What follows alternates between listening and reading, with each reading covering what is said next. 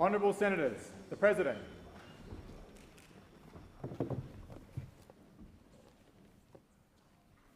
I acknowledge the Ngunnawal and Ngambri peoples, who are the traditional custodians of the Canberra area, and pay respects to the elders past and present of all Australia's Indigenous peoples.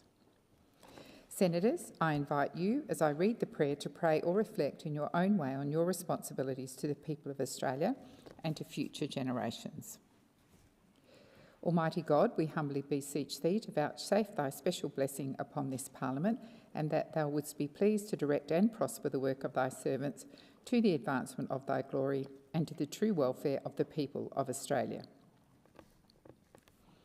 Our Father, which art in heaven, hallowed be thy name.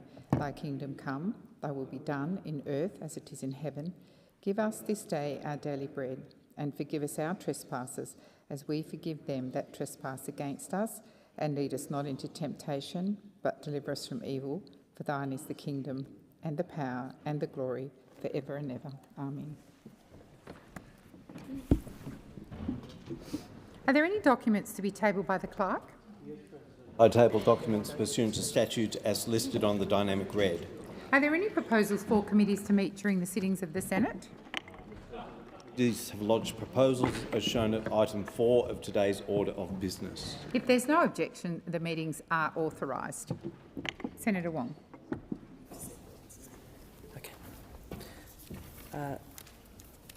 President, I seek leave to move a motion to provide for the consideration of a motion relating to the censure of a senator. Is leave granted? Leave is granted. I thank the Senate. Senators, this morning someone I'm close to told me about a conversation. Sorry, the motion is as circulated in the chamber.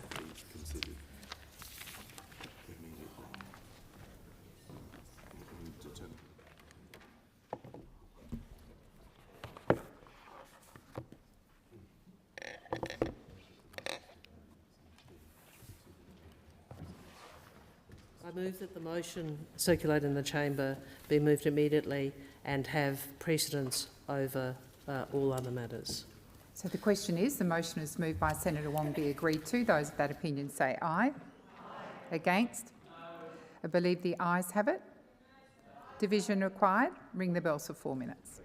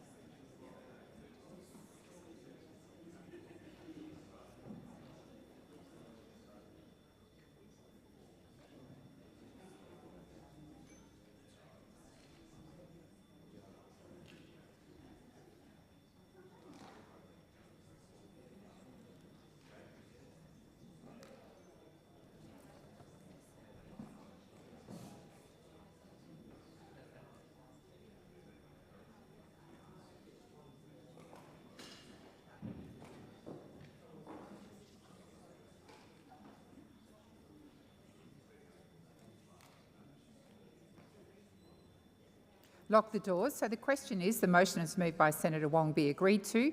The ayes shall move to the right of the chair, the noes to the left. I appoint Senator Darmanin as teller for the ayes and Senator Roberts as teller for the noes.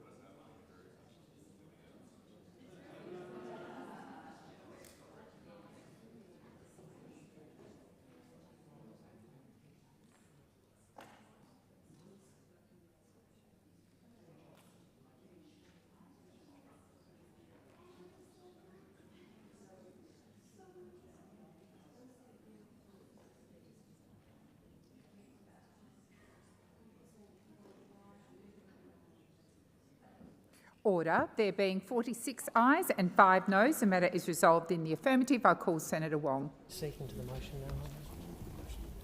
now. I move the motion that has been circulated in the chamber, and I thank the Senate for the support for enabling this debate. Colleagues, after what occurred yesterday, someone I'm close to this morning spoke about a conversation with her 7-year-old daughter last night. And her daughter asked, "Mummy, do all Christians hate Muslims?" That summarised where we found ourselves. And we see it again, and we see it again. You see, I grew up in Australia where my brother and I were the only Asians at school, and I've spoken at length about what that was like. But Senator, I would also speak to you about my family. My father converted to Catholicism. My beloved grandmother, a devout Buddhist. Mum, a somewhat lapsed Methodist. And cousins who were Muslim. A family of many faiths, as is our country.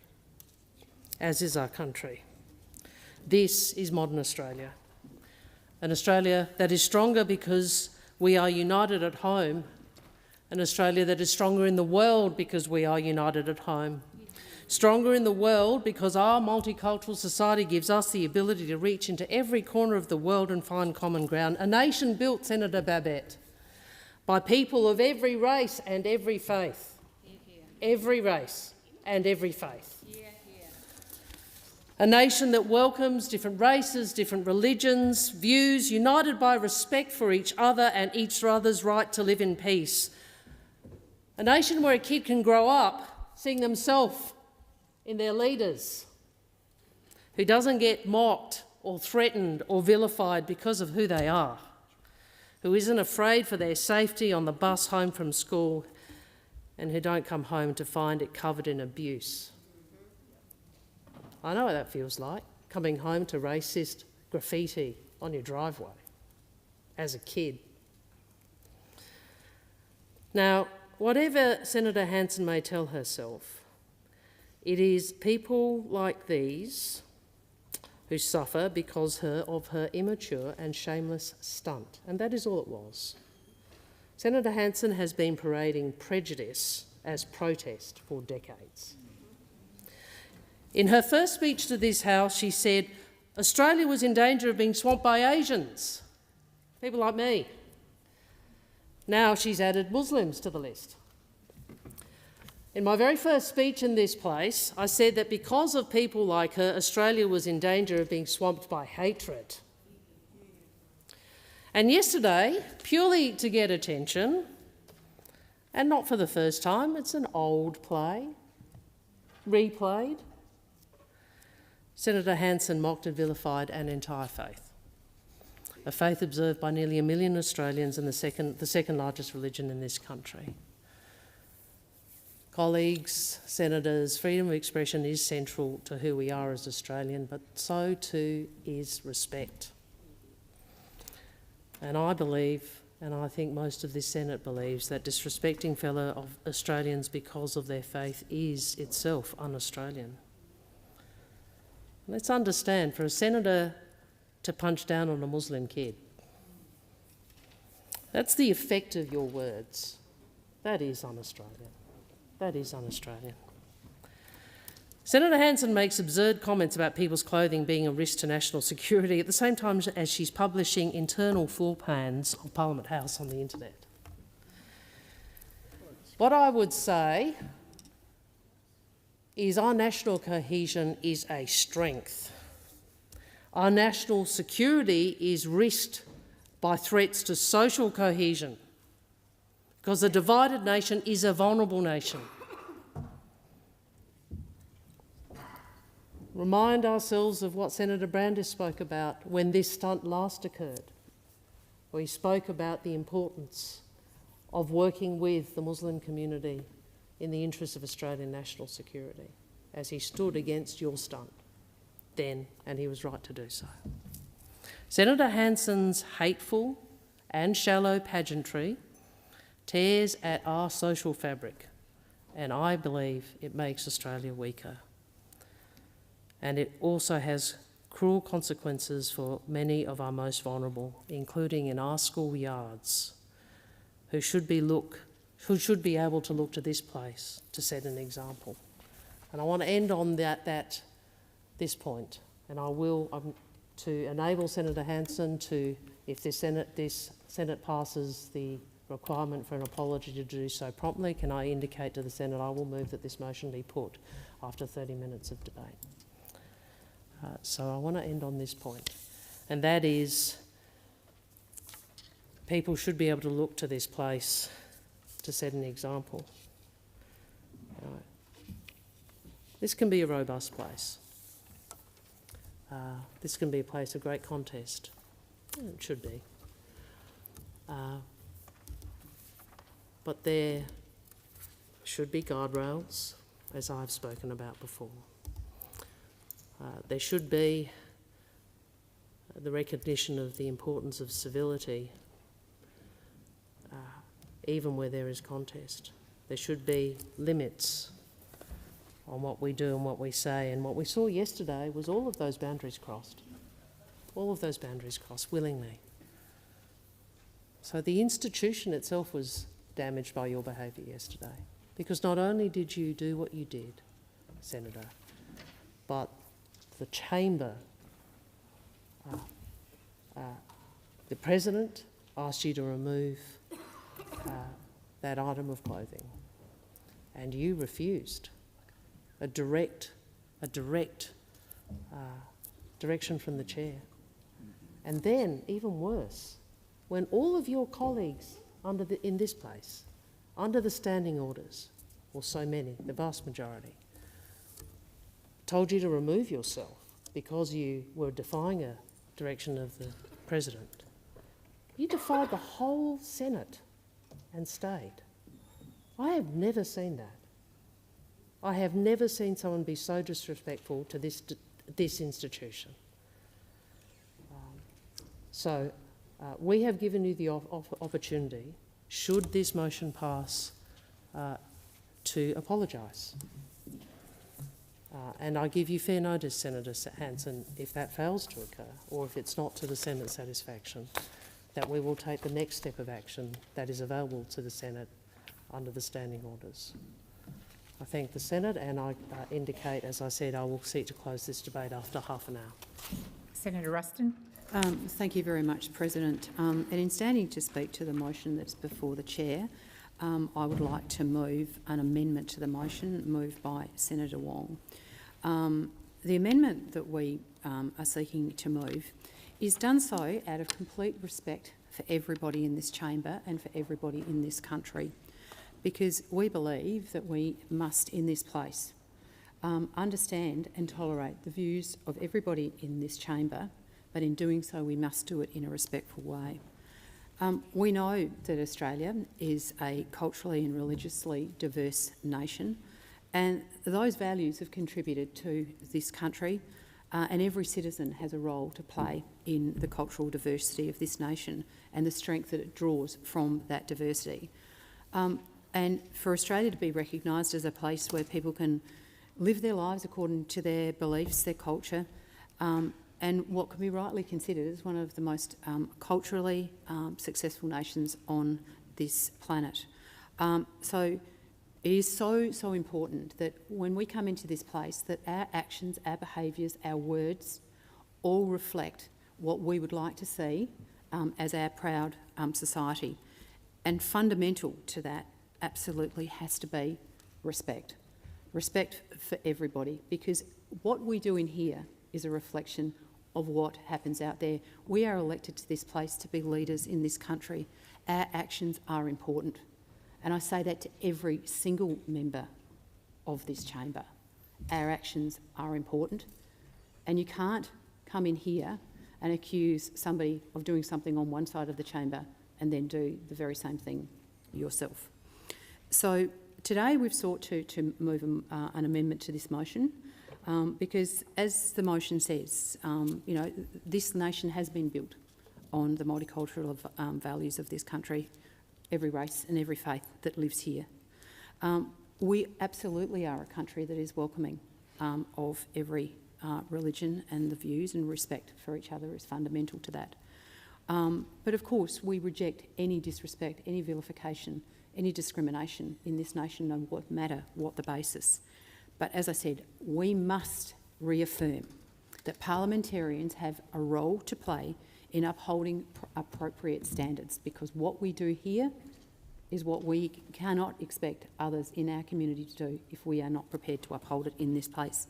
And we also need to understand that a safe workplace is absolutely fundamental. It's not just about us, it's also about our staff and all the staff of the Senate that we need to be considering when our behaviour in any way jeopardises, threatens or insults our staff. We also have a responsibility for that, because in this place we set the example for Australia. So in speaking to this, we believe that precedent has been set in the past in relation to somebody being suspended for an action in this place. We saw it happen with Senator Thorpe in relation to her aggressive behaviour towards another senator in this place, and that suspension took place and was acted upon immediately. We also saw a situation occur with a suspension in relation to Senator Di Natale when he refused to accept the ruling of the then Chair, Senator Parry, and action was taken appropriately at the time.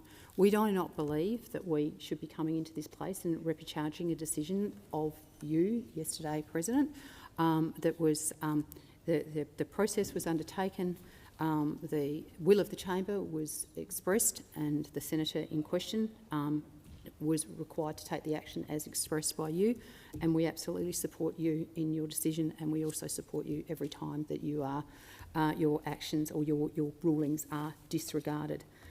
But I would say to everybody in this place, we are elected by the Australian public because they expect us to come here and do things that are important for them. Can I say that I don't believe the actions of the other end of the chamber actually are reflecting what the Australian public wants us to be doing in this place? They want us to be concerned about the issues that they are facing every day, where they can't afford to pay their bills, they can't pay their power bills, they can't get in to see a doctor, they can't afford to buy a house, they're struggling to raise their families. They are the issues that the Australian public want us to be addressing in this place.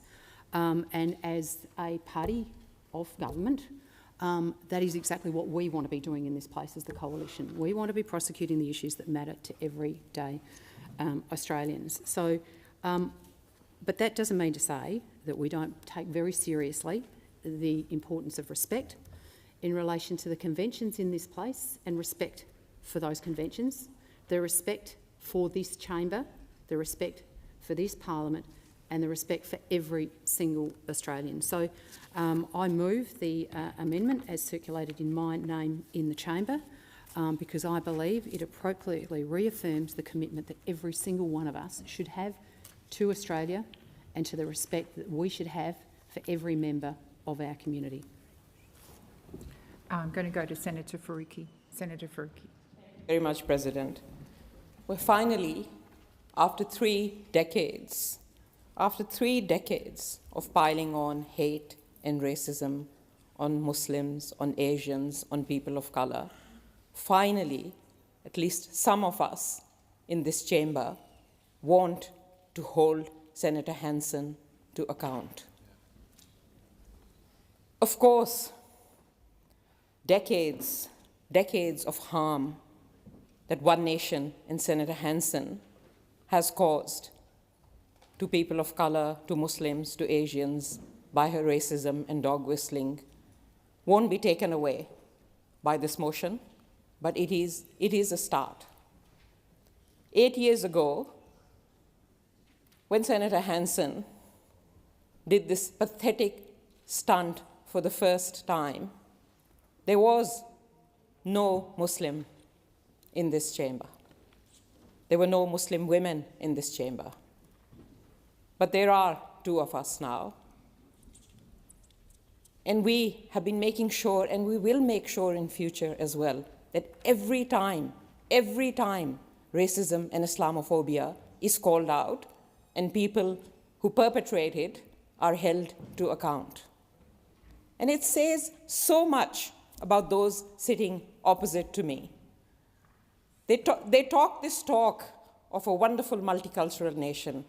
And I must say that when I came here first, in 1992, I did think that the richness of people that came here from all parts of the world was what made this country so fantastic. But you can't just speak words. You can't just speak words and not call out what is actually happening. Senator Faruqi, please resume your seat. I've asked you to resume your seat. Senator Faruqi, I've asked you to resume your seat. This debate will be heard in respectful silence. No, Senator Canavan, if you can't do that, leave the chamber. There will be no interjections and no comments from anywhere. I want to be very clear about that. And when I request the senator to sit down, Senator Faruqi, that's exactly what you do. And Senator Canavan, when I say to you, no interjections, that is exactly what I mean. Your leader has just been on her feet saying, we support what the President does. That means when I require you to be quiet, you are quiet. Senator Faruqi, please continue. Well, the coalition tries to talk the talk, but when it actually comes to the crux of it, they want to remove anything of consequence in this motion and talk in abstract terms about everyone being respectful to everyone else. Sure, we should all be respectful, but this is a particular instance where the motion says that this one senator has vilified and mocked people based on their Muslim religion.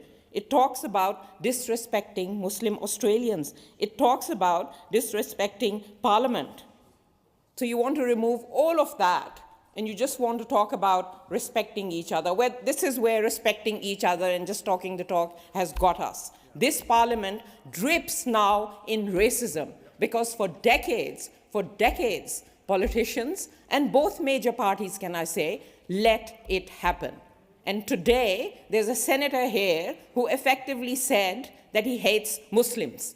That is what it has come down to, because you all let it happen. And I won't let that go. I won't let that go, because for years, Muslims have been warning you all that if we don't deal with this now, this is where it'll end up. You know, Christchurch happened, where an Australian man mercilessly killed 51, mercilessly murdered 51 Muslims. This country did nothing. The dog whistling on migrants goes on. The dog whistling on refugees goes on. It's done by both major parties. It's done by the media. That's what has legitimized. Order. That is what has legitimized Order. what we see in this chamber Senator almost Wong. every other day. And yes, this motion is good. Finally holding someone to account, finally holding Senator Pauline Hanson to account for what the pathetic old tactic that she used in the chamber yesterday. Yes, that's a step forward, but there is so much more to be done. On the Prime Minister's shelf, there is a roadmap gathering dust for the last 12 months, the National Anti-Racism Framework. Take that out of the shelf, dust it off, put funding into it, and start implementing it right now. If you want to deal with racism, if you say that there are some red lines, and that red line is racism, it is discrimination, then do something about it. Nazis are literally marching on our streets, and that is being allowed to happen in New South Wales by the New South Wales Labor government. So, like a motion is good, but that is nowhere near what we need to do. Every single person in this chamber should be forced to do anti-racism training.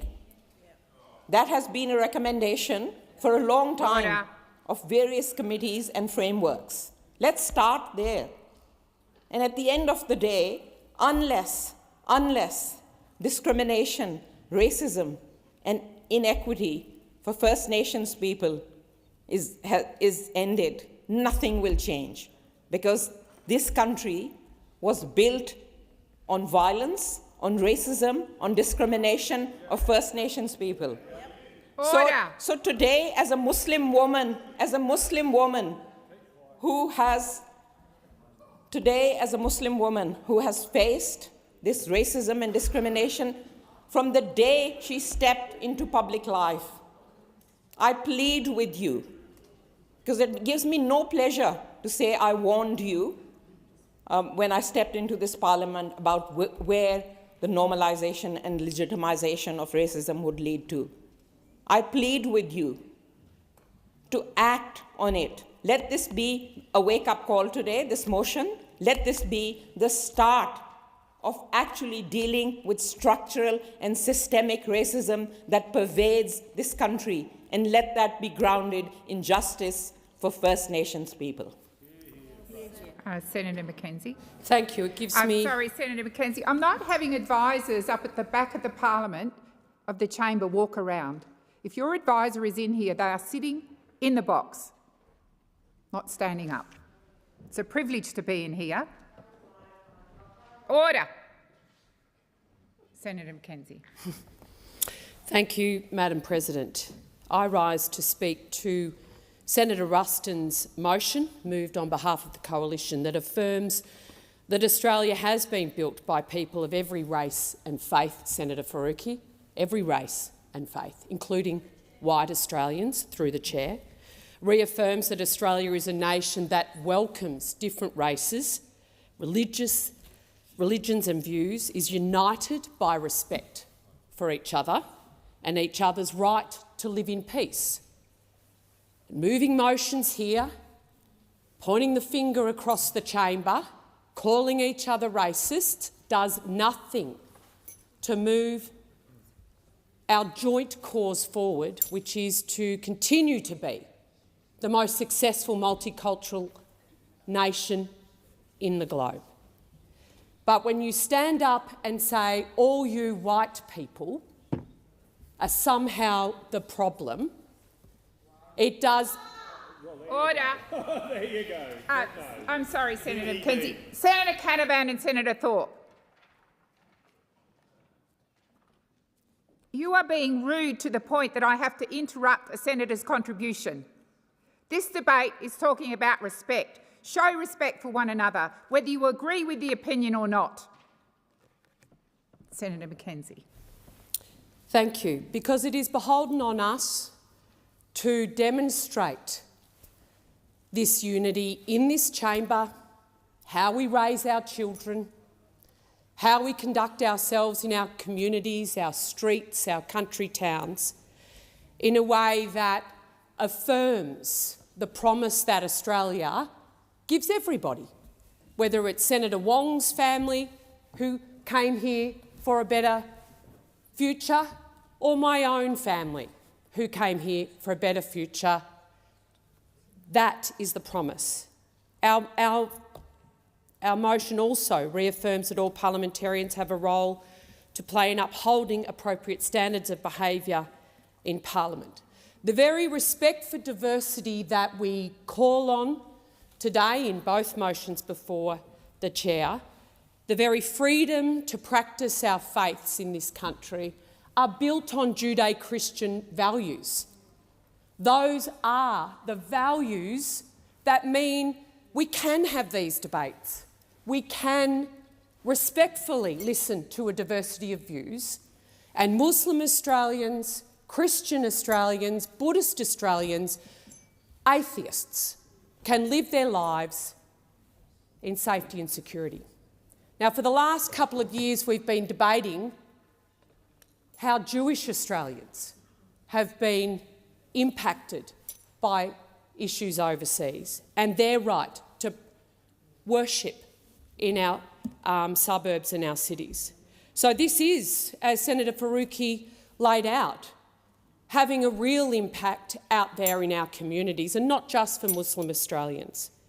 The values that allow us to have these debates, hopefully respectfully in places here and outside, are not reflected in so many countries around the world. North Korea, Somalia, Libya, the Sudan, Nigeria, where 4,000 Christians were killed in 2024. We do not have that issue in our beautiful democracy at the moment, and nor should we wish it upon us. But the challenges that we see overseas, whether it is the persecution of people of faith such as Christians in places like Nigeria, whether it is the impact of migration in Europe or particularly the United Kingdom, and where there have been nations who've decided to ban the burqa, those are debates we should have honestly and respectfully here in this country, not choose to appropriate religious symbols for political purposes. And so I think there is a need for a respectful and honest debate about migration and values in this country. But this chamber needs to be a place where all the diversity of opinions that our great country holds, and their very wide, diverse opinions, are expressed. And if you don't want to listen, as the President often says to me, if you can't listen in silence, leave the chamber. But the contribution needs to be made anyway. People will violently disagree with my views on migration, on values and the number of people that need to come in, but they don't have to listen to me. But I do have a right and also a responsibility to express that view in this chamber. That's what this chamber's for.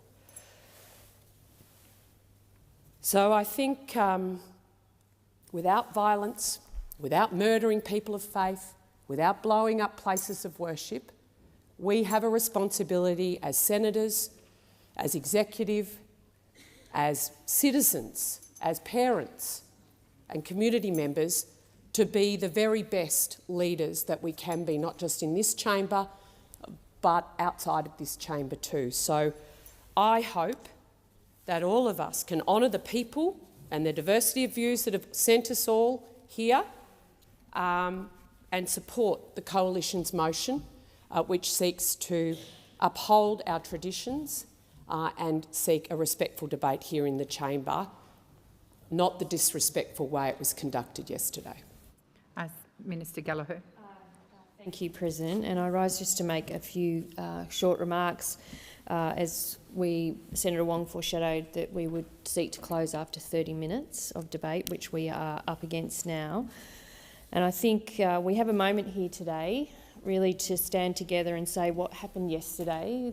The stunt by Senator Hanson was wrong, that was hurtful to many in this place, and that it punched down and vilified Australian Muslims, and that it has consequences. Has consequences that reach out beyond the walls of this place. And Senator Hanson knows that. And because of that, we find ourselves here today again, seeking to show leadership and to take a stand about what happened yesterday, which was wrong, and all of us should be working to stand together on that.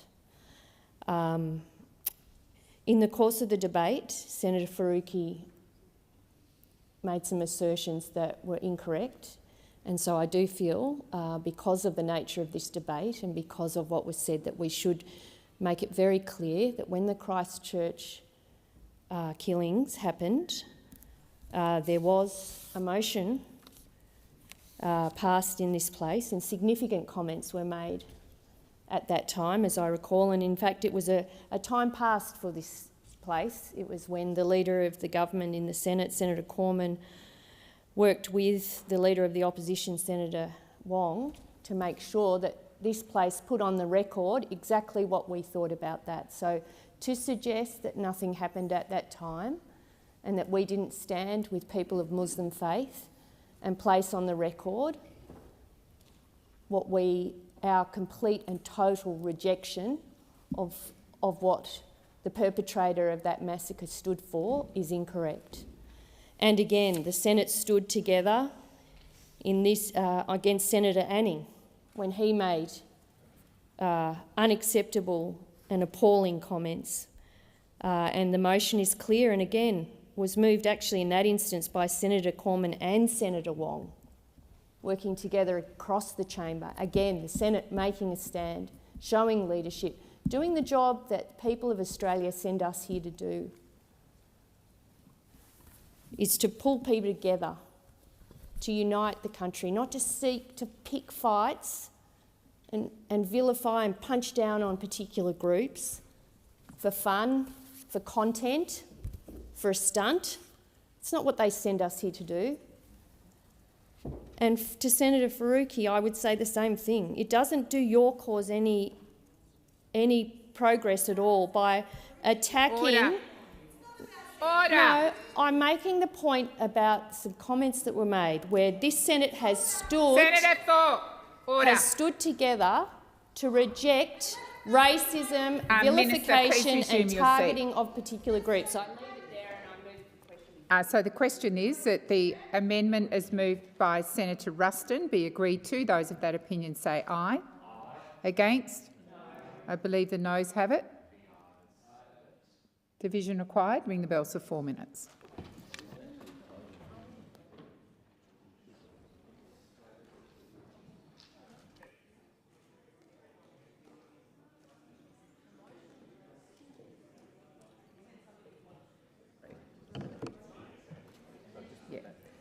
Sorry, Senators, I made a mistake. If you just stop where you are. This is the closure motion, so if you wouldn't mind going back to your seats, I'll put it again. My mistake.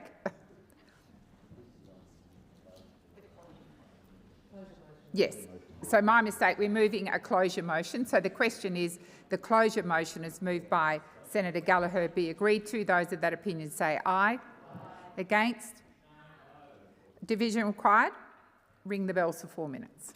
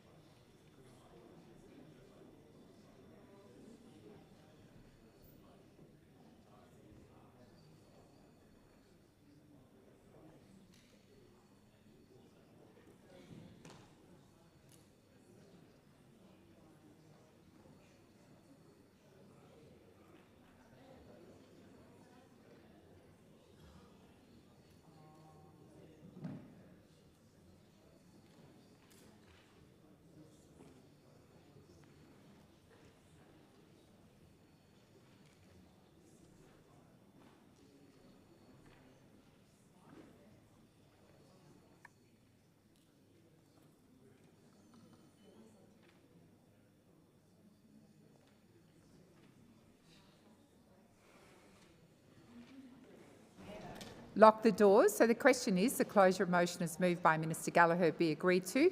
The ayes shall move to the right of the chair, the noes to the left. I appoint Senator Darmanin as teller for the ayes and Senator Collins as teller for the noes.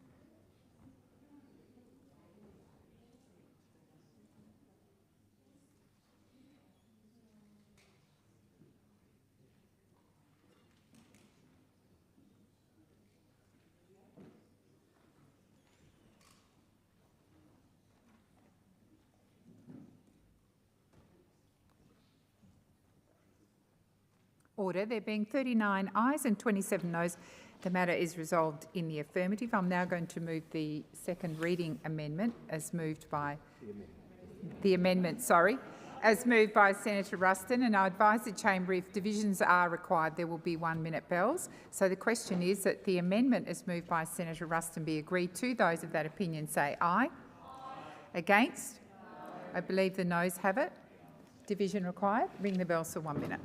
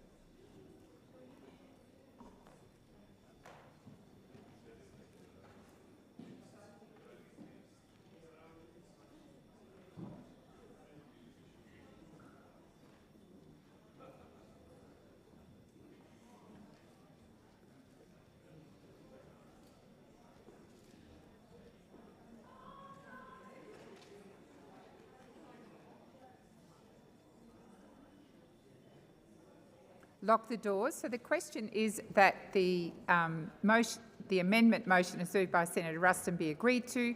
The ayes shall move to the right of the chair, the noes to the left. I appoint Senator Collins as teller for the ayes and Senator Darmanin as teller for the noes.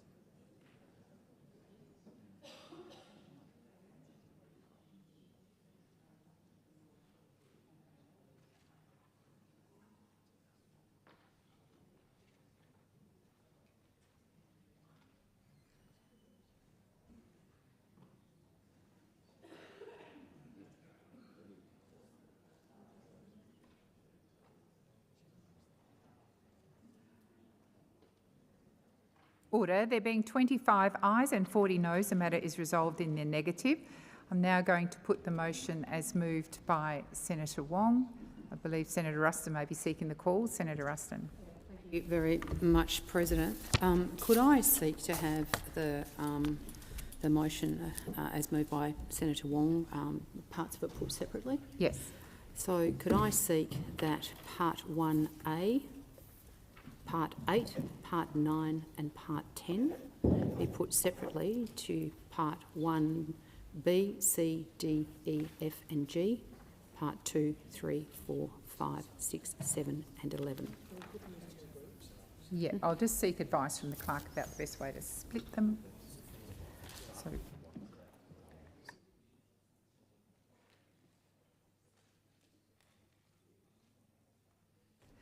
So I'm advised to put the motion in the way that Senator Ruston has requested it be split. So that is, I put the motion in relation to 1A and then 8, 9 and 10. So those matters be agreed to. Those of that opinion say aye.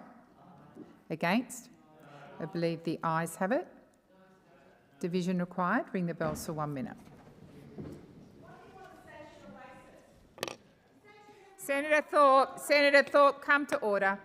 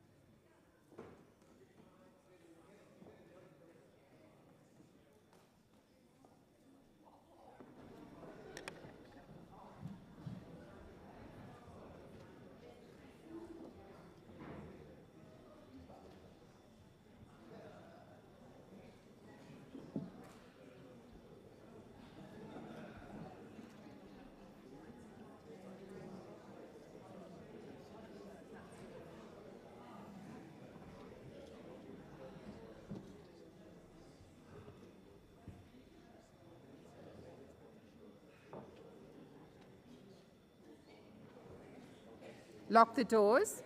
So the question is that 1A, 8, 9 and 10 is requested to be split and moved by Senator Ruston be agreed to. The ayes shall move to the right of the chair, the noes to the left. I appoint Senator Darmanin as teller for the ayes and Senator Collins as teller for the noes.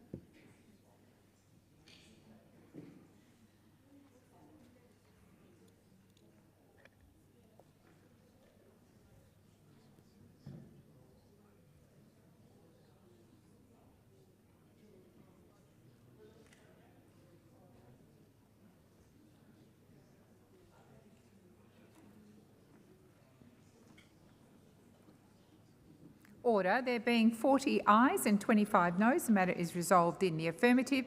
I now move the remainder of the motion as moved by Senator Wong. Those of that opinion say aye. Against? I believe the ayes have it. Division required. Ring the bells for 1 minute.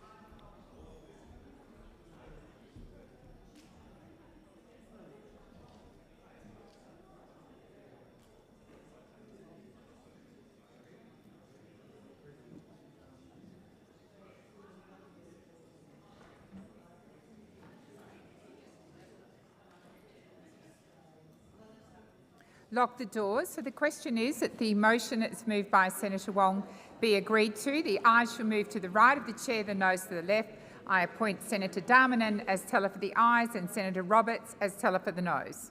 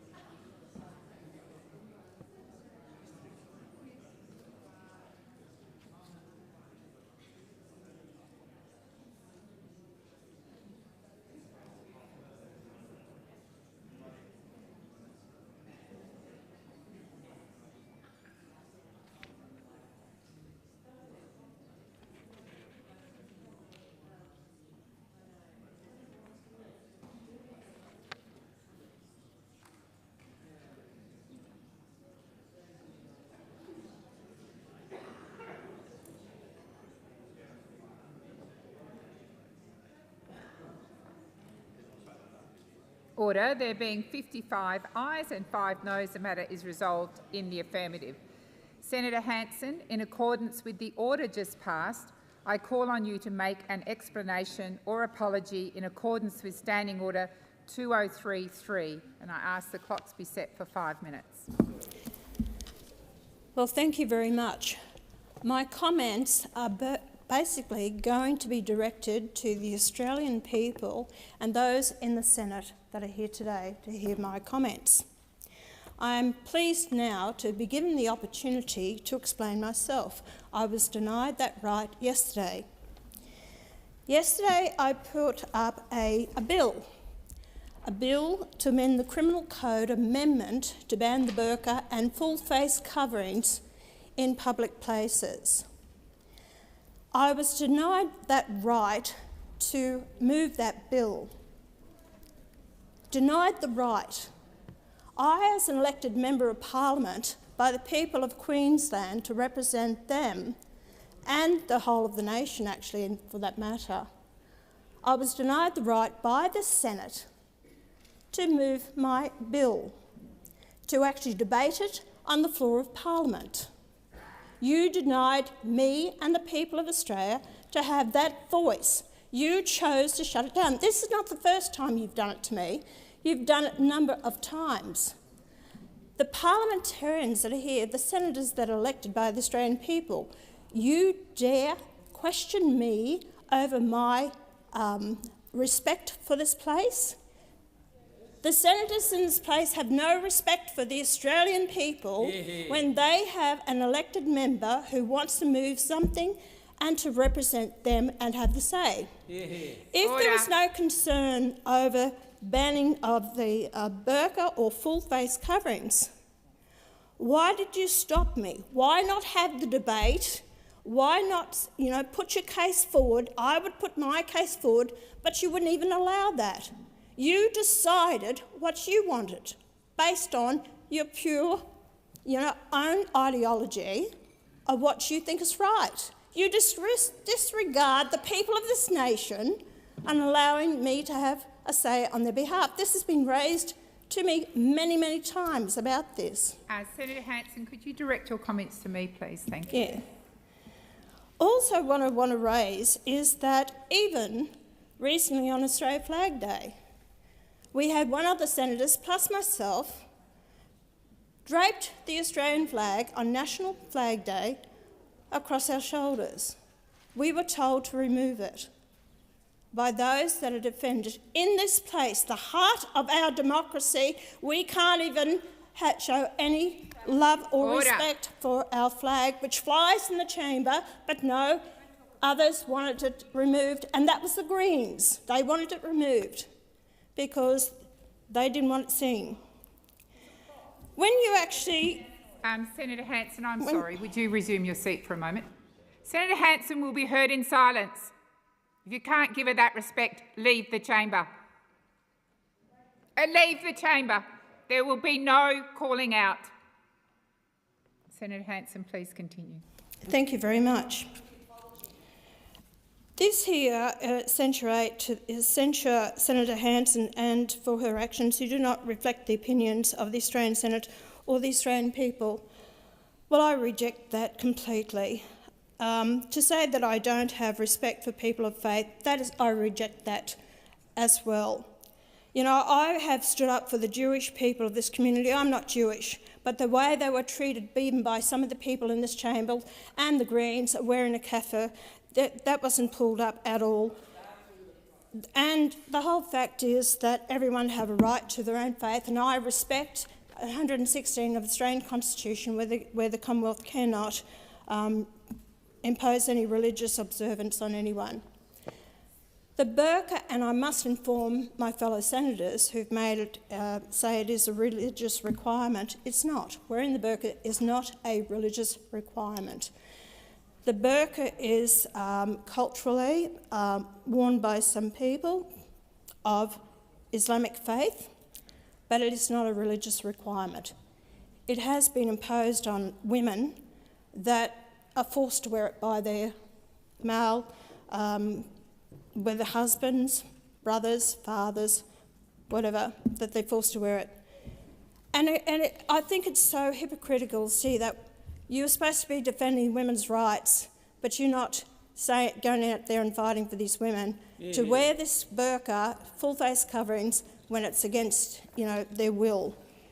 I think Senator Faruqi is calling the pot is calling the kettle black when her racism on the floor of protesting against the Palestinians, and I've never called anyone by their skin colour, as I have been accused of. Senator Hanson, the time for your contribution has expired. Order! My goodness, when I ask for order, it applies to every single senator in this place. No one is excluded. Senator Wong. Thank you, President. I move that Senator Hanson be suspended for the Senate for 7 sitting days. So the question is, the motion is moved by Senator Wong be agreed to. Those of that opinion say aye. Aye. Against? No. I believe the ayes have it. Ring the bells for 4 minutes. Order, Senator Thorpe. Order. Senator Hanson. You can cancel that division. The people will judge me at the next election. Senator Hanson, come to order. Senator Hanson, come to order. The division is cancelled. Is leave granted to cancel the division? I believe it is. Thank you. So, thank you, senators.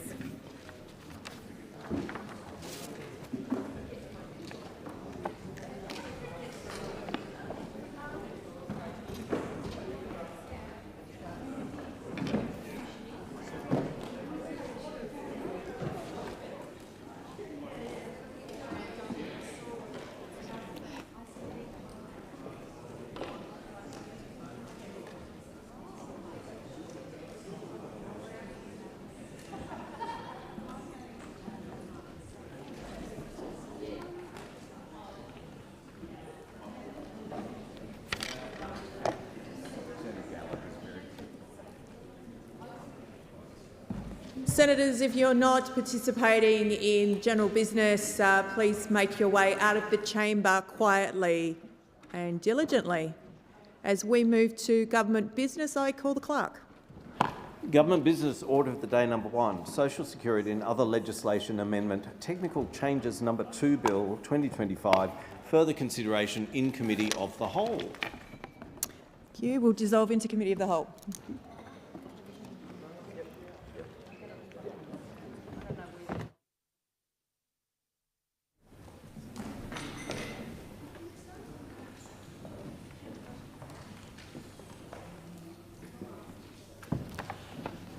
Okay, the committee is considering the Social Security and other legislation amendment technical changes number 2, Bill 2025 as amended and amendments 1 to 6 on sheet 3499, moved by Senator Ormond-Kane.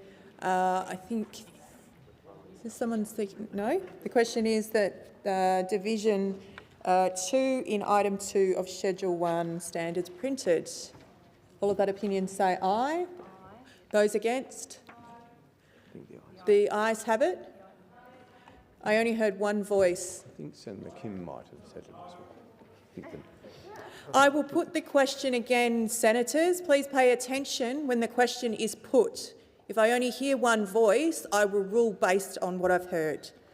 So the question is that Division 2 in item 2 of Schedule 1 standards printed. Those in favour say aye. Aye. Those against? I think the ayes have it. Is a division required? Ring the bells for 4 minutes.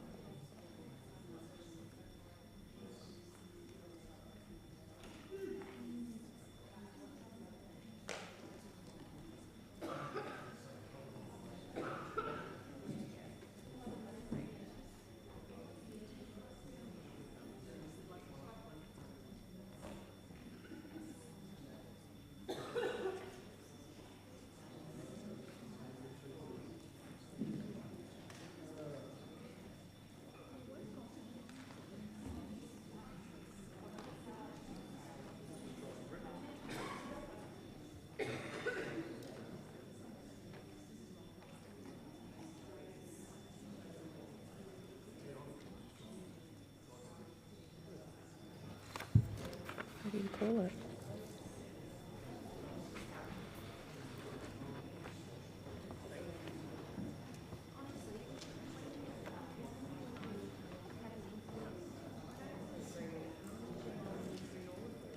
Lock the doors. The ayes should move to the right of the chair, the noes to the left of the chair. I appoint Senator Grogan as the teller for the ayes, Senator McKim as teller for the noes. I'm just going to appoint you as a teller there. Adding you, Senator.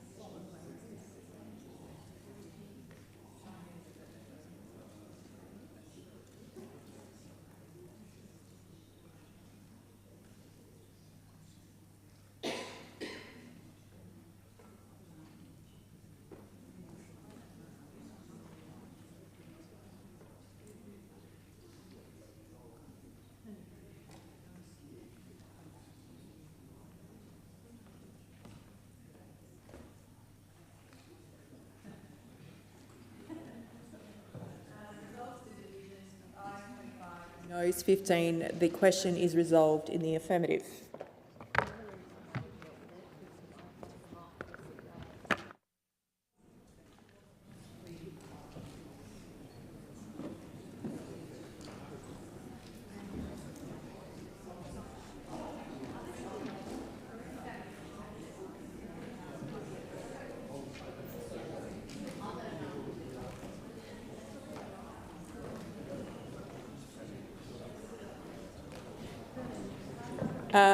Senator Orman-Payne, were you seeking the call?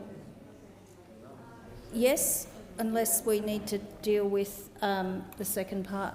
Yes, we are about to put the question. So the question before the chair is that amendments 1, 2, 4 and 6 be agreed to. Those that opinion say aye. Those against? No. I think the noes have it. Division required? Ring the bells for 4 minutes? 4 minutes.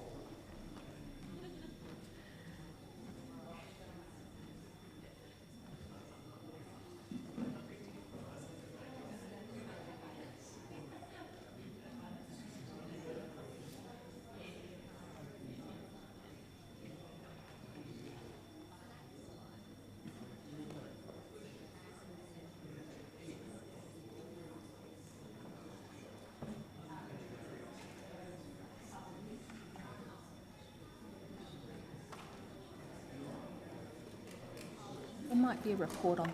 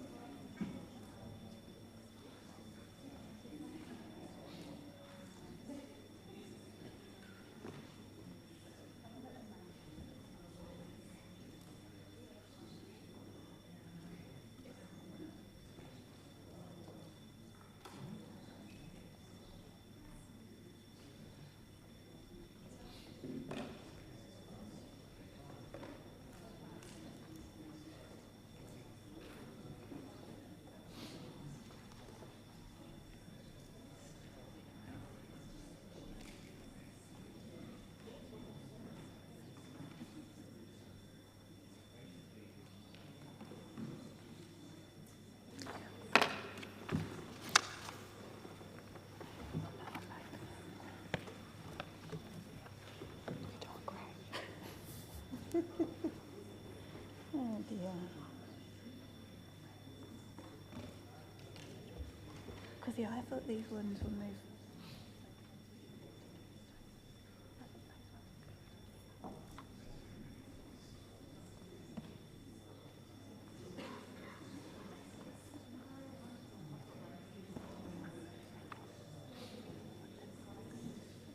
Lock the doors. The ayes should move to the right of the chair, the noes the left. I will appoint Senator Grogan for the noes and Senator McKim for the ayes.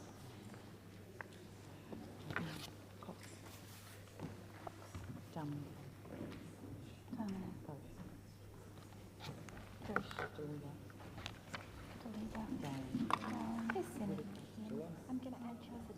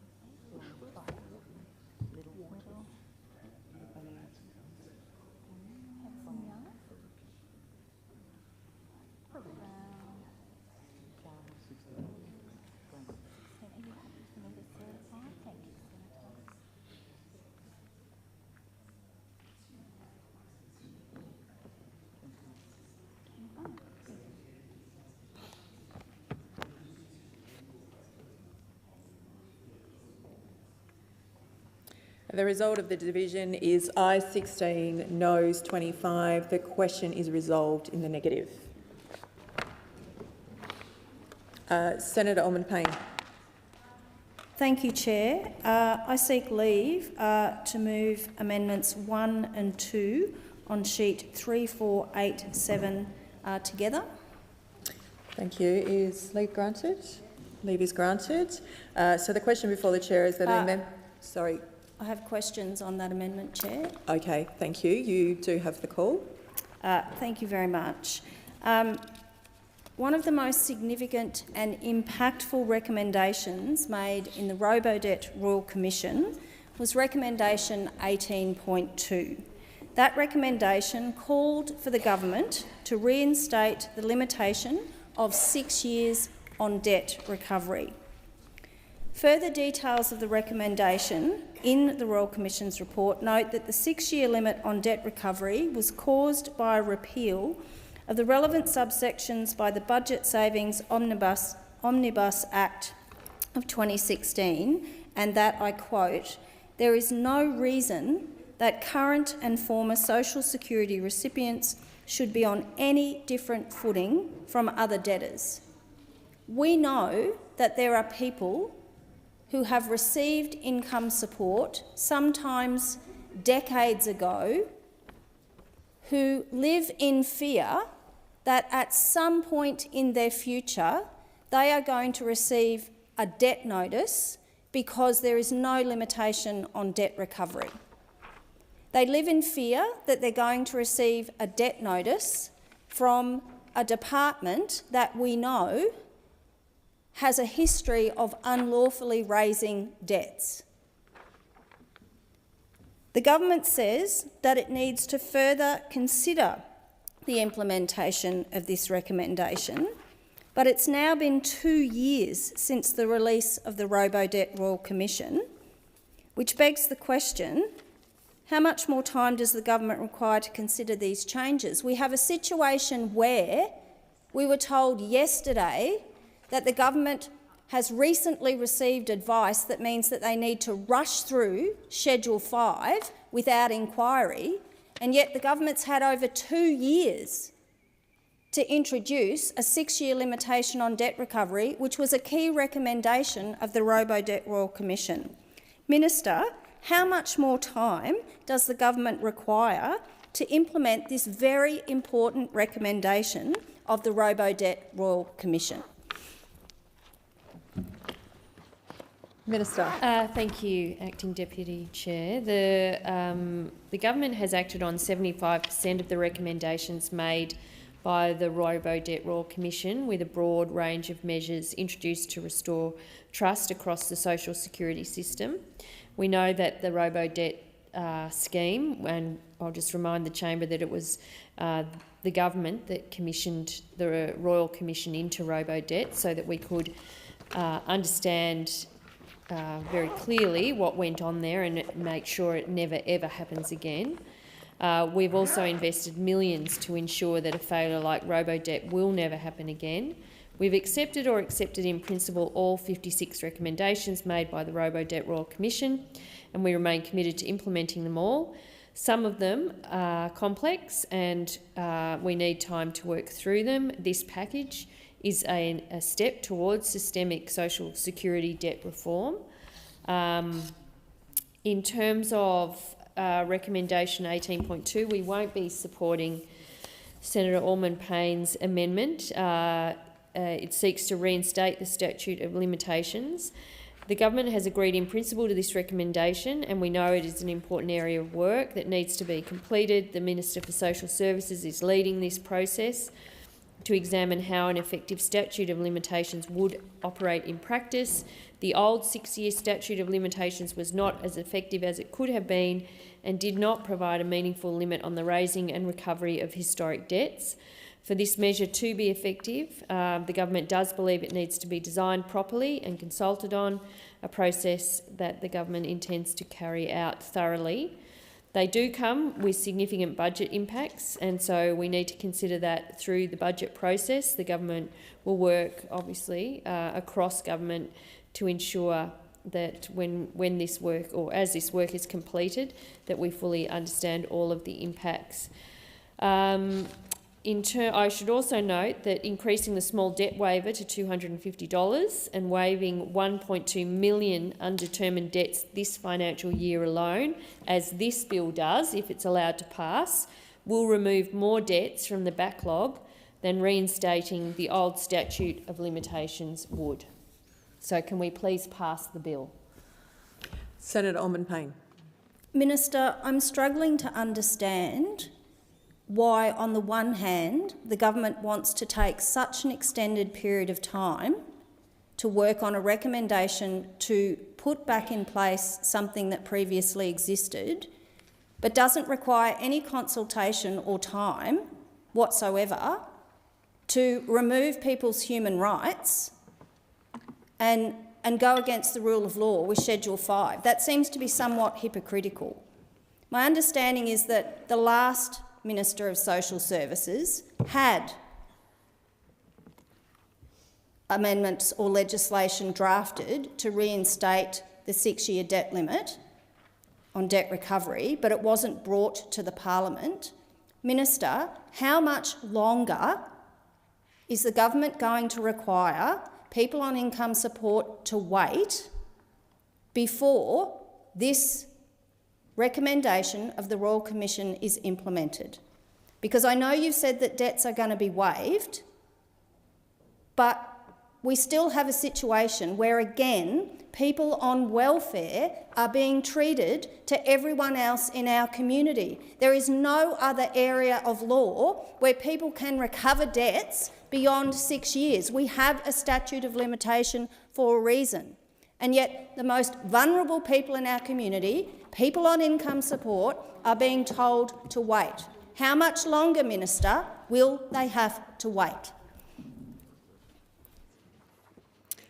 It now being 1:30, the committee will now report to the Senate.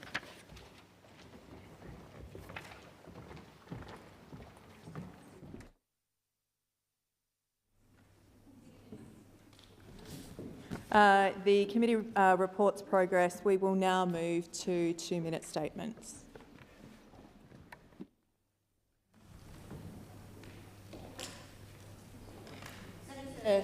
Call Senator Chandler. Madam Acting Deputy President. Senators, I rise today to commend Dr Jorian Kippax, named the 2026 Australian of the Year for Tasmania. Dr Kippax is an emergency physician and hyperbaric medicine specialist at the Royal Hobart Hospital, a reservist officer with the Australian Defence Force and a man whose career exemplifies courage, skill and service. Australians came to know Dr Kippax through the extraordinary Franklin River rescue conducted in 2024. When Lithuanian rafter Valdas Bielauskas was trapped for nearly 20 hours in fierce and freezing rapids, Dr Kippax was winched into the torrent. With no other options, he performed an underwater amputation to save the man's life. For this act of bravery, he was awarded Lithuania's Life-Saving Cross by President Gitanas Nausėda. But this singular rescue represents only one chapter in a remarkable lifelong career. Dr Kippax has been deployed with AUSMAT to disaster zones, including the Philippines after Cyclone Yolanda, and supported the Australian Antarctic program in medical retrievals. He's served as a Defence Force reservist leading Tasmania's health element and has contributed to international medical exchanges. His expertise spans emergency medicine, hyperbaric therapy and trauma care, and he has shared that knowledge widely through both teaching and mentoring. Beyond medicine, he is also an expedition mountaineer and sailor, embodying resilience and leadership in every sphere. In accepting this honour, Dr Kippax has spoken with great humility, insisting that he represents the many colleagues and rescuers who stood beside him. His humility, combined with extraordinary bravery and skill, is precisely why he deserves this recognition as Tasmanian Australian of the Year. I thoroughly commend Dr Jorian Kippax for his selfless service, his courage under pressure and his lifelong commitment to saving lives. He is truly a great asset to our state and to our country, and this recognition is not only a tribute to him but to the values of compassion, professionalism and teamwork that define the best of our nation. I concur with your comments. Senator Chandler. Senator Green. Thank you very much, Acting Deputy President. And as you know, and I'm sure you campaigned to the people, the good people of Tasmania, during the election we promised to cut student debt, and we meant it. It was the very first piece of legislation that we introduced into this Parliament, and now we are delivering on that commitment. Over the next couple of weeks, young Australians will be getting one of the best text messages they've ever received. A simple message, but one that will make a real difference. It will let them know that their student debts have been reduced by 20%. Our government is stepping up for the more than 3 million Australians with a student debt. The average HECS debt today is about $27,000. That means the average reduction will be around $5,500 wiped from those balances. No applications, no forms, no hoops to jump through, just real cost of living relief at a time when people need it the most. That is what we are doing. We are delivering for the people of Australia. We've delivered more bulk billing Medicare. We've delivered cheaper medicines. We are now delivering the student debt cuts that we promised at the election. While those opposite bicker and backstep, our government is getting on with the job of delivering for all Australians. Now, my last few seconds, as I stand here for what will probably be my last contribution of this parliamentary year, I wanted to say a quick congratulations to Australia's very own Robert Irwin. He has made the finals of Dancing with the Stars, and I know so many of us in Australia are rooting for him to bring it home tonight in the US. Robert is Australia's travel ambassador in the US. He's out there working hard and proving why US travellers should come and visit Australia. But I know those twinkle toes are going to bring home the trophy tonight. Good luck, Robert. We are all behind you. We can't wait to see you exceed our expectations, and congratulations for making the final. Senator. Senator Walters. Thanks very much. Today is the first day of the UN's global 16 Days of Activism Against Gender-Based Violence campaign. And as I've done for years, I'm going to read the names of women killed by violence this year, using records kept by an organisation counting dead women, a volunteer organisation, because we still don't have a government-kept national toll. The lives of these 43 women matter. Marsha Chalmers, 86. Rukiah Lake, 39. Lisa Ward, 55. Unnamed woman, 58. Jordana Johnson, 36. Unnamed woman. Irene Selms, 84. Unnamed woman, 52. Unnamed woman, 23. Unnamed woman, 31. Cara Luke, 48. Unnamed woman, 30. Anu Kumar, 32. Summer Fleming, 20. Athena Georgopoulos, 39.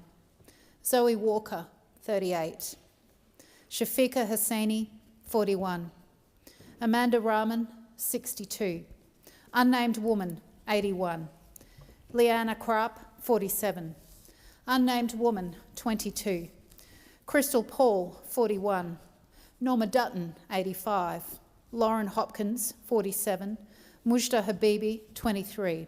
Unnamed woman, 48. Phoebe Bishop, 17. Unnamed woman, 28. Unnamed woman, 39. T. Kim Tran, 45. Louise Hunt.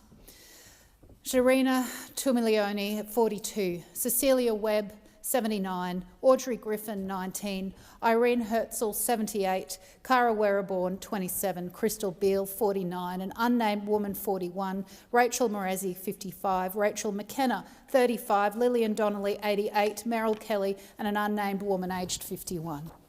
Senator Brockman, you have the call. Well, while our part-time energy minister continues to flit around Brazil and take on roles where he should be worried about energy prices here at home, we have the Australian Energy Commission release a report in which unnamed executives are quoted as saying, and I quote, "My feel is that bills will increase for at least the next decade given the scale of capital being deployed in the industry." They went on, "I think it is the calm before the storm, and I think the storm is coming around cost and competitiveness," end quote. This energy grid that is being overseen by an ideological Labor government, renewables at any cost, is driving down Australia's competitiveness and driving up the cost on every family and every small business. With Christmas just around the corner, I visited a food producer in Western Australia last week who talked about their daily energy bill increasing from just over $2,000 a day to $4,500 a day under this Labor government. Those are unsustainable, and they feed directly through to the pressure that is placed upon Australian families in the lead up to Christmas, which is why once again this year I'm doing a food bank donations drive, getting food donations to give to Food Bank to help those who are struggling this Christmas. Now more than ever, I need your support to get those donations in. Please drop them into my office at 1 Harper Terrace in South Perth. We need to give generously this year for all those out there who are suffering. Senator Dowling. Madam Acting Deputy President, renowned researchers such as Anna Maria Lusardi, Senior Fellow at the Stanford Institute of Economic Policy Research, show that financial literacy is lowest among disadvantaged groups and that strengthening financial knowledge helps narrow wealth gaps. Evidence from Peru reinforces this. Students who learned financial skills became more financially autonomous and had fewer loan arrears years later. And these lessons extend beyond the classroom. When young people learn to budget and save, their families often follow. This is how we strengthen opportunity across generations. In Tasmania, teachers like Joy Russell and Nisha Marie Hartog tell me students are eager for these skills, parents value these skills, and employers are increasingly looking for them. Their experiences are echoed by organisations such as Business Educators Australasia, but access still relies heavily on dedicated individual teachers going above and beyond. That is why I support a national, consistent approach, introducing financial literacy earlier and embedding it from the early years through to year 12. Looking internationally gives us a sense of what is possible. 35 American states now require financial literacy for graduation. New Zealand's Banker program provides financial education resources across primary and secondary schools. The EU has developed a comprehensive competence framework. These examples simply show the scale of ambition that we can match. Australia has every opportunity to lead in this space. If we're committed to productivity, well-being and long-term prosperity, then financial literacy should be elevated as a national priority, embedded in how we prepare young people for adulthood, supported across jurisdictions and championed across the community. Every young Australian deserves the confidence to navigate life after school with dignity and financial security. Thank you. Senator David Pocock. Thank you, Acting Deputy President. Last sitting period we saw the Senate at its best, uniting to pass a motion in solidarity on the atrocities in Sudan, forcing the government back to the drawing board on a bad Defence Honours Bill that they had done absolutely no consultation on, and using the Senate's powers to force the government to come clean on a Jobs for Mates report that they've been sitting on for 2 years. By contrast, yesterday we saw the Senate at its worst. Rather than being a house of review, it became a house of theatre, home to a cheap political stunt designed to sow division and disrespecting people of the Muslim faith. We need to be able to have hard conversations in this place, but we need to be able to have them respectfully. And without that, all we do is put people in our communities at risk.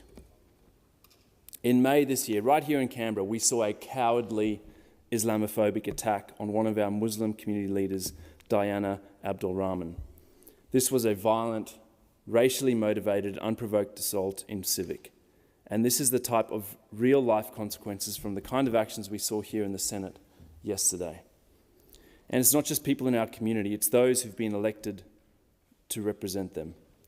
And I want to call out the heinous death threats that have been made against colleagues in this place and the other place, specifically Senator Fatima Payne and Senator Lydia Thorpe and the member for Wentworth, Allegra Spender.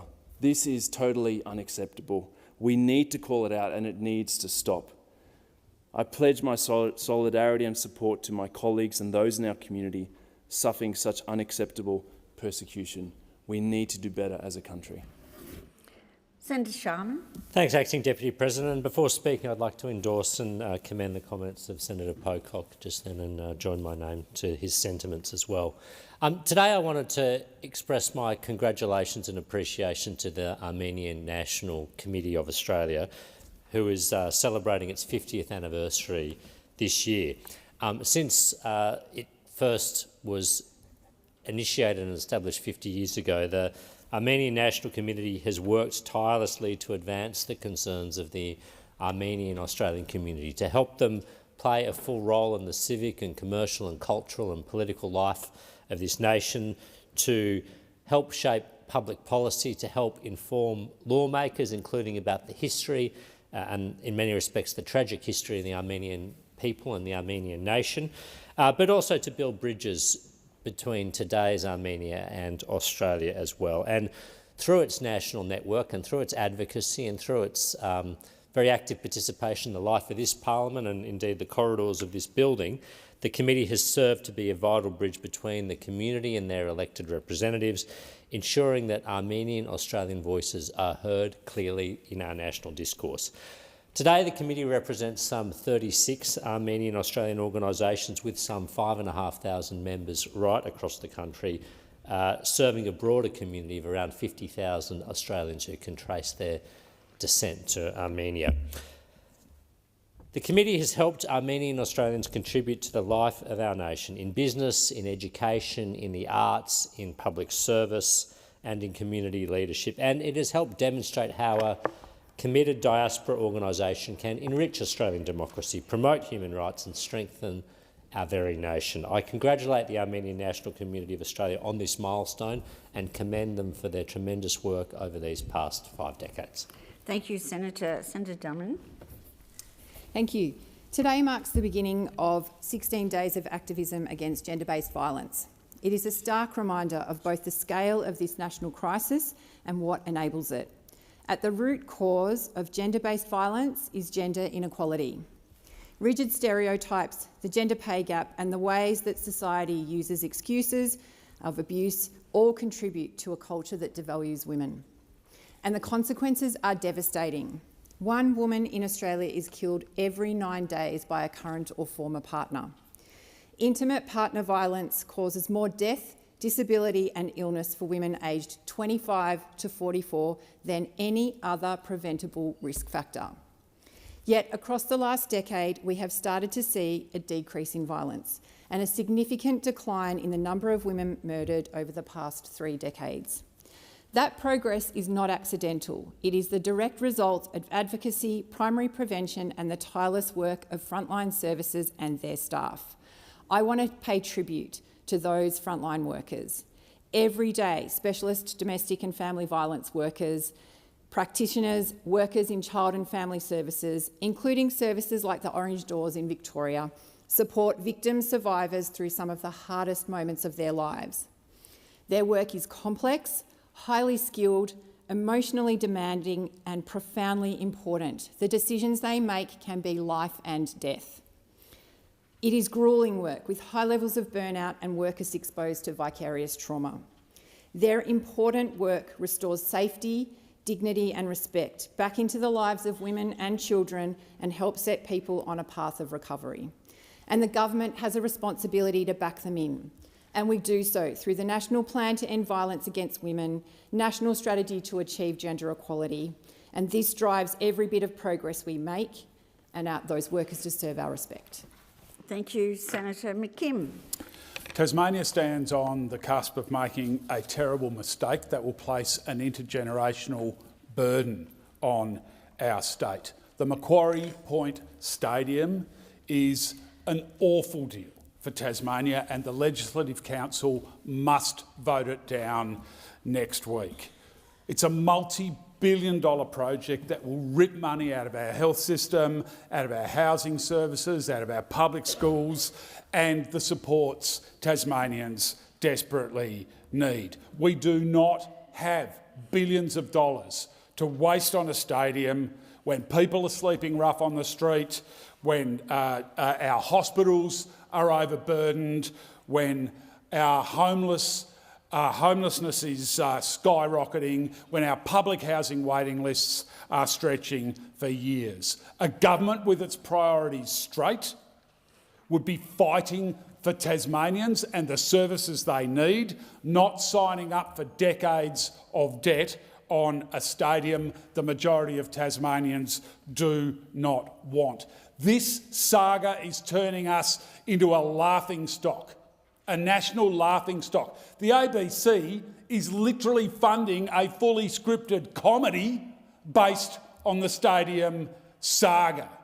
This is cargo cult stuff. It is abjectly embarrassing for Tasmania. The Legislative Council needs to clean up this mess. They need to stand up for people who need services, and they need to stand up for people who will be paying the bills long after the politicians and the AFL suits have moved on. Kill the stadium, tell the AFL we demand our team, we will not be held hostage and we will not be blackmailed. Senator Payman. Thank you, Acting Deputy President. Today, on International Day for the Elimination of Violence Against Women, we confront the truth the UN has made abundantly clear. Digital violence is violence, and it is a real form of violence and is rising at a terrifying pace. Around the world, almost 1 in 3 women experience physical or sexual violence. Here in Australia, the urgency is unmistakable as 74 women have been killed by domestic violence in just the past year. Now, this abuse has moved into the digital realm, where AI tools, anonymity, and weak regulation have created new weapons like deepfake pornography, image-based abuse, online stalking, doxing, hate speech, grooming, and coordinated campaigns to silence women with an online presence. These attacks don't stay online. They spill into real-life fear, coercion, and in worst cases, physical violence and femicide. And the burden falls heaviest on women of colour, women with disability, young women, and those of us in politics, journalism, and activism. I've spoken in this chamber about the deepfakes, racist abuse, and threats I've personally endured. Too many women in WA, across Australia, and globally know this to be a reality. The UN's message is clear. Governments must end impunity with stronger laws. Tech companies must remove harmful content and build safer platforms, and we must properly fund organisations supporting survivors. Australia cannot fall behind. We must strengthen the Online Safety Act, lower the barrier for action, enforce platform accountability, and recognise digital violence as the gendered human right violation it is. There is #no excuse for online abuse. Thank you, Senator. Senator Roberts. Thank you. Yesterday, the Senate blocked a burqa ban and then enforced a burqa ban. The rules here don't apply to the people that make them. Senator Hanson chose to make this very point, and the Senate has now censured her, terrified of calling out the insidious growth of radical Islamic influence in Australia, an influence which makes Australia less, not more, an influence which attacks Christianity and Judaism and attacks non-believers every day it's allowed to continue, an influence which has seen multiple Islamic religious leaders calling for Sharia law in Australia and for support of the Islamic State, a terrorist organisation. Some Islamic religious leaders in Australia call Christmas haram, one even claiming that saying Merry Christmas is worse than congratulating murder. An influence which actively encourages their followers to not integrate into Australian society, to not cooperate with Australian law and culture. To my own constituents who see themselves as Australians and whose religion is Muslim, I say this to you. Regrettably, the war against radical Islam has found its way to your door. This was, though, inevitable. It was Labor Prime Minister Bob Hawke that radicalised some Australian Muslims when importing radical Islamist Sheikh Eldin Halali to head Lakemba Mosque, a man famous for calling Australian women uncovered meat, and against the protests of Australian Muslims who correctly predicted his appointment would radicalise Islam in Australia. It's now a Labor Greens government that's attacked Senator Hanson with venom so as to silence her, temporarily, in the Senate, despite her being elected duly to represent the people of Queensland and Australia. Muslims can, of course, peacefully coexist with Christians. Radical Islamists cannot. Senators, it's a damning criticism of this chamber that you do not understand the difference, or you choose to deliberately ignore it. Thank you, Senator. Senator Ruston.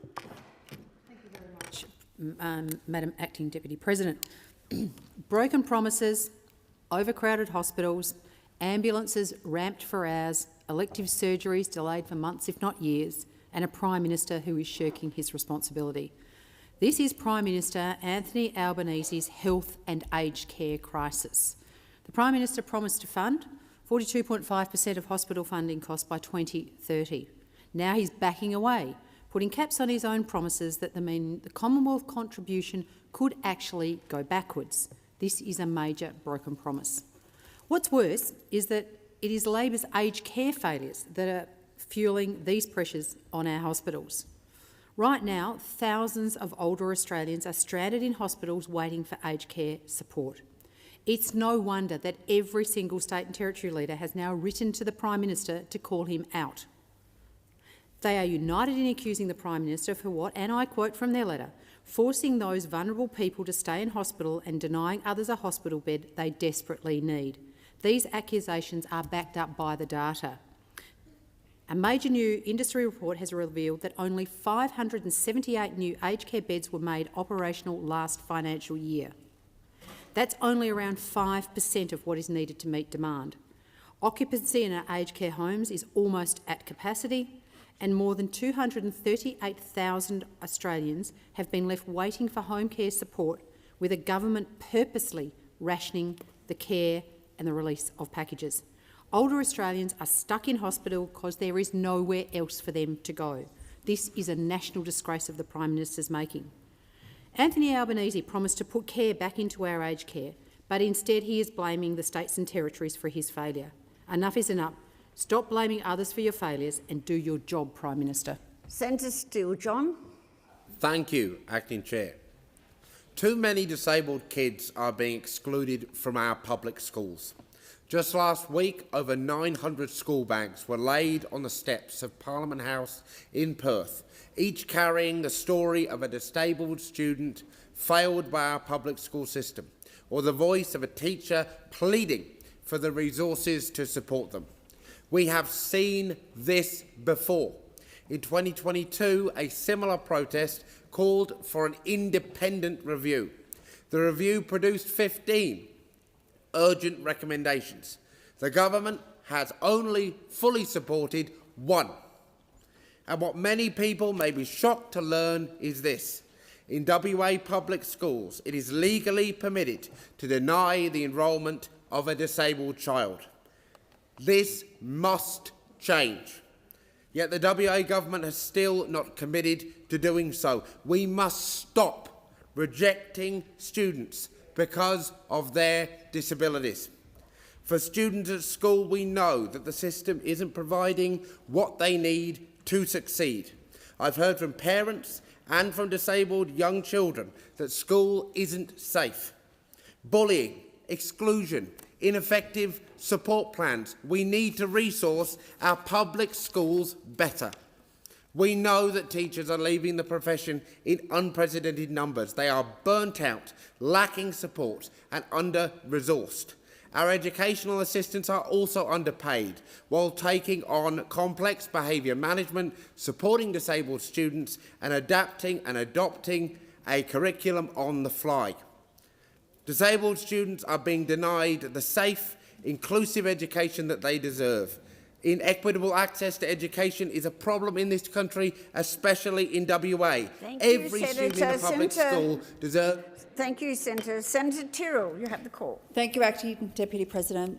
You know, the Macquarie Point Stadium has been dominating Tasmanian headlines, and now that it's passed the lower house and looks like it'll make it through the upper house, we've got to be realistic.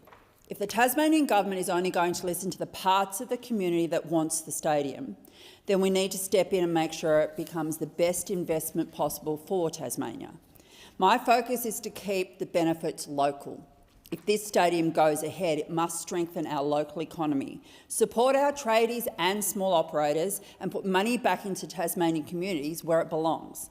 The project must be contracted to Tasmanian businesses and built by Tasmanian workers, no funneling profits off to the mainland.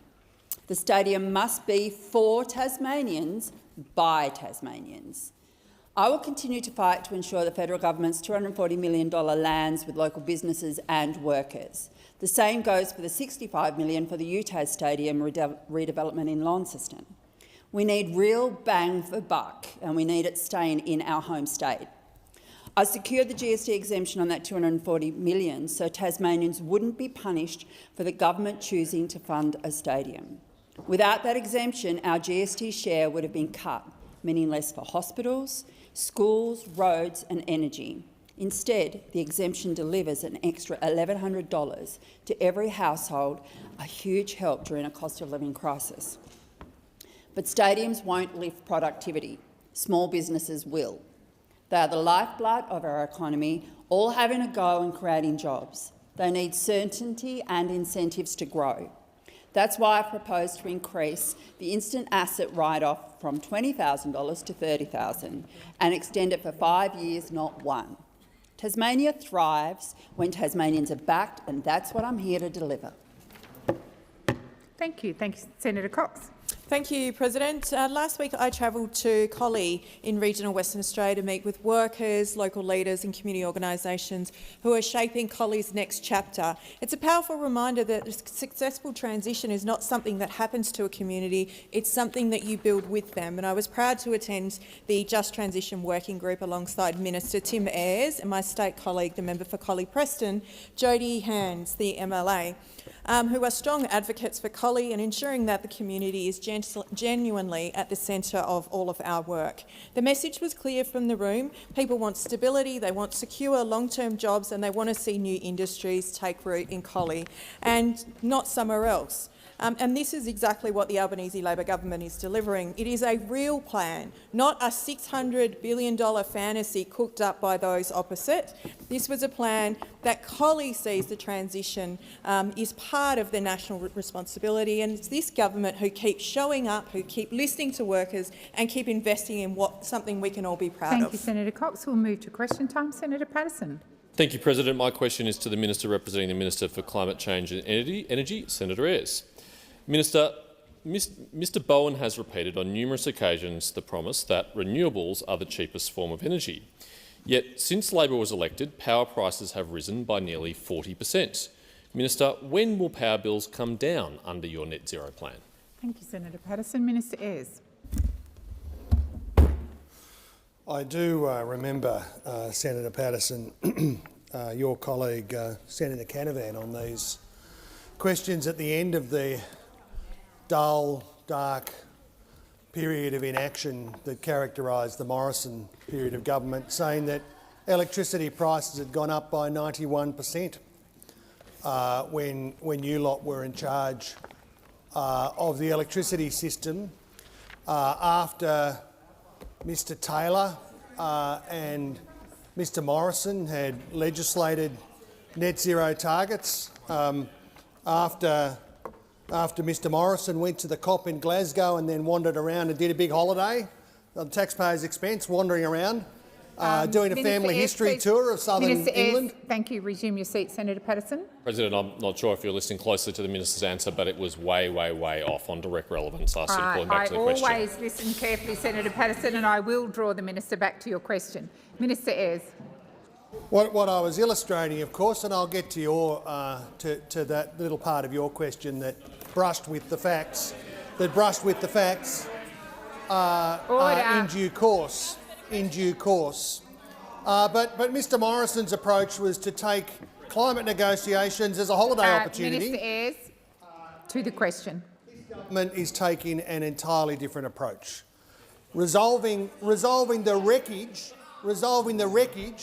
where 24 out of 28 coal-fired power stations announced their closure or brought their closure forward, and no action, not one new generator, not any substantial bit of infrastructure under us, Senator. Don't you worry, Ayres, we'll get there. We've got 28 seconds. Ayres, please resume your seat, Senator Patterson.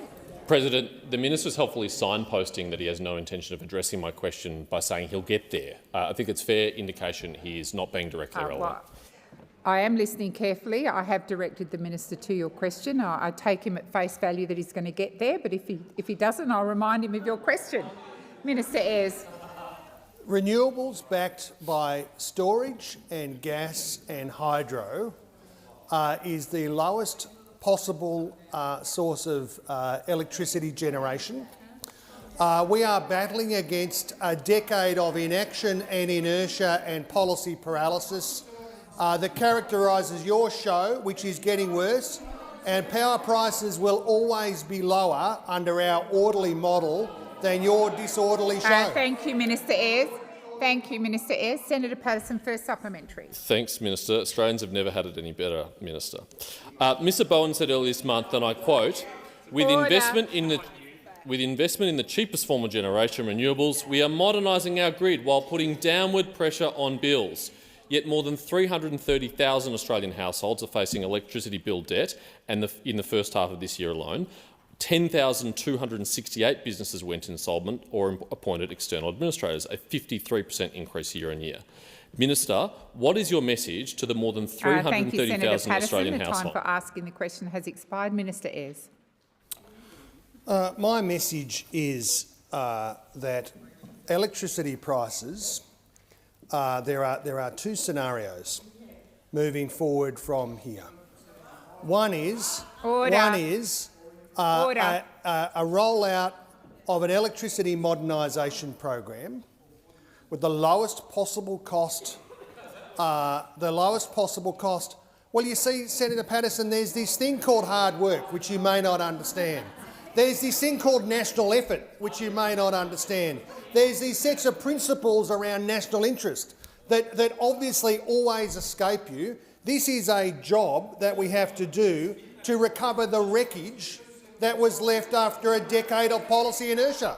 That's the truth. That's the truth. And we have work to do to recover the wreckage that you and your colleagues left. It damaged Australia's capacity, it damaged ordinary Australians and it damaged heavy industry. Thank you, Minister Ayres. Senator Patterson, second supplementary. Thank you, President. Mr Bowen earlier this month celebrated a record amount of renewable energy generation in Australia. Considering we have a record amount of what Mr Bowen claims is the cheapest form of power, will you guarantee that the cheapest form of power will reduce household energy bills next year? Thank you, Senator Patterson. Minister Ayres. I think I said yesterday controversially that a question that I was asked was dishonest. The question that you just asked at best is willfully misdirected, a willful misunderstanding of the position. Of course, you only need to grapple with the economic and engineering realities of this to agree with the Australian Energy Market Commission, who say delaying the connection of renewable generation and transmission into the market would put upward pressure on residential energy costs. So what we know for certain is that under your disorderly transition scenario, that prices would be higher. Under our scenario, prices will be lower than they otherwise would. You've concluded, Minister? You've concluded your answer? Yes? Thank you. Senator Marielle Smith. Thank you, President. My question is to the Minister for Women, Senator Gallagher. Today marks the International Day for the Elimination of Violence Against Women, a reminder that ending gender-based violence has been and continues to remain a national priority for the Albanese Labor government. Can the Minister outline how the government is driving change, including through the National Plan to End Violence Against Women and Children, and what progress has been made so far? Thank you, Senator Smith. Minister Gallagher. Thank you, President. I thank Senator Smith for the question and for the work that she's done in the last term and this term to support Australian women and make sure they get a better deal. Violence against women and children is never acceptable, and today the Minister for Social Services and the Assistant Ministers, Minister Carney and myself, have announced that we are providing an additional $41.8 million for 1800 Respect to make sure that everyone who seeks help can get it. We know, and as many senators in this place know, that 1800 Respect is a critical service supporting families experiencing domestic and family violence to have the trauma-informed and more easily accessible support that they need.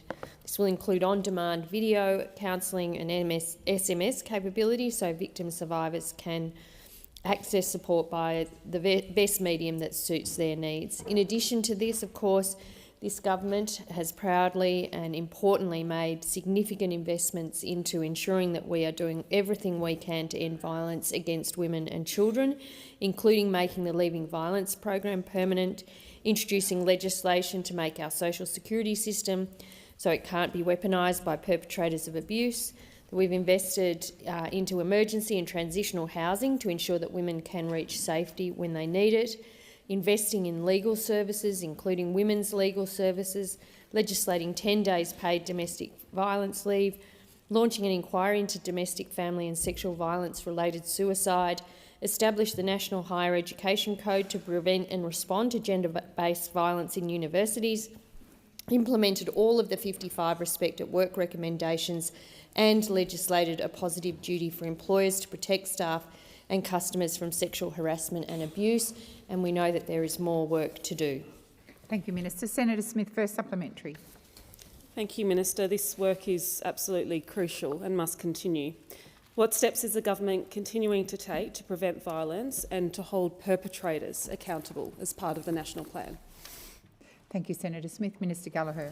Thank you, President. I thank Senator Smith for that supplementary and for highlighting the need to continue to look at the best ways for action to be done under the national plan. And there is a very significant conversation around holding perpetrators to account and also ensuring that we are investing in prevention. So investing in programs to support children and young people to heal, recover and break the cycle of violence, to deliver prevention and consent campaigns that people may have seen on TV or through social media, and holding perpetrators to account through funding programs that intervene earlier with men who want to change their behaviour, with taking action to deal with high-risk perpetrators, including investing to detect, monitor and intervene with repeat offenders, and introducing legislation, again, to make sure that our social security system can't be weaponised by perpetrators of abuse. There is more work to do on that, and I will work with Minister Plibersek on it. Senator Smith, second supplementary.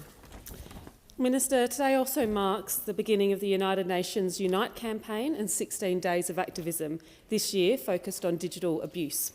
How is the government addressing technology-facilitated abuse, including harmful apps and social media practices that enable image-based violence?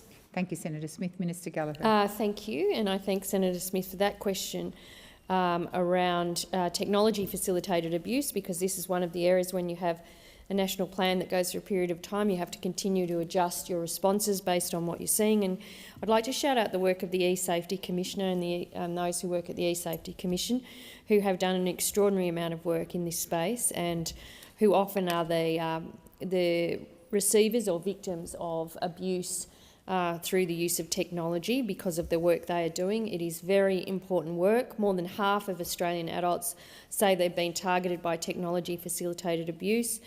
Women and children, of course, are often, as we often see in so many areas, targeted through this kind of behaviour. We have been taking action to reduce access to notify apps and undetectable stalking apps.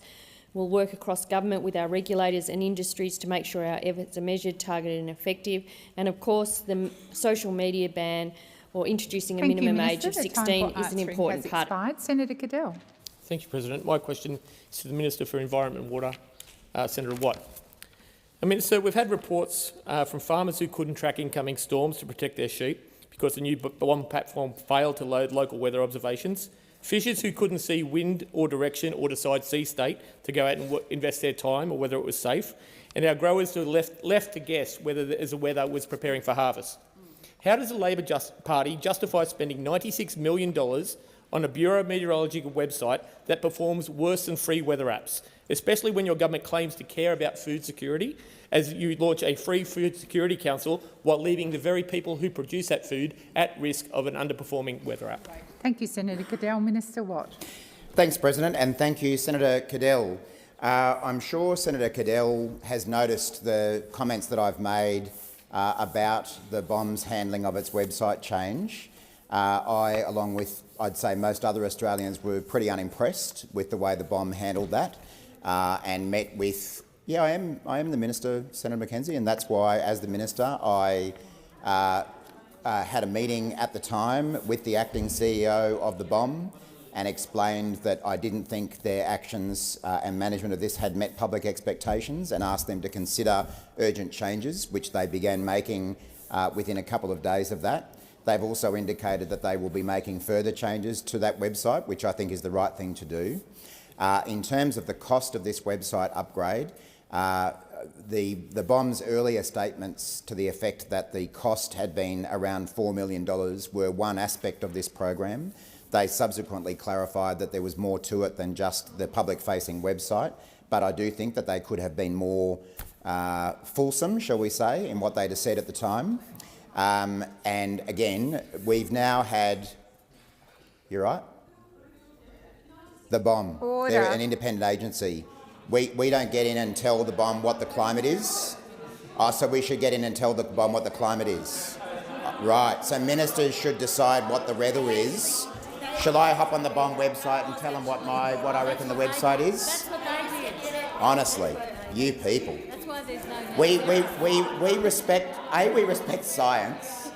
B, we Order. respect independent Order. government agencies.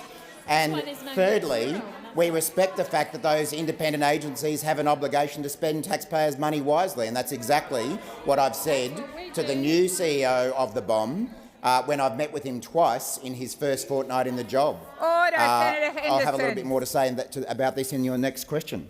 Senator Cadell, first supplementary. Thank you, President.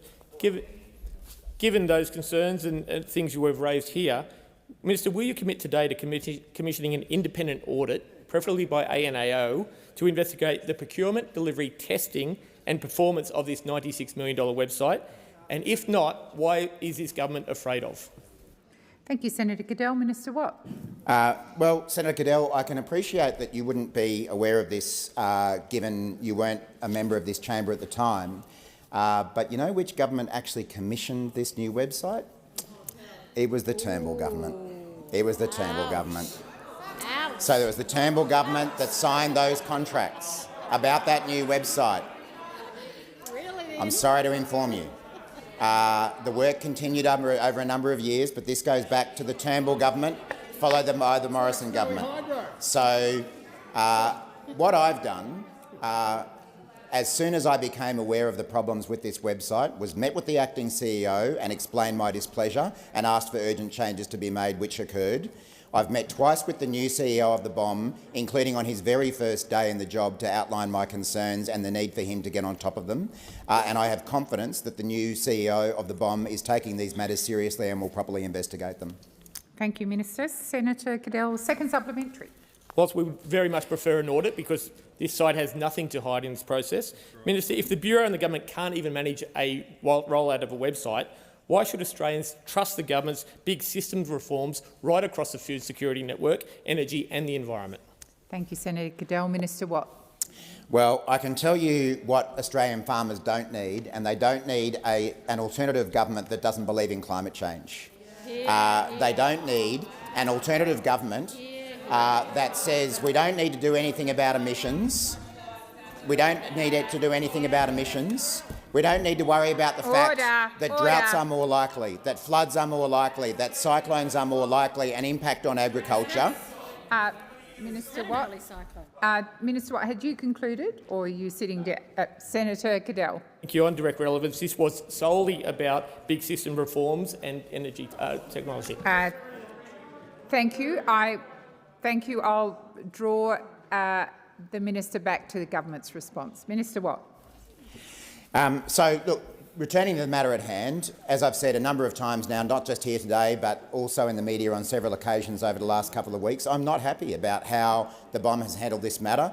We do have a new CEO in place who brings a very strong record in managing large, complex, science-based organisations. I've got confidence that he will, as I've requested, get to the bottom of what has happened here to ensure that taxpayers' money is spent wisely, whether it be by this government or by former Turnbull government ministers when they signed off on these contracts in the first place. Thank you, Minister. Senator Waters.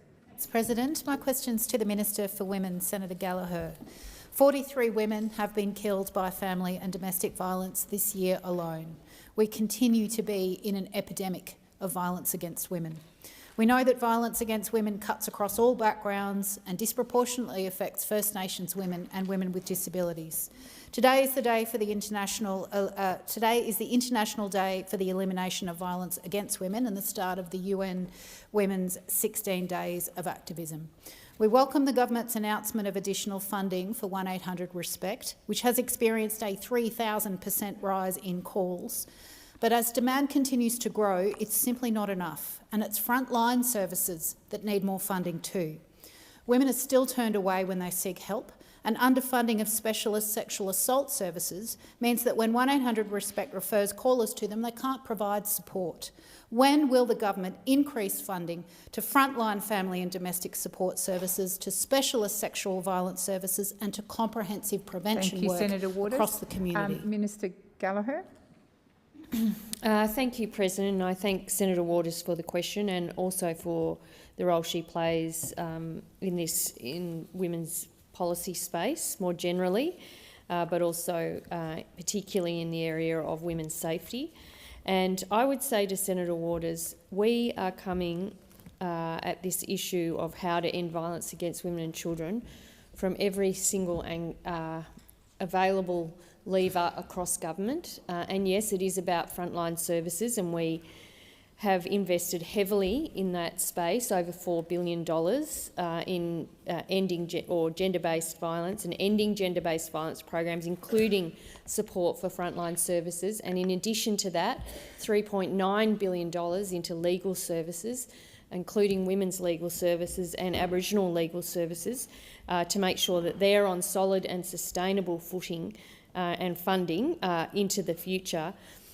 We are also coming at this from housing policy, from sharing and valuing care policy, so how we deliver that, from driving women's economic equality, so ensuring women's wages are not suppressed, that they are getting paid properly for the work they're doing, that they have skills and training opportunities on par with men, our women's health package to make sure that women aren't paying out of pocket and are actually being able to access services in the health system in ways that they haven't been able to before.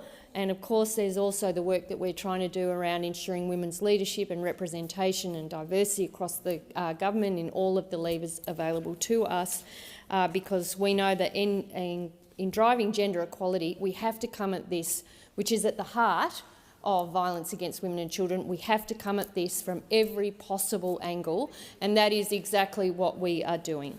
Thank you, Minister. Senator Waters, first supplementary. Thanks, President. The Domestic, Family and Sexual Violence Commissioner has recently recommended a national funding mapping framework to track unmet need in the family and domestic violence service provision sector and to identify funding priorities. When will that framework be developed? And why has it taken so long for the government to establish a clear picture of unmet need in this sector? Thank you, Senator Waters. Minister Gallagher. Thank you. Well, I don't accept that assertion at the end, and I would say since coming to government, since 2022, we have put women's policy and driving gender equality, which, as I said, is at the heart of women's safety and ensuring women's safety, at the centre of the government. Like, it is at the centre of everything we think about. And in relation to the Domestic and Family Violence Commissioner, she is speaking with, in fact, we're having the Women's Ministerial meeting on Friday, because it is essential, and I agree with Senator Waters, that we need to ensure mapping, that where we are providing investments both across the Commonwealth, states and territories, that we are doing so in a strategic and coordinated way. The Commissioner will speak, I think, with Women's Ministers on Friday. That work continues. And ensuring that we are getting, of the investments that are being made, that we are getting the most out of those opportunities is essential. But as I said, we can't see it in isolation of everything else we're doing across government. Minister. Senator Waters, second supplementary. Thanks, President. We know that a key barrier to women and children leaving violent households is that they have nowhere to go and they have no financial security. When will the government raise the rate and tackle the housing crisis to ensure that women don't have to choose between violence and homelessness? Thank you, Senator Waters. Minister Gallagher. Thank you. Well, we have increased Commonwealth rent assistance since May by 45%. We've put $1 billion to crisis and transitional accommodation for women and children fleeing domestic violence, and in addition to that, invested heavily in the new National Agreement on Social Housing and Homelessness, which of course supports women and children, in addition to a lot of the other programs we've done. And in fact, last week I saw Senator McAllister opening 12 units for women leaving violence, or older women, many of whom, Senator McAllister tells me, had lived in temporary accommodation for 5 years, a former old aged care facility, and have now in more appropriate accommodation based on the policies of this government. And there is more to do, Senator Waters. I always acknowledge that. Thank you, Minister. Senator Walker.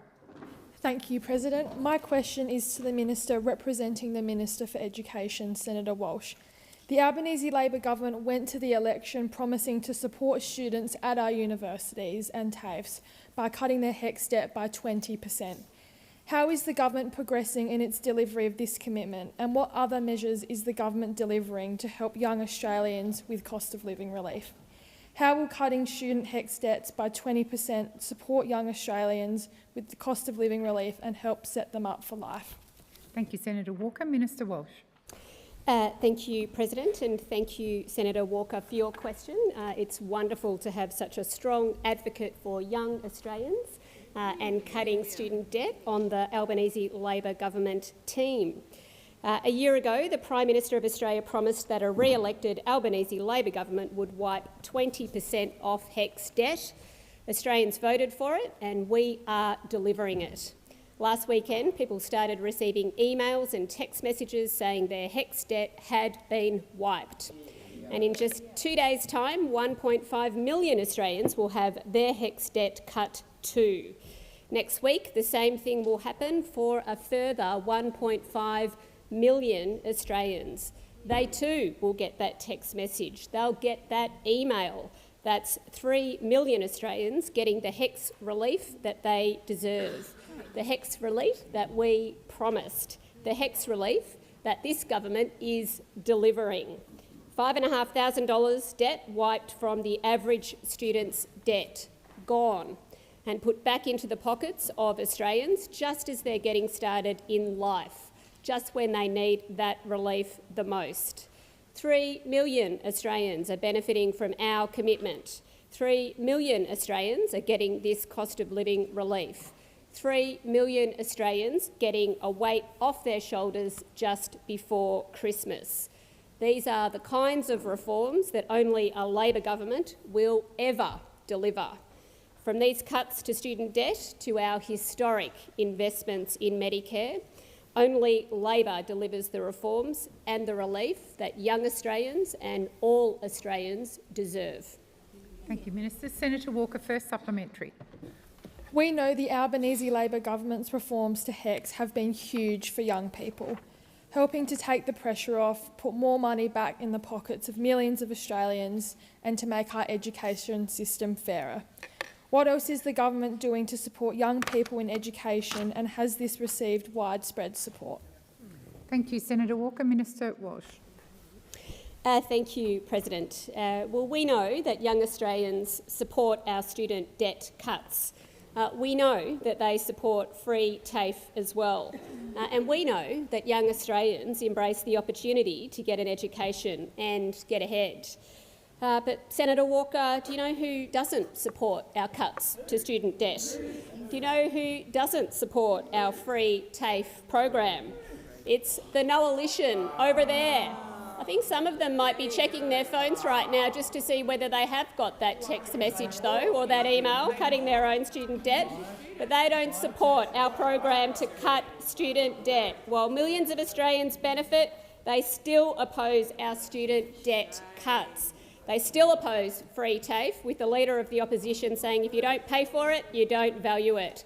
I'll tell you what we value on this side of the chamber. We value the opportunity for an education, and we value the opportunity to do exactly what we said we were going to do. Has expired. Senator Walker, second supplementary. The cut to HECS debt will support young people by delivering cost of living relief when they are starting out in life. Along with HECS relief, what else is the Albanese Labor government doing to deliver for young Australians and help them get ahead? Are there any obstacles standing in the way? Thank you, Senator Walker. Minister Walsh. Thank you, President. Thank you, Senator Walker. Well, we know that young people starting out in life deserve cost of living relief.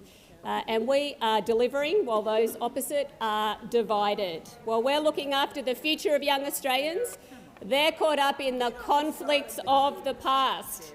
On this side of the chamber, we see young Australians. We back young Australians. We support young Australians with our 20% HECS cut, with fee-free TAFE and with paid prac too. And while we know that the Liberals love lower wages and higher taxes, Senator Henderson, we are supporting young Australians with higher wages and lower taxes, because we want young Australians to earn more and keep more of what they earn. While you wanted to abolish free TAFE, Senator Henderson, you wanted to abolish it. Senator Henderson. And, President, we want more young Australians getting an education, walking through those doors of opportunity and getting ahead. Expired. Senator David Pocock. Thank you, President. My question is to the Minister representing the Minister for Health and Ageing, Senator McAllister. Minister, the ACT has a dire shortage of GPs. We have fewer GPs per capita than even some outer regional areas in Australia. We constantly have the lowest bulk billing rate in the country by a long margin. And the ACT government projects it will need at least 33 additional graduate doctors to staff our hospitals by 2041. Given all this, why is it that the ANU has missed out on being allocated additional Commonwealth-supported places for the ACT's only medical school? Thank you, Senator Pocock. Minister McAllister. Thanks very much for your question, Senator Pocock. I think you will know from previous discussions in this place that the government understands the significance of the challenge that we face in the ACT in ensuring that ACT residents have access to health care. We do recognise that the bulk billing rate in the ACT is significantly lower than in other parts of the country, and it's why we are making the arrangements that we are to expand bulk billing availability in the ACT. So you will know, I think, that an expression of interest is open to establish 3 new bulk bill GP clinics for Canberra to deliver more doctors and more bulk billing practices to Canberra. We are, of course, very focused on workforce, and the government has made significant investments to generate not just more GPs but more nurses, more personnel able to support the health needs of Australians. We continue to work across the country to ensure that we have the personnel who are available to support Australians when they need it. Thank you, Minister. Senator Pocock, first supplementary. Thank you, President. Thank you, Minister. I'm still not sure why the ACT didn't get some Commonwealth-supported places. If you look at Tasmania, another small jurisdiction that also really struggles when it comes to GP shortages and bulk billing, rather than make UTAS apply for a greater share of Commonwealth-supported places for the medical school, Labor simply made an election commitment of 20 additional Commonwealth-supported places at UTAS. Why will the government give Tasmania more Commonwealth-supported places in medicine but not the ACT? Thank you, Senator Pocock. Minister McAllister. Thanks very much, President. And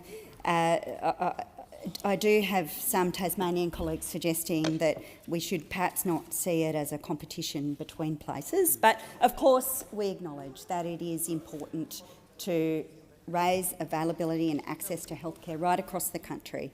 It's why we are making the largest ever investment in Medicare, because we recognise that under the previous government, bulk billing was in freefall, people's access to Medicare was compromised by the cuts that were made by that government, by their determination to remove resources from our health system. We back public health care. We back the health needs of Australians. And I tell you what, Australians know who is on their side when it comes to health. We will continue to invest in Medicare and continue to expand access to Medicare for all Australians.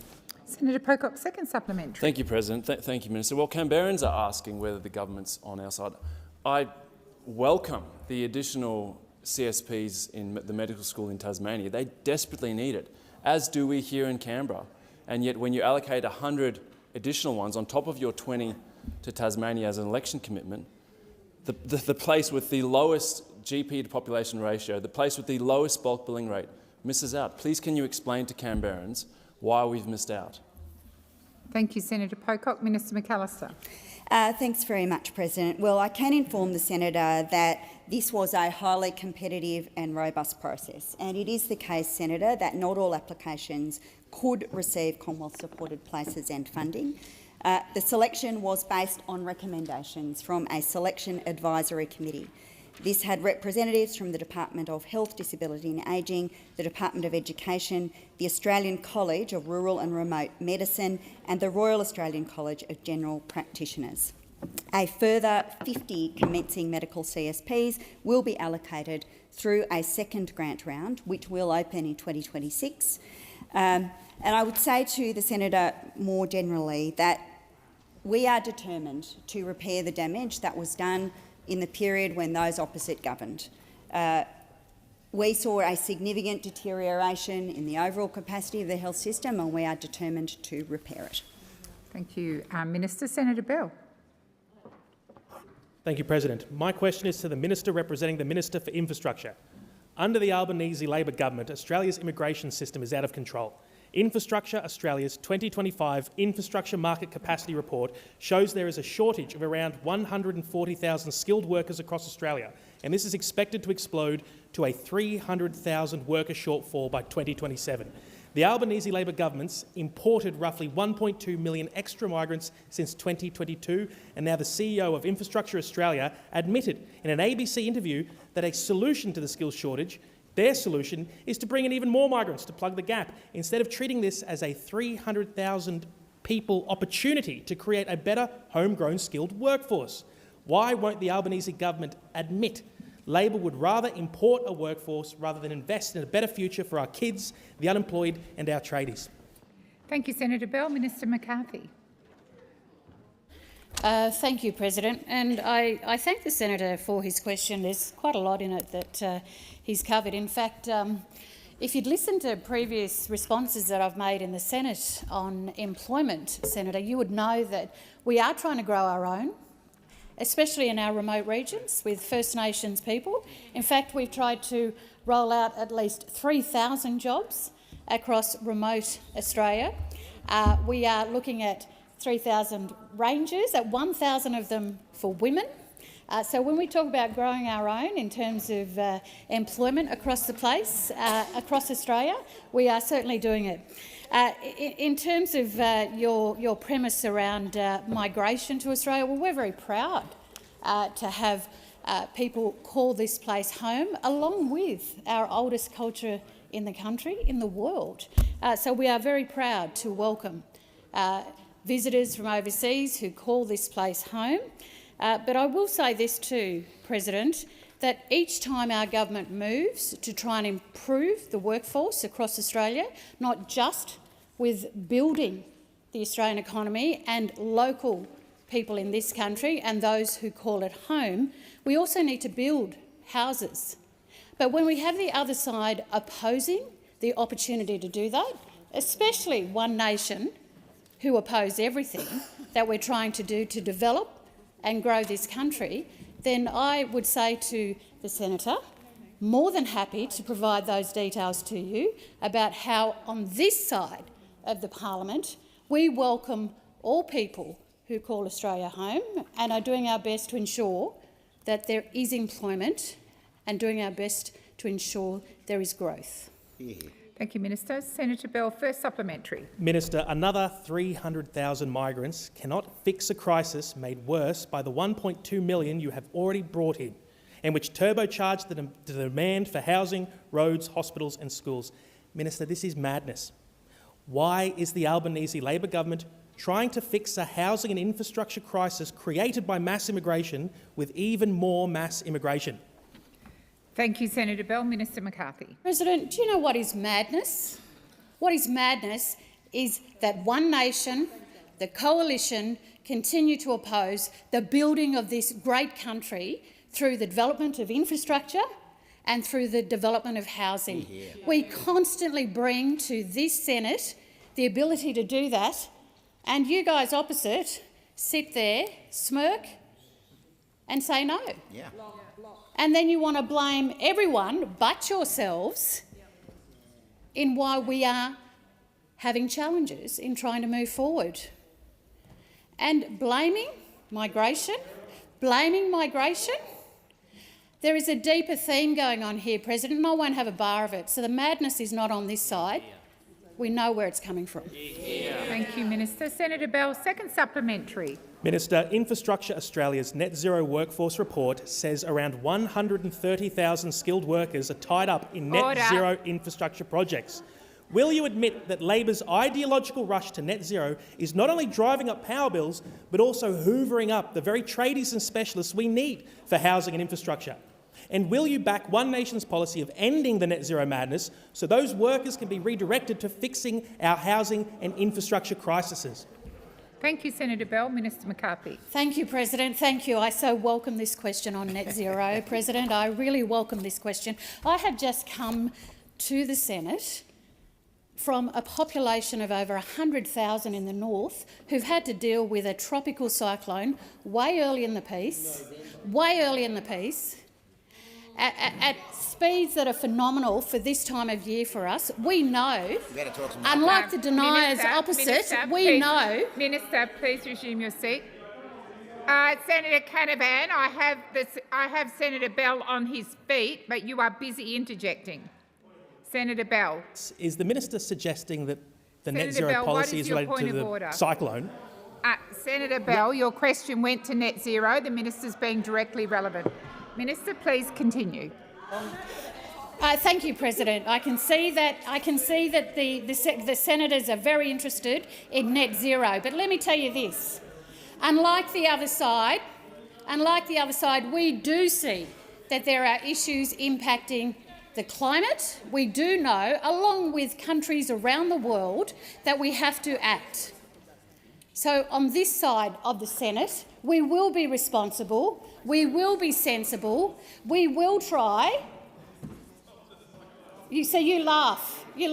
Senator Canavan, I'll pick you up on that. No, you're a joke. Thank you, You're Minister. a joke, Senator Canavan. Thank you, Minister. The time for responding has expired. Minister, thank you. Senator Canavan, I've had to call you a number of times today, not just at question time.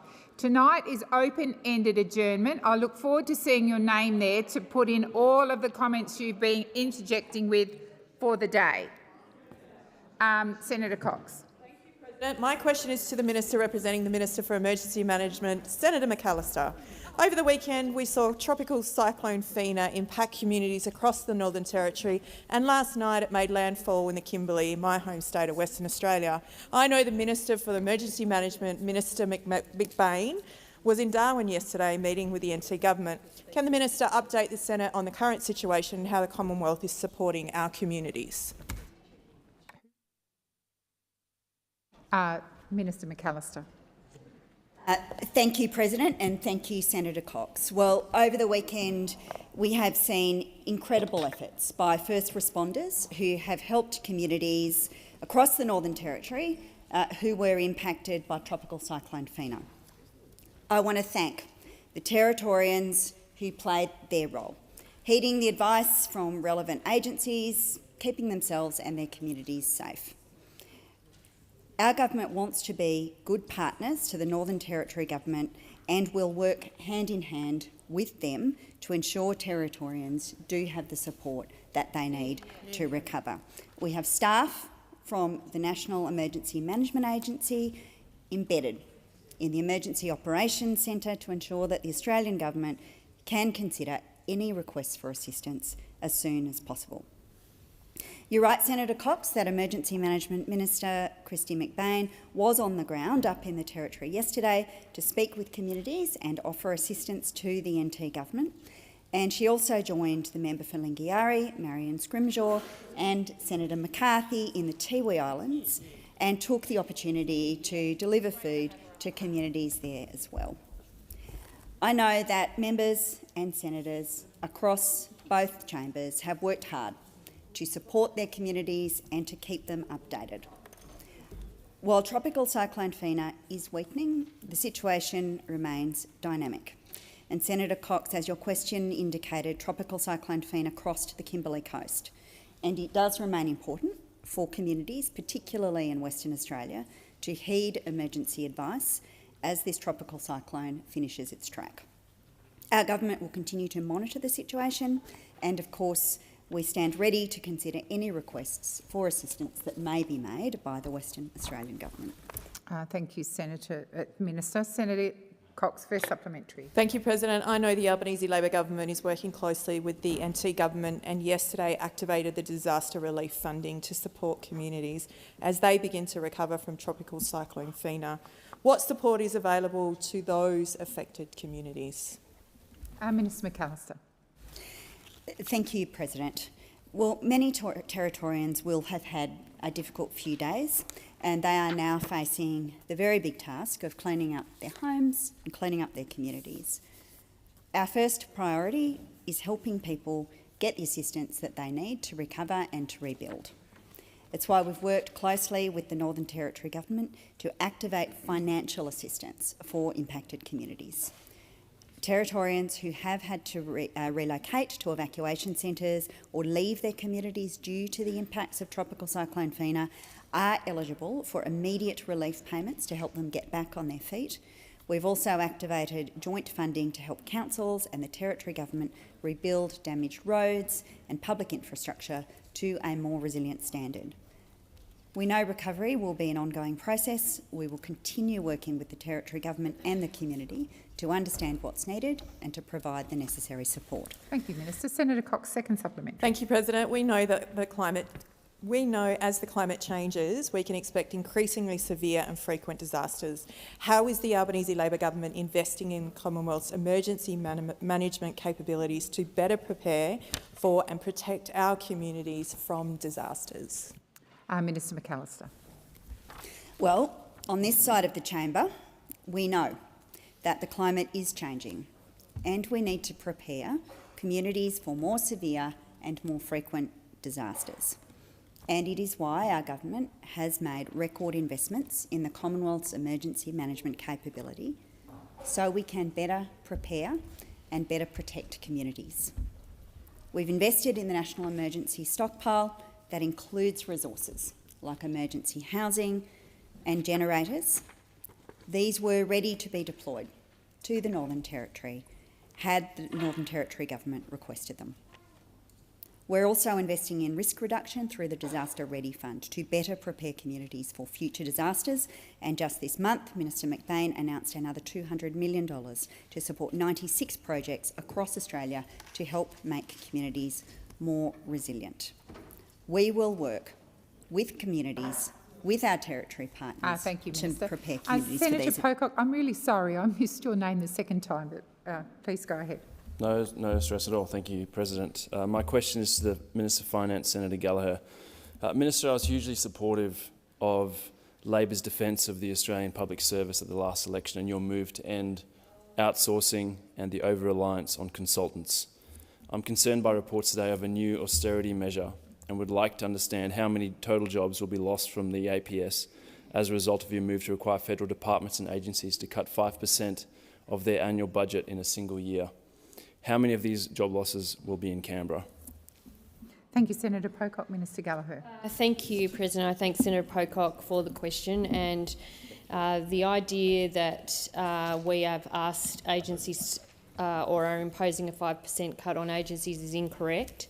As I said in a radio interview this morning, what we have asked agencies to do is think about all the things they're doing, all the programs they administer, and to consider whether they are still priorities, because we need to ensure that we've got resources available to meet all of the pressures that are coming the way of the public service. I mean, in a sense, I get criticised from those opposite on the issue of fiscal discipline. This is fiscal discipline. You have rules around how you consider new funding, what's existing funding, what the new priorities are, what the pressures are, and our job is to try and consider that across the board and work out how to make all of the necessary investments. So this exercise has been around ensuring agencies are constantly thinking about what they do. Since we came to government, we've found about $100 billion worth of savings and reprioritisations across government, and by finding that, we've been able to invest in the areas that are priorities for this government and meet some of those pressures, and this is a continuation of that approach. We are not looking to reduce ASL. As part of that, we have been very clear that we thought the public service was in terrible shape when we came to government. It had been hollowed out, it had been contracted out. We have turned that around in the first term by employing permanent public service jobs and reducing the use of consultants and contractors, and we will continue with that approach, but we will also bring fiscal discipline to the budget process. Thank you, Minister. Senator Pocock, first supplementary. President, thank you, Minister. Noting your advice that you will not reduce ASL, can I ask how this austerity measure will make it harder for the National Gallery to, say, plug its leaky roof, or for the CSIRO to handle the job cuts, which we now know are more than were lost under the Abbott government? Thank you, Senator Pocock. Minister Gallagher. Well, as Senator Pocock would know, that we've taken decisions about exempting the national institutions from efficiency dividends, at the additional efficiency dividend that was imposed. We have been very sensitive to the collecting institutions and their relatively modest budgets, and we've also invested a huge amount of investment into the national institutions, including the National Gallery. Now, I've been working with the National Gallery for over a year on dealing with their issues of their roof, as have other ministers in this place. I think you've seen from our record, which is actually ensuring that we are protecting the budgets of the national institutions here, investing in them to make sure they continue to do what they do, and in relation to the National Gallery, working with the gallery about the best way and timing to make the investments needed to ensure that that building is safe and safe for the art that it holds, and will continue to do so. Thank you, Minister. Senator Pocock, second supplementary. Thank you, President. Thank you very much, Minister, for that. Minister, please can you table the letter, a copy of the correspondence from the Department of Finance to department and agency heads, so we can have transparency over the exact nature of the government's ask and who this reduction or 5% applies to? Thank you, Senator Pocock. Minister Gallagher. I'm sure this is something we can continue in estimates next week. I'm not certain. I'm happy to go back and have a look at the correspondence. It's not the Departments of Finance's decision. It's a decision of the government. We took that as part of our budget process. We just think it's good practice. It's not an austerity measure. You can go out and say that in the media as much as you like. This is about fiscal discipline and making sure that when we make investments in the public service, that they are using those investments for the highest possible need, the priorities and the pressures that we are trying to manage now. It isn't a case that we can continue investing layer upon layer upon layer. That is not the world that I operate in. I have to manage this not just in Canberra but across the board. And this is simply saying to agencies, look, if you're coming to us for extra money, we want to be convinced that you've been thinking about how you use your current money. Thank you, Minister. Senator Henderson. Thank you very much, President. My question is to the Minister for Trade, Senator Farrell. I refer to the government's decision to sign the Belém Declaration on the transition away from fossil fuels, which is an agreement to end Australia's second, being coal, and third, being gas, largest exports. Did the Minister for Energy and Climate consult you before signing this agreement? If so, when did you first learn of the details of the Belém Declaration? Thank you, Senator Henderson. Minister Farrell. Thank you, President, and thank Senator Henderson. And I'd like to thank you personally for coming to the Sydney Institute last week to listen to my speech on trade. It was great to see you, and you might want to tell your colleagues the offer I made very publicly at that meeting.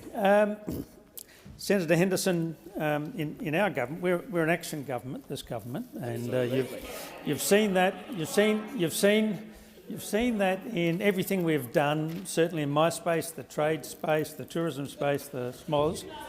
But Senator Henderson. But there is something unique about our Prime Minister, in that, something unique about him, in that he has trust in his ministers, and so if he appoints you to be a minister, then he gives you the responsibility of looking after that. Order.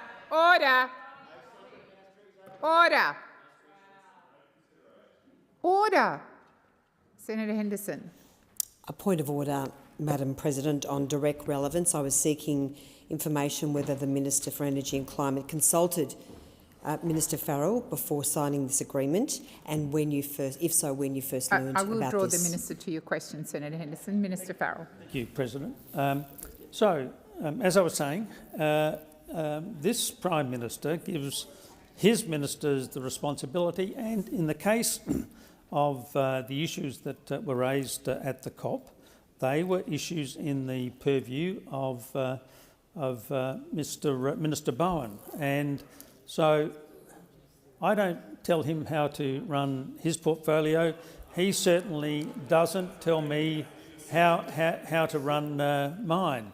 I have noticed the criticism of Minister Bowen by the opposition. We have completely rejected that criticism of Minister Bowen. He's doing a fantastic job in this space. Just to give you one example of that is the battery scheme. Minister, you've concluded. First supplementary, Senator Henderson. Thanks, Madam President.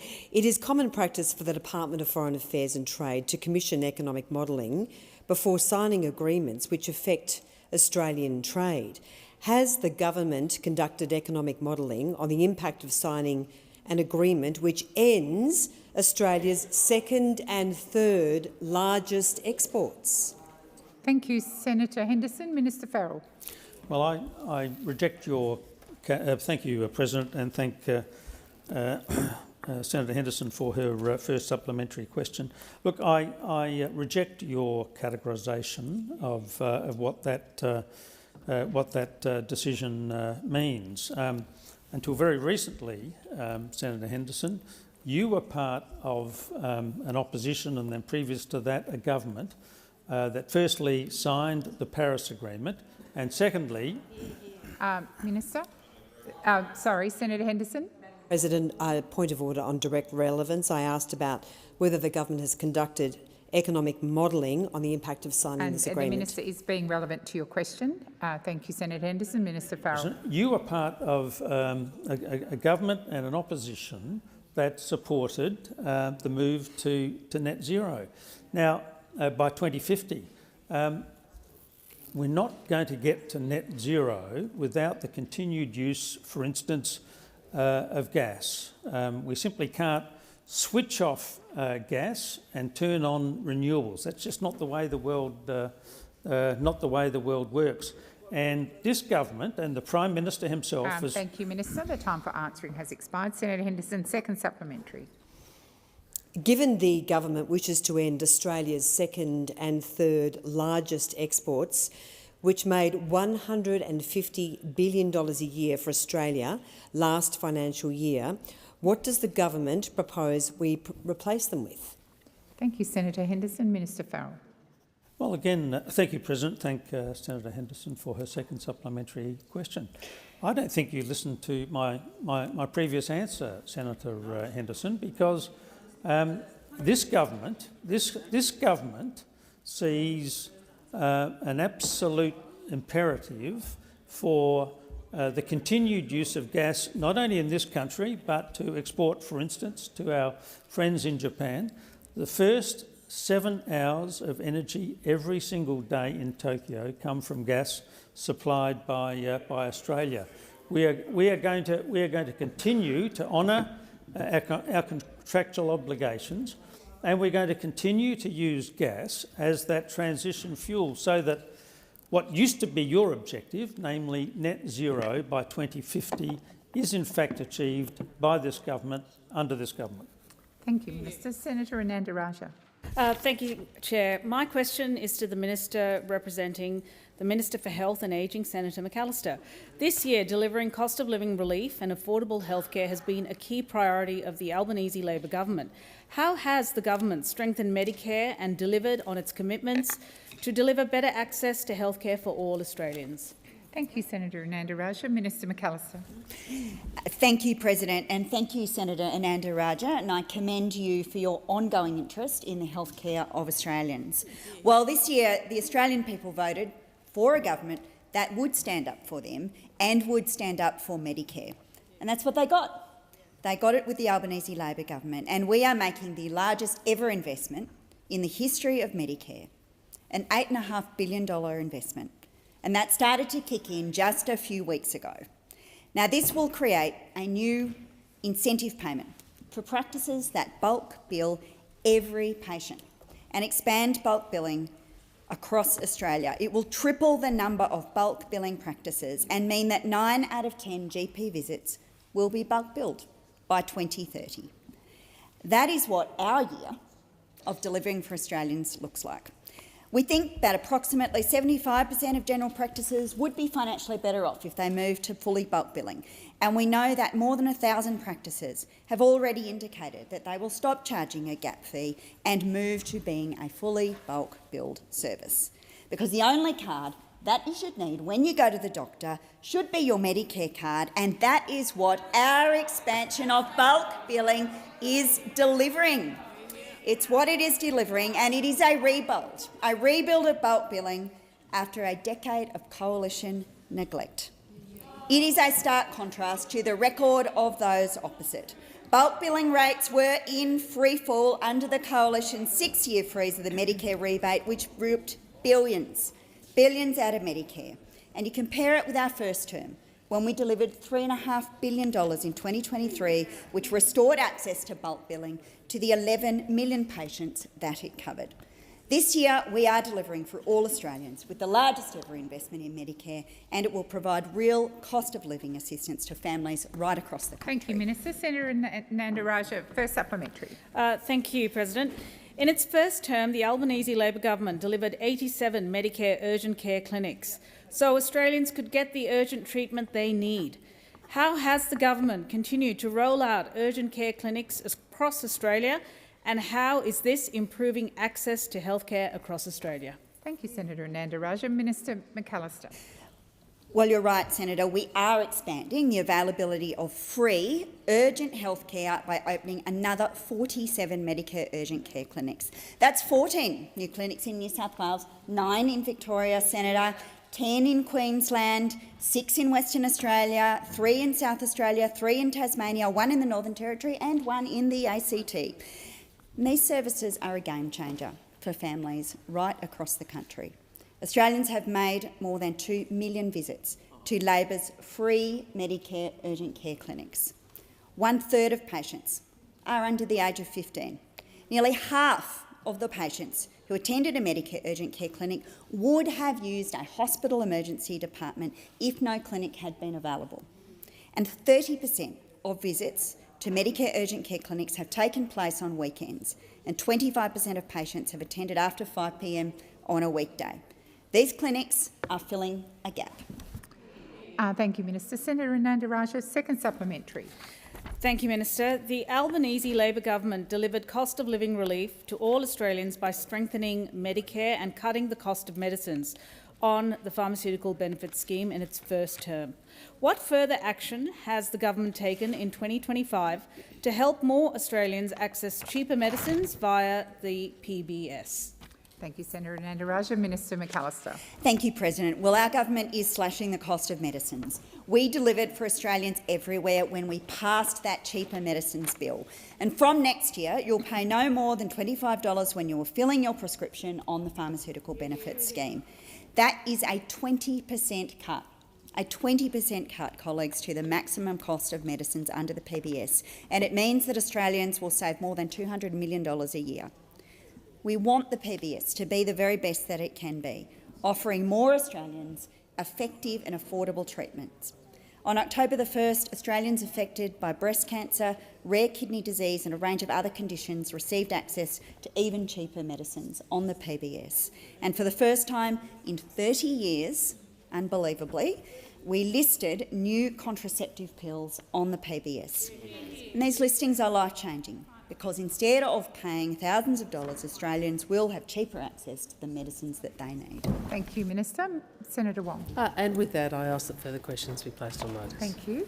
I call the clerk. Order for the attendance of the Minister representing the Minister for Housing, Minister Ayres, to make an explanation in relation to the Housing Australian Board Observer. Minister. I've been asked to explain non-compliance with this order, and as Senator Mackenzie knows, when I'm asked to turn up for these things, I always do. It's order number 196 relating to the appointment of the Observer to the Housing Australia Board, which I'm advised will be made available shortly. But as the Senate will be aware, this chamber has agreed to a very large number of orders for the production of documents with respect to housing in a very short time frame.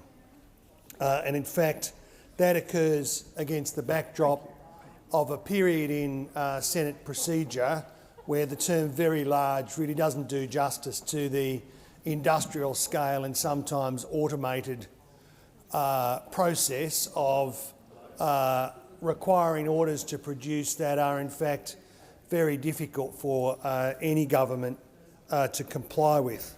The Treasury is working, and I think that's in fact their intent, the Treasury is working to support compliance with these many and varied orders, but processing times are of course impacted as a result.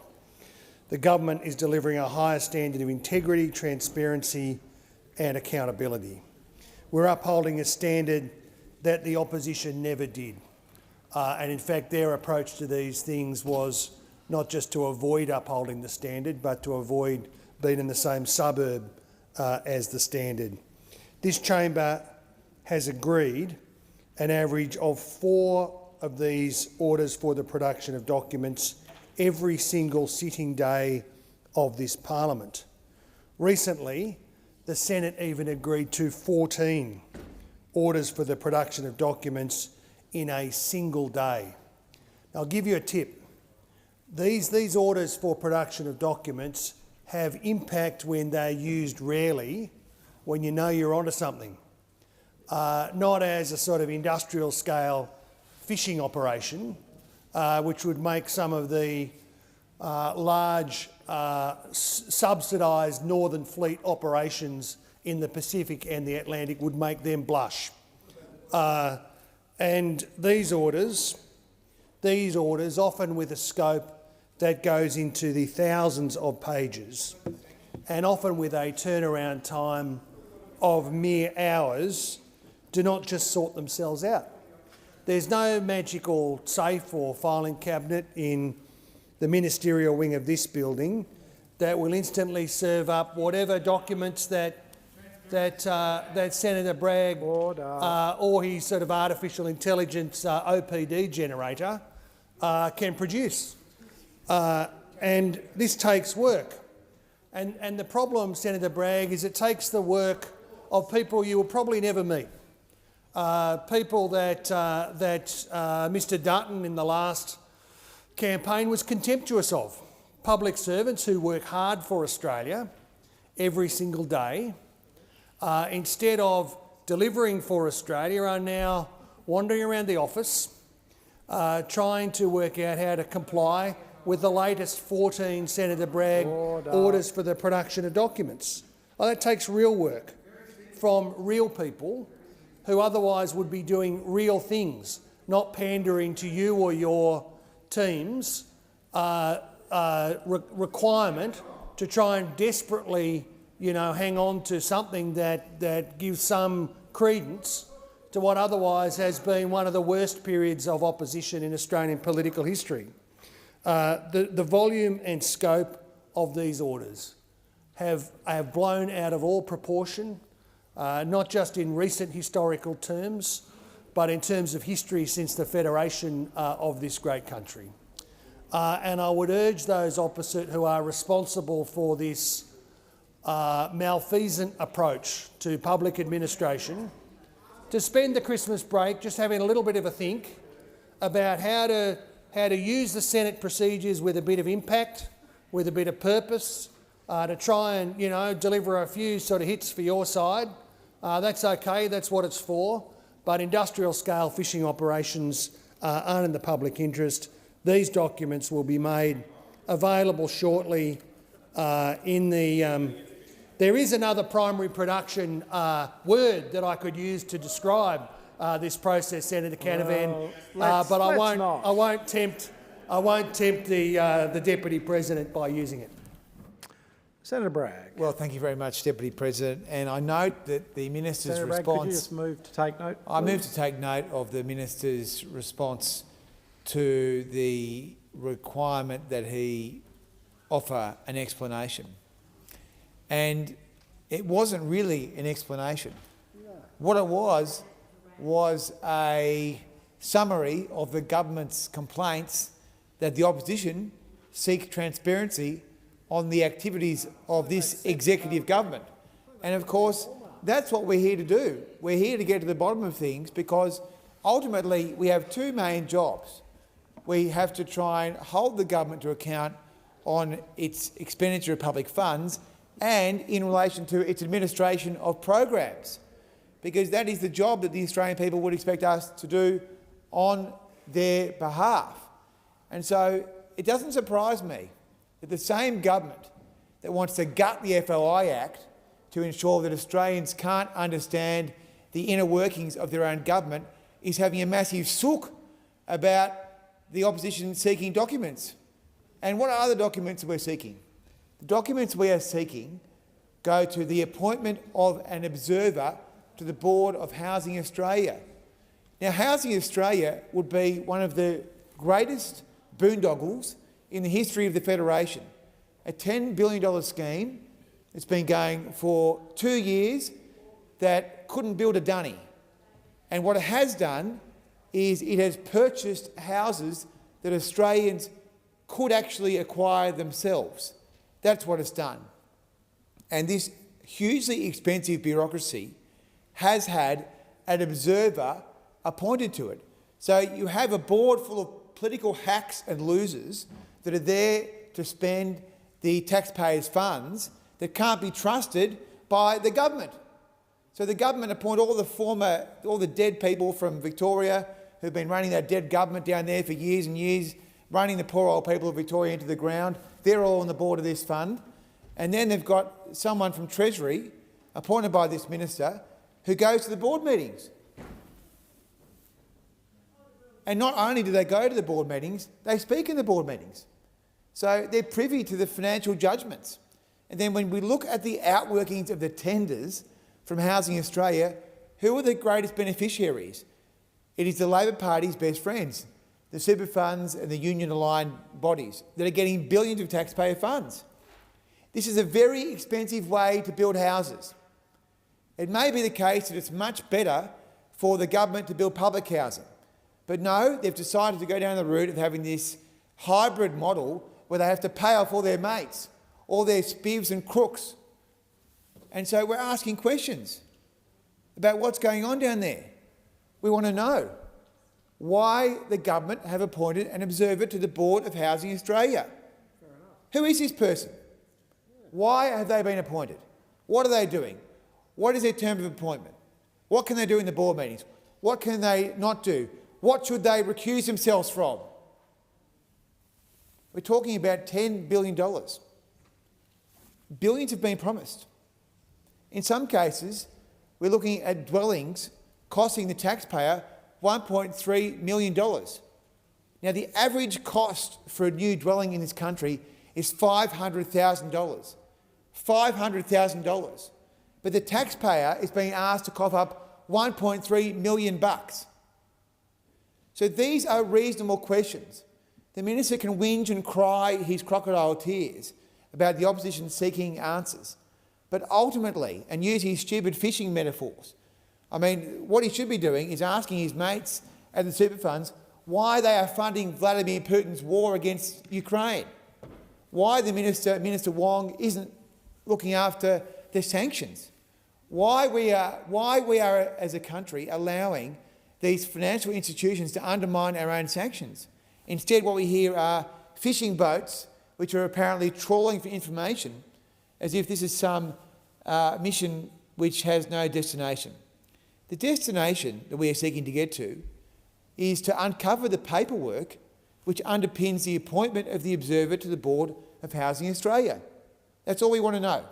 Now, we tried to get these documents back in October, and we received a letter from the minister saying It's going to take some time because we're down in the bowels of Treasury, digging around. We've got the torches on the hats and everything, trying to find the pieces of paper. Now here we are at the arse end of, the back end of November, I should say, and we still don't have the paperwork. So we wait with bated breath. But I don't think it's a bad thing that we're trying to get to the bottom of things. On this matter, Senator Barbara Pocock, you have the call. Deputy President, so I rise to take note of the Minister's explanation.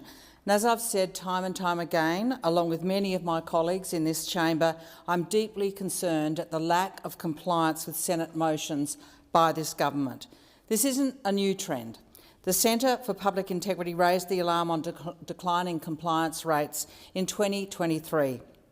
Compelling the production of documents is one of the most significant powers this chamber has to hold government to account. In the area of housing policy, we're seeing a particular lack of transparency and accountability from this government at a moment of deep crisis around the housing issues in our country. I'm still waiting for my overdue OPD on public and community housing spending that was due back 2 months ago. So housing is a crucial issue. There's nothing more important right now than having a safe roof over your head, and so many people are struggling, especially renters. 7 million Australians in 3 million households. And all those first home buyers and homeowners who shrink when they read the headlines every day in our newspapers and listen to the radio. It's getting worse for those people who want to enter home ownership, and especially for our young people. We see so many people living in crippling housing stress and with huge mortgage repayments. Homelessness is also a growing problem. 10% growth on Labor's watch since Labor came to power. Everywhere you look, the news is only getting worse and worse. And just today, Cotality's new housing affordability report shows that Australia's housing affordability has, quote, hit new lows compared to the past 5 years. The median house is now 8.9 times the median income, up from 6.6 just 5 years ago. National dwelling values have grown 6.3% in this year to date, and Westpac forecasts they're going to grow by an enormous 9% next year. In reality, this means that saving for a 20% deposit for a house now will take more than 12 years. 12 years. Cotality's report points to the growing divide between those who own property and those who do not, saying that capital gains themselves potentially widen the gap. We have in our tax policy right now a new engine firing historic levels of intergenerational inequality, driven by tax benefits for wealthy property investors. Cotality also says that those who already own a home and have made strong capital gains can use that windfall profit towards their next property purchase, and we know that is happening hand over fist across our financial and housing system. This creates a larger gap of access to housing for those who do not own property and have little possibility in the near future of doing so. So when will the government listen? When will they finally tackle the unfair capital gains discount negative gearing tax breaks? The Labor Party used to want to address these unfair, unsustainable and distorting tax breaks for wealthy property investors. Treasurer Jim Chalmers once said that reforming negative gearing and capital gains tax discount was the most meaningful lever the government could pull on housing affordability. In 2017, Senator Brown said, any housing affordability package that does not deal with negative gearing and capital gains discount is a sham. And in 2017, Senator McAllister said there's something very, very wrong about a tax system that privileges the investor over the young person, the young couple, perhaps a young family seeking to buy a home to live in. Well, spot on, Senator McAllister. She said our unfair tax system will have very significant social consequences as fewer and fewer Australians are able to enter the housing market, a housing market that has only got worse on Senator McAllister's watch. And these are Labor's own words. What happened to this party who was willing to take on the big end of town, who wanted to put people in places where they had a roof over their head? Reforming the unfair capital gains discount and negative gearing would reduce inequality and rebalance the housing market. PBO analysis commissioned by the Greens shows that 50% of the benefits of capital gains tax discount go to the richest 1%. That's 50% of the benefit to the top 1%. Instead, we could redirect those billions of dollars into building new public and community housing. Jim Chalmers admits that he got Treasury to model the impact of changes to that tax. He knows what we need to do. Let's get on with it. Being no further contributions, I'll put the question that the Senate take note of the explanation. Those of that opinion say aye. Against say no. The ayes have it. Are there any motions to take note of answers? Senator Kovacic. Thank you, Deputy President. I rise to take note of all answers to questions by coalition senators. I think something that I've been reflecting on recently is something that a lot of people tell me when I talk to them, and that's around the fact that they would like their representatives in this place and in the House to actually answer their questions plainly, to answer them directly without going around in circles. And today's answers to coalition questions, particularly in relation to energy prices and the bomb failure, reminded me of that. Whether people want to accept it or not, this government went to the last election with a promise of reducing electricity prices. There is no planet upon which anybody can stand here and suggest that that has occurred. That was a failure of this government to deliver on an election promise of reducing energy prices. Most people have not seen a reduction in any energy prices at all. I would hasten to say that probably no one has seen a reduction in their energy prices, and not even of the $275 that the government promised. Instead, Australians are paying many, many hundreds, if not thousands of dollars more. The fact that people are actually afraid during winter or worried in summer when it's hot to turn on their cooling or their heating, whichever is appropriate, is not okay. People shouldn't be worried about doing that in a country like Australia. There is an urgent need for this government to address their failed energy policies. Their failed energy policies that are seeing prices continue to increase, that are seeing the cost of living burden for Australians continue to rise, that are making it harder for everyday Australians to pay their bills and do the things they need to do. And particularly as we approach Christmas, where the statistics that we see are really disturbing, where families are just saying we actually just can't afford to do the things we used to do. They can't afford to do that because of the increased cost of their groceries, because of the increased cost of their insurances and the increased cost of their energy, the increased cost of their mortgages and the increased cost of their rent. We can't hide from the fact that this government has presided over the greatest fall in living standards in the OECD. That is a reality. And the rising cost of energy is a core reason for that. This government has presided over excessive spending.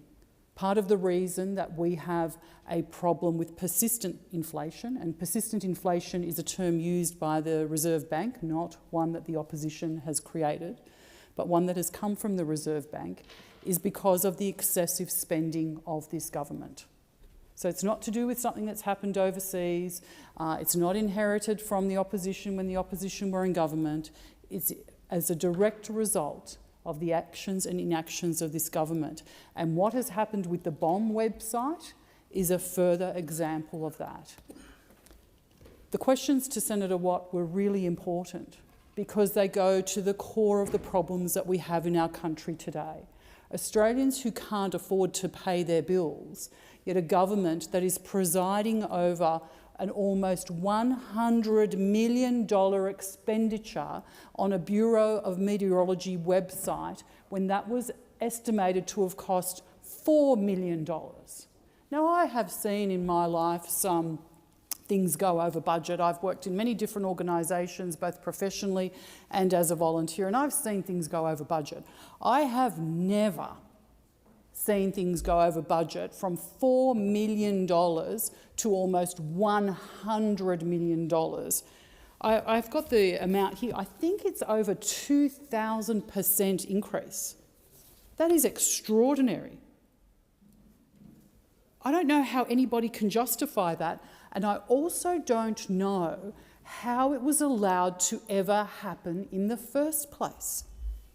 That is a question that this government must answer, not just in the isolation of this egregious case of the waste of taxpayers' money, but in what they have been doing since they were first elected to government and the impacts that it's having on Australian taxpayers and the impacts that it's having on the budget of our country and our ability to deliver the infrastructure and the everyday needs that we have across health and education and the breadth of our budget.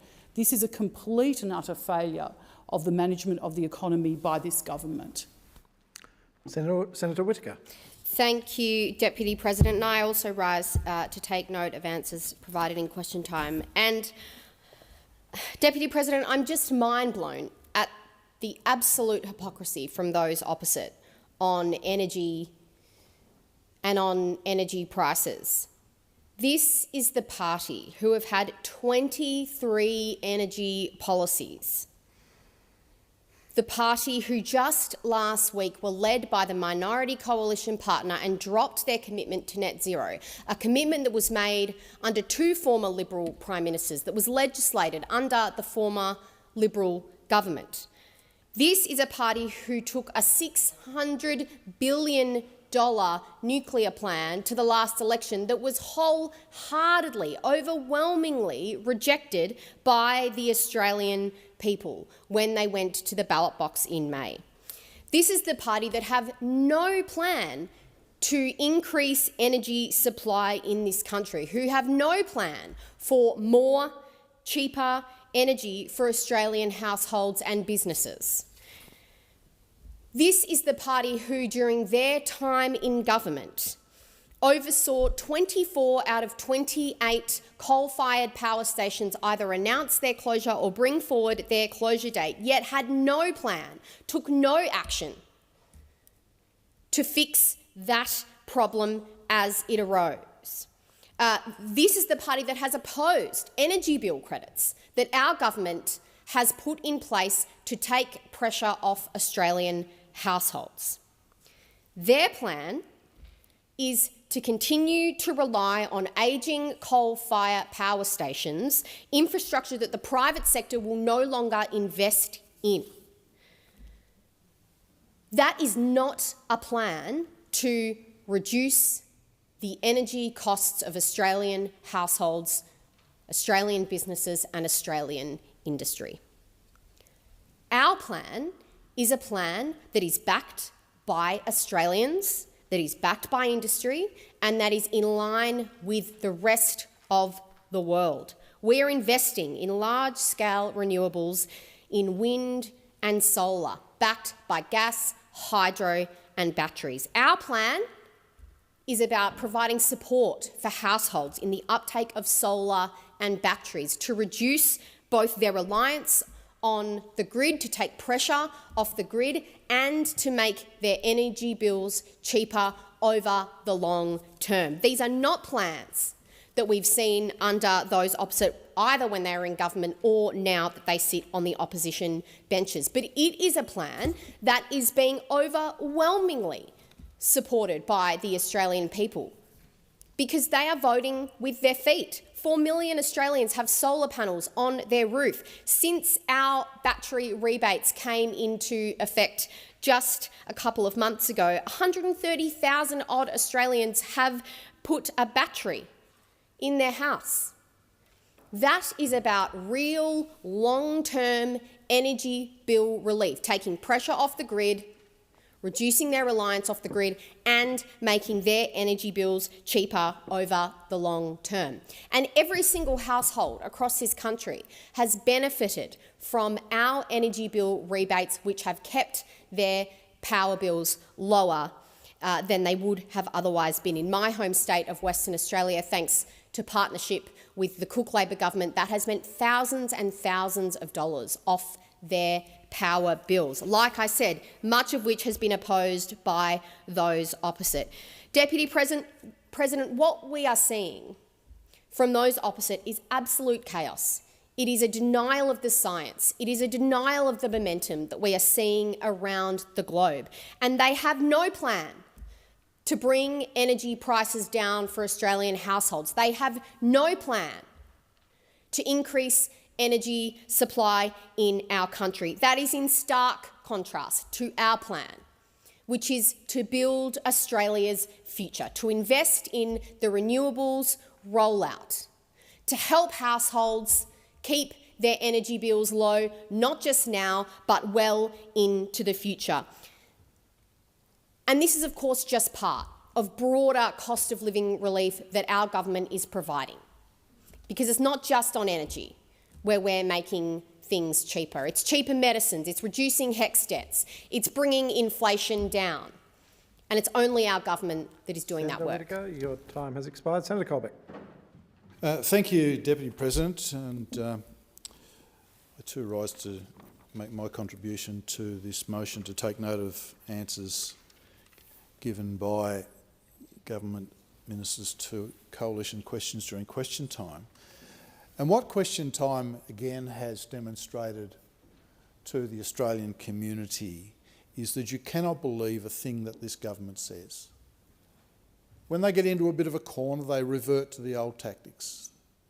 Ramp up the rhetoric, start calling people names across the chamber, and then deflect the blame to somebody else. And it doesn't matter who they deflect the blame to, but they're just not prepared to take responsibility for their own decisions and their own actions. You see it time and time again. And then they all trot out the talking points, and they've read the BS in the talking points so many times that they actually believe it themselves. The fact that the assertions being made by government ministers and senators are not true doesn't seem to mean anything anymore in this place. We started today with a conversation and a debate about respect in the chamber, and yet what do we get from government ministers across the chamber during question time? We get personal reflections, we get attacks on colleagues on this side of the chamber, and then of course Minister Watt, in something that only Minister Watt could probably do, tries to blame the Turnbull government for something that's happening under his watch now. It's as if the last 3 and a bit years didn't happen. What have the government been doing for the last 3 or so years while the Bureau of Meteorology has been developing its website? Have they been wandering around blindfolded? Have they been looking at what's going on? How did Minister Watt allow the bomb to suggest that a project that had cost $96 million had cost 4.1? I mean, he did acknowledge that he was upset about it, but it's extraordinary. It is just extraordinary that a project of this nature and a project of this importance to Australians from a whole range of different perspectives could be done so wrong. And what does Minister Watt try to do? Blame the Turnbull government because they commissioned the project. So what has Labor been doing for the last 3 and a bit years while the project's been finalised?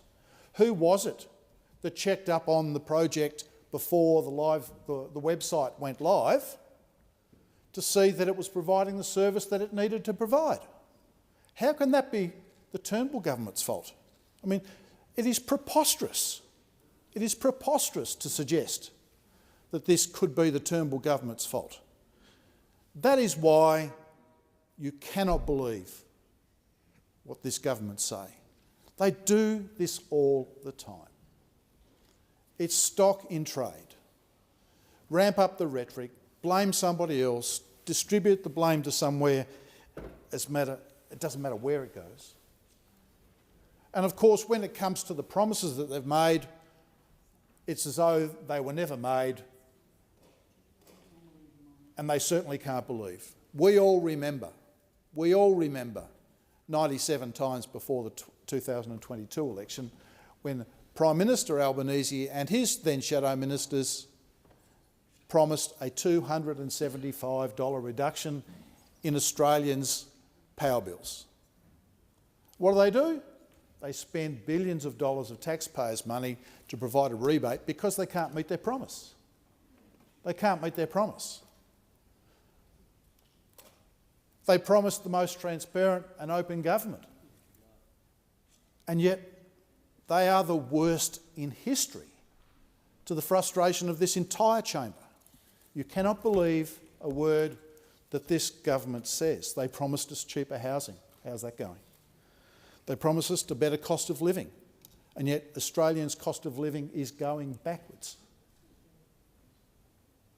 All of these promises that they made, that Australians are coming to understand that they cannot believe, and the government should do better.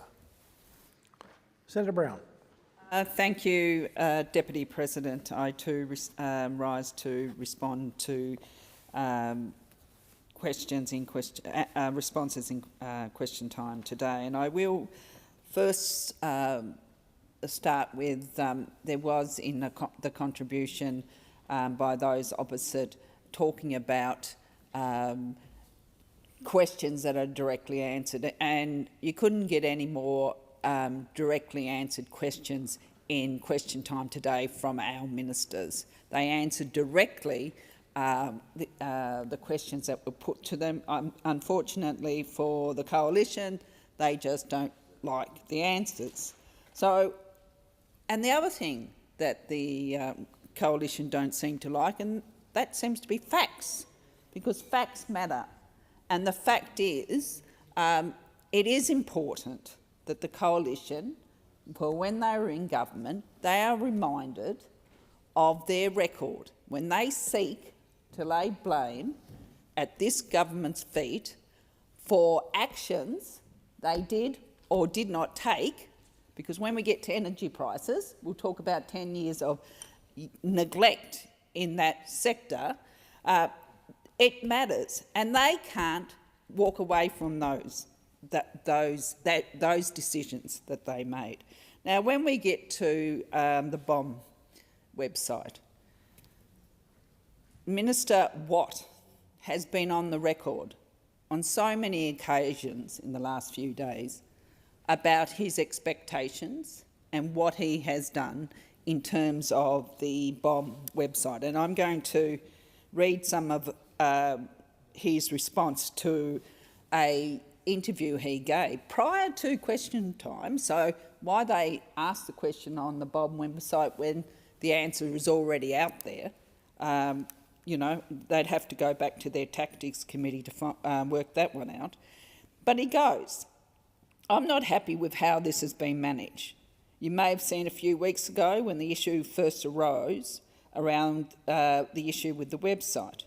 He got the acting CEO in for a meeting and said it wasn't meeting his expectation, public expectations, and since that time they've made changes. We've all now learnt about the cost increases. I would just say the website change was always going to cost more than $4 million, and this actually began, and in fact, under the Turnbull government. I don't know why they're so sensitive over there. That is a fact. It was under the Turnbull government, and then the first contracts for the new website was signed under the Morrison government in 2019. Reality. So, not only did Minister Watt respond directly to the questions that were asked to him today by Senator Cadell, but he also has been out in the public arena responding to the concern of the community, legitimate concern of the community, and asking the BOM to look deeply into this and come back as to how this happened. How could this have happened? Now, the other one of the other questions that was asked today was around energy. Another area where the coalition simply will not look at their own record. And the simple truth is, and the facts are, the opposition almost had 10 years to put an energy policy in place, and they failed. They're still failing, actually. You only have to look at the complete chaos that's reigned in the last month. So for a decade when they were in government, they lurched from slogan to slogan without delivering a settled plan, and they had 23 different policies which came and went. None of them stuck. None of them delivered certainty. None of them delivered investment. And all the while, the system aged and the market moved.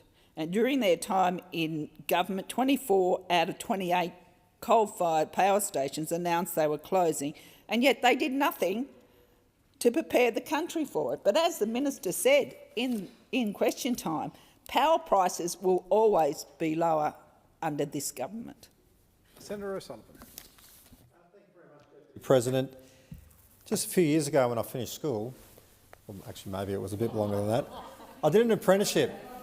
In electronic servicing.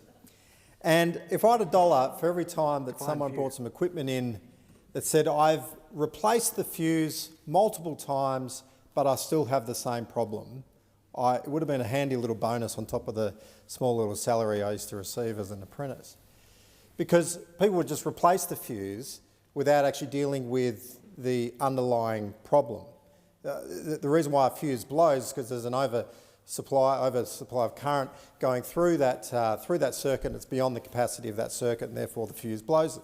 And this is what is going on right now when it comes to our energy policy in this country. We keep doing the same thing, or at least this government keeps doing the same thing over and over again and expecting a different result. And there is a root cause of the problem that is here, and that is the problem that prices are going up through the roof, that people are seeing their energy bills go up time and time again. We've seen a 40% increase in the cost of people's electricity bills. Now, the Labor Party might like to convince people that their own eyes are deceiving them when they're looking at their bill and it's clear before them that the power bill has gone up. But their own eyes do not tell a lie, because people can see that the cost of energy has gone up. And the reason why this is occurring is because the blind ideology of this government that's forcing them, that's having them time and time again continuing to go down this path of pursuing what is so-called lowest cost of energy, is actually driving up the cost of energy. And that's why people are seeing the result on their power bills. That's why we're seeing large industrial scale projects under pressure. You only need to go to the front page of the Western Australian newspaper site today to see that Lynas, a rare earth producer in the goldfields, has said that they have unreliable supply of energy and it is driving up their costs. And we need rare earth. We've just signed a deal with the United States. These sort of projects are at risk because of the high cost and the unreliability of the energy grid. And so this pursuit of net zero without the reliability, with increased costs, is just like replacing that fuse time and time again. And it just keeps blowing, and Australians are feeling the pressure of that every single day. So we've got to get serious about addressing the high cost of energy and the unreliability that is now occurring in our electricity grids. Because it's not fair. It's not fair that Australians are facing these high costs, because they were promised ahead of the previous election that their power bills would in fact go down by $275. But of course, Australians are seeing that that has not occurred. They've not seen the lower costs of energy. This Labor government has spent $75 billion and has only delivered higher prices. They've seen stalled emissions and uncertainty for households. Industry in the regions are facing the pressure of this government's policies when it comes to energy. It's proposed that to reach their 2035 target, a further $530 billion in additional spending will be required to be able to meet those objectives. And this is only going to drive up the cost. That's $50,000 per Australian household. $50,000 per Australian household to meet the objectives of their ideology. What we need is reliable power. What we need is cheaper power. What we need is affordable power so that Australians can pay their way, so that Australians can actually make their ends meet. But unfortunately, under this government, that is all out of control. And we're seeing large industrial scale projects like the ones that we need out in the goldfields with this Linus project, under pressure, under threat, because of the pursuit of this policy of net zero. Now, what we need to see is some sensibility come in to our energy grid, some sensibility come into our energy policy. That is what the coalition is offering. We're calling it quits when it comes to this pursuit of a blind ideology, and we need to pursue lowest cost, affordable and reliable energy and not cost Australians their livelihoods. Senator O'Sullivan, your time has expired. Question is that the Senate take note. Those of that opinion say aye. Against say no. The ayes have it. Are there any further motions to take note of answers? Senator Barbara Pocock. Thank you, Deputy President. So I rise to take note of the answers given to Senator Waters regarding the deeply troubling reality facing older women in Australia, especially in relation to housing. A reality laid bare in the recent Priced Out Rundown report by Housing for the Aged Action Group and Swinburne University. That report was released just this week, and we've had a delegation here in Parliament House. This report confirms what frontline services have been telling us for years. Older women are amongst the fastest growing groups falling into poverty, housing insecurity and homelessness. We know that women over the age of 55 are 8 times more likely to experience homelessness than other groups. When they do have a home, they are disproportionately poor quality homes in insecure private rental, and they place women under increasing financial strain. In the private rental market, 35% of older women are living in homes that are both unaffordable and in poor condition, far higher rates than affect men. These are homes with leaks, mould, structural issues, homes that are expensive as well as inadequate, homes that undermine health and well-being. Single older women are one of the most marginalised groups in the fight for safe, affordable and suitable housing. This is a gender inequality issue at play. As the report states, this disparity stems from lifelong disadvantages like the gender pay gap, time taken off for caring and lower paid work, all of which accumulate into severe housing insecurity later in life, a lifetime of care for others and a retirement and older years of poverty and insecurity. Housing insecurity for women is not just an economic issue, it's also a question of safety. Today is the International Day for the Elimination of Violence Against Women. Almost half of women who experience homelessness in Australia are victims of domestic, family and sexual violence. Research shows that unstable or unaffordable housing is one of the strongest factors trapping women in abusive or coercive relationships. Many simply do not have the financial means to leave, and without affordable, accessible housing, the choice is impossible: staying with a violent or controlling partner or facing homelessness. And let's be clear, domestic and family violence happen to all women regardless of their age or background. It doesn't stop at 50 or 60 or 70. It often becomes more hidden: psychological or financial abuse, neglect, coercion by family members happening behind closed doors, pitching women into homelessness. When a woman has no safe and secure housing alternative, the abuse continues unchecked. Housing is not just a roof over someone's head, it's autonomy, dignity and safety. Australia's housing affordability has hit record lows, and buying and renting have reached unsustainable levels for too many. Despite all of the evidence of need, the government's Housing Australia Future Fund, the HAF, contains no dedicated funding stream for older women. Not one. This is a glaring policy gap. Older women are clearly a high-risk cohort for poverty and homelessness. They should be a priority for any national housing investment strategy. If the government is serious about gender equality, if it's serious about preventing violence against women, if it's serious about ageing with dignity, then the HAF must include targeted gender-responsive investment for older women's housing.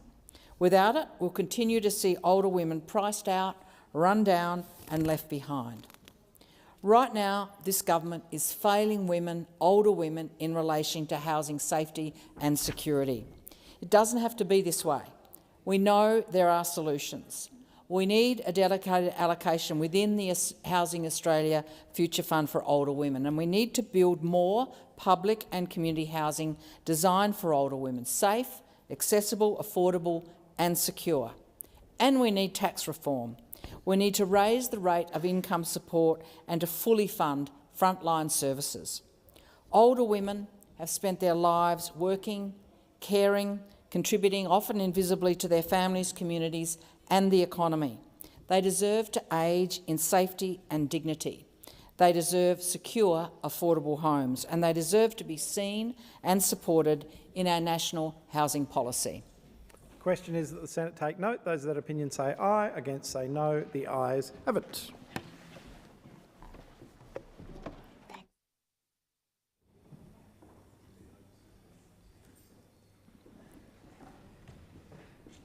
Are there any notices of motion to be given for another day? No. And I'll now proceed to the placing of business. Is it desired to postpone or rearrange the business? I call the clerk. President, postponement notifications have been lodged as follows. In respect of business of the Senate, notices numbers 1, 2 and 3 for today postponed to the next day of sitting. And in respect of general business, notice number 274 for today also postponed to the next day of sitting. No committees have lodged extension notifications. If there is no objection, the business is postponed. Senators, it is with deep regret that I inform the Senate of the death on the 8th of November 2025 of the Honourable Graham Frederick Richardson AO, a former Minister and Senator for the State of New South Wales from 1983 to 1994. I call the Leader of the Government in the Senate. Thank you, President. I seek leave to move a motion relating to the death of Graham Richardson. Is leave granted? Leave is granted, Minister. I thank the Senate and I move that the Senate records its sadness at the death on 8th November 2025 of Graham Frederick Richardson AO, former Minister for the Environment and the Arts, Minister for the Arts, Sport, the Environment, Tourism and Territories, Minister for Social Security, Minister for Transport and Communications, Minister for Health and Minister for the Environment, Sports and Territories, and former Senator of New South Wales. Places on record its gratitude for his service to the Parliament and the nation, and tenders its sympathy to his family in their bereavement. President, I rise on behalf of the Government to acknowledge the passing of the former Senator for New South Wales, Graham Richardson, on the 8th of November at the age of 76, and I convey at the outset the Government's condolences to his wife Amanda and son Darcy, and to his family and friends and parliamentary colleagues mourning his passing. President, Graham Richardson was a truly larger-than-life figure in Australian politics. He served as a Senator for New South Wales for over 11 years and a Cabinet Minister in both the Hawke and Keating governments. Richo, as he was known, was prominent in Australia's public consciousness for decades, and his impact was felt far beyond this place. And his was a storied generation of Labor figures: Hawke, Keating, Evans, Faulkner, Ray and others. Leaders who, in each of their own ways, reshaped our party and, in turn, the nation. Graham Richardson was born in Cogra in 1949, the son of Fred and Peggy Richardson. His father was a senior clerk in the Postmaster General's Department and later a union official. His mother, Peggy, an office manager. Both were involved deeply in union and community life. Immersed in politics from an early age, Graham Richardson joined the Labor Party at 17 and quickly established himself as a leader amongst a generation of ambitious young Labor figures in New South Wales. figures who would go on to play key roles reshaping the Labor Party and with it the country. He served as the General Secretary of the New South Wales branch of the Labor Party from 1976 at the age of just 26 until elected to the Senate at the 1983 double dissolution federal election.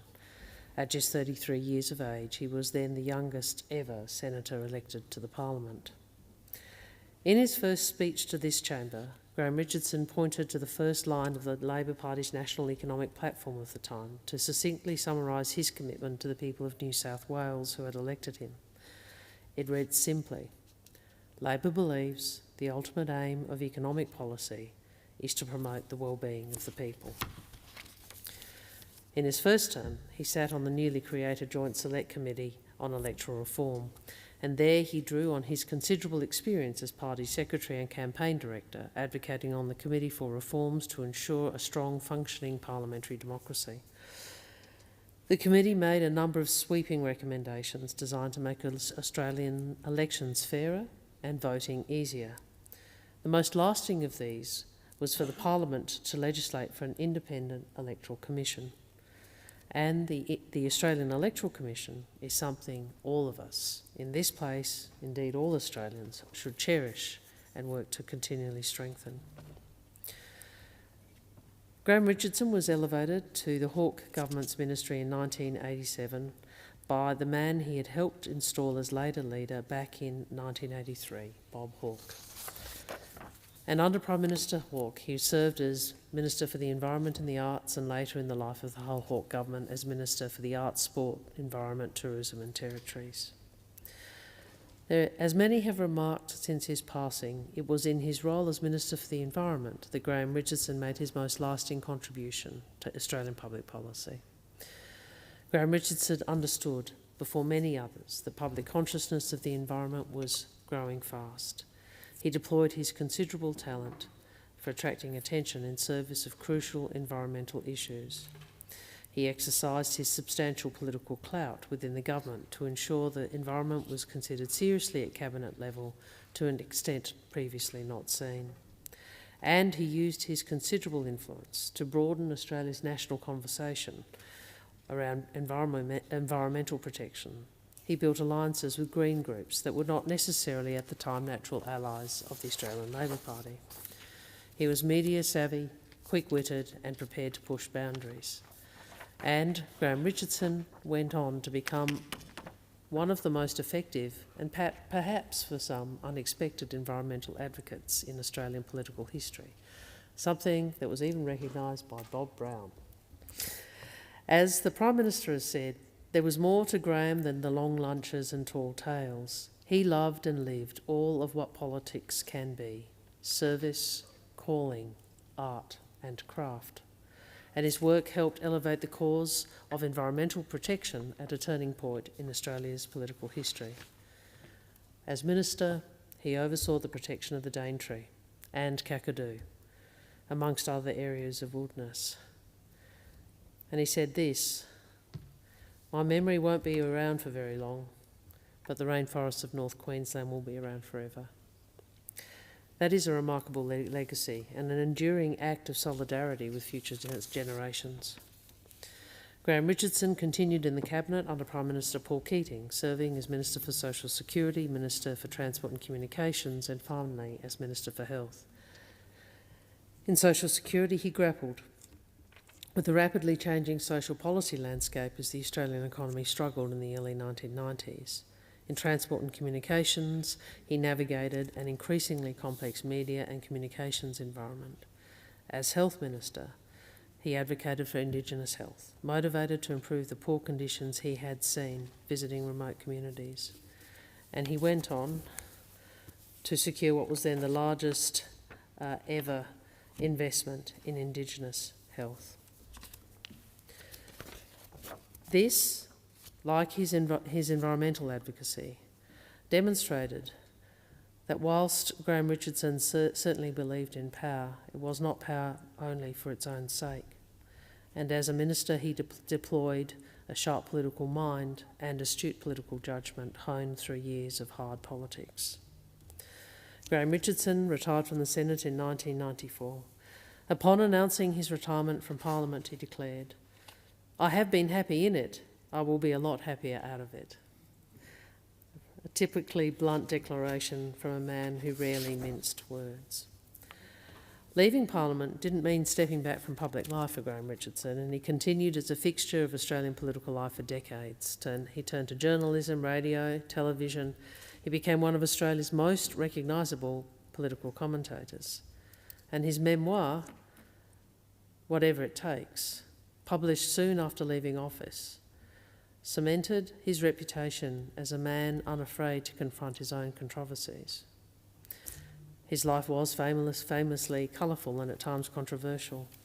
And indeed, in his valedictory address to this chamber, he noted he had never laid claim to being perfect. As such, his legacy isn't simple, nor is it straightforward, but ultimately it is that of a Labor warrior, a fighter for what he believed, both for and within the Labor Party, the party which shaped him and which, in turn, he shaped. And in later years, he channeled his remarkable determination into a fight for his health. He undertook that fight with trademark resolve. Graham Richardson was appointed an Officer of the Order of Australia in June 2020 for his distinguished service to the people and the Parliament of Australia.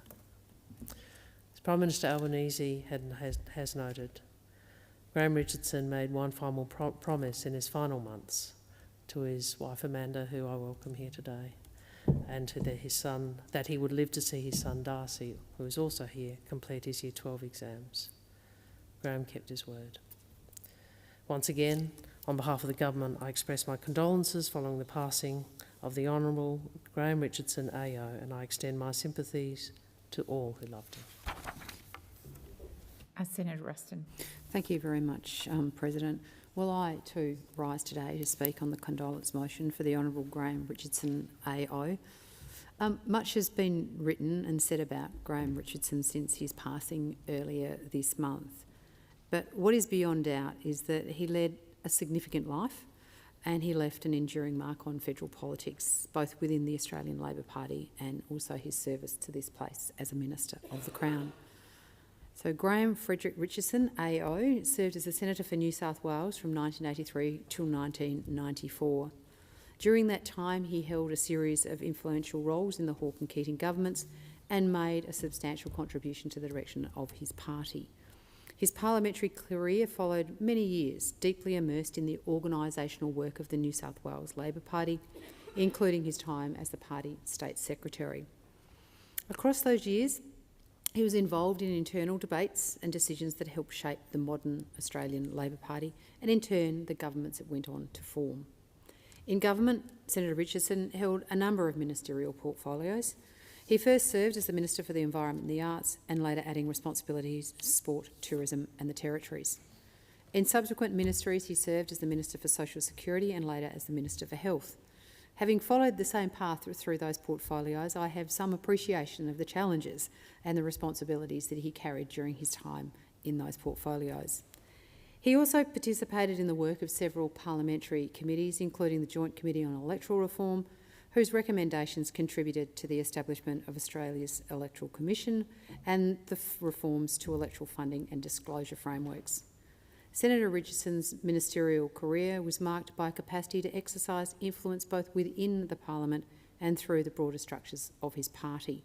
He played a role in significant environmental decisions, including the protection of rainforests, wilderness areas and matters involving the Kakadu National Park. His position in Labor right ensured he remained a central figure in many of the defining debates of his era. After leaving the Senate in 1994, Senator Richardson continued to play a visual role in Australian public life. He authored the political memoir, Whatever It Takes. Seems like a very appropriate title for a book written by Richo, a title that has often been understood to reflect the varied interpretations of his career, from an appreciation of his determined and resolute approach to recognising the complexities he openly acknowledged. Whatever view one may take, his writing and commentary form part of the public engagement and continued debates to this day. He went on to a long career in the media, including talkback radio, print commentary and television. He remained a recognisable, and still remains a recognisable and often forthright voice in the national political discussion. His later years also included corporate and advisory work, as well as his contributions to major events such as the Sydney Olympic Games. At the time of his passing, it is fitting that the Senate acknowledges Graham Richardson's service as a Senator for New South Wales and his contribution as a Minister for the Crown. His career, with its achievements, its debates, its complexities, reflected the realities of public life and the significant impact one individual can have on that.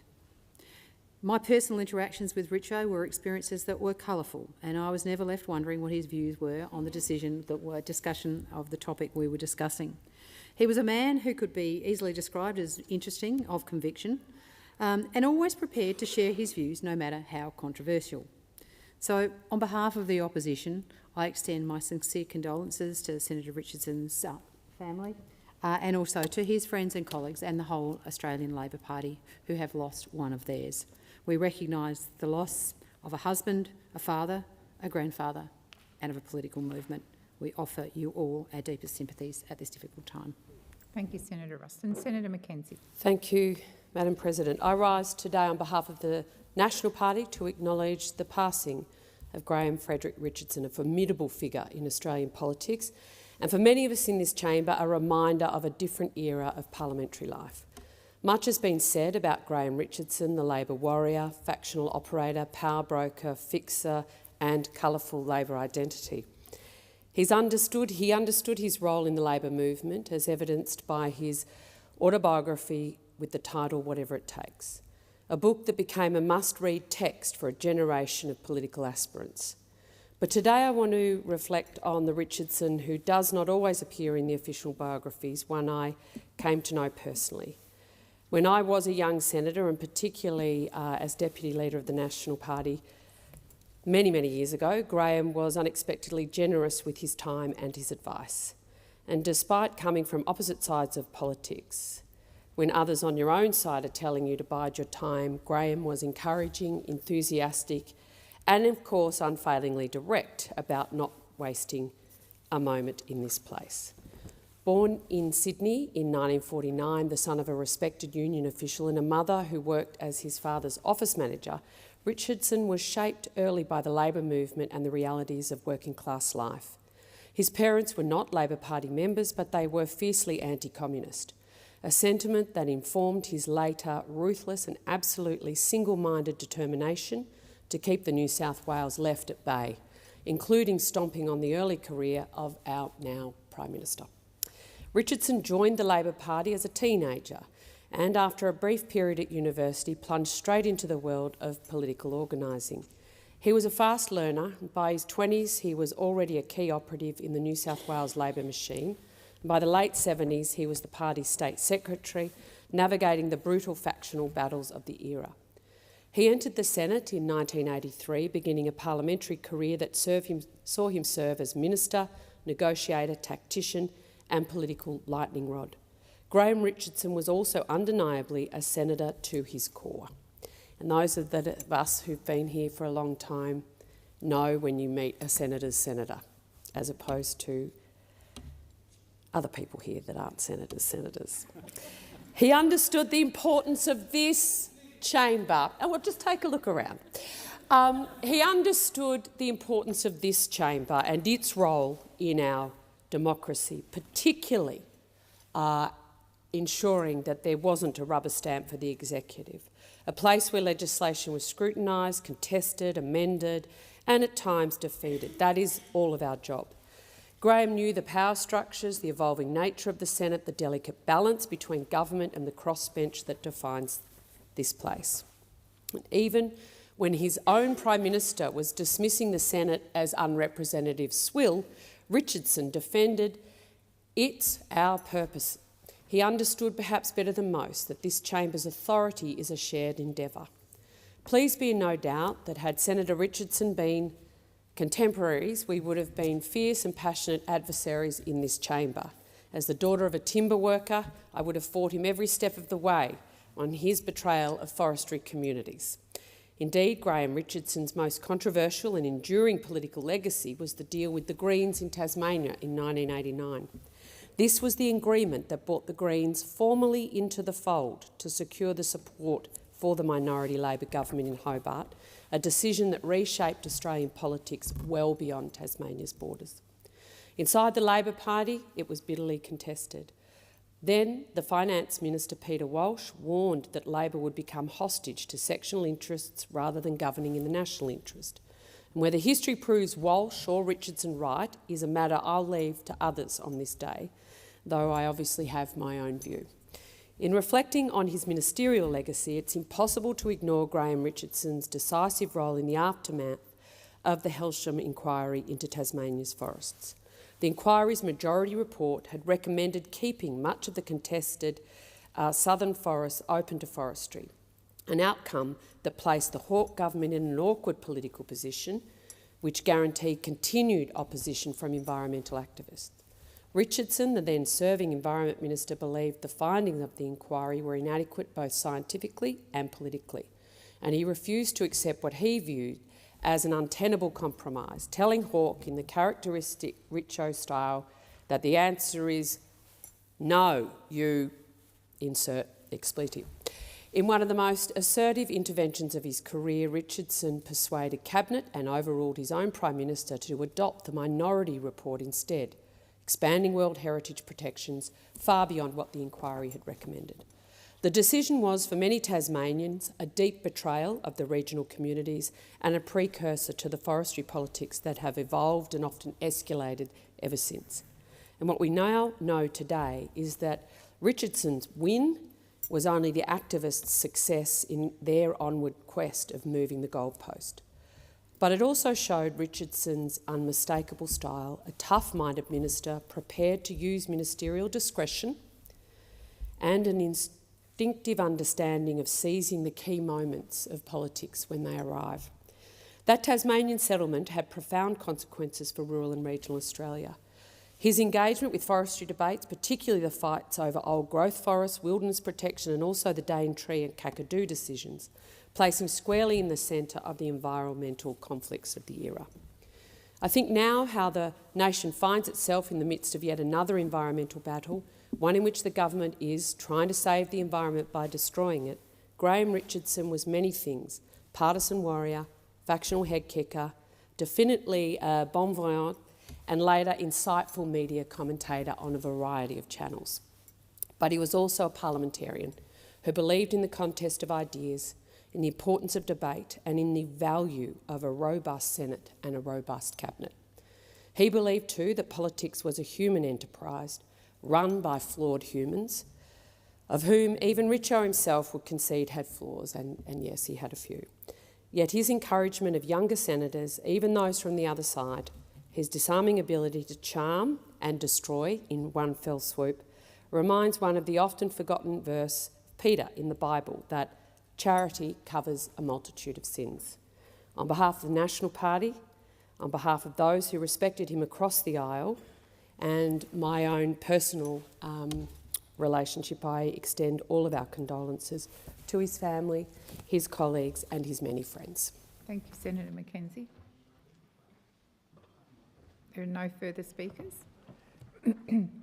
I ask senators to join me in a moment of silence to signify assent to the motion. The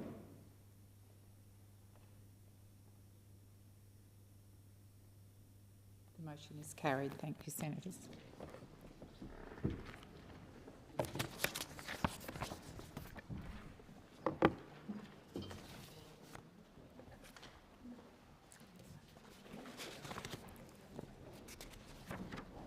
I shall now proceed to the discovery of formal business, and I'll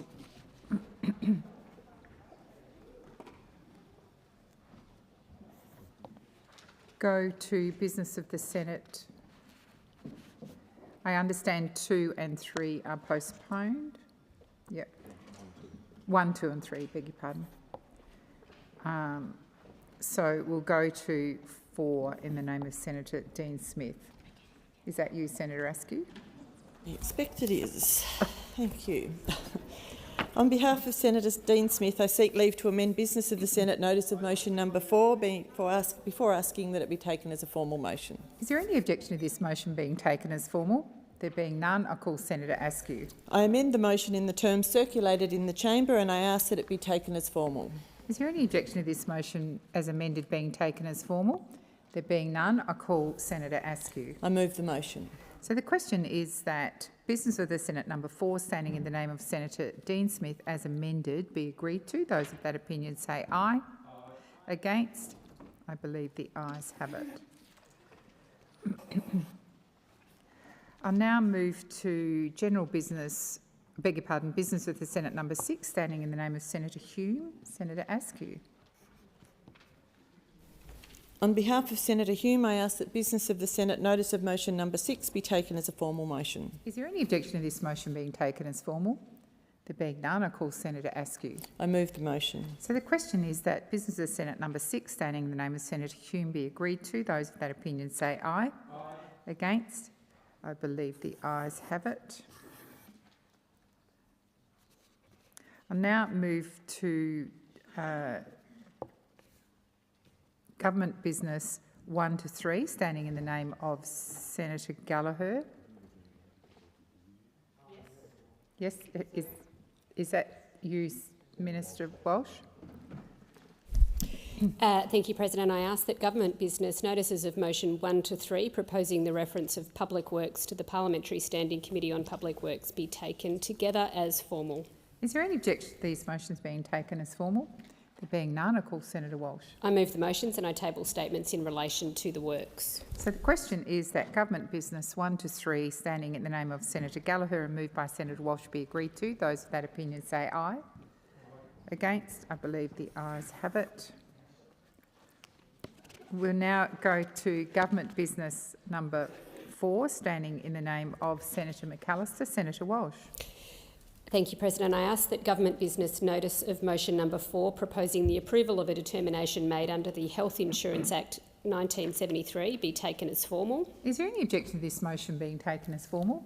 There being none, I call Senator Walsh. I move the motion. So the question is that government business number 4, standing in the name of Senator McAllister and moved by Senator Walsh, be agreed to. Those of that opinion say aye. Aye. Those against say no. I believe the ayes have it. You're doing a fine job there, Senator Scarr. We'll now go to general business notice of motion number 5, standing in the name of Senator Gallagher. Senator Walsh.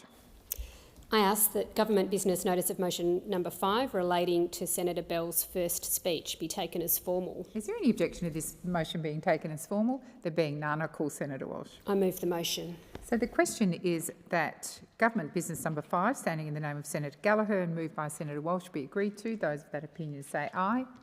Against? I believe the ayes have it. We'll now go to general business notice of motion number 6, standing in the name of Senator Chisholm. Senator Walsh. I ask that government business notice of motion number 6 relating to the consideration of legislation be taken as formal. Is there any objection to this motion being taken as formal? There being none, I'll call Senator Walsh. I move the motion. So the question is that government business number 6, standing in the name of Senator Chisholm and moved by Senator Walsh, be agreed to. Those of that opinion say aye. Those against say no. I believe the ayes have it. We do need to hear 2 voices.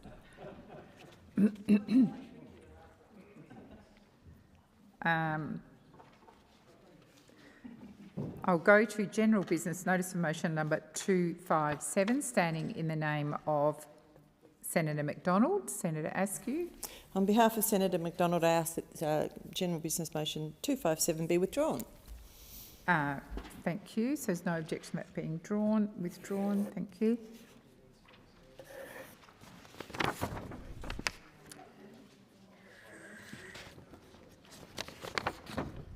I'll now go to 276, standing in the name of Senator Faruqi. Is that you, Senator McKim? Oh, Senator Faruqi, I didn't see you there. Senator Faruqi. Thank you, President. I ask that general business notice of motion number 276, proposing the introduction of a bill be taken as formal. Is there any objection to this motion being taken as formal? There being none, I call Senator Faruqi. Thank you, President. I move that the following bill be introduced. A bill for an act to amend the Higher Education Support Act 2003, reverse job-ready graduates fee hikes and end 50K arts degrees Bill 2025 and for related purposes.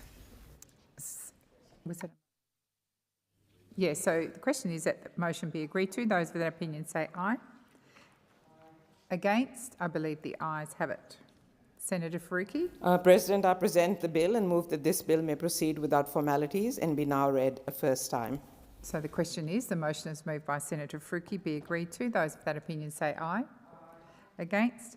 I believe the ayes have it. I call the clerk.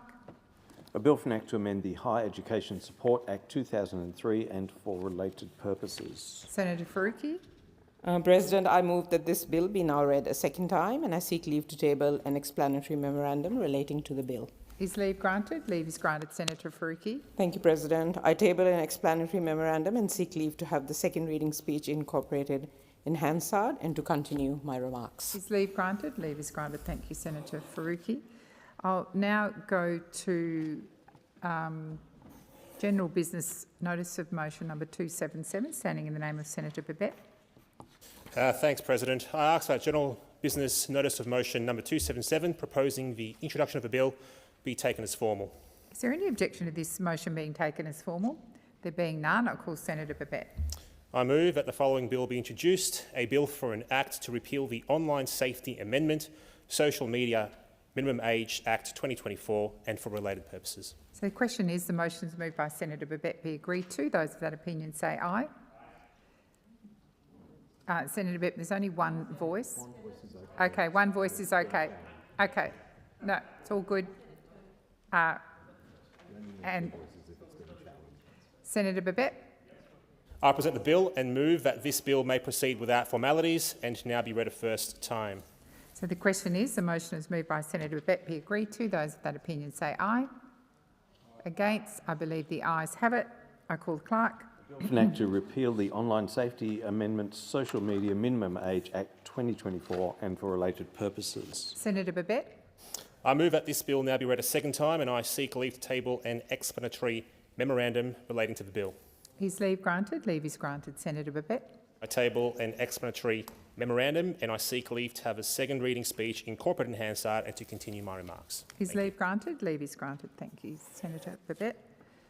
I'll now go back to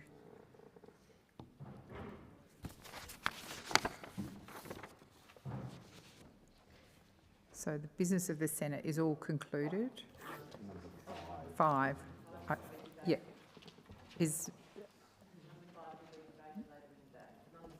Thank you. So the Senate understands that will be debated later in the day. Number 5, business of the Senate. So that takes us to general business notice of motion number 248 and 249, standing in the name of Senator Kovacic.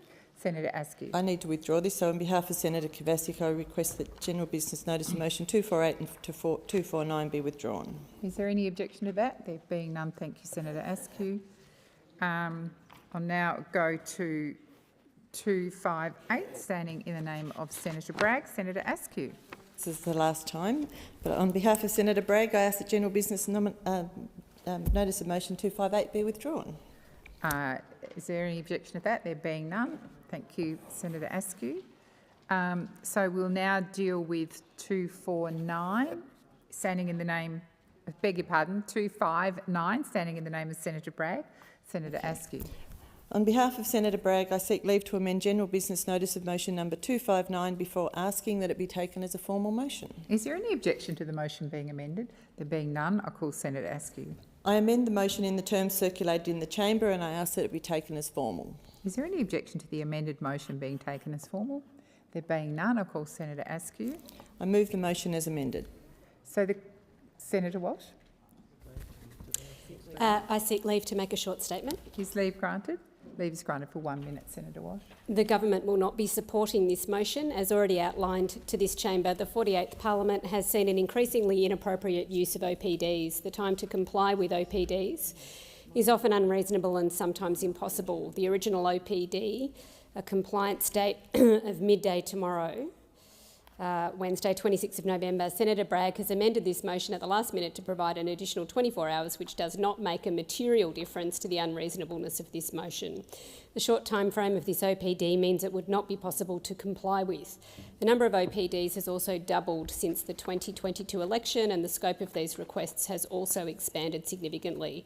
The Senate has agreed an average of 4 OPDs per sitting day in the 48th Parliament, double the average of 2 per sitting day in the 47th Parliament, and almost 4 times the average in the last term of the coalition government. On 27th of August 2025, the Senate agreed to 14 OPDs in a single day. Thank you, Senator. So the question is that General Business 259, standing in the name of Senator Bragg, as amended, be agreed to. Those of that opinion say aye. Aye. Against? No. I believe the noes have it. Division required. Ring the bells for 4 minutes.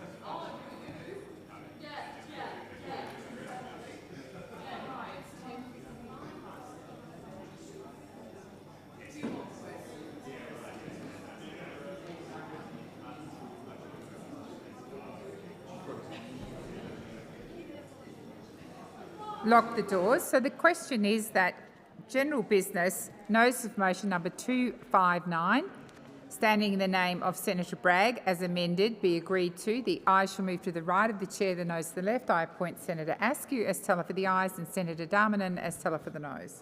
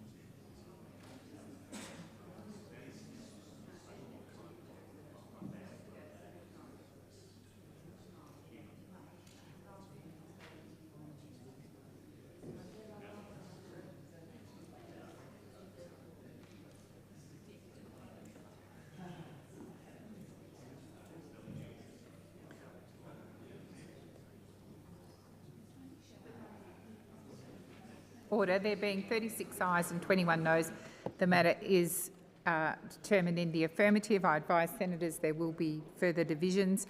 I'll now move to general business notice of motion number 260, standing in the name of Senator Payman.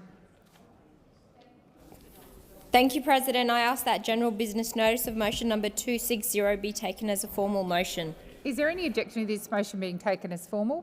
There being none, I call Senator Payman. I move the motion. Senator Walsh. President, I ask that motions 26... Are you... Oh, yes, sorry. 261, 262... No, we're on 260. Are you seeking leave to make a statement? I was ahead of myself, President. Thank you. That's right, I do that. I seek leave to make a short statement. Is leave granted? Leave is granted for 1 minute. Thank you, Senator Walsh. The government will not be supporting this motion. As already outlined to this chamber, the 48th Parliament has seen an increasingly inappropriate use of OPDs.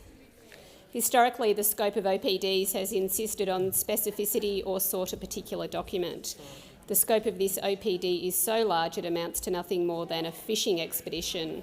The government encourages the Senator to narrow the scope of their order. The number of OPDs has also doubled since the 2022 election, and the scope of these requests has also expanded significantly. The Senate has agreed an average of 4 OPDs per sitting day in the 48th Parliament, double the average of 2 per sitting day in the 47th Parliament, and almost 4 times the average in the last term of the coalition government.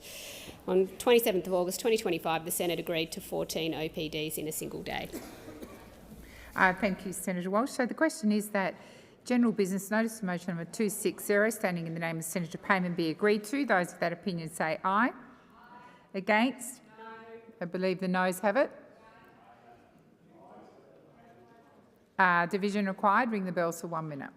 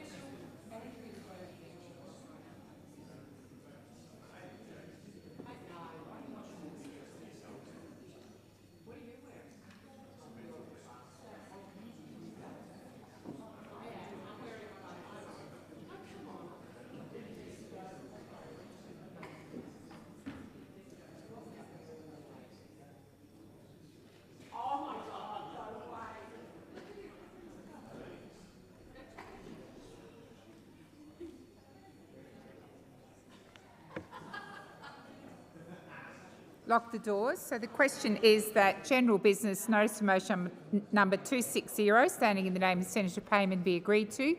The ayes shall move to the right of the chair, the noes to the left. I appoint Senator Askew as teller for the ayes and Senator Grogan as teller for the noes. Senator McKim, tellers have been called.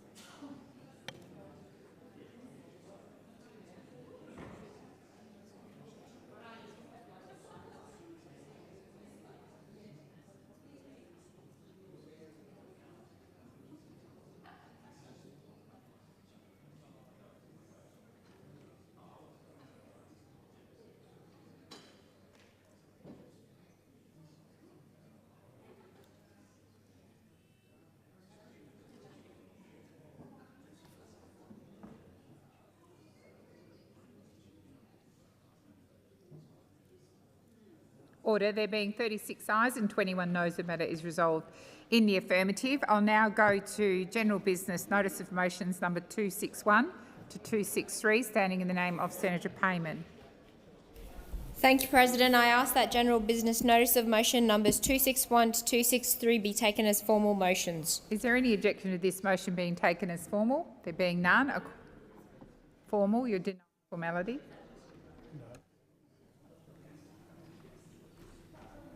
I ask that there is any objection to this motion being taken as formal.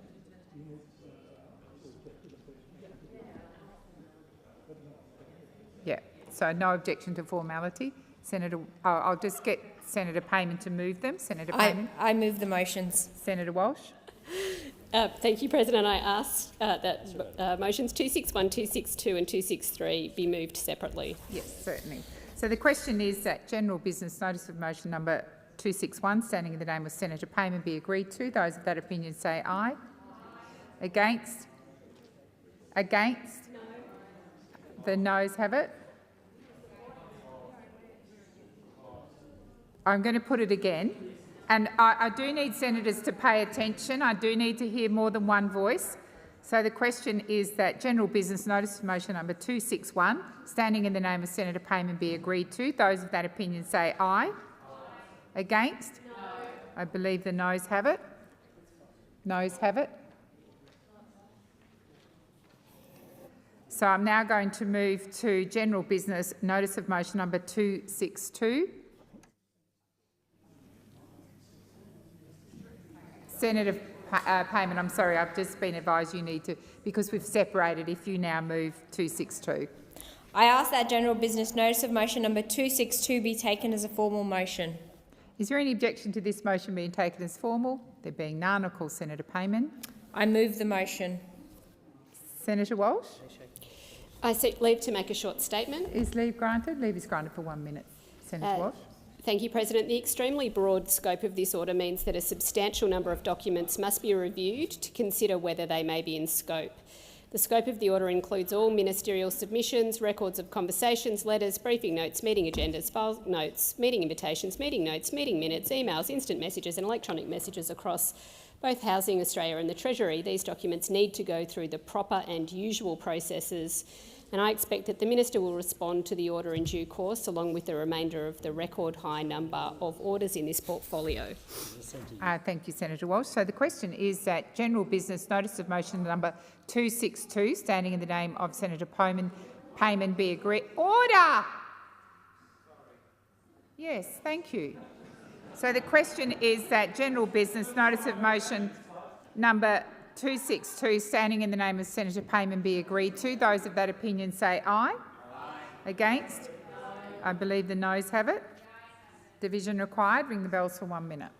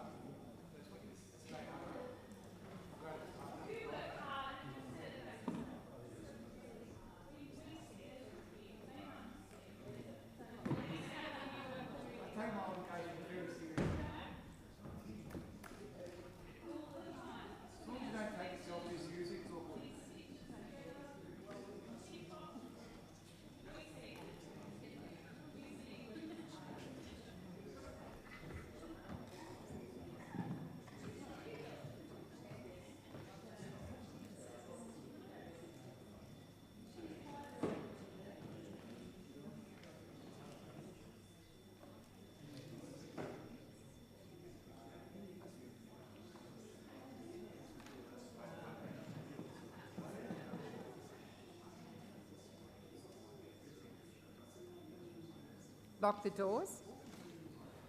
So the question is that general business notice of motion number 262, standing in the name of Senator Payman, be agreed to. The ayes shall move to the right of the chair, the noes to the left. I appoint Senator Askew as teller for the ayes and Senator Grogan as teller for the noes.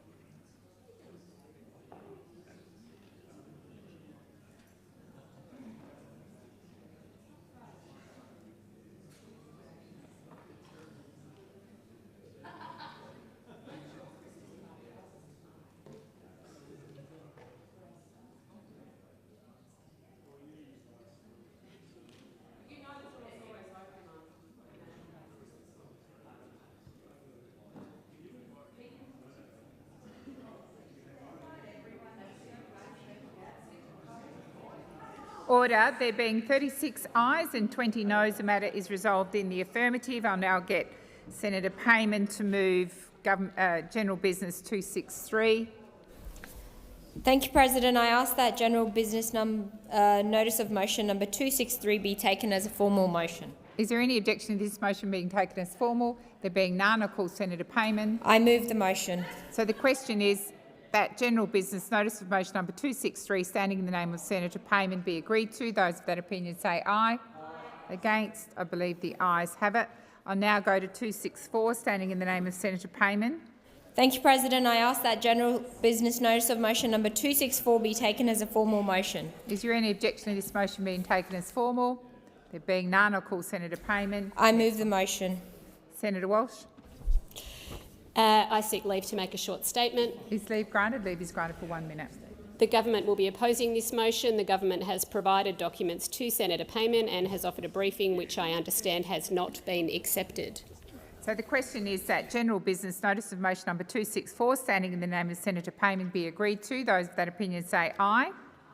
Against? I believe the noes have it. Division required. Ring the bells for 1 minute.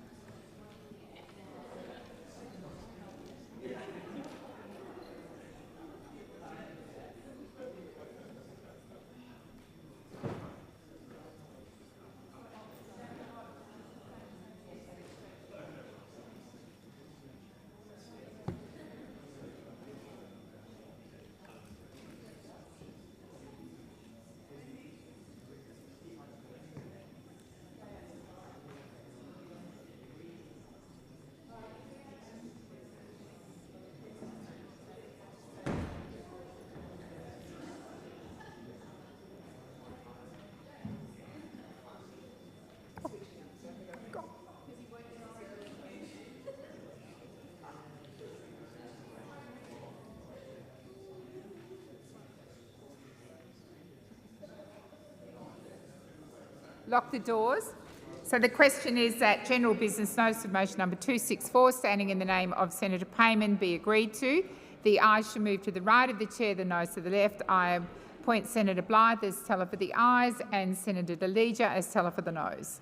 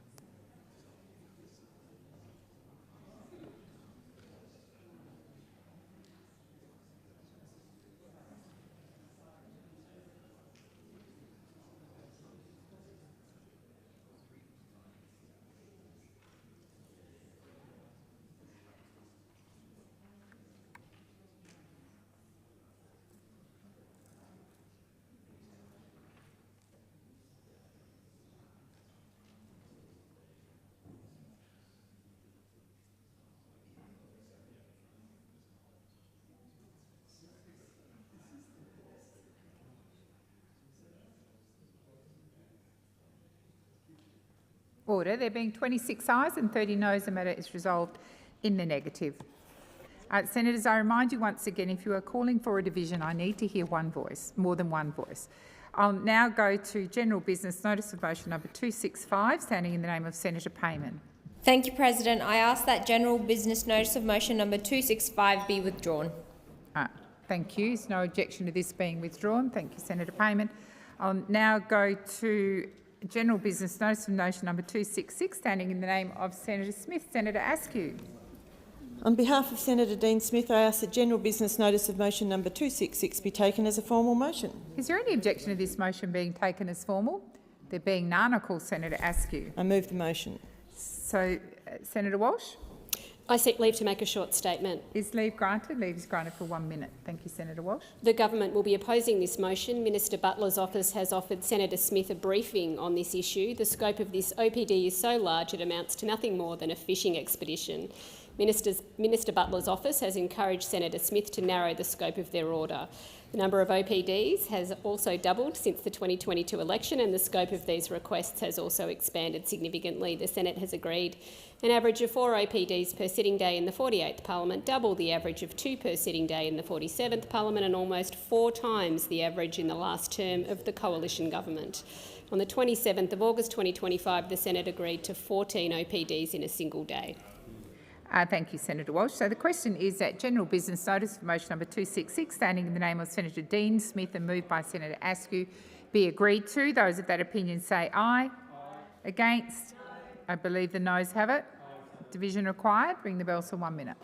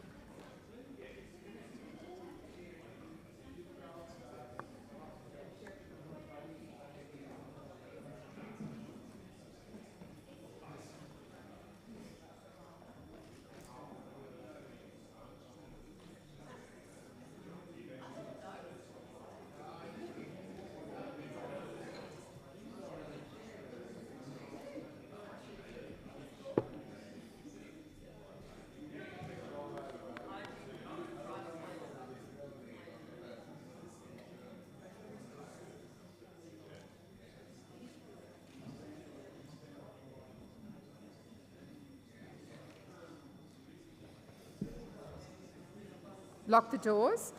So the question is that general business notice of motion number 266, standing in the name of Senator Dean Smith and moved by Senator Askew, be agreed to. The ayes shall move to the right of the chair, the noes to the left. I appoint Senator Blythe as teller for the ayes and Senator Delegia as teller for the noes.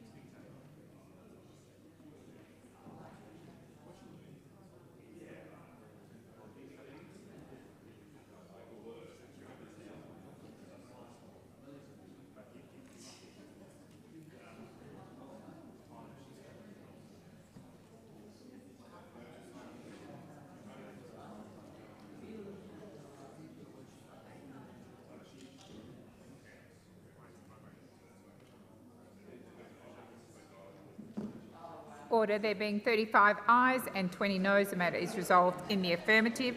I'll now go to general business notice of motion number 267, standing in the name of Senator Dean Smith.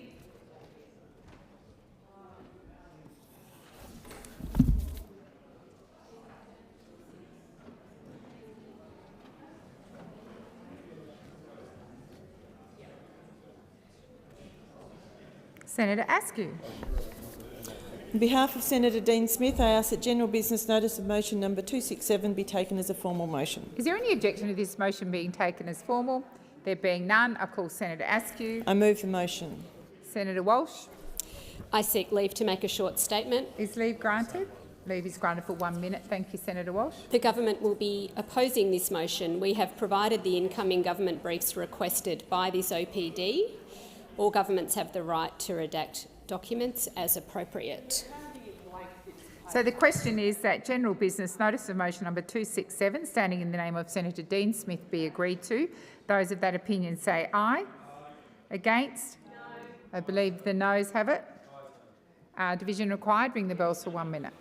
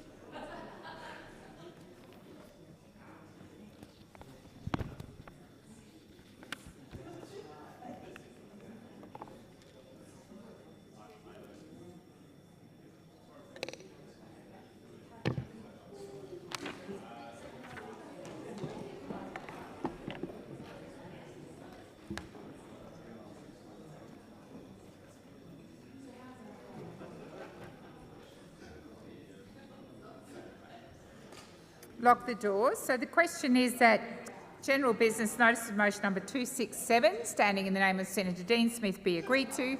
The ayes shall move to the right of the chair, the noes to the left. I appoint Senator Blythe as teller for the ayes and Senator Leger as teller for the noes.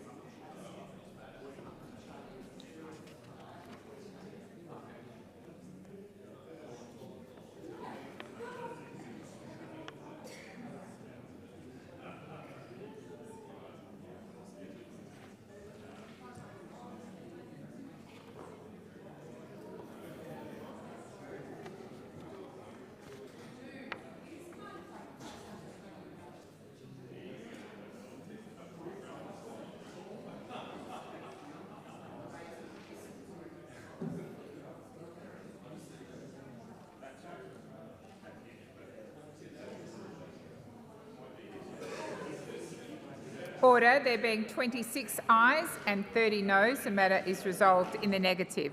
I'll now go to general business notice of motion number 268, standing in the name of Senator Dean Smith.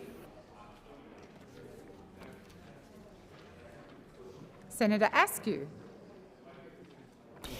On behalf of Senator Dean Smith, I ask that general business notice of motion number 268 be taken as a formal motion. Is there any objection to this motion being taken as formal? There being none, I call Senator Askew. I move the motion. Senator Walsh. I seek leave to make a short statement. Is leave granted? Leave is granted for 1 minute. The government will be opposing this motion. The order for the production of documents moved by Senator Smith is exceptionally broad in scope, and the process of identifying all documents captured by the order requires considerable time. It is also necessary to assess any potential commercial sensitivities that may warrant appropriate redaction. Minister Molino's office has offered a briefing to Senator Smith and Senator Sharma, who jointly sponsored the order, and my understanding is that no response has been received to that offer. The government has acted in good faith in seeking to comply with the order. However, the documents have not been provided at this time due to the complex scope of the request and the need to protect commercially sensitive information. Thank you, Senator Walsh. So the question is that general business notice of motion number 268, standing in the name of Senator Dean Smith and moved by Senator Askew, be agreed to. Those of that opinion say aye. Aye. Against? I believe the noes have it. Division required. Ring the bells for 1 minute.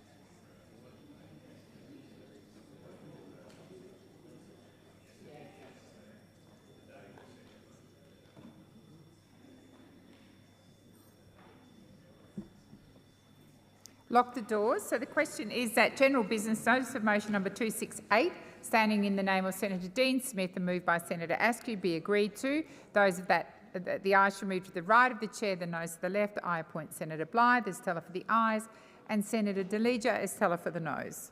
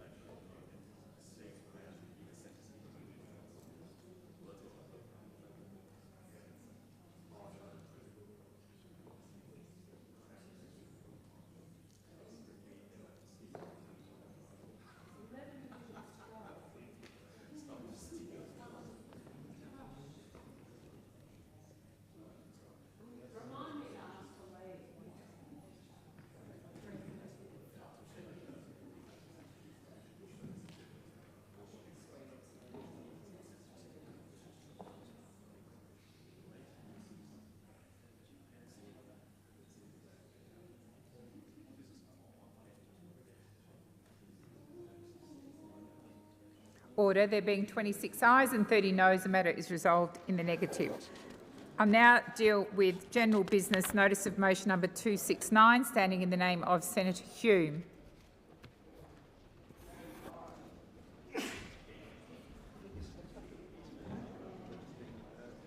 Senator Askew. On behalf of Senator Hume, I ask that general business notice of motion number 269 be taken as a formal motion. Is there any objection to this motion being taken as formal? There being none, I call Senator Askew. I move the motion. Senator Walsh. The government will oppose this. Senator Walsh, you need to seek leave. I seek leave to make a short statement. Is leave granted? Leave is granted. Senator Walsh. The government will oppose this motion. A briefing has been offered on this issue that I understand has not yet been accepted. The OPD relates to an investment made by the NRF and covers too many documents to comply with by this date. The number of OPDs has also doubled since the 2022 election, and the scope of these requests has also expanded significantly.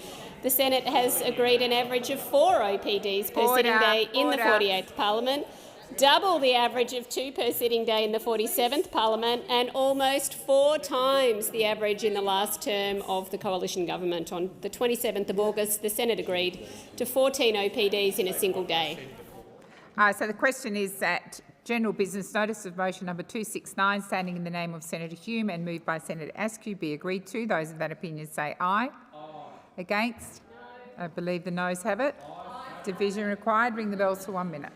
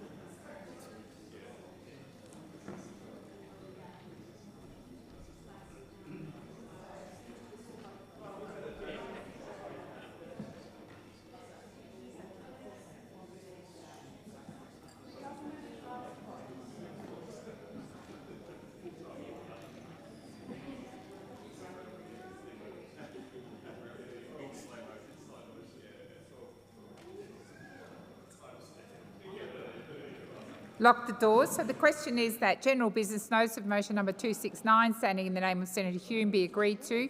The ayes shall move to the right of the chair, the noes to the left. I appoint Senator Blythe as teller for the ayes and Senator De Liga as teller for the noes.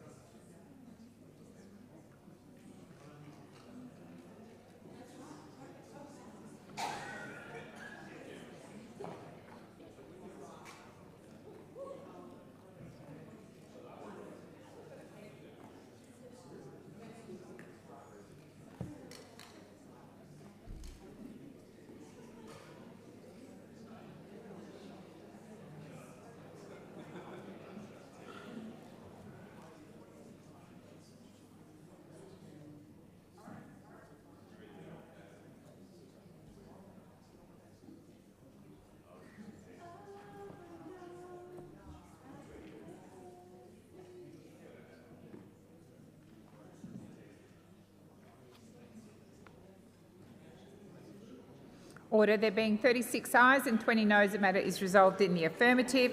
I'll now go to general business notice of motion number 270, standing in the name of Senator Hume.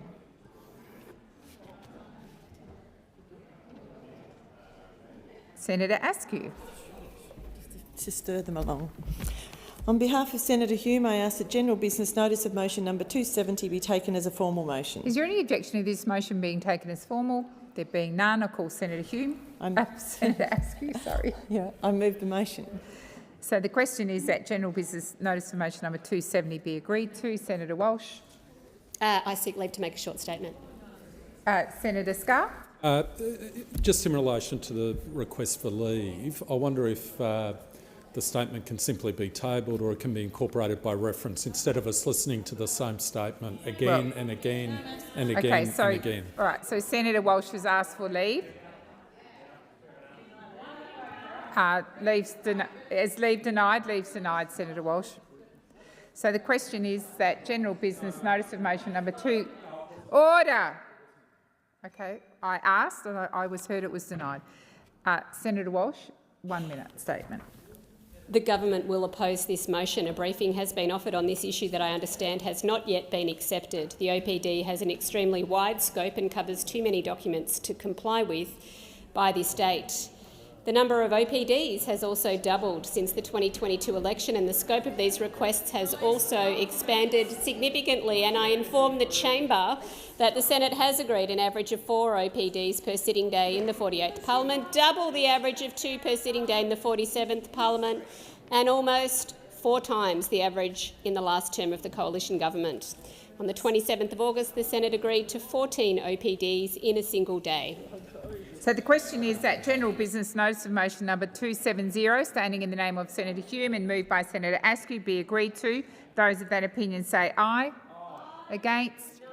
The noes have it. Division required. Ring the bells for 1 minute.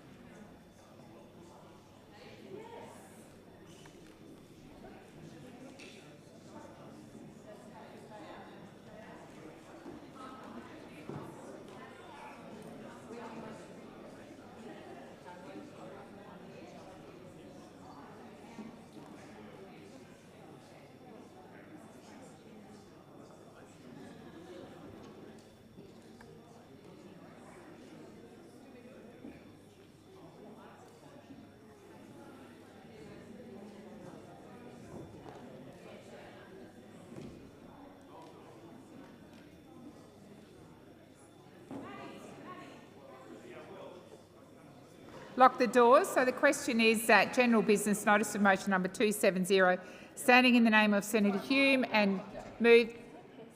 Senator Mackenzie, can you just be quiet?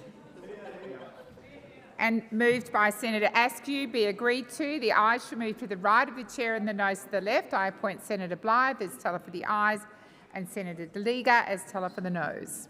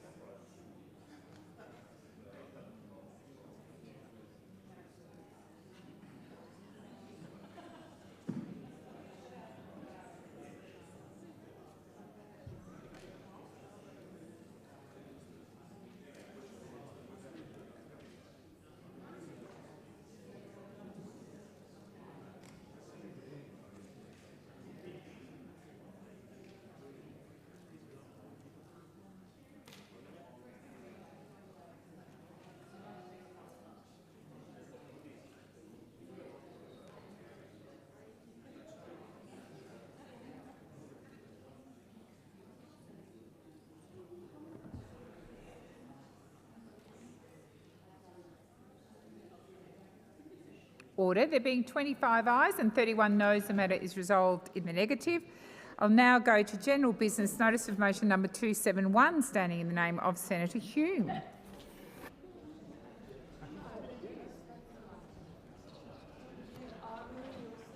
To Senator Askew.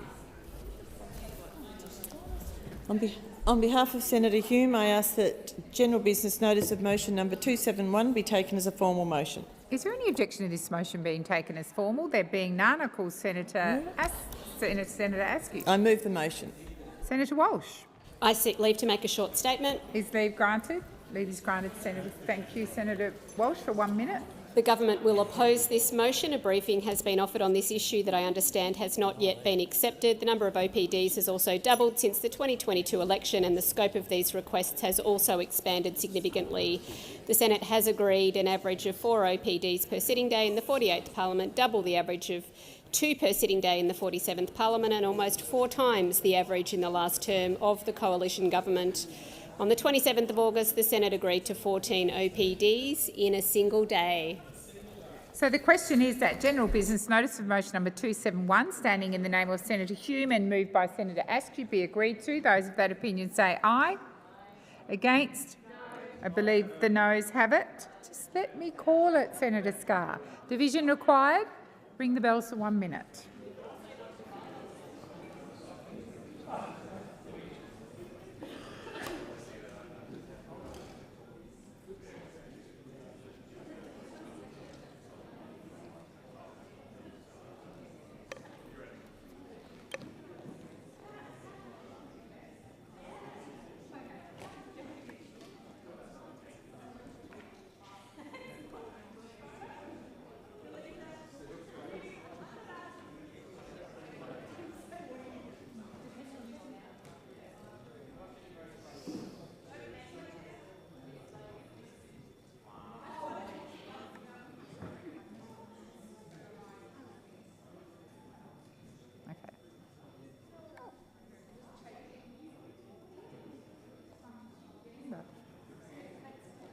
It does. I get new names.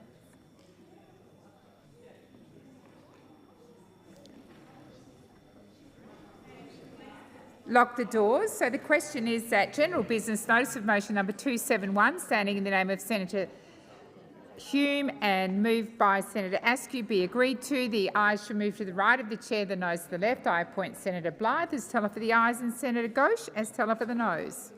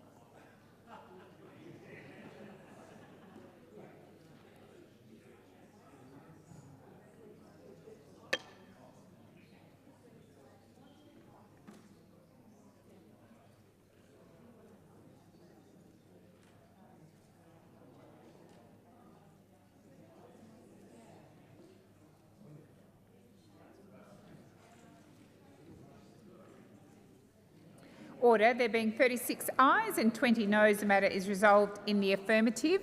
I'll now go to general business notice of motion number 272, standing in the name of Senator Hume. I call Senator Askew. On behalf of Senator Hume, I ask that general business notice of motion number 272 be taken as a formal motion. Is there any objection to this motion being taken as formal? There being none, I call Senator Askew. I move the motion. Senator Walsh? I seek leave to make a short statement. Is leave granted? Leave is granted for 1 minute. Thank you, Senator Walsh. The government will oppose this motion. A briefing has been offered on this issue that I understand has not yet been accepted. The number of OPDs has also doubled since the 2022 election, and the scope of these requests has also expanded significantly. The Senate has agreed an average of 4 OPDs per sitting day in the 48th Parliament, double the average of 2 per sitting day in the 47th Parliament, and almost 4 times the average in the last term of the coalition government. On the 27th of August, the Senate agreed to 14 OPDs in a single day, Senator Scarr, in a single day. So the question is that general business notice of motion number 272, standing in the name of Senator Hume and moved by Senator Askew, be agreed to. Those of that opinion say aye. Against? I believe the noes have it. Division required. Ring the bells for 1 minute.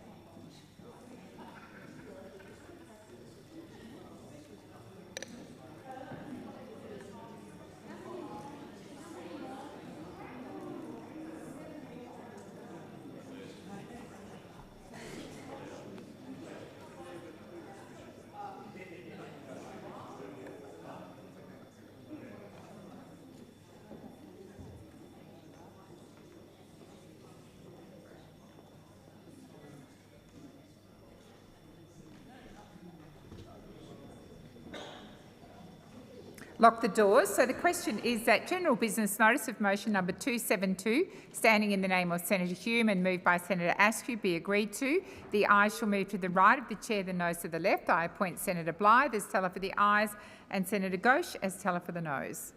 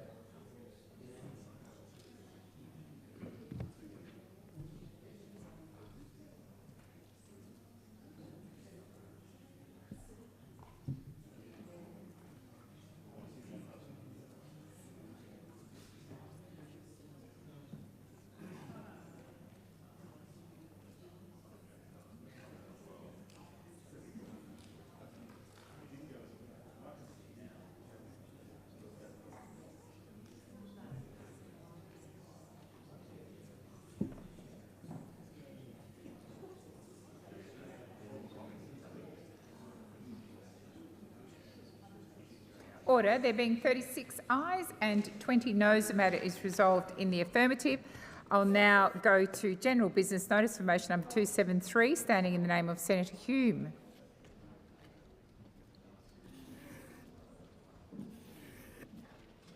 Senator Askew. On behalf of Senator Hume, I ask that general business notice of motion number 273 be taken as a formal motion. Is there any objection to this motion being taken as formal? There being none, I call Senator Askew. I move the motion. Senator Walsh. I seek leave to make a short statement. Is leave granted? Leave is granted for 1 minute. Senator Walsh. The government will oppose this motion. A briefing has been offered on this issue that I understand has not yet been accepted. The number of OPDs has also doubled since the 2022 election, and the scope of these requests has also expanded significantly. The Senate has agreed an average of 4 OPDs per sitting day in the 48th Parliament, double the average of 2 per sitting day in the 47th Parliament, and almost 4 times the average in the last term of the coalition government. On the 27th of August, the Senate agreed to 14 OPDs in a single day. So the question is that general business notice. Senator Whish-Wilson. Senate's leave to make a short statement. Is leave granted? Leave is granted. Senator Whish-Wilson. I think that's 7 times now we've heard the same spiel from the government. It's getting a little bit tiresome, President. Order. It's definitely worth considering. Order. Order. Order. Seriously, if we're going to get the same contribution from the government every time someone is requesting an OPD, individual senators should consider whether the government's denied leave for the same crappy spiel. So the question is that general business notice of motion number 273, standing in the name of Senator Hume, be agreed to. Those of that opinion say aye. Against? I believe the noes have it. Division required. Ring the bells for 1 minute.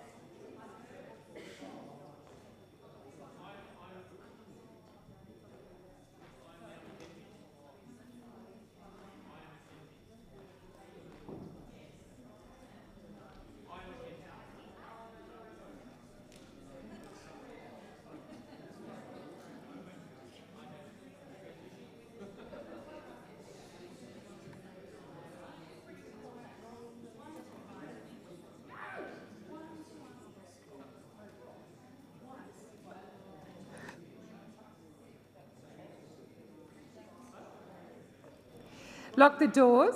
So the question is that general business notice of motion number 273, standing in the name of Senator Hume and moved by Senator Askew, be agreed to. The ayes shall move to the right of the chair, the noes to the left. I appoint Senator Blythe as teller for the ayes and Senator Ghosh as teller for the noes.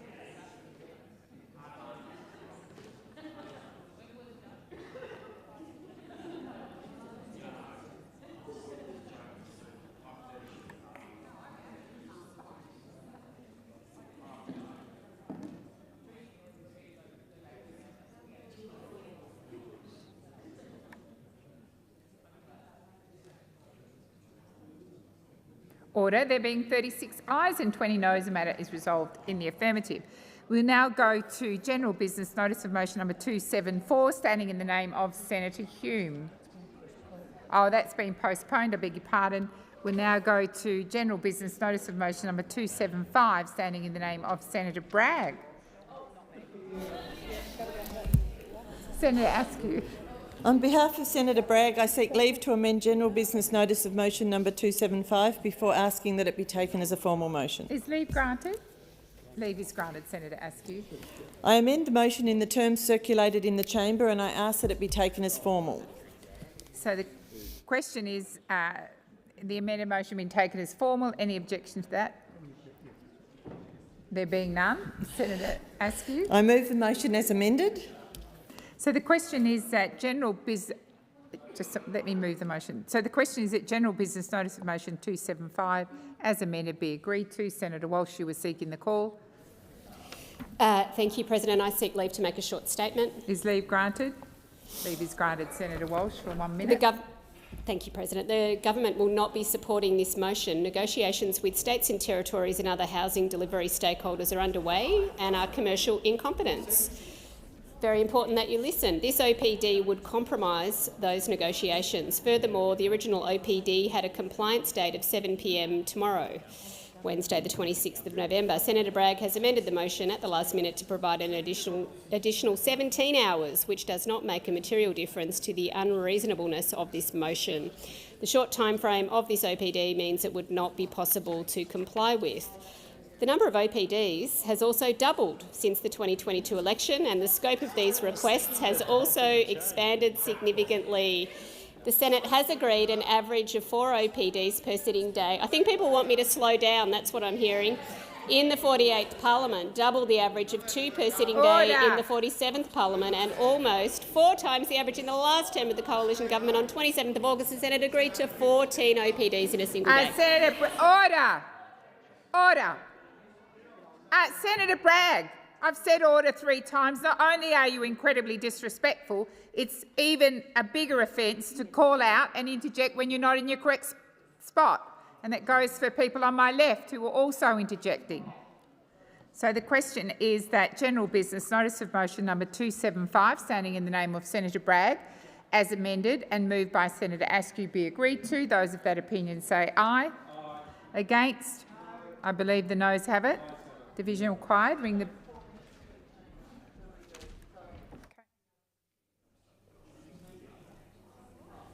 the bells for 4 minutes.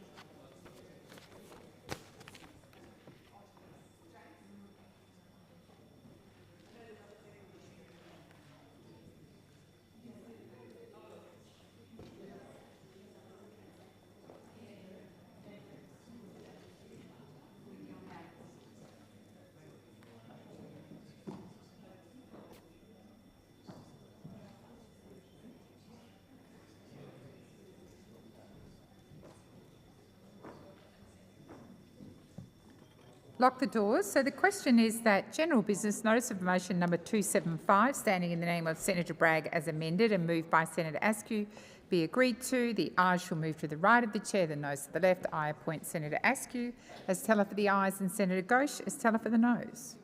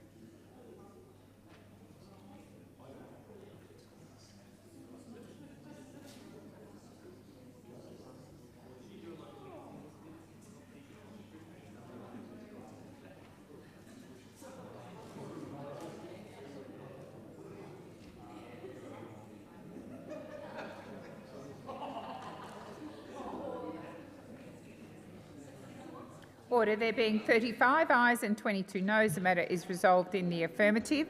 I'll now go to general business notice of motion number 278, standing in the name of Senator Chandler.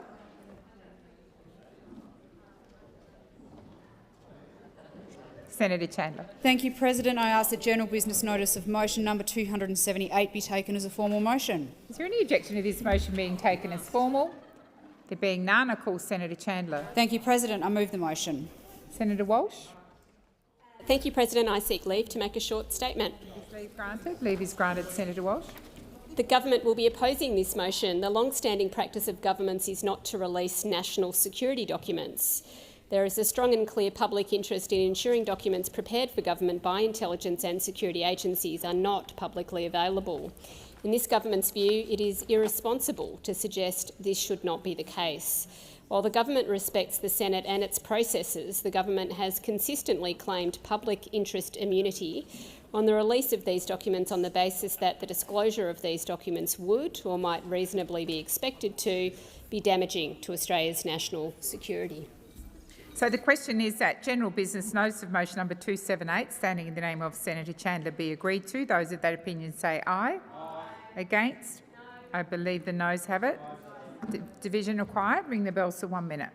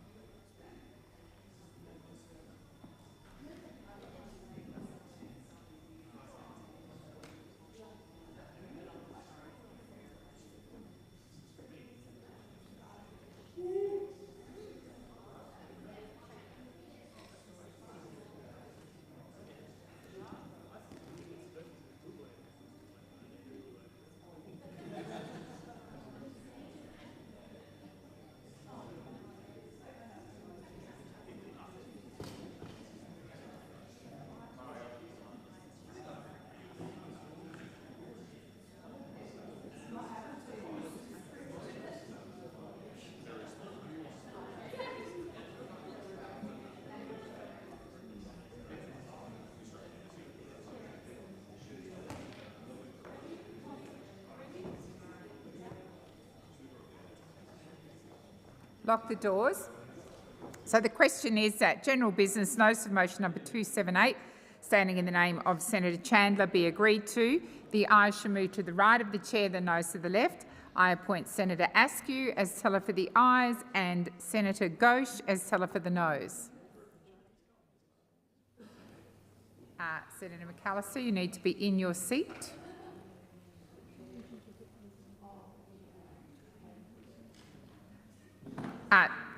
Just stop the count a moment. I know it's been a long afternoon, but once I've appointed tellers, no one is to move. Please continue.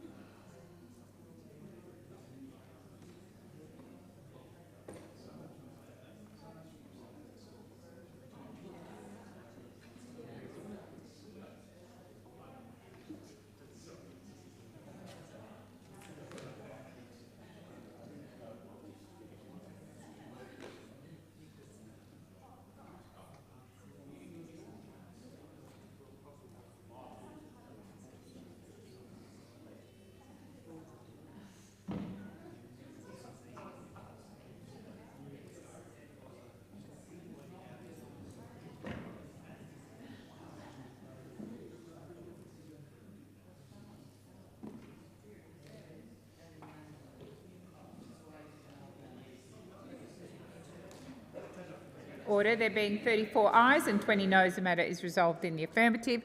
I'll now go to general business notice of motion number 279, standing in the name of Senator Sharma.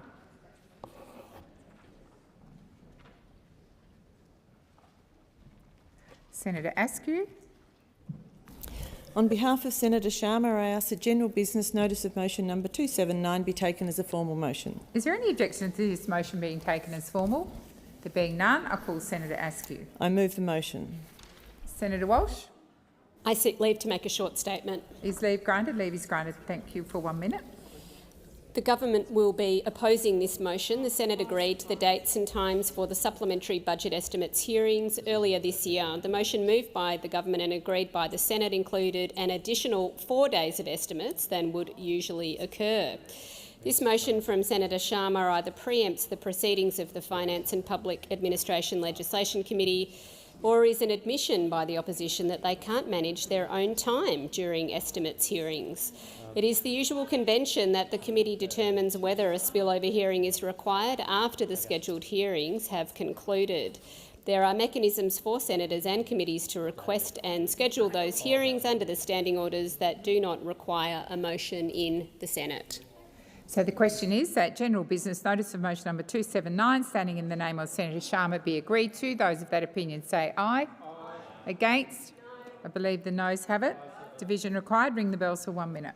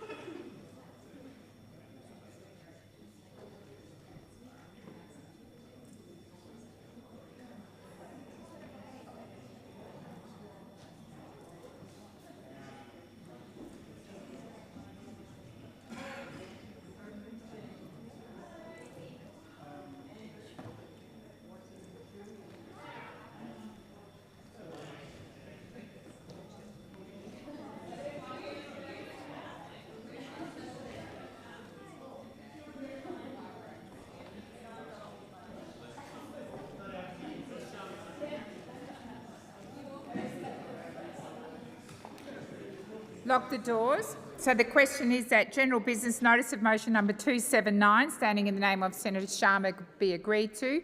The ayes shall move to the right of the chair, the noes to the left. I appoint Senator Askew as teller for the ayes and Senator Ghosh as teller for the noes.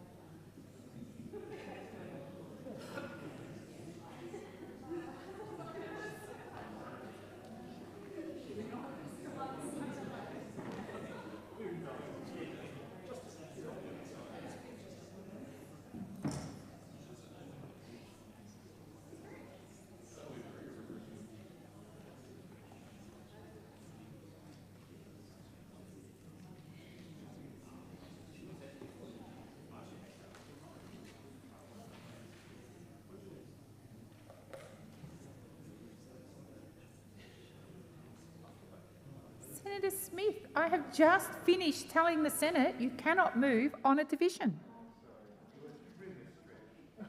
No, it was not a stretch.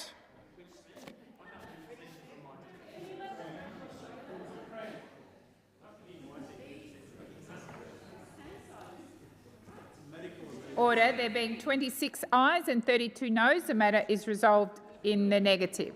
Senators, that concludes formal motions. However, there are two deferred motions from yesterday, and I understand it suits the Senate to move those now.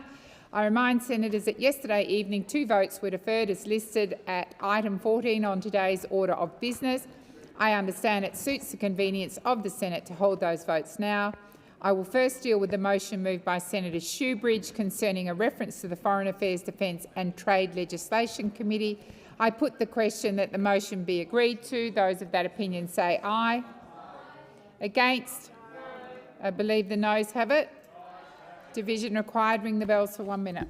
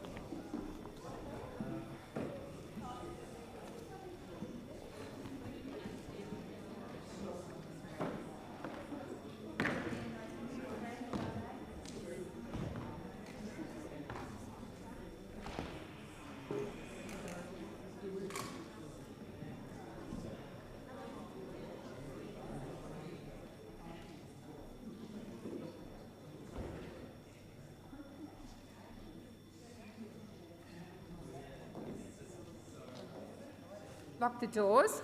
So the question is that the motion moved by Senator Shoebridge be agreed to. The ayes shall move to the right of the chair, the noes to the left. I appoint Senator McKim as teller for the ayes and Senator Ghosh as teller for the noes.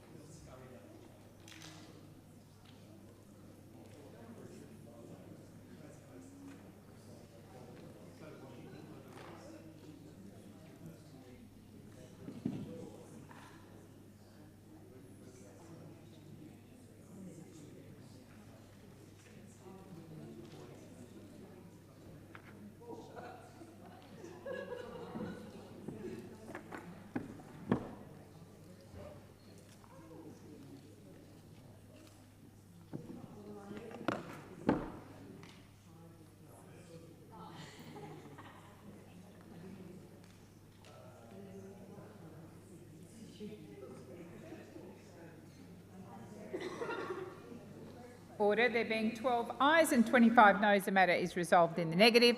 I will now deal with the deferred vote relating to a proposed reference to the Economics Reference Committee moved by Senator Roberts. The question is that that motion be agreed to. Those of that opinion say aye. Against? I believe the noes have it. Division required. Did you ring the bells for 1 minute? Had you?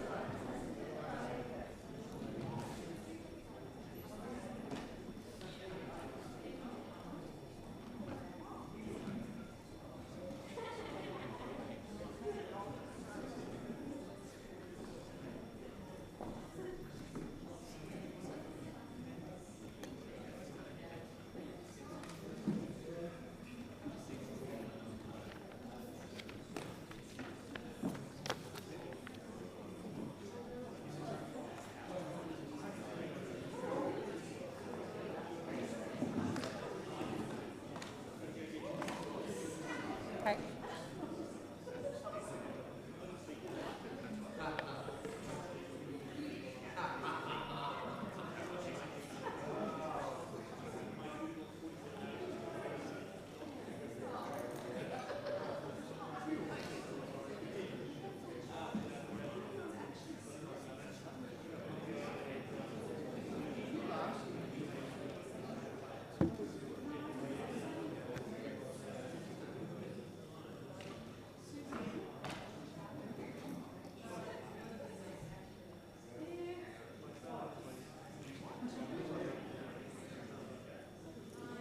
Lock the doors.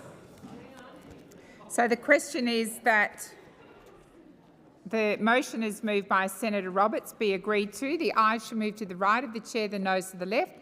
I appoint Senator Roberts, or I believe Senator Askew is the teller for the ayes, and Senator Ghosh for the noes.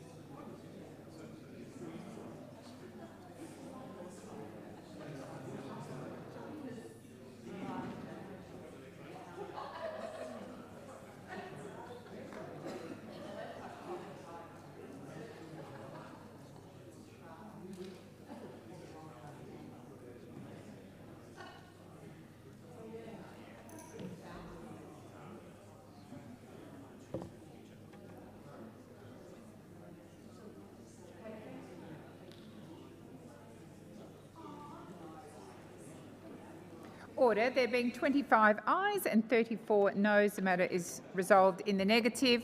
That concludes all of the motions. I think we need a change of chair.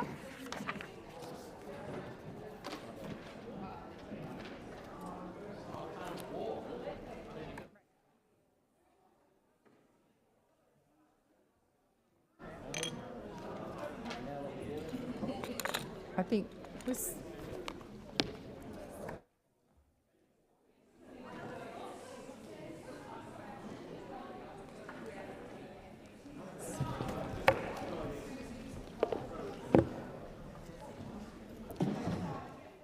Senator McKim has submitted a proposal under Standing Order 75 today, and it is shown at item 15 on today's order of business. Is consideration of the proposal supported? It is supported. With the concurrence of the Senate, the clerks will set the clock in line with the informal arrangements made by the whips, and I call Senator McKim, Senator Faruqi to move the motion. Thank you, Acting Deputy President. I move the motion. Thank you. The far right is surging and racism is rising because politicians and the media have spent years dog whistling, scapegoating, and stoking resentment. Now the consequences are erupting all around us. Communities are scared, hate crimes are rising, neo-Nazis are emboldened. Politicians and the media cannot now pretend to be shocked that the wolves have arrived at the door. Racism is raging more openly and more viciously than I have ever seen in my time in this country. And the far right is gaining ground, not just because of their own bile.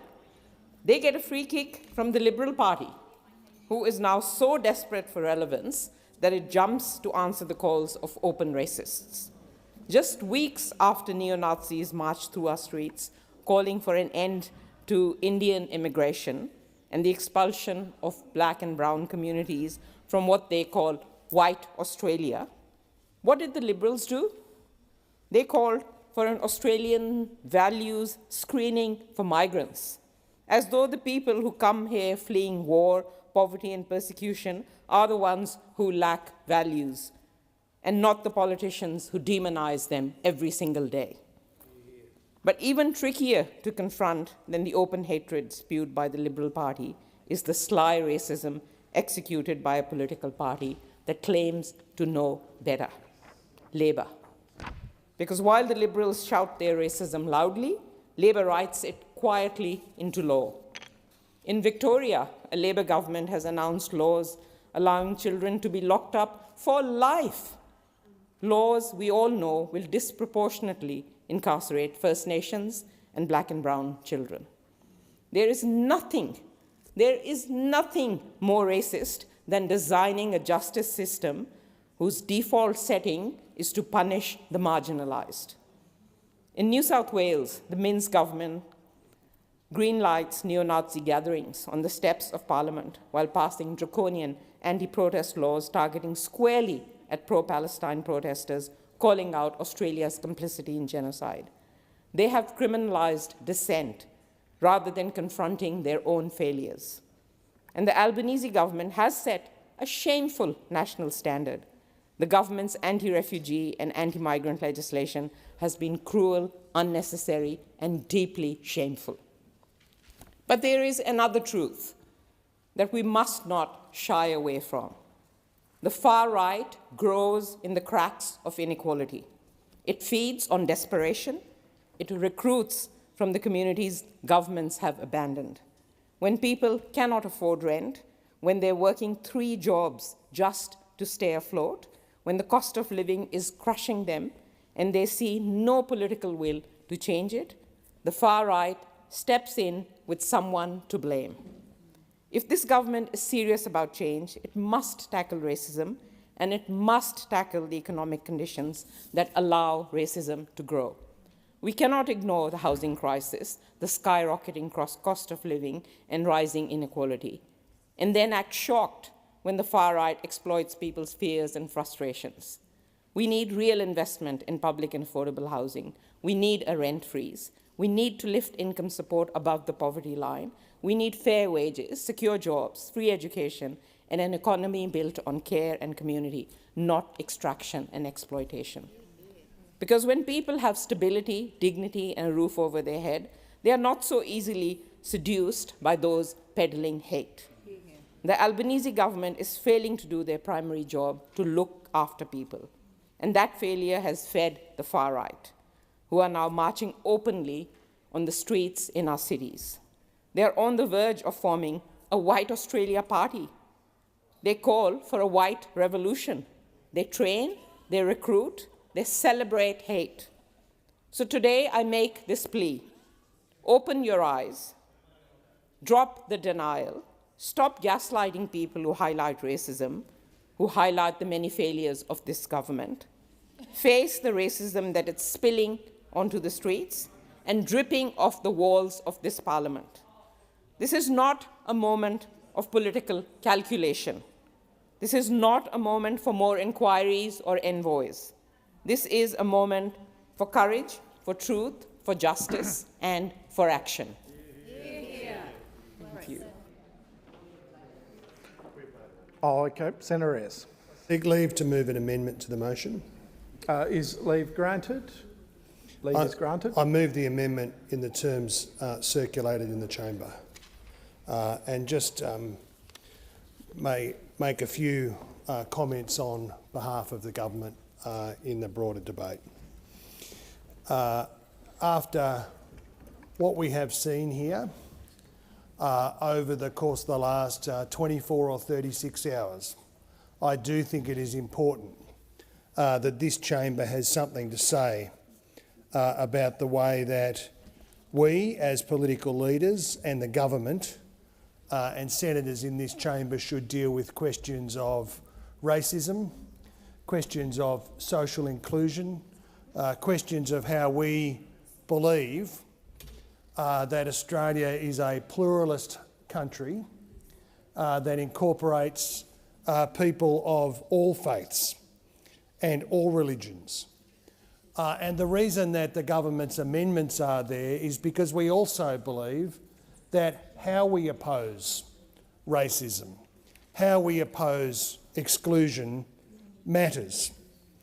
I have watched the amendments, proposed amendments and the original resolution, and I do think that it's important that what emerges from this debate today, not every MPI debate is of great importance, but I do think it's important that we start to improve in this place the standard of debate and the way that we as senators engage with this set of challenges, because I do think that there has been a lack of seriousness, a lack of responsibility about the way that we approach those issues. No more symbolised than by Senator Hanson's behaviour in the chamber yesterday and her refusal to account for that in the context of the debate today. I have never been more horrified in the context of a debate in this chamber when I heard what Senator Babbitt had to say as an interjection in the course of the debate. I just say to people who pretend to be patriotic Australians, who wrap themselves in the flag, real Australians, decent Australians, patriotic Australians shrink from that kind of vileness. I have never seen a comment in this chamber more repulsive, that would repel every decent Australian and should be absolutely repudiated by every single person here. And as I say, the way that we conduct these debates does matter. The way that we approach these questions matters. And I think it was right for Senator Wong this morning to point to the way that Senator Cormann, when he was the leader of the government in this place, and Senator Wong worked together, whether it was in response to former Senator Anning's revolting comments or in response to the Christchurch massacre, no equivocation, no mucking around, thinking about the interests of the Senate as an important democratic institution and coming up with a set of words that could unite Australians and send a message to not just voters but to little girls and little boys at school about what this place stands for. And that's why the government has moved the amendments in the way that we have.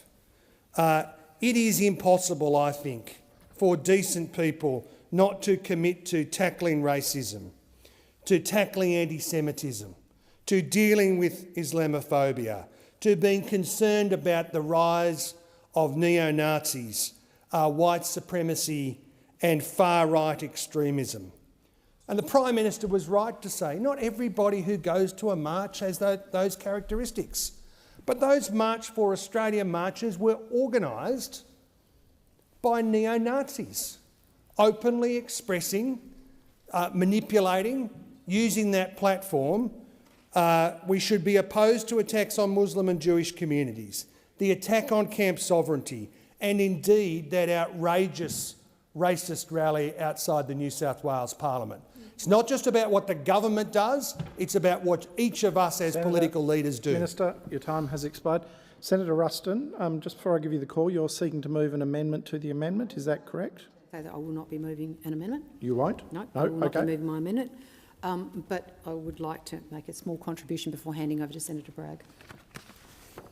So, look, thank you very much. And I acknowledge that the government has moved this an amendment, and that the Greens have apparently accepted the amendment that reflect all forms of racism and extremism need to be called out following the Coalition's refusal to support an incomplete and one-sided motion that was originally put forward by the Greens. If you stand against racism, you stand against all forms of racism. In supporting this motion, can I put on the record that there were many Australians who attended the March for Australia rally who did so because they had legitimate concerns at the level of migration. We do not believe that those people should be caught up in this motion. Order. The Coalition condemns all forms of racism, and I encourage all senators in this place to do the same. It's critical that the Albanese government shows some leadership and takes action to protect the social cohesion of this nation, because extremism has no place in Australia, no matter what side of the political divide you come from. Senator Bragg. Well, thank you very much, Deputy President. Well, I want to acknowledge everyone in this chamber this afternoon who have worked together so that we could have a set of words that we can all coalesce around, because I think that on the question of race, we should all come together to make some unequivocal statements about our standards that we seek to maintain in Australia, that we seek to be a country which protects all people against any form of discrimination, and that acknowledges that there have been many Australians, too many Australians, in these past few years who have been hurt by extreme ideology, and that I put on record the many Indian Australians in particular who were offended by the organisers of the March for Australia rallies. There were people who were grievously hurt by the statements made at those rallies and in the lead-up. And no Australian should feel that they are to be under attack in their own country. And I put on record those facts. I also put on record, in relation to this motion, the reality that the Sydney Jewish community had to wake up to a bunch of Nazis standing in front of the State Parliament of New South Wales, Australia's oldest parliament, with people holding placards, "Abolish the Jewish lobby." Now, these events, they're all linked, and no person's experience is more important than anyone else's. And the fact is that the way that we treat minority groups shows the standard that we are prepared to maintain in our society. And any minority group, whether they be an Indian Australian group or whether they be a Jewish group that has been exposed to these forms of deliberate discrimination, which is designed by its perpetrators to tee off on minority groups, because their nasty, mean politics is all based on playing to a small base of people. And it is vindictive and wrong, and that's why I want to acknowledge all the leaders today, Senator Ruston, Senator Ayres, the Greens, Senator Wong, others who have been able to bring us together to agree on a set of words that we can all support, because that is the Parliament working at its best, where we can show that there is a community standard represented by all the different groups with all their different life experiences and engagements across the community. And so I want to put on record that this is the sort of leadership that I believe that Australians are looking for. I think Australians are looking for leadership at a time of great discord and great division. We are not a nation of tribes. We are a great diverse country, and we have, over the past few years, not because of anyone's particular fault, but we have not always maintained the standards that we should expect. And so I think it's a very important occasion for us to be able to maintain the standards that Australians want us to do here in Parliament. Senator Thorpe. Thank you. Racism is dangerous, and we feel it deeply and physically in our bodies. White people wouldn't understand that, because you have to be black or brown to feel and know what that feels like. It is a toxin that creates disease and distress in the body, and it is a root cause of inequity that shortens lives, worsens disease and drives mental distress globally. The Lancet Journal declared racism a global public health emergency. It shapes who gets sick, who gets care, and who survives. Research from the Mai Kawayu study found almost half of First Nations adults experience high psychological distress linked to everyday racism, and that racism alone accounts for nearly half the mental health gap between First Peoples and non-Indigenous peoples. Dr. Chelsea Wadago reminds us it is not just about health justice, it is about sovereignty, because our presence, our very presence, is a reminder to the colonisers that their sovereignty is illegitimate. That is the truth this government must confront, that our poor health outcomes are not accidental, but the direct result of a colonial project that still controls our lands, our bodies, and our futures.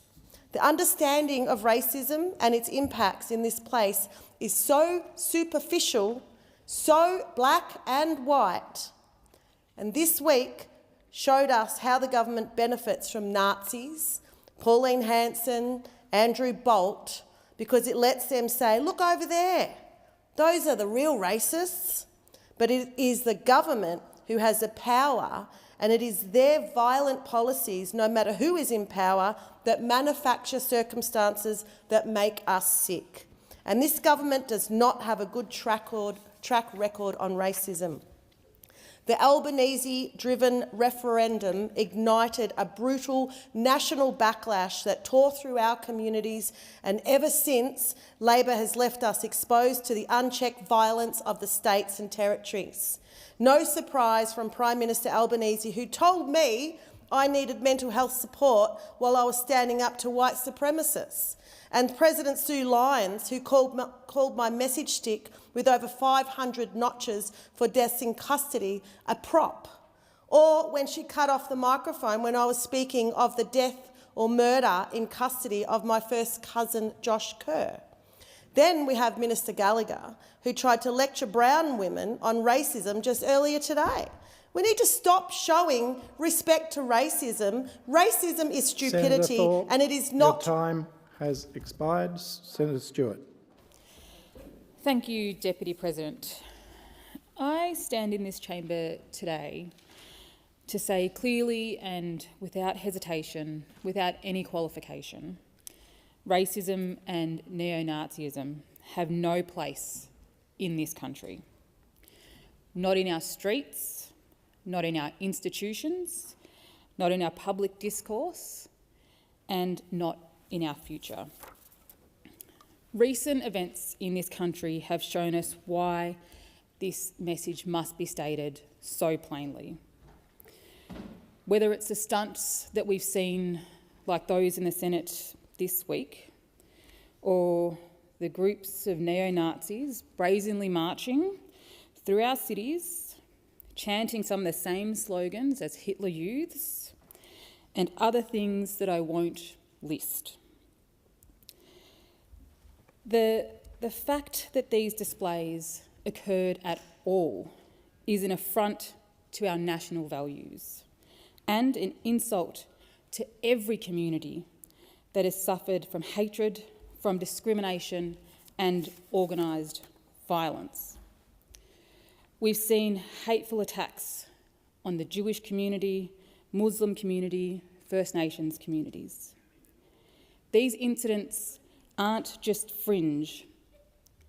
They aren't just protests. They are not misunderstandings, political disagreements, or cultural differences. They are expressions of ideologies built on dehumanisation, and they are disgusting. Ideologies responsible for some of the worst atrocities in human history. Racism and neo-Nazism are designed to divide, to degrade, to exclude, and ultimately to harm. They disgracefully operate by painting some people as less human and others as superior. They thrive on fear, lies, and violence. We live in a truly multicultural society. We are a nation built by many cultures, languages, and stories. Our history, beginning over 65,000 years ago to today, is filled with stories of struggle, of joy, of resilience, and of community. Sudanese nurses, Vietnamese grocers, Indian engineers, Lebanese artists, Aboriginal agriculturalists. We are the most successful multicultural country in the world, combined with the oldest continuous culture, and that is something to truly celebrate. There is absolutely no room for racism here. We stand with modern Australia against hate, against racism, against neo-Nazism, and against white supremacy. Nothing could be less Australian. This government remains firmly committed to ensuring that extremist ideologies that promote hate or violence are never normalised in our society. In February, the Australian Parliament passed the Hate Crimes Act, which are the toughest laws Australia has ever had against hate crimes. These laws matter because unchecked, hatred can quickly turn into violence, and we've seen the devastating impacts of this. We are not a perfect nation, but we are a nation that overwhelmingly rejects hate. When racism or fascist ideology appears, we must recognise it for what it is. It is a poison, it is a danger, and a direct threat to who we are and who we aspire to be. We reject racism outright. We reject anti-Semitism outright. We reject white supremacy outright. We reject neo-Nazism outright. We stand with all Australians who share the views and the values of fairness and justice and equity for everyone. Senator Waters. Thanks, Deputy President. We're witnessing a terrifying resurgence of far-right politics here in Australia, and our polity is failing to adequately address the seriousness of the issue. Right now, there are literal neo-Nazis marching through the streets with the approval of the New South Wales Police. And not many people in this place, except the Greens and some members of the crossbench and a few lone voices, seem to be batting an eyelid. There were many who attended the so-called March for Australia in August who want to downplay the fact that that event platformed known neo-Nazis, white nationalists, and others who are actively working to tear down the fabric of our society.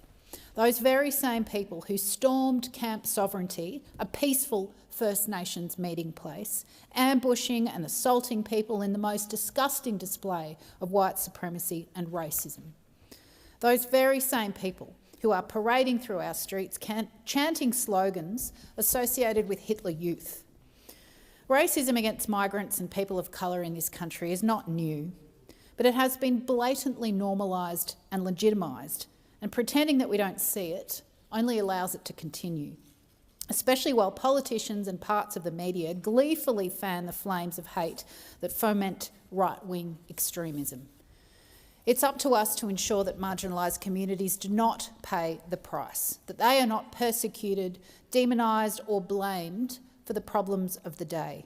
It is up to all of us to remind people that it's billionaires and big corporations making life worse for all of us, not migrants, not people of colour, not First Nations people. Billionaires like Rupert Murdoch, whose media empire exists to create division and dollars for him.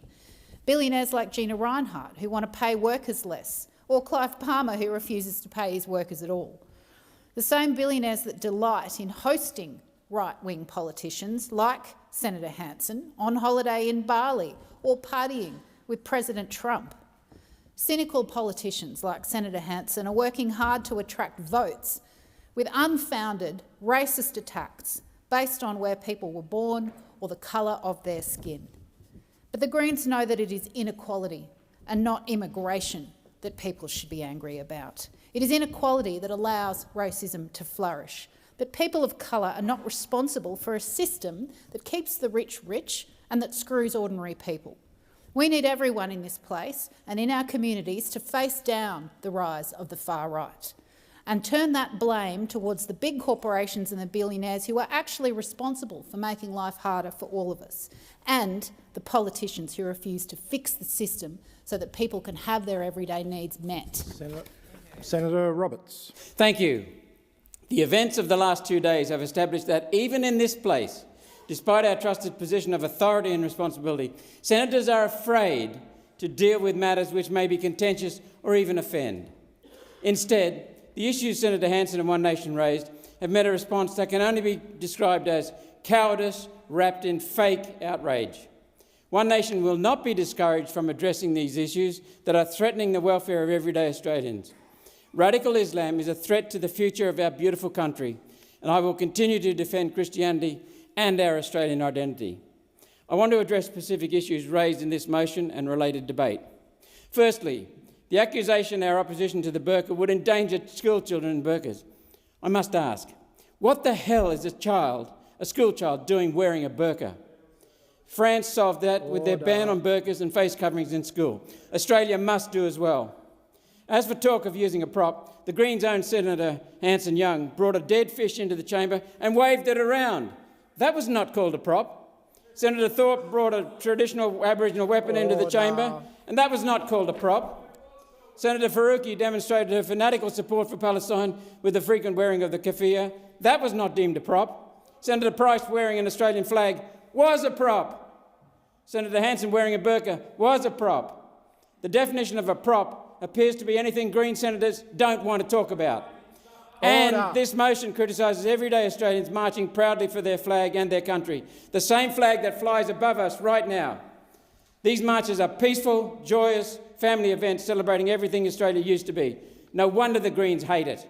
The violence that occurred in the Melbourne March came from people who gate-crashed the event.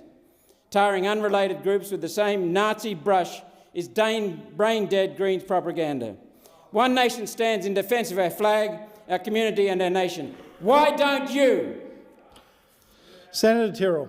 Thank you, Deputy President. I'd like to start by congratulating the Senate on rejecting racism by censoring and ejecting Senator Hanson from the floor. Her behaviour is an act of deep disrespect to the inherent dignity of every morally grounded Australian citizen.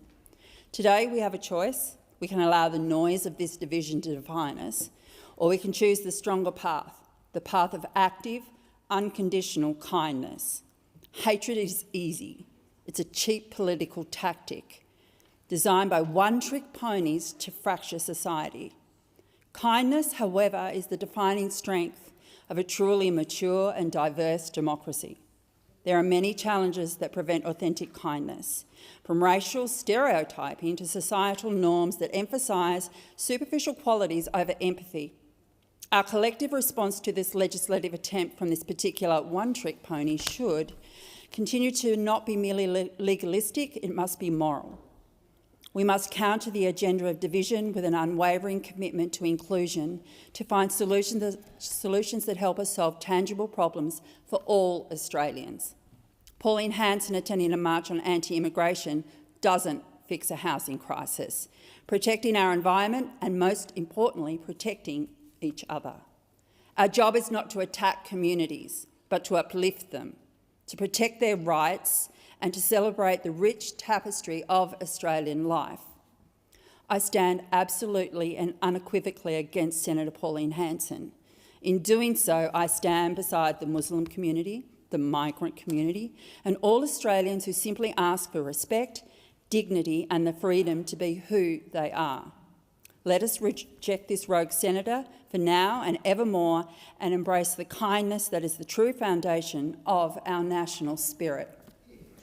I will put the amendment as moved by Senator Ayres. Those in favour of the amendment say aye. Against say no. The ayes have it.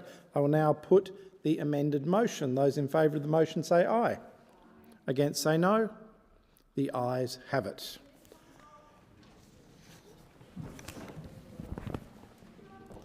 The Senate will now consider the proposal from Senator Hume, which was also shown at item 15 on today's order of business.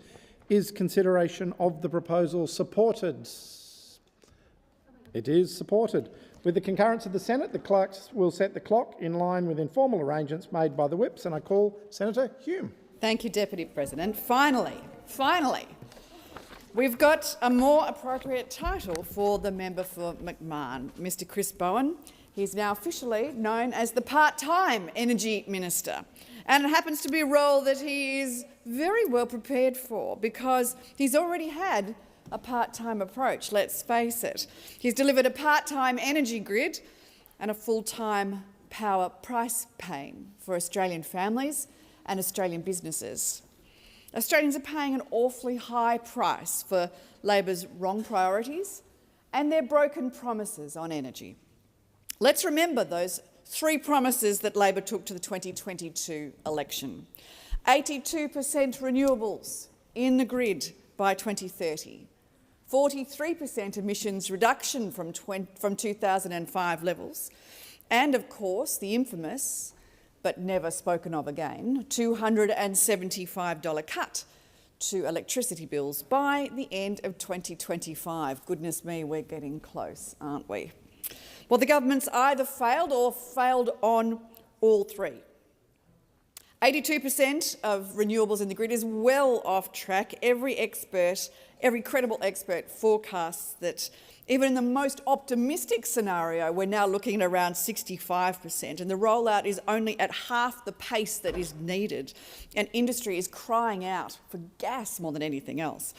And after emissions went up under this government, they are now only back at 28% of 2005 levels. And that's the same level as when the coalition left office 3.5 years ago. And most offensively to Australians, power prices are in fact up 40%. Your bills have increased 40% under this government. And you are paying, on average, an Australian household is paying around $1,300 more on their energy bills in a year than Labor promised. So it really is a trifecta of failures under this minister. Prices up, reliability down, and emissions have flatlined. And you would think with that record that the Energy Minister would take his job a little bit more seriously, but no.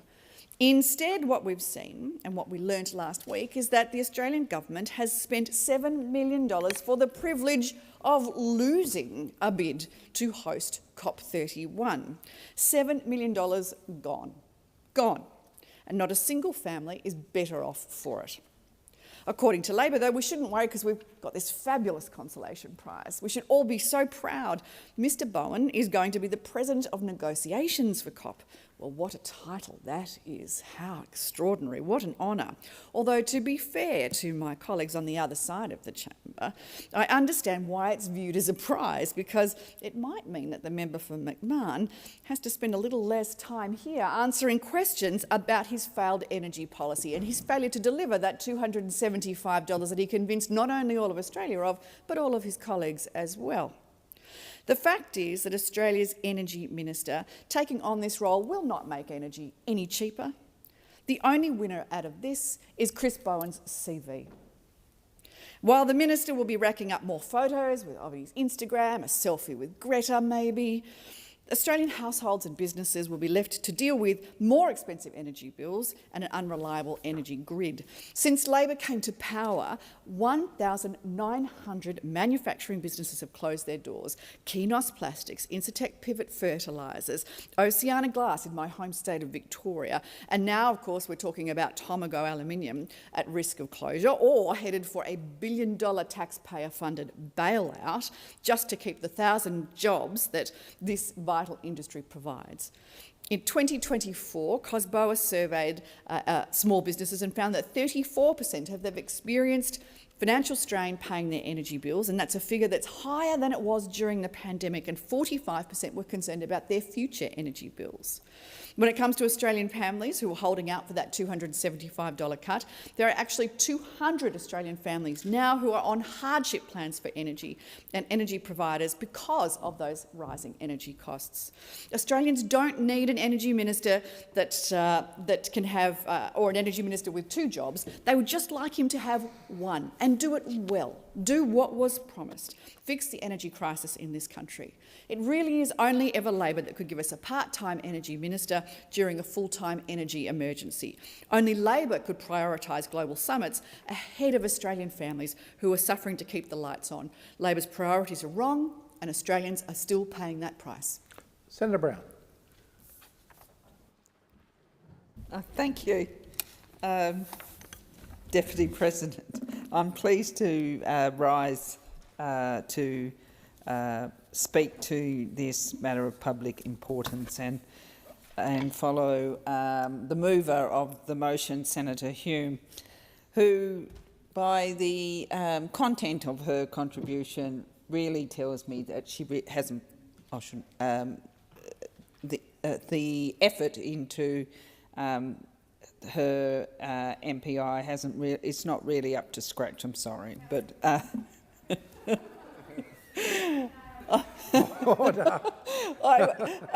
what I mean by that, it did seem like it was more tongue-in-cheek, is what I thought. Senator Hume's contribution was more tongue-in-cheek, but unfortunately, you know, the issue of energy is a serious matter, and this MPI really just shows that the opposition are not here to take that issue seriously. They're here because, and in terms of their position on energy, they're here because they're climate deniers dragged around by the right and the further right of their own party. The MPI is not about policy, it's a distraction from the chaos overtaking the Liberal Party. Their leader is under pressure, their backbench is undermining them, and their party is split. Mrs Lee would rather deny climate change exists than face what is going on in her own ranks. The simple truth is this, and I actually said this earlier today, but it is worth repeating because these are the facts. The facts are the opposition had almost 10 years to put an energy policy in place and they failed. For a decade, they went from slogan to slogan without delivering a single settled plan. 23 different policies came and went. None of them stuck. None of them delivered certainty. None of them delivered investment. All the while, the system aged and the market moved. During their time in government, 24 out of 28 fired power stations announced they were closing, and yet they did nothing to prepare the country for it. I know those opposite understand this. They know that these are the facts. They know that their inaction is a key reason Australians face the pressures they do today. When you ignore a problem for 10 years, Deputy Speaker, it doesn't go away, it becomes harder to fix. And instead of taking responsibility, the opposition now want to abandon net zero entirely, and a target they signed Australia up to, and one of their own colleagues in New South Wales and their own colleagues in New South Wales and Victoria still support. So, what are we watching here today is not a policy debate, it's a party being pulled apart by its extremes. They come in here attacking a very good minister in Minister Bowen. They come in here time after time attacking the COP process, even while Australia's been asked to take on a global leadership role, Senator Hume, a global leadership role. They attack global cooperation because it suits their internal politics of their party, and their party, the Liberal Party, have lost its way. Meanwhile, the government, the Labor government, is focused on protecting Australia's interest and restoring credibility after a wasted decade. We have secured an unprecedented role for Australia and the Pacific at COP31. Turkey will host the conference and Australia will lead the negotiations. It's a significant honour for Australia. We will lead the negotiations from the end of COP30 through to COP31, and we should be very clear about what this role actually means for Australia. Securing it has not been all automatic. It took real partnership with the Pacific Senator and Brown, serious diplomatic your time work. has expired. Senator Hodgins-May. Thank you, Deputy President. The irony of this motion is obvious to anyone watching on from home. The Coalition accused the Energy Minister of prioritising global summits when clearly they are not doing enough. We failed our COP bid, and the Prime Minister didn't even bother turning up to the world's biggest climate meeting. Our chance to lead the region went up in smoke because of weak leadership and a climate rhetoric that collapses under scrutiny. Now, I'm no fan of Labor, but I do find it ironic that the same people who are in the comments sections and on the coalition benches ridiculing domestic climate action because Australia is too small to make a difference are now angry that Australia is going to put effort into global climate action at the COP. Australian emissions are too small to save the planet, they said last week, while abandoning net zero. Focus on Australia, they say this week, completely undermining their own clown show. Well, here's some good news for the climate deniers on the coalition benches. Labor doesn't really have a plan for climate action either. They take donations from the same fossil fuel industries, they take the same jobs after politics, and they approve the same giant fossil fuel projects stretching out to 2070. But let's be clear, while coalition hypocrisy is loud, Labor's complicity is quiet, but it is just as destructive. One of their own members even admitted this week that our gas export regime is absurd. Here's a fact that every Australian deserves to hear. No gas export project has ever paid a cent of petroleum resource rent tax, and the government collects more from HECS off the backs of our students than from the PRRT. And now that is a failure of national policy. And despite all of the scare campaigns, 99.7% of Australians do not work in the oil and gas industry, yet our national energy policy continues to be written for them. Meanwhile, tying domestic supply to volatile global gas markets keeps pushing up prices for Australian households, all while Australia's gas is shipped offshore for next to no return, doing nothing for our energy security and leaving behind environmental destruction.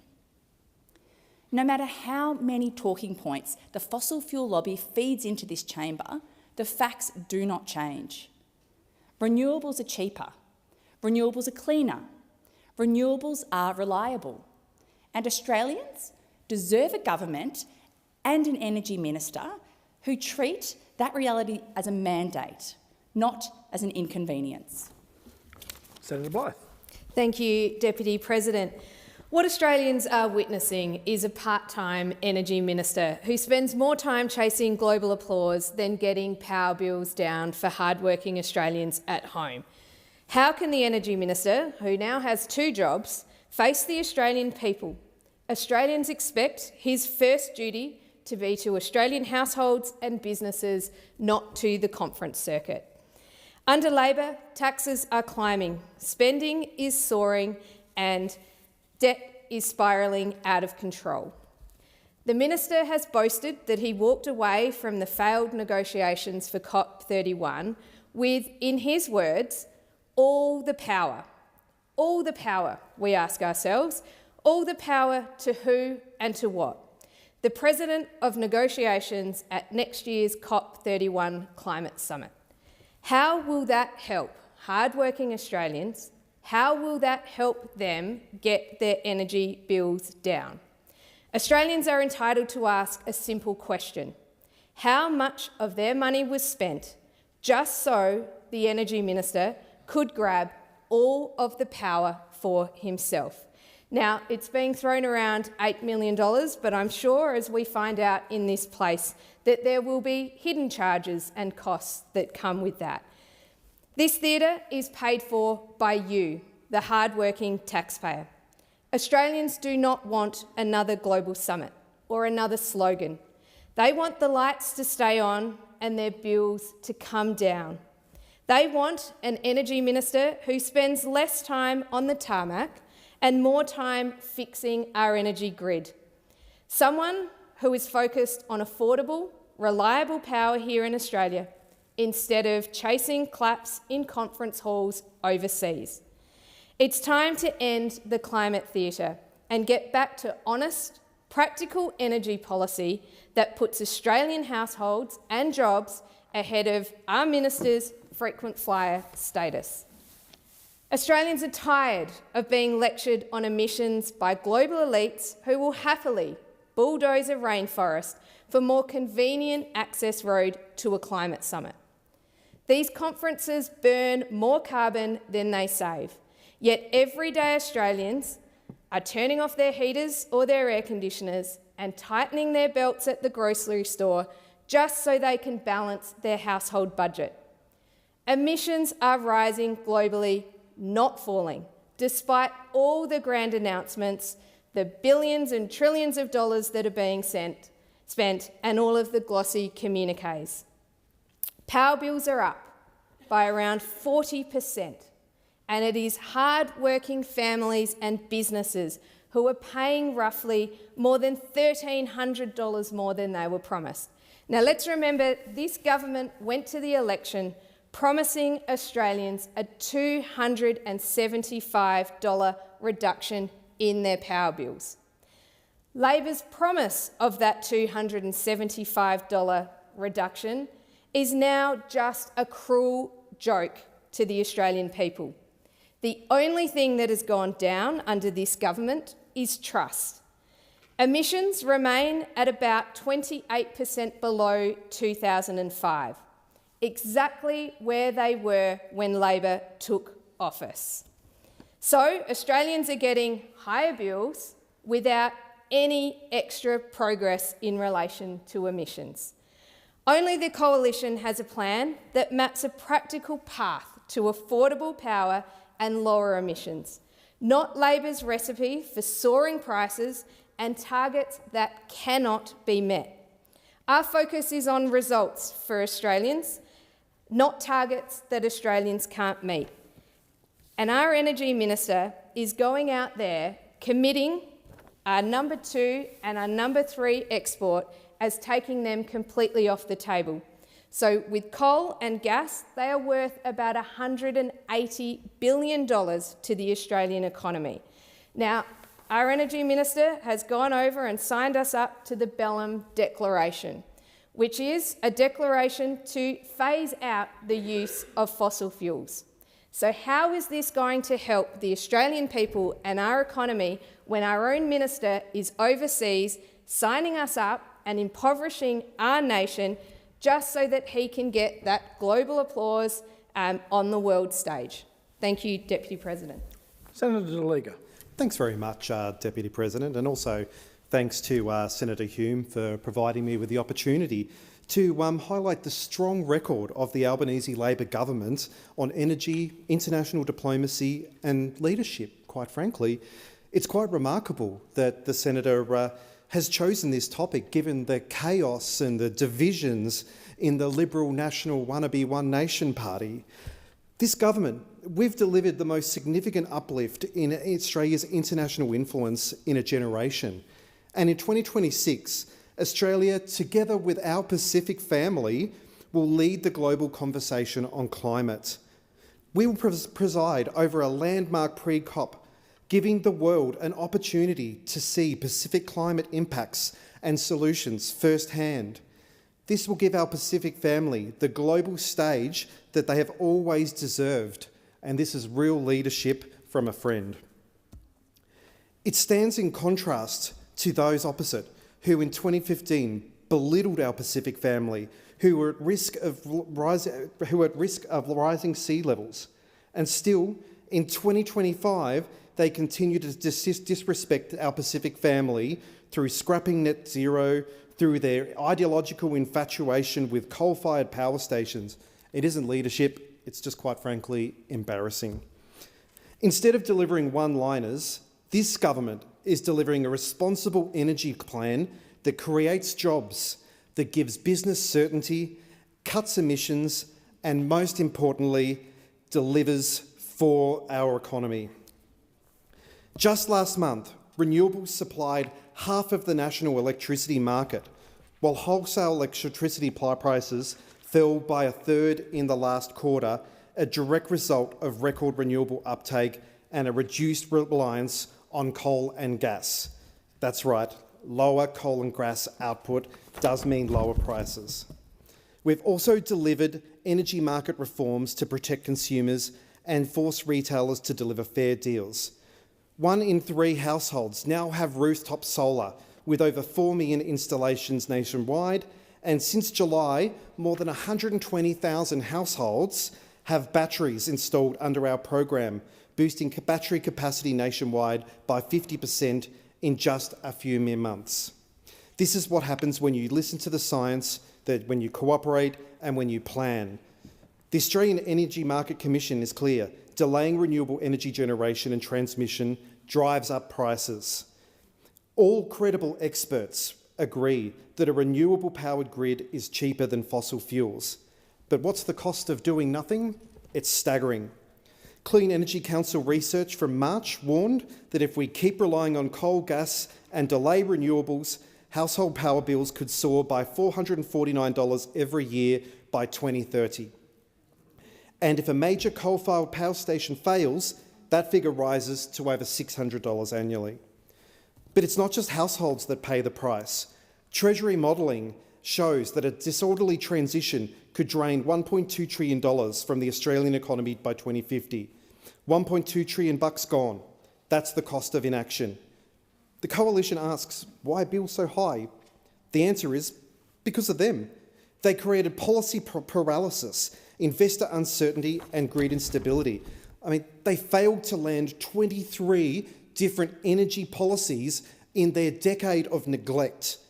They failed to protect Australia from global price shocks, which directly contributed to the dramatic price rises in 2022-23. They abandoned their own national energy guarantee because of internal climate wars, not because it didn't work. They ignored warnings that 24 of the nation's 28 coal-fired power stations were approaching their end of life, and they've opposed our energy bill relief at every step. And worst of all, some of them just keep spinning reports saying that renewable energy is pushing narratives defined by conspiracy that fail to withstand even the most basic scrutiny. And yet they have the audacity to lecture this government on energy. We're not part-time on net zero. We're all in every single day. Those opposite are part-time on facts, and that's being generous. And we are full-time, they are full-time on tearing each other apart. Experts have confirmed that the Coalition's plan, if you can call it that, will not reduce power bills. Instead, their plan would raise bills, raise emissions and raise uncertainties. Senator De Liga, your time has expired. Senator Dean Smith. Thank you very much. The Minister for Energy, Chris Bowen, has presided over rising electricity prices, falling energy reliability, an emissions reduction program that is flatlining, but Prime Minister Anthony Albanese has decided to reward the Minister for Energy with the full-time frequent flyer role of being a part-time Australian Energy Minister, while he takes up the role of His Excellency the PON, His Excellency the President of Negotiations for the COP31 conference that will happen next year in November. This is my bold prediction. Electricity prices for Anthony Albanese will be like the carbon tax for Julia Gillard and Kevin Rudd. Remember, it was Chris Bowen, the member for McMahon, who robbed Bill Shorten of his election victory in 2019. And now it is Chris Bowen, the member for McMahon, who is going to rob Anthony Albanese of his parliamentary term at the next election. But Prime Minister Anthony Albanese instead thinks that he should reward the Minister for Energy. There are some questions for Prime Minister Anthony Albanese and some questions for Chris Bowen, the Minister for Energy. As he assumes his position as the PON, the President of Negotiations for the COP31 conference, these are the questions he needs to answer. Will the Minister for Energy attend every parliamentary sitting day in 2026 up to the point of the COP31 conference, which happens in November? First question, will Minister Bowen attend the House of Representatives on every sitting day to take questions from the opposition about a whole range of matters, predominantly why electricity prices are still rising in our country? Second question, what taxpayer resources, what Australian taxpayer resources will be used to support the Minister for Energy, Chris Bowen, in his new role as the PON? What taxpayer resources, which officials from which departments? The third question is, will the Minister for Energy, Chris Bowen, excuse himself from Cabinet deliberations on issues where there's a clear conflict between Australia's national interest and the work that he does to negotiate for COP31, where the interests of other nations might be ahead of our own national interest? Question number 4. When the Minister for Energy, Chris Bowen, the member for McMahon, is travelling around the world doing his President of the Negotiations work, and remember, Istanbul in Turkey is 15,000 kilometres away from Canberra. Remember that it takes 24 hours to fly from Canberra to Istanbul. My question, the fourth question, is who will look after the interests of the citizens of McMahon? 120,000 voters deserve to be represented by a full-time member of the House of Representatives. They are the 4 primary questions that Prime Minister Albanese might like to think about and might like to turn up to the House of Representatives tomorrow and Thursday with clear answers. Because if he cannot provide clear answers to those 4 questions, then Chris Bowen, the member for McMahon, is the wrong choice. Because despite what Chris Bowen has said, what the Minister for Energy has said, it is totally incompatible for him to be the Minister for Energy at a time when electricity prices are rising, when reliability is falling, when our own emissions reduction experience in this country under his watch is flatlining, to also take on the role as the President of Negotiations. So you might ask, why is this happening now? Why is this happening now? I've got an answer to that question. It just so happens that it coincides with this month's release of the Australian Energy Council's report on the future of electricity prices in this country, on the future of energy reliability, on the future of emissions reduction. And it's a very, very bad and gloomy report, and it marks the Minister Energy down. This is not the time to be rewarding Senator Chris Smith, Bowen. your time has expired, and in fact, time for the discussion has expired. I will now move to the consideration of documents. The documents are listed on page 6 of today's order of business. Senator Mulholland. Deputy President, I present the 4th report of 2025. We're not quite there yet. Oh, sorry. We're just nobody's got anything on documents. Okay. Well, then we will move on to the tabling and consideration of committee reports and government responses. Senator Mulholland. Thank you, Deputy President. I present the 4th report of 2025 of the Parliamentary Standing Committee on Public Works.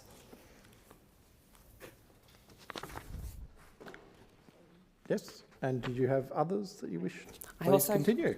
Thank you.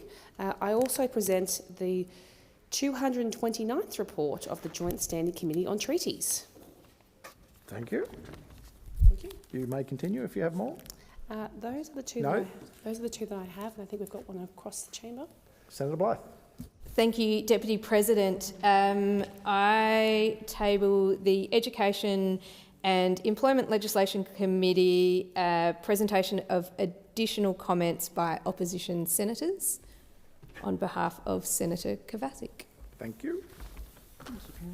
And now we have some government responses. Minister. Thank you. I present the government response to the report of the Parliamentary Joint Committee on Intelligence and Security on the Surveillance Legislation Amendment Identify and Disrupt Bill 2020 and seek leave to have the document incorporated in Hansard.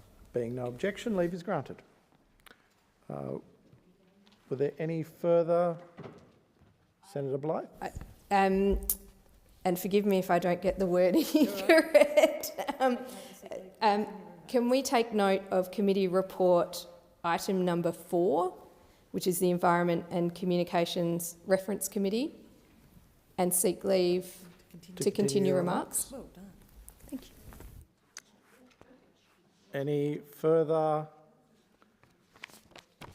Senator Henderson, are you seeking the call? I am indeed, Deputy President.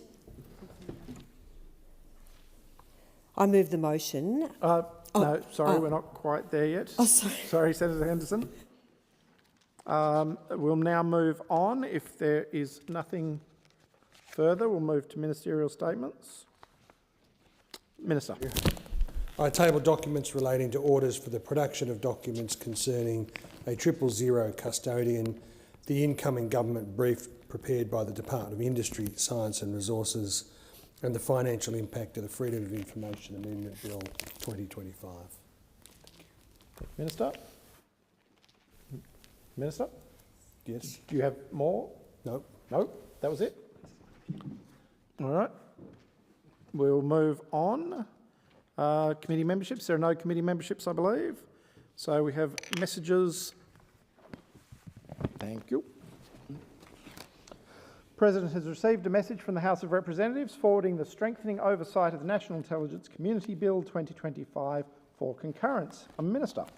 I move that this bill may proceed without formalities and be now read a first time. Question is this bill now be read a first time? Those of that opinion say aye.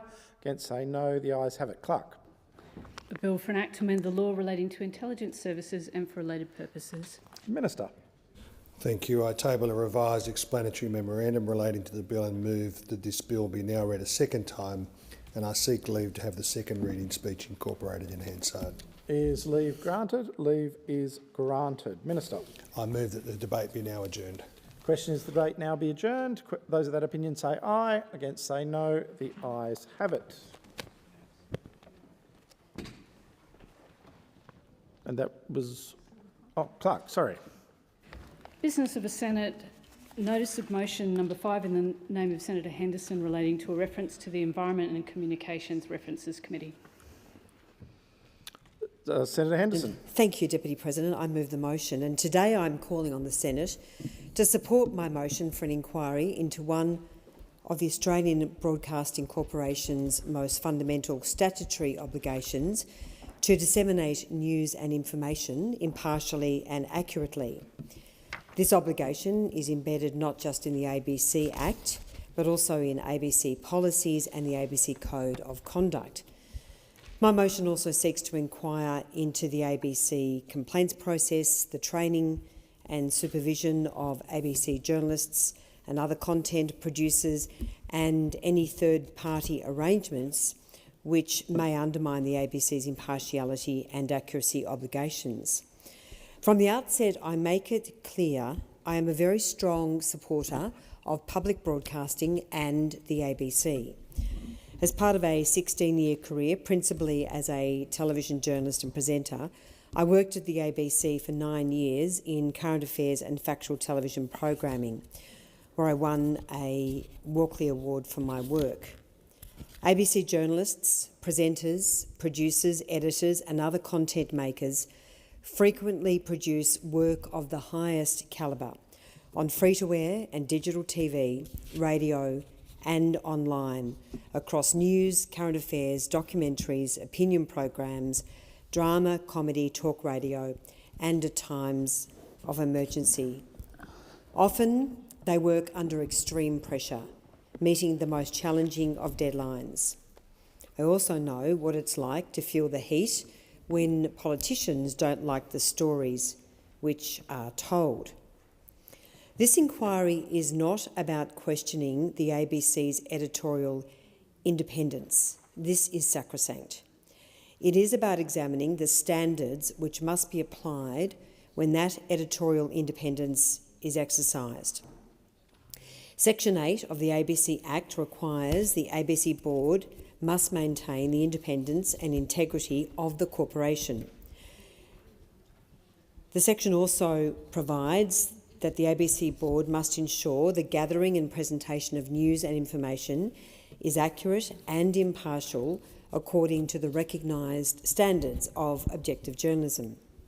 The ABC receives around $1.2 billion of taxpayer funding every year.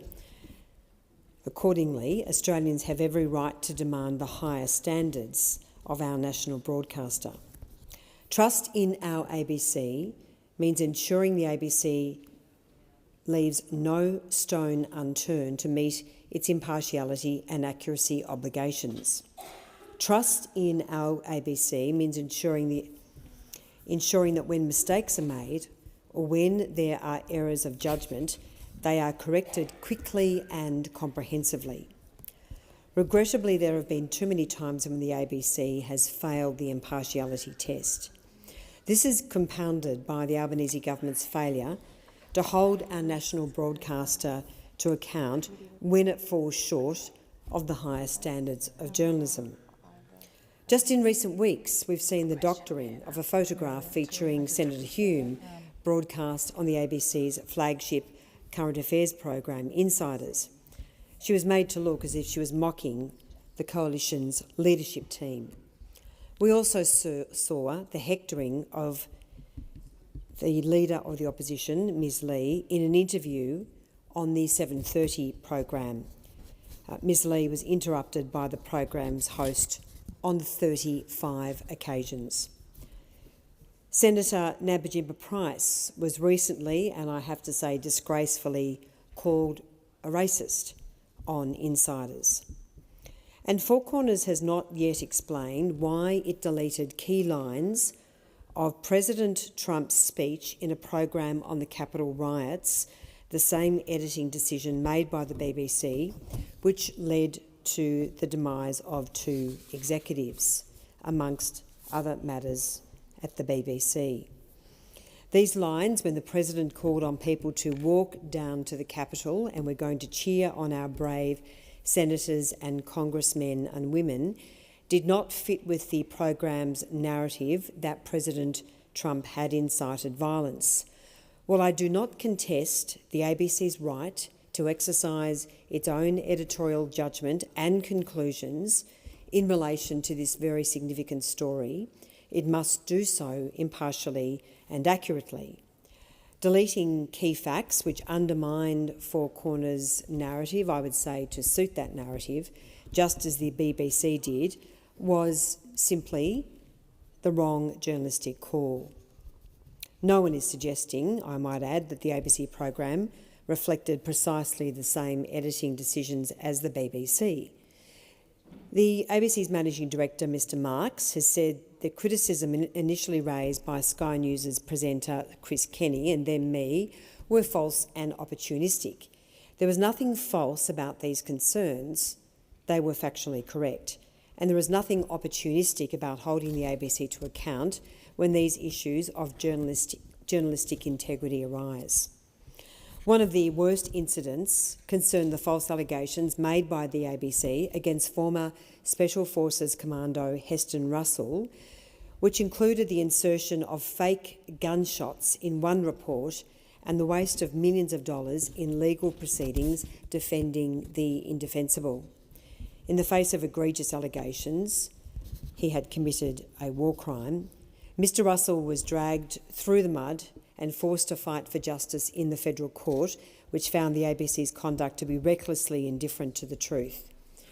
Yet still, I would argue there has still been no cultural reckoning inside the broadcaster. I've also raised concerns the ABC Act is no longer fit for purpose and needs to be rewritten.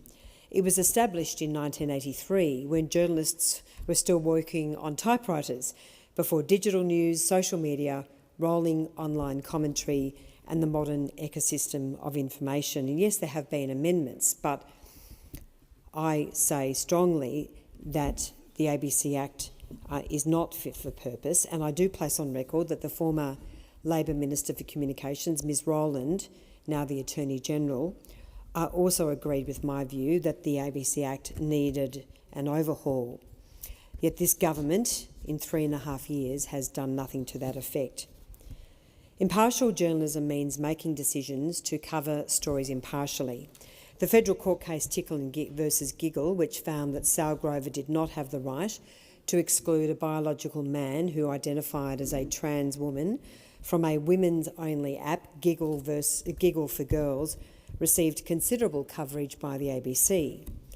However, the federal court appeal into the chilling impact of the Sex Discrimination Act, which, as it is currently interpreted, no longer gives women the right to female-only spaces, has received no attention from the ABC. The Lesbian Action Group has also raised concerns about the ABC's refusal to cover issues which challenge gender identity activism. The ABC has declined to cover this group's battle to hold a women's-only event, which will be heard in the federal court next year. In a complaint lodged by the group last week, it said the ABC was created to serve all Australians, not activist organisations, not lobbyists, and not ideologically driven movements. Its independence is not optional. It is the foundation of public trust in our national broadcaster. We urge the board and executive leadership to take immediate action to restore confidence in the ABC's impartiality, transparency, and editorial integrity. The Lesbian Action Group, amongst others, has also raised concerns about the ABC's partnership with ACON, which supports trans ideology.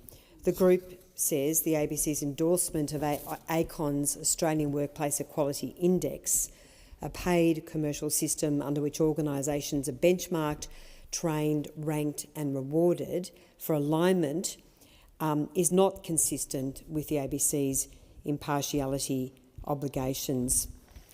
The group says this is not a benign HR initiative. It is a governance relationship with an activist body whose ideological positions directly intersect with sensitive areas of ABC editorial output. No public broadcaster can credibly maintain impartiality while being assessed and rewarded by a political lobby group whose position it routinely amplifies. This is just one arrangement which needs to be scrutinised by the Environment and Communications References Committee. There have been numerous other controversial decisions which bring into question the ABC's impartiality. Its coverage of anti-Semitism and the plight of Jewish Australians has received a lot of focus, as has the ABC's coverage of issues relating to migration and concerns about mass immigration. Our inquiry would give Australians a direct voice to raise their concerns. Under the proposed terms of reference, the committee would investigate the adequacy and independence of the ABC Ombudsman. Right now, the ABC has structured its complaint system so that it investigates itself, it determines whether it has breached its own standards, and in too many cases, arguably, it absolves itself without perhaps proper scrutiny. So we need to ask the question whether Australians deserve an improved complaints mechanism which is independent, transparent, timely, and perhaps more accountable. Under the ABC Act, what can the Minister for Communications do when the ABC breaches its statutory duties? Right now, it appears almost nothing. More often than not, the government turns a blind eye even when the ABC gets things very badly wrong, as it did in the Heston-Russell case. And of course, that was an enormous cost to Mr Russell personally and caused taxpayers to lose many millions of dollars. So we do need to ask what more can be done when the ABC seriously transgresses these most important obligations. I reiterate again that the ABC is an important national institution, but that does not place it beyond scrutiny. It is funded by taxpayers, it is governed and also protected by statute. It carries immense influence. And with that comes a solemn responsibility to uphold the highest standards of journalism. Australians deserve a public broadcaster they can trust in every respect, especially in times of crisis, conflict, emergency and national debate. This inquiry is how we can rebuild that trust. It is how we can properly ensure accountability. It also is how we can better support ABC journalists, producers, editors, content makers, because there have been many occasions at the ABC when very high-profile ABC presenters and journalists received a lot of attention and some very favourable consideration, and many hard-working younger journalists who weren't as high-profile were often disregarded, and I particularly point out the hard-working journalists in regional Australia, where sometimes they struggle just to get basic equipment to do their job. So I'm really, really keen also to ensure what we can do as a parliament to better support our journalists who work extremely hard to tell the most important Australian stories. This inquiry is how we restore the ABC to the standards that the Australian people expect and deserve in every respect. I commend this inquiry to the Senate. Thank you. Senator Chandler. Thank you, Madam Acting Deputy President, and I also rise in support of Senator Henderson's referral of this matter this evening. Anywhere else in the world in 2025, a woman fighting to defend her right to a single-sex space would be front-page news. This isn't theoretical or hypothetical. In April, the UK Supreme Court heard the For Women Scotland case and confirmed that the UK's Equality Act 2010 does protect women's rights to their own spaces and services.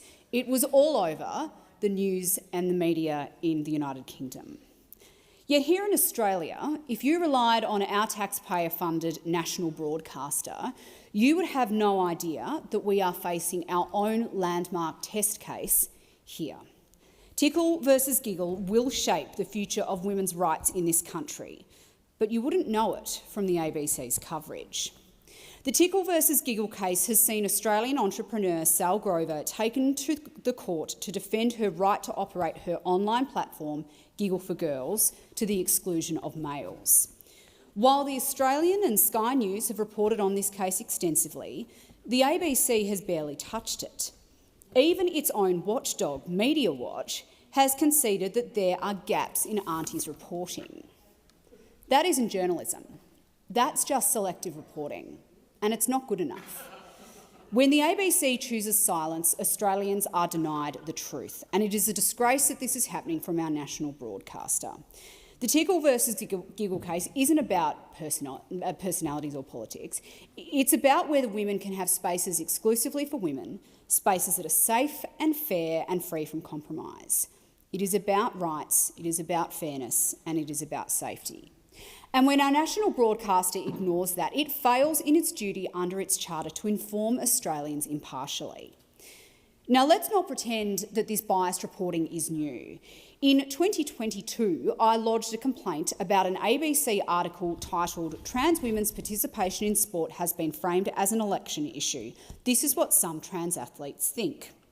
Now, the ABC's own review of that article found it to be materially misleading, and the then chair of the ABC, Ida Buttrose, in correspondence to me, admitted serious editorial lapses had occurred in relation to the article and called them regrettable.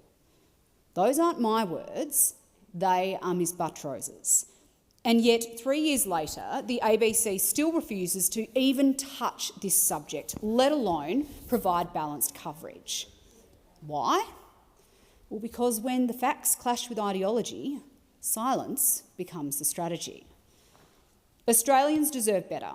The ABC is funded by taxpayers. It is not a private blog site. It is a public institution with obligations, obligations to report impartially, to cover all sides, and to trust the public to make up its own mind. When the ABC fails to do this, it erodes trust not only in the institution of the ABC itself, but in the entire media ecosystem. Tickle versus Giggle isn't a fringe issue. It is a test case for whether women's rights still matter in Australia. If women cannot have spaces of their own, whether it's in sport or online, in shelters or in prisons, then where does that leave the rights of women in Australia? These aren't abstract debates. These are debates about acknowledging biological reality and the rights that flow from them. Women have fought for decades to secure spaces where they can compete fairly, recover safely, connect freely. And those rights should not be erased quietly because a broadcaster finds the conversation uncomfortable or because its agenda is being manipulated by a lobbyist group. I call on the ABC to do its job. Cover the case of Tickle versus Giggle. Ask the hard questions. Interview both sides. Let Australians hear the arguments and make up their own minds. That is what journalism is supposed to be. Anything less is advocacy by mission. This parliament shouldn't stand by while taxpayer-funded media is picking winners and losers in important debates. We cannot allow silence to become censorship. Women's rights aren't negotiable. They're not a trend. They are a cornerstone of fairness in our society. So I say this: Australians deserve the truth.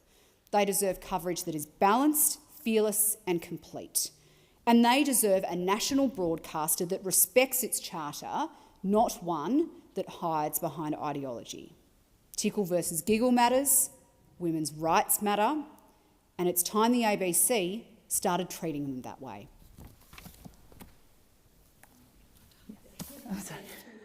Senator. I rise to support Senator Henderson's motion referring this matter to the Environment and Communications References Committee. The ABC receives about $1.1 billion in taxpayer funding each year and this funding will increase by $30 million each year until 2029.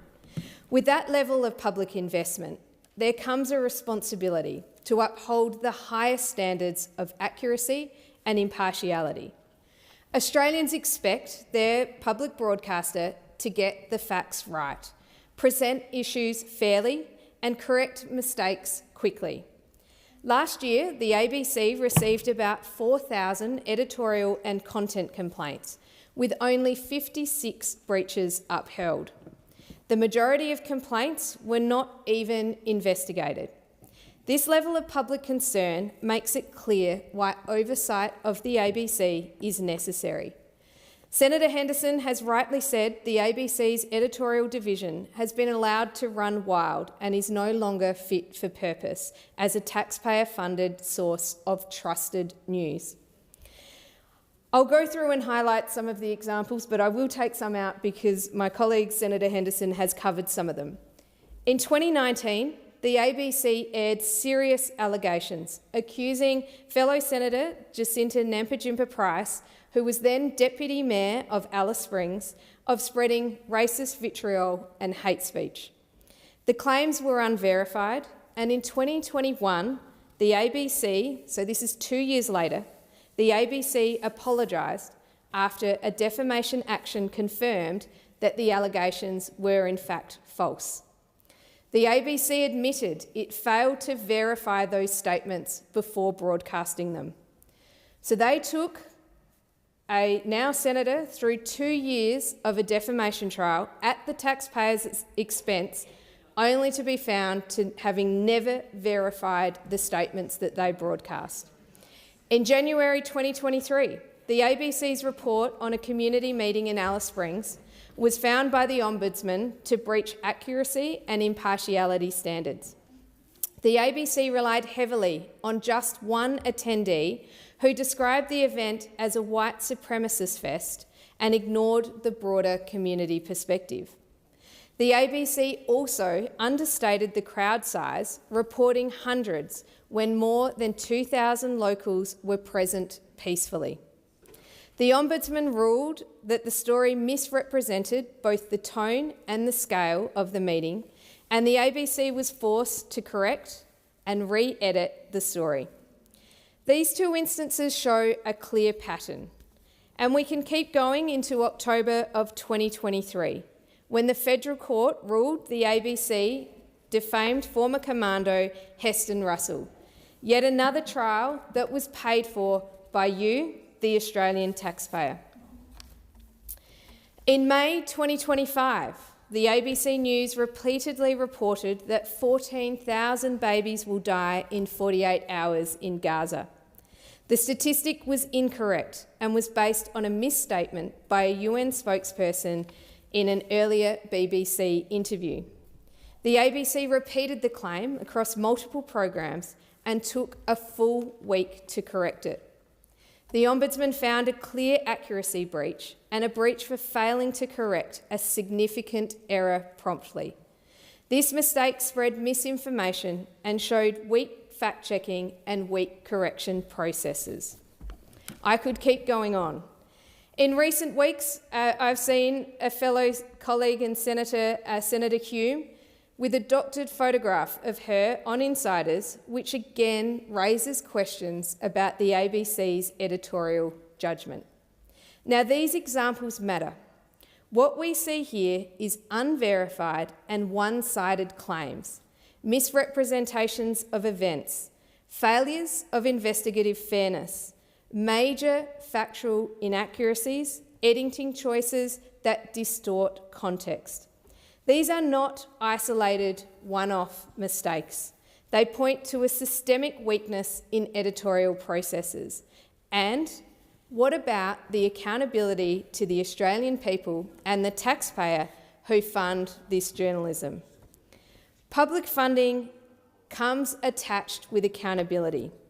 The ABC is funded by Australians. That is $1.1 billion of taxpayer dollars every single year.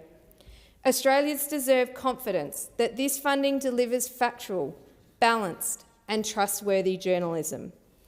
Independence is important, but it does not mean that the ABC should be exempt from scrutiny. This inquiry will allow the Senate to examine whether editorial standards are being upheld and complaints processes are independent and effective, and that corrections are made in a timely and transparent manner. This is a constructive process. It ensures the ABC meets the highest standards that it sets for itself. That is why it is time for a transparent, independent inquiry into the ABC's impartiality, because Australians deserve to have confidence that their national broadcaster upholds the highest standards of fairness, accuracy and balance. An inquiry would not be about attacking journalists, nor about controlling content. It is about restoring public trust in our national broadcaster. With rising concerns about political bias, selective reporting and uneven scrutiny, Australians deserve transparency and accountability in our public broadcaster. We must ensure that the ABC truly serves all Australians. The ABC needs to be held to the standards as set out in its charter, and a charter that is rightfully attached because it is publicly funded. Thank you. The question is that the... Oh, sorry, I didn't see you, Senator Green.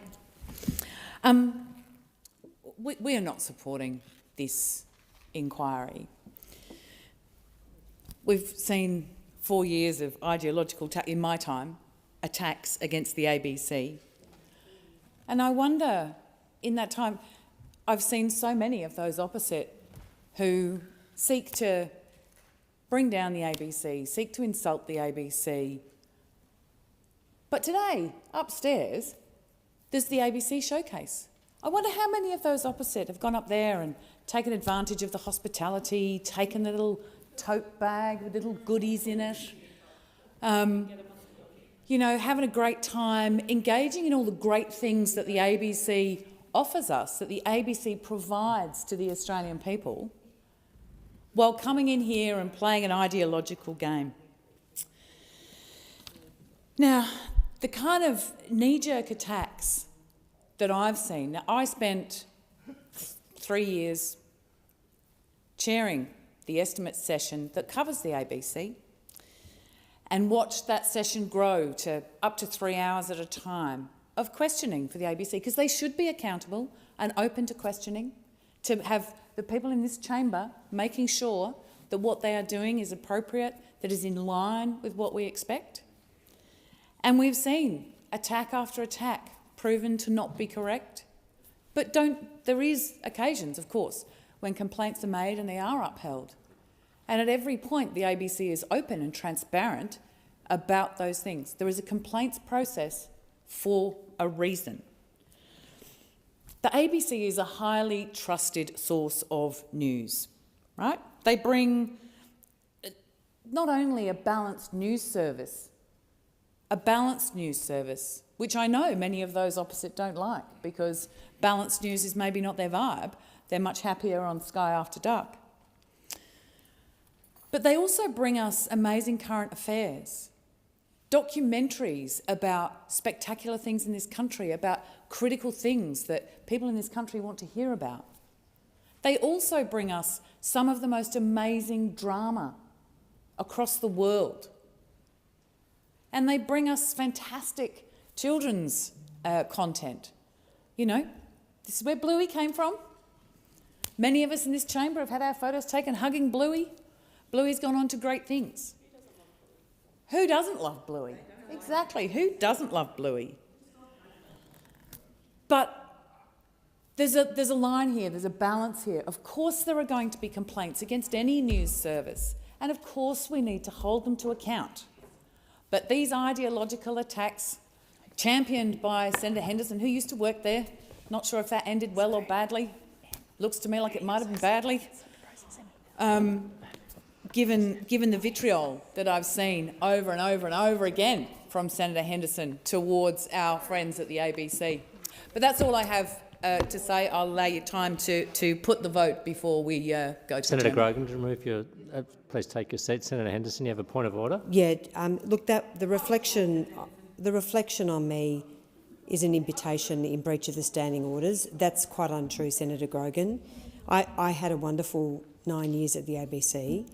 Senator Henderson, not a debating point. And so, look, I just would ask... Senator Henderson, are you seeking withdrawal? I'd like the record to stand as I've just said it. Don't speak to me Senator like that, Henderson, Senator Gallagher. This is a matter for the... Please take your seat, Senator Henderson. Senator Grogan, understand you withdrew. Happy to withdraw twice. Thank you. Withdrawal heard. Thank you, Senator Grogan. Senator Grogan, you have the call. I'm done. Thank you very much, Chair. Acting Deputy. Thank you, Deputy President. Thank you, sorry, Senator Grogan.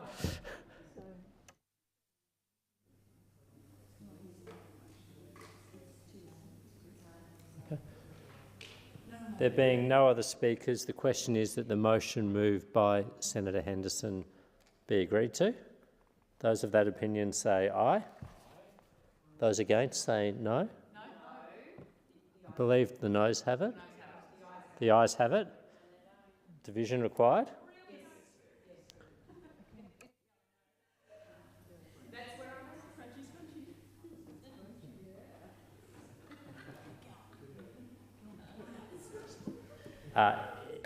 It now being the time for the Senate to commence adjournment, that division will be deferred. And I propose that the Senate now adjourn. Senator Ananda Raja. Thank you, Chair. Chair, recently I had the privilege of attending a celebration for the very first cohort to graduate from Victoria's end-to-end rural medical training program, delivered in partnership between La Trobe University and the University of Melbourne. It was a landmark moment for the graduates, for regional Victoria and for the nation.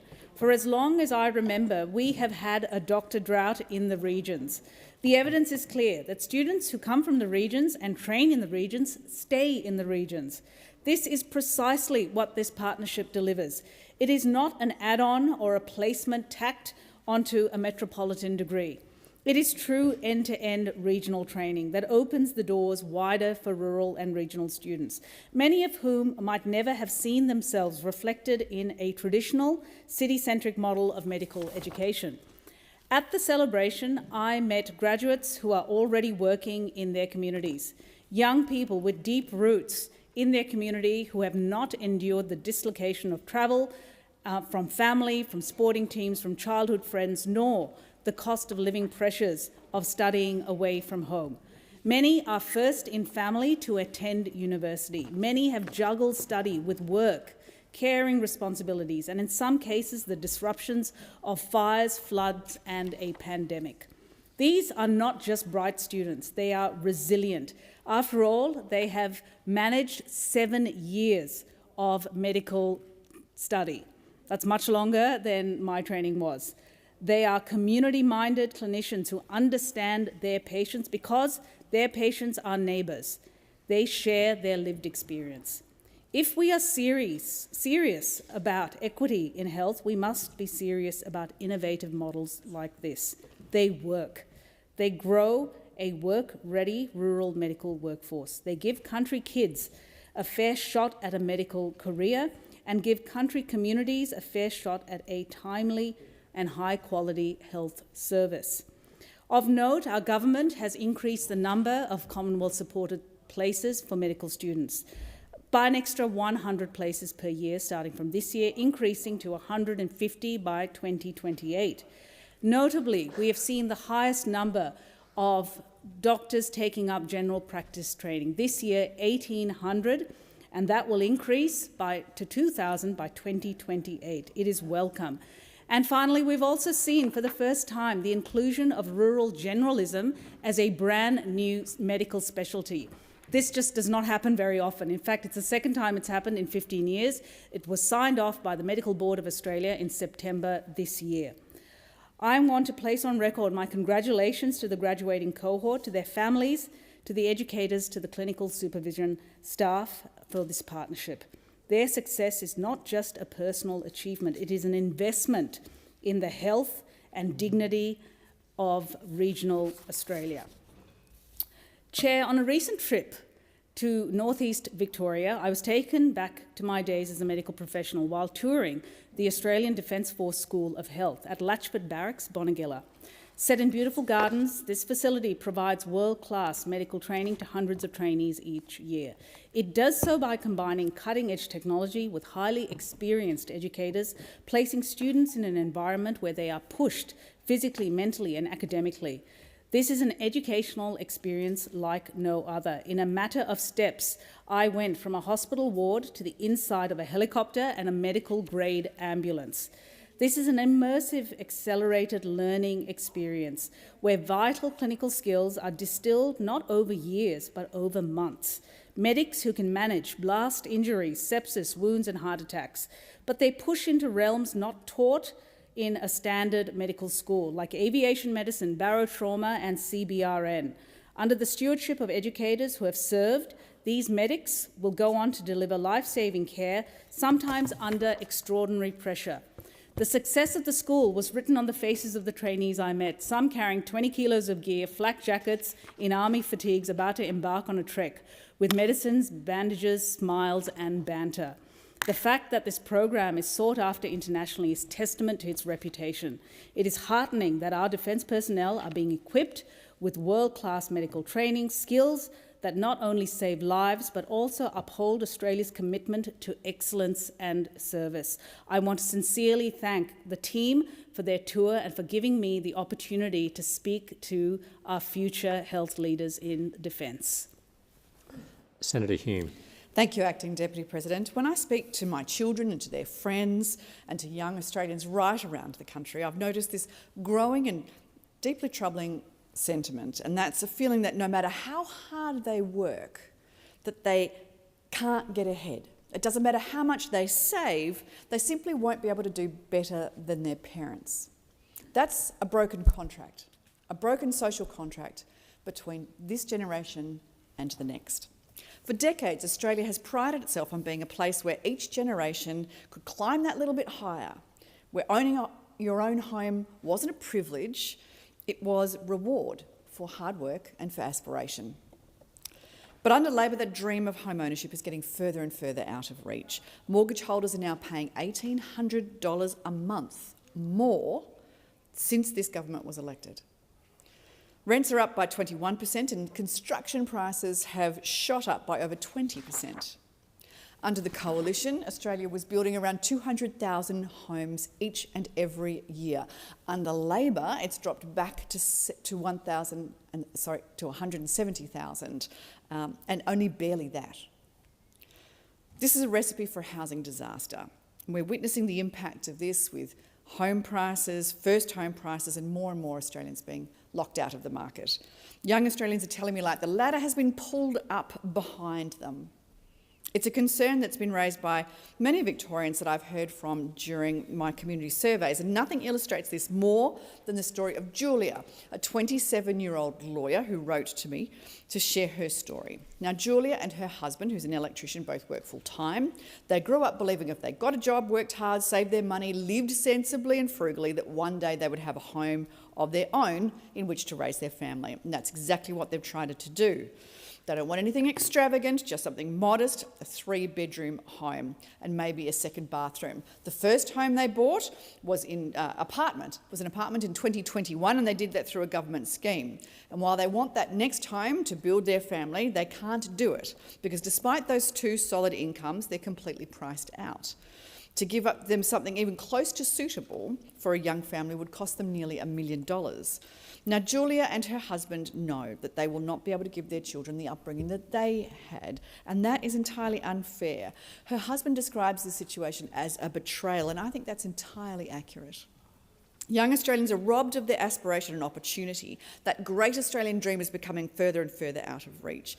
But it's clearly not enough of a concern to those opposite, because at the time that this government has presided over a collapse of Australian housing construction, Australia is also experiencing the largest population surge in our history. Australia is giving us more people, but fewer homes, and that is unsustainable.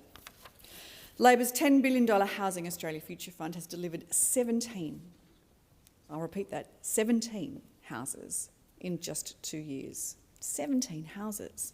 The promise of 1.2 million new homes is already being walked back, not just by those in front of the camera, but by those in the department as well. Now that's a real concern.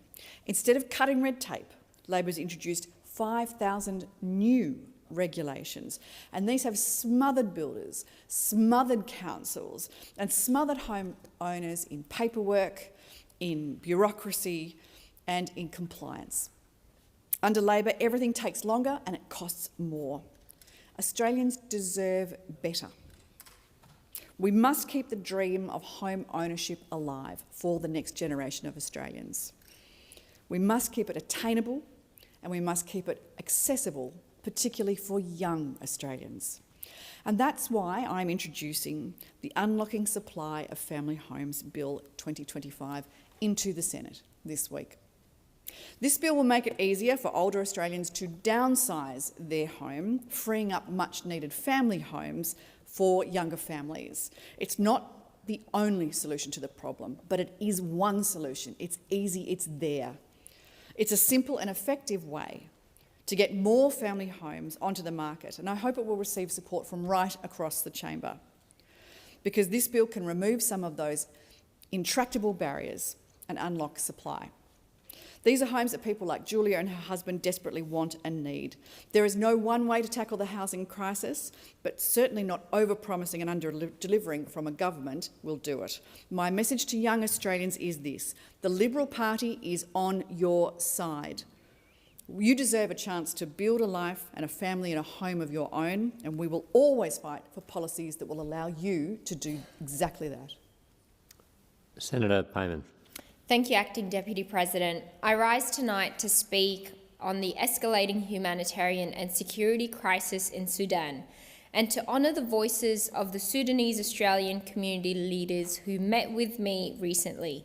The head of mission from the Sudanese Embassy, Ahmed Abdulatif, and community representatives in Perth, Mohammed O. Ibrahim and Yaqub Yusuf. Sudan has endured unimaginable suffering since April 2023, when conflict erupted between the Sudanese Armed Forces and the Rapid Support Forces militia.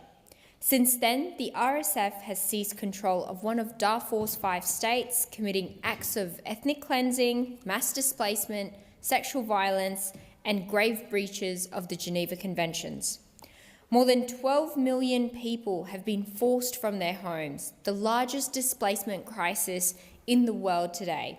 Recent ABC reporting confirms that the United Nations found credible evidence that the United Arab Emirates have been arming the RSF, the very militia accused of genocide in Sudan. International investigations, including from the Wall Street Journal, have also revealed financial and military support flowing to the RSF through Libya and Chad, forming part of a wider effort to divide Sudan and exploit its resources. Now, Australia has contributed more than $60 million in humanitarian support since 2023, and while this aid is welcome, it falls short of the scale of this crisis. Only 20% of Sudan's global humanitarian needs have been met. Yet, at the same time, Australia continues to export arms to the UAE, nearly $300 million in weapons and ammunition over the past 5 years, including components for lethal F-35 fighter jets. This continues despite the UAE's alleged role in fueling the genocide in Sudan. It's a contradiction we must confront, and one that demands far greater transparency and accountability from this government. The Australian public deserve to know. The community leaders I met with made 4 very clear requests. Number 1, for Australia to formally condemn the RSF, to apply diplomatic pressure on the UAE enabling this violence, to strengthen and redirect humanitarian assistance through trusted NGOs, and to lift the humanitarian visa ban to allow families to reunite. They reiterated that Sudan must not be forgotten in this Parliament. I gave them my word, and I give it again tonight, that I'll continue to advocate for these actions. Now, let's move on to another matter of urgency. The race to the bottom on the EPBC reforms is on. The Environment Minister has said, and I quote, "We will be passing these reforms next week in the final sitting week of the year," end quote. This has been accompanied by the standard media backgrounding designed to pressure the opposition and the Greens into locking down a deal. It was not so long ago that the minister spoke without using absolutes when the Senate was debating how long the EPBC reform bill should be referred to committee for at the end of the last month. The minister's words were, and I quote, "We should get on with it." Should, not will. The Senate opted for a more thorough inquiry. Senator Hanson-Young said, in a vigorous defence of the Senate's role as a House of Review, and I quote, "We are going to move to make sure that this chamber has the ability to do its job. If they expect the Senate just to roll over, rubber stamp this and ram it through, they've got another thing coming." Senator Duniam, in a similar Bartonian fashion, noted, and I quote, "Senator Watt tells us that business community are sending strong messages. If you talk to business community, they say they want time to scrutinise this as well because it's all been rushed." Now, if the government gets their way, they will probably, which they probably will, at least one of these quotations will have aged quite poorly by the end of this week. We do need to move to update the EPBC Act to better protect the environment, but if the solution is rushed, we may find ourselves here again in a few years' time with the same problem. An outcome that prioritises politics over policy, regardless of who strikes the deal, is not what Australians have sent us here to do. They sent us here to ensure that the EPBC reforms would protect the environment, not primary Payman, votes. your time has expired. Senator Smith. Thank you, Acting Deputy President. I rise today to recognise World Prematurity Day, marked each year on the 17th of November, and to acknowledge the extraordinary work of Australia's researchers, particularly those in my home state of South Australia, who are leading the world in both the prevention of and improving outcomes for preterm birth through their research. Each year, 15 million babies are born prematurely worldwide. More than 1 million of these babies won't survive.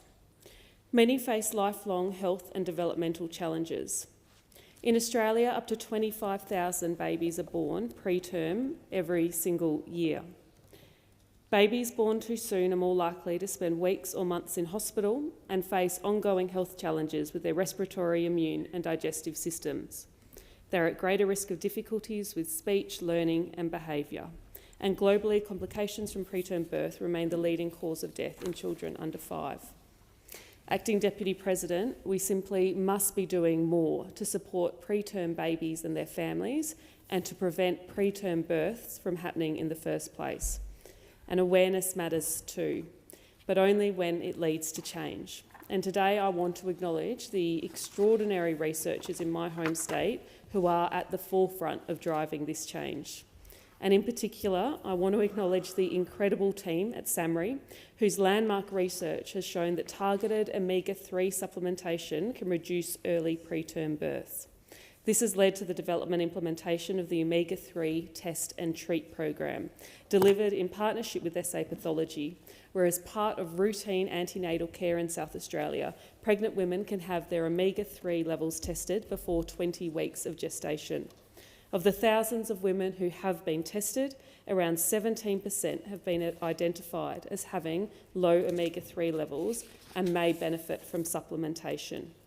This intervention is simple, it's cost-effective, it's safe for bub and mum, it's the first of its program of its kind anywhere in the world. More than 32,000 women in South Australia have accessed this program. Just imagine if we were to scale it to a national level or indeed an international level and the impact it could have. I also want to shout out to the Centre of Research Excellence in Human Milk Nutrition for Preterm Infants and Alice Rumbold in particular, who briefed me on their work just recently. This national program focuses on improving breastfeeding outcomes and donor milk use for the most vulnerable newborns. Their research shows that even small increases in breast milk intake during neonatal hospitalisation can improve cognitive outcomes later in childhood. I know not every mum has the option to breastfeed, but for those who can, or for those who can access a supply of donor breast milk, we know human milk feeding has an enduring impact on the lives of children born preterm. The CRE is developing new resources for families and for clinicians. They're conducting world-class trials and supporting a new generation of researchers who are dedicating their lives to improving the lives of preterm babies. None of this would be possible, of course, without support from the NHMRC and the Medical Research Future Fund. I am so proud as a South Australian of these researchers, the clinicians, the nurses and all of those families who are part of this effort, because their dedication is saving lives, and this research and this work has the potential to do so much more good across Australia and across our world. On World Prematurity Day and every day, we honour the babies born too soon, the families who walk this journey with strength and courage, and the researchers who devote their professional lives to ensuring that babies arrive safely and to ensuring that babies can thrive. Senator McLaughlin. The publication titled "Returning to Our Roots: How Conservative Environmentalism Can Win Hearts and Minds," which I recommend to honourable senators. I was favoured by the editors and invited to contribute a chapter, but my humble contribution is not what I wish to speak about this evening. Rather, I wish to draw your attention to the foreword by Lord Grove. He writes, "The conservative promise is rooted in nature. To be a conservative is to understand human nature, to shape politics in accordance with the impulses of the human heart, and to appreciate the beauty, wonder and importance of the natural world." Now, we South Australians understand the importance of nature in sustaining our lives. We rely on a healthy River Murray for our very existence. Like all peoples that live at the end of a river, we are always anxious about how those upstream treat the river and its precious water as it flows down to us. Now we fear our seas may be barren of life, suffocated or poisoned by the algal bloom. There are even suggestions that the goiter line, which is long advised where you can sustainably farm, is dropping lower and lower as a result of climate change. More disheartening is that my side of politics has now abandoned seeking to reduce emissions by aspiring to reach a target. In stark contrast, the government is more willing to hold itself to account to a very public target. The unwillingness by so many to not have a target, any target, is hard to comprehend, as it's the most conservative of practices to set an objective and measure your progress against it. And none of the arguments and protestations can disguise that simple fact. There is no basis to argue that the youth of today are brainwashed to believe in climate action. There is no credibility to claim that there is another way or to suggest Australians should not be a leader. The Australian people and their talent should not be diminished in this way. Opposition policy has now broken the promise it once made to the world on emission reduction and has abandoned traditional conservatism. I acknowledge the road ahead will not be without difficulty in transforming our economy. We must transform the way we derive our energy, manufacture goods and nurture our land. My preference is to embrace the challenge rather than run away with glib promises to possibly act in the future. Civilisation is a compact between the past, present and future generations. Conservatives have a sacred duty to keep this contract by handing over a more healthy world to the next generation. I renew my commitment to keeping this compact. In Genesis it is written, "The Lord God took man and put him in the Garden of Eden to work it and take care of it." All religions of the world echo this sacred call to action. Real conservatives hear it.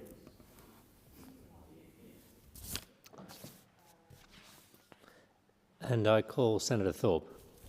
Thank you.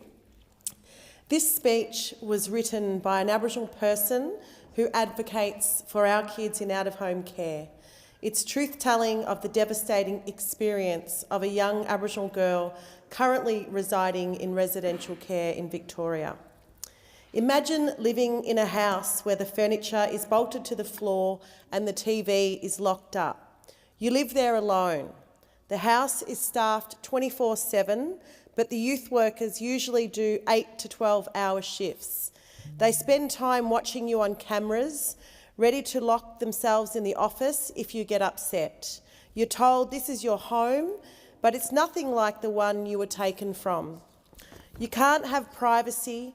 Even your bedroom, the only space that feels like yours, isn't really safe.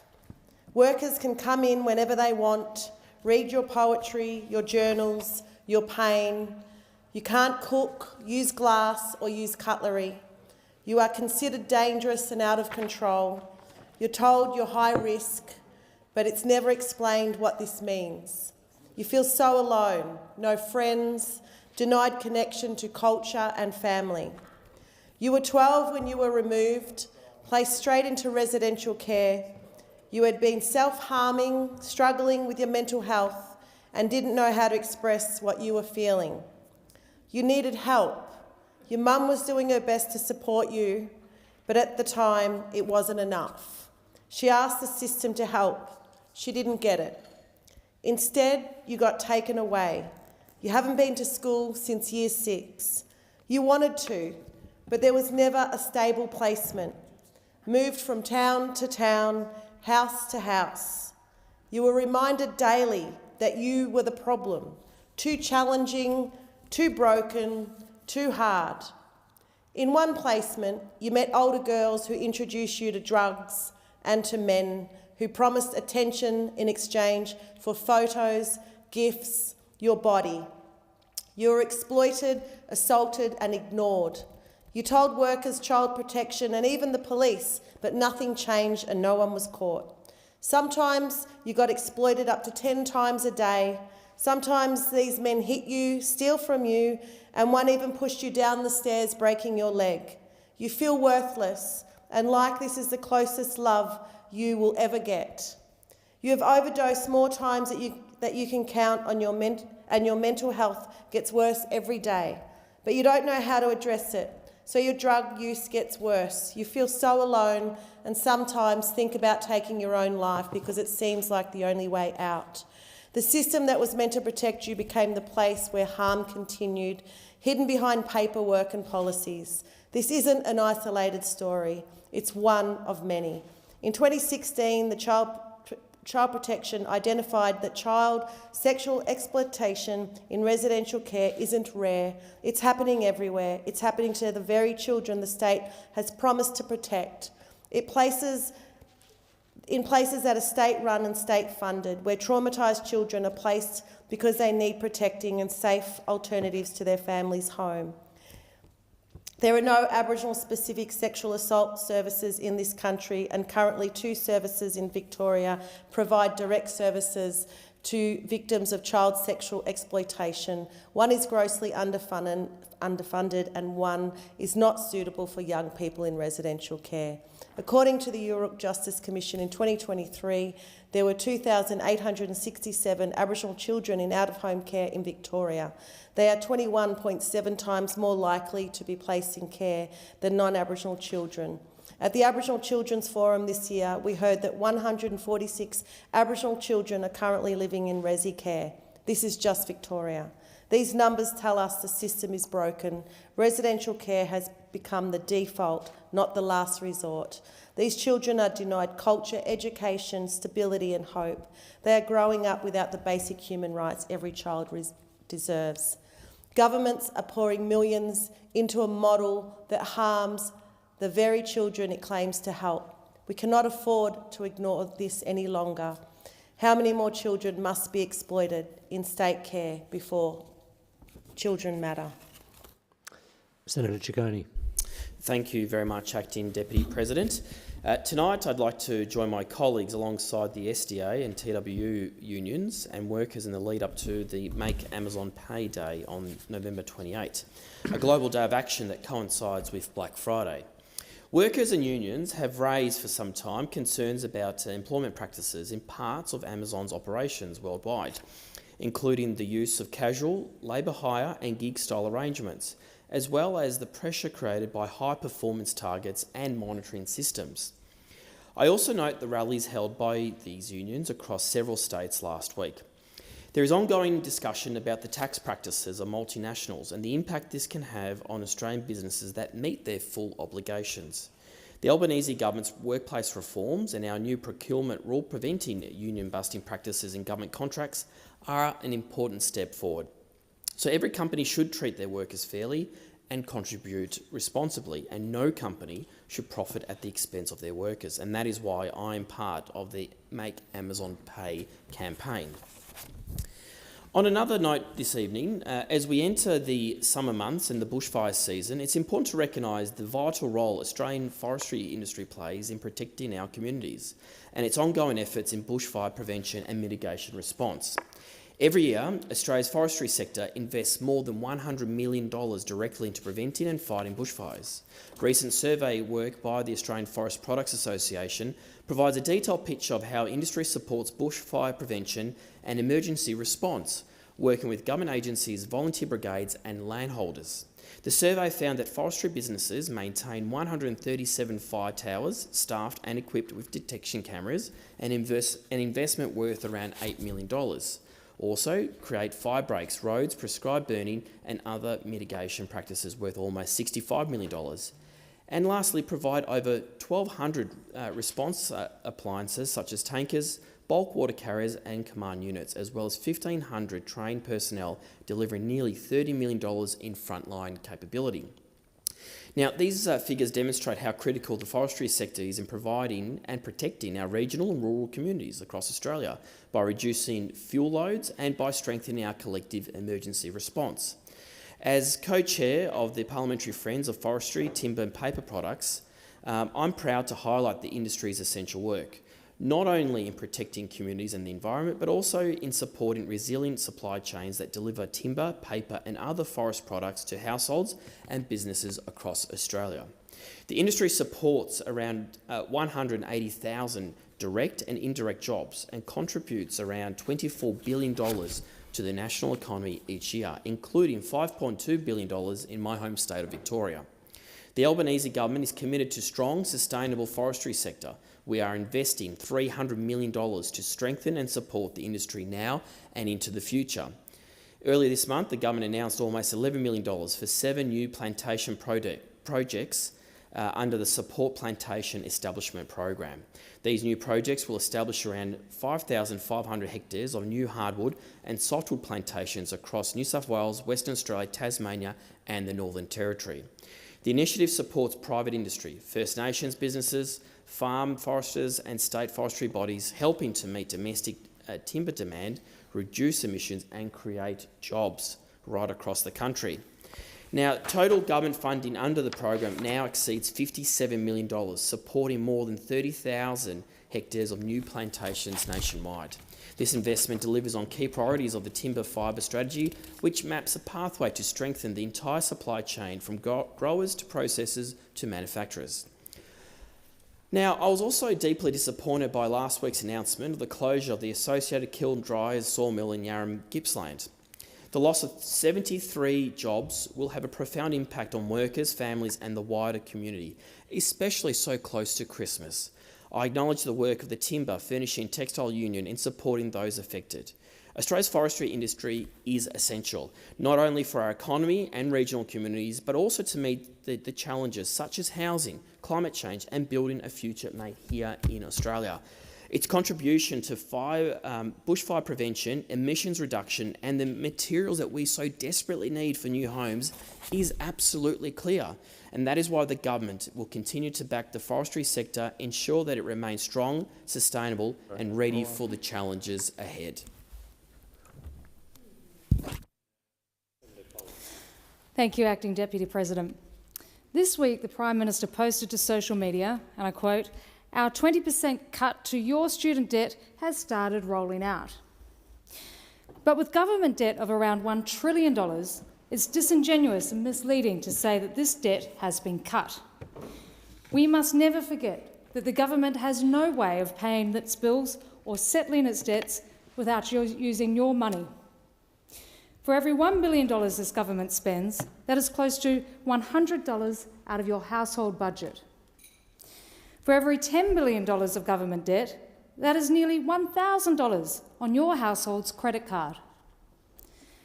So when the government decides to cut $16 billion in student debt, we must remember it costs, on average, over $1,500 for every household to fund that promise.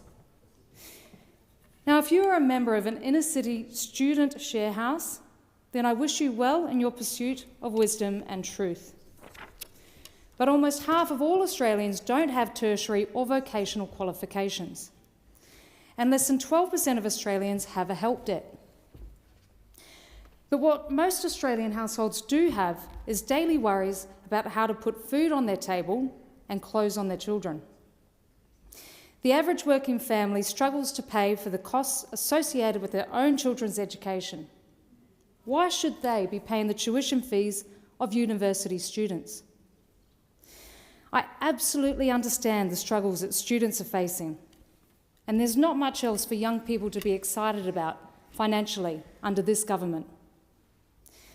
But pursuing higher education is a personal choice, and it is a good choice, because studies have shown that higher education levels correlate to higher lifetime earnings.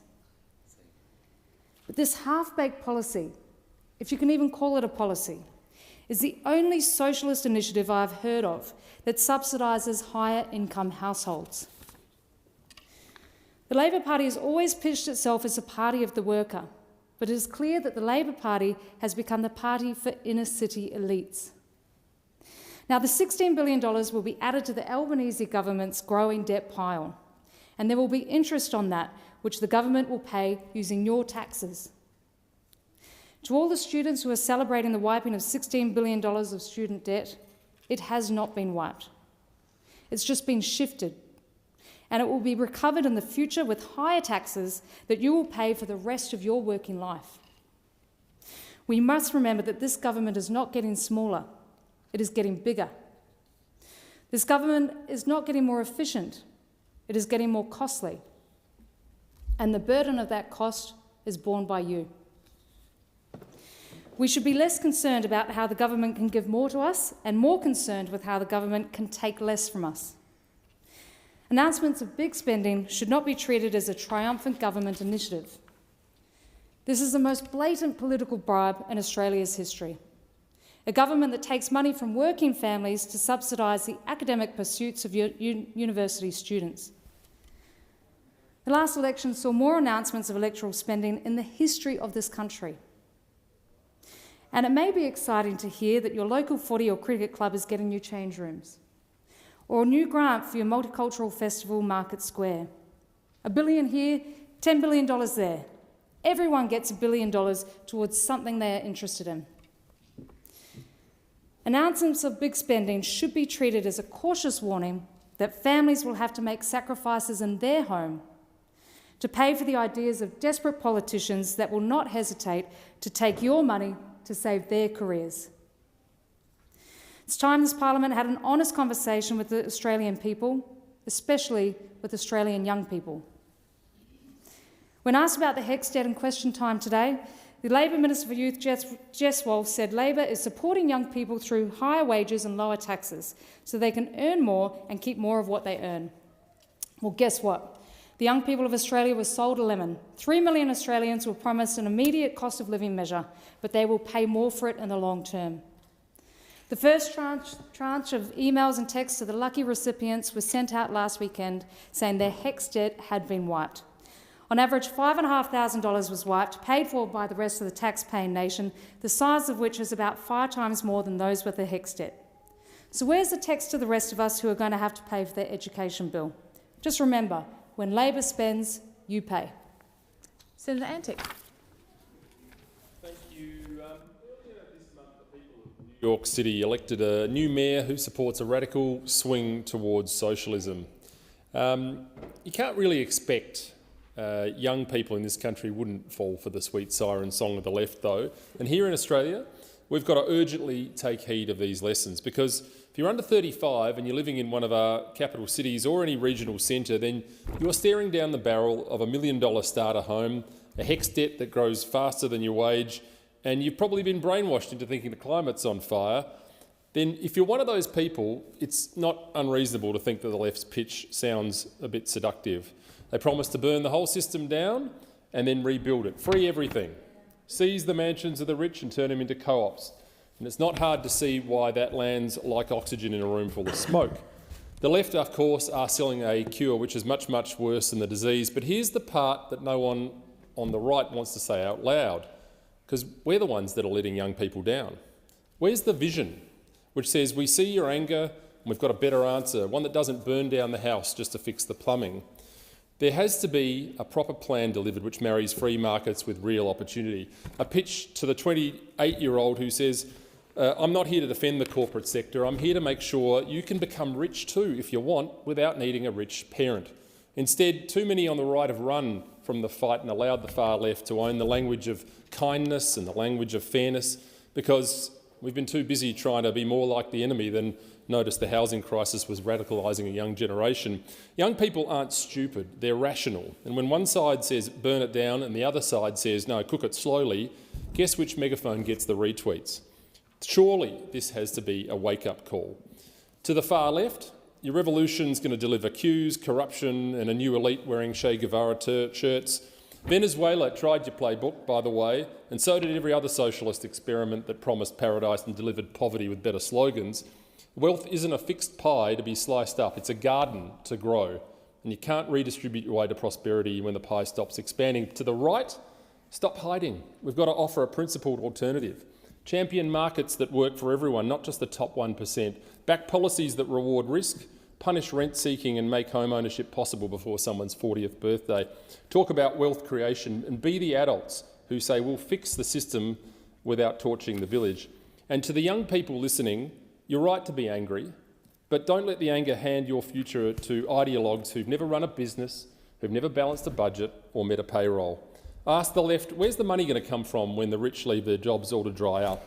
And ask the right, what's your plan to make sure the next generation isn't permanently locked out? Now, the right of politics is down, but it's not out. It needs reform, not revolution, and it needs courage and not cosplay. And it needs you, not as drones of the far left or collateral damage for the complacent right, but as the generation that demands a fair go and a generation that demands a system that actually delivers for them. Thank you. Senator Hodgkin-May. Thank you, Acting Deputy Chair. Over a year ago, is my mic on? Yeah. Over a year ago, I stood here and urged Labor to save Windsor Community Children's Centre, a beloved community-run early learning centre in my home city of Melbourne.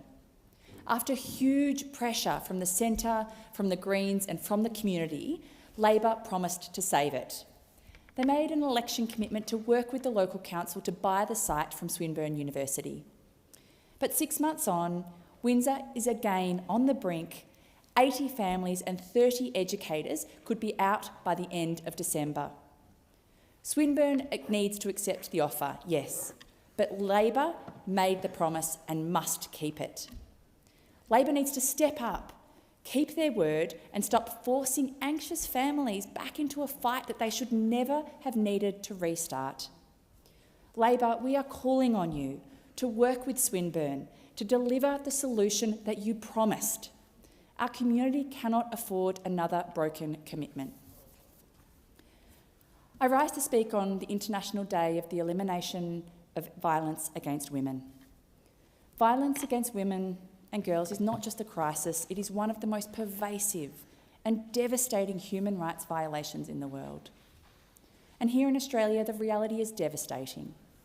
One woman is killed every single week as a result of domestic and family violence. These aren't numbers, they are lives, stolen, families shattered, communities grieving. They are a reminder of how far we still have to go. But violence against women doesn't stop at our borders. It is global, it is entrenched and it is escalating. Members of the Hazara community in Melbourne tell me that in Afghanistan, Millions of women are living under a regime determined to erase them. Their education denied, their movement restricted, their dignity stripped. Every day without freedom is another day of violence. And today I met with members of the Sudanese community who described the horrors unfolding in Al Fasher in the midst of a horrific humanitarian crisis and ongoing proxy war. We are hearing widespread reports of systematic sexual and gender-based violence being perpetrated by the RSF. These are crimes against humanity committed in real time while the world looks away. The message is clear. The fight to eliminate violence against women isn't symbolic. It is urgent, it is global, and it demands action, not words. The Australian Government must do more, and as a first step, we must fully fund violence prevention and frontline services, deliver culturally safe and community-led support for women, and centre the rights, safety and self-determination of women and girls in every international development program that we fund. We owe it to women from here, and we owe it to every girl growing up in a world that still treats her safety as optional. We must work towards a world where no woman anywhere is silenced, subjugated or erased, where freedom from violence is not an aspiration, but a guarantee. Earlier this month, I spent time on beautiful Murujuga country in Karratha with Raylene Cooper and Auntie Esther. Murujuga is a place of staggering natural beauty, red cliff ledges cascading across the landscape, ancient stories etched into stone, a living gallery of the world's oldest rock art. Standing among engravings that have watched over this land for more than 40,000 years is indescribable. Every line carries culture, ceremony and identity, laws of a people who have cared for this country since time immemorial. And yet, beyond that breathtaking landscape, a very different story unfolds. The gas, fertiliser and chemical processing expansions of Woodside, Perdaman and Yarra now loom over this sacred place. Their chimneys and flare stacks rise beyond the ancient art like a dystopian backdrop, a jarring contrast between the deep time of First Nations culture and the reckless greed of the fossil fuel industry. The truth is devastating. Gas cartels are destroying sacred country, their toxic emissions are eroding the rock art. Their industrial footprint scars the land and poison waterways that have sustained life and culture for tens of thousands of years. Their climate pollution hits First Nations communities first and hardest. We learn from songlines, Save Our Songlines, whose extraordinary determination makes one thing clear. We need to stand with them and match their strength and build a movement powerful enough to protect Murujuga's survival. I want to thank Raylene and Auntie Esther. Your strength is extraordinary and we stand with you in your fight against the fossil fuel cartels. Senator Sharma. Thanks, Deputy President. As we speak, the oil tanker Proteus Bohemia is steaming on its way to Australia. It left the port of Jamnagar in India on the 8th of November and it's currently off the southern coast of Western Australia and due to arrive at Botany in about 5 days' time. Now, this ship is carrying 78,000 tonnes, thereabouts, of petroleum products which are destined for Australian cars. And those products have come from Russia because the refinery at Jamnagar takes about 47% of its crude oil from Russia, which means the Proteus Bohemia's products are about 47% Russian crude oil. And it means that once that ship arrives early next week and these petroleum products come ashore in Australia, they will be finding their way into Australian cars, with Australians paying, in effect, to fund Russia's ongoing war of aggression against Ukraine. Australia imposed, and rightly so, sanctions on the direct importation of Russian oil soon after the invasion of Ukraine. But since 2023, we have been importing a simply massive amount of Russian crude that is refined in third countries, predominantly India and Turkey, to a lesser degree Singapore, and effectively have been evading or flouting or denying the main purpose of those sanctions, which is to stop hard currency going to fund Russia's war machine. Since 2023, according to the Centre for Research on Energy and Clean Air, we've imported more than 3 million tonnes of Russian origin oil product. And that makes us, according to this same centre, the biggest importer of Russian crude products refined in third countries. Australia, not a large country, not a large petroleum consumer, is now the largest importer of Russian crude products refined in third countries. According to these estimates, Australia has now contributed about $2 billion to the Russian government treasury through these importations. And over the same period, we've given about $1.5 billion to support Ukraine's defence against this war of aggression. So here we are buying refined Russian oil products and contributing $2 billion to Russia's war effort. And in the meantime, we have been consistently slipping down the league of contributors to Ukraine, so that we are now in a situation where Australian taxpayers are effectively giving more to the Russian side in this war than the Ukrainian side. Our allies have got the message. The US has imposed comprehensive sanctions against Rosneft and Lukoil in recent weeks, two of Russia's major oil producers, and Europe will ban the importation of petroleum products from third countries that are produced using Russian crude from the 21st of January 2026. Australia needs to be doing the same.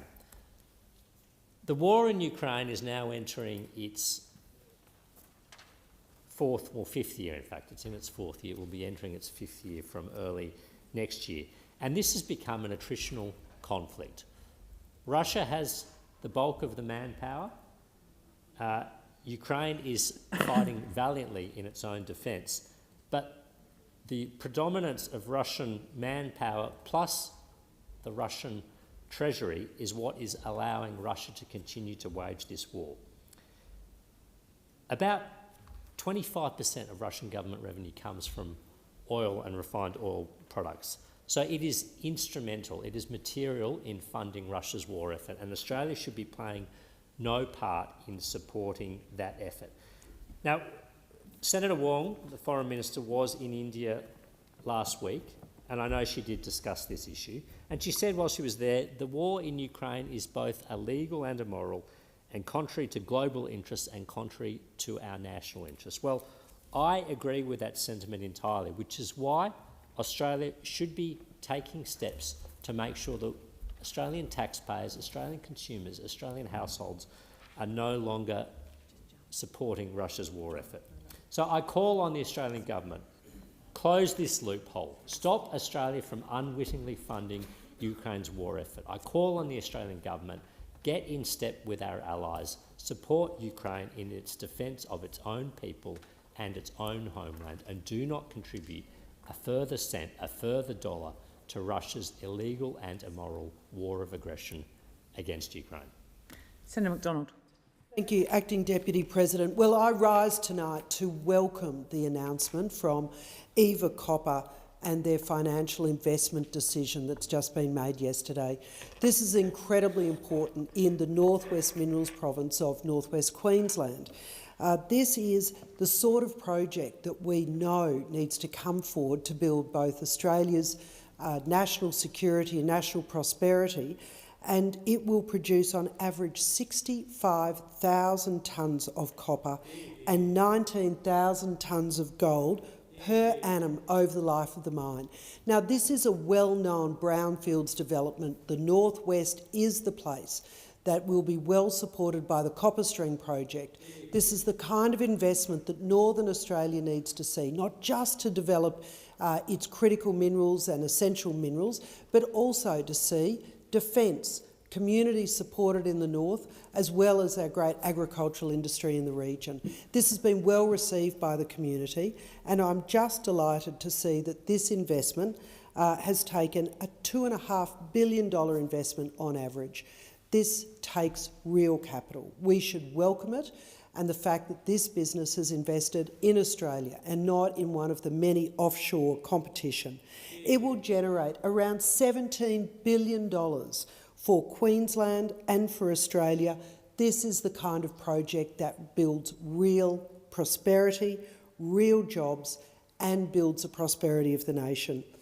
It just reminds us, though, why it is so important that we be investing in the right infrastructure, the right development, not just for the mines, but also for the community that supports it, for the families that go to work in copper mines, as well as the small businesses in the Cloncurry region that will support it. So I am really delighted to welcome this investment, to support the investment both for the mining company but for the entire region that will drive Queensland's prosperity into the future. Well done, Eva Copper. I turn now to a really important topic of Australian butcher shops. Now, this is the ultimate small business. These are the sort of people that not only provide you with the best protein, the best meat for your family, but they'll tell you how to cook it and they'll give you a wink and a smile at the same time. This is an incredible part of our northern economy, and so it was shocking to see the Australian government do a review that excludes butcher shops from centre pay payments. Now, I know of a small butcher shop in North Queensland that supplies Indigenous community members who come in from the Cape and the surrounds of Cairns. They come in to buy good quality protein for their families, for their community, so that they can cook it because they don't have access to local fresh protein in their own communities. But under Services Australia, they've made the decision to exclude only butcher shops. Of course, you can still buy meat from a supermarket. I think that's outrageous. This is the sort of small business who employs apprentices, who make sure that Indigenous communities and other vulnerable and disadvantaged people are able to use their centre pay card to buy real food. But butchers have been excluded. So we will be fighting hard to make sure that there is more equity, more equality for communities who want to be able to access both a small business that provides a real apprenticeship opportunity to young people from that community, as well as customers who want to come in and be able to cook real food for their families. I think that Services Australia has made a really big mistake in this decision. I think the Minister needs to go back and have a look at what is the sort of bureaucracy that is making decisions about how you can spend the money that Australian taxpayers has given to disadvantaged people, and why can't they spend it in a small business that is singularly focused on providing protein and good quality food to communities. So I think this is a shocking moment to discover that this is yet another example of Canberra not understanding how regional communities work, not understanding how real people operate, and not understanding the quality of protein that is grown by Australian farmers, supplied through small businesses, and a real missed opportunity for the government to support local businesses and not big supermarkets. Another Canberra fail. Senator Tyrrell. Thank you, Acting Deputy. Tonight I'd want to shine a light on a Tasmanian organisation that has quietly held our community together for generations, St Giles. Many in this chamber will know the name because St Giles is Tasmania's longest-serving disability support provider. They've been standing with Tasmanians living with disability since 1937. That's nearly 9 decades of showing up day after day for the people who need them most. St Giles operates right across the state, and every year they work with thousands of Tasmanians. Most of those they support are young children aged 0 to 7. In the last financial year alone, their therapists saw over 3,000 individual children. To put that into perspective, that's just over 10% of the under-18 population in Tasmania. And with numbers like that, it's no wonder almost every Tasmanian family has a St Giles story. If they haven't used the service themselves, they know someone who has. Their therapists help toddlers learn to crawl, help school-aged kids build the skills to keep up with their peers, and help teenagers get the confidence they need as they take their first steps into adulthood. St Giles delivers the full suite of allied health therapies: physio, speech, occupational therapy, psychology, dietetics and more. They provide assistive technology, from powered wheelchairs to communication systems for people who need extra support to be heard. And importantly, they provide NDIS support in homes and communities right across Tasmania. And many of the participants they work with have the highest and most complex support needs, people living with overlapping diagnoses, significant health challenges and enormous daily barriers. St Giles doesn't shy away from this work. In fact, in the sector, they're often referred to as a provider of last resort.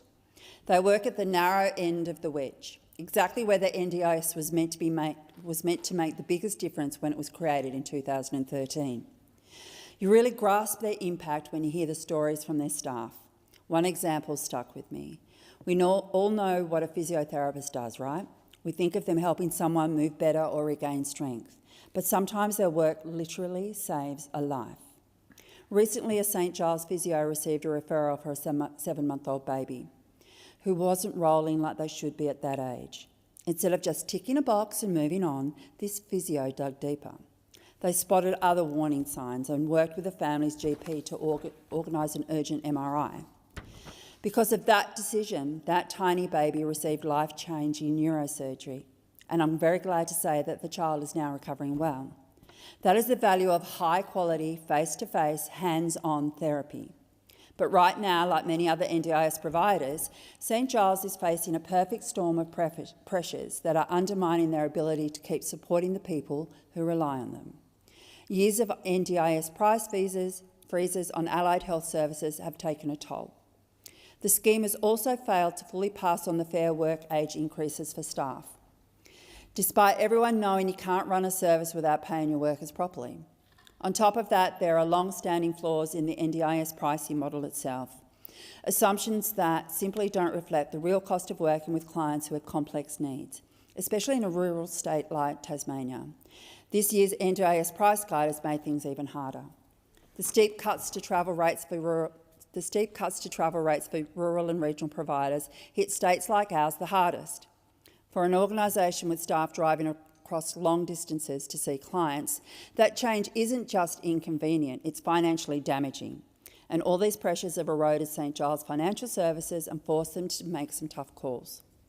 Last month they announced they were cancelling their redevelopment of a multi-purpose hub and hydrotherapy pool, despite having secured $7.5 million in government funding. And let me be clear, it's not because those services aren't needed, they are desperately needed. I'm told the simple truth is this: St Giles is no longer in a position to absorb the cost overruns or the expected losses during construction. That's how thin the margins have become, and they're not alone. Providers across Australia, especially not-for-profit organisations, are facing the same pressures. Many have decades of history, deep community trust and the highest standards of care, yet they are struggling to stay afloat. And while I think we can all agree that the NDIS needs reform, serious, sensible reform, if governments don't step in soon, we risk losing exactly the kinds of providers the scheme was built to support. Tasmanians living with disability cannot afford to lose them. Let's make sure St Giles remains a strong, steady beacon of hope in the Tasmanian disability landscape for decades to come. Senator Whitten. Thank you, Acting Deputy President. When I was elected as a senator for our great country earlier this year, I was honoured to represent Australians in this chamber. Yesterday, I witnessed our Senate censure, gag and suspend our leader, Senator Hanson, for 7 days. Senator Hanson was denied introducing a bill in the Senate, the introduction of a criminal code amendment, prohibition of the burqa and other face coverings in public places, Bill 2025.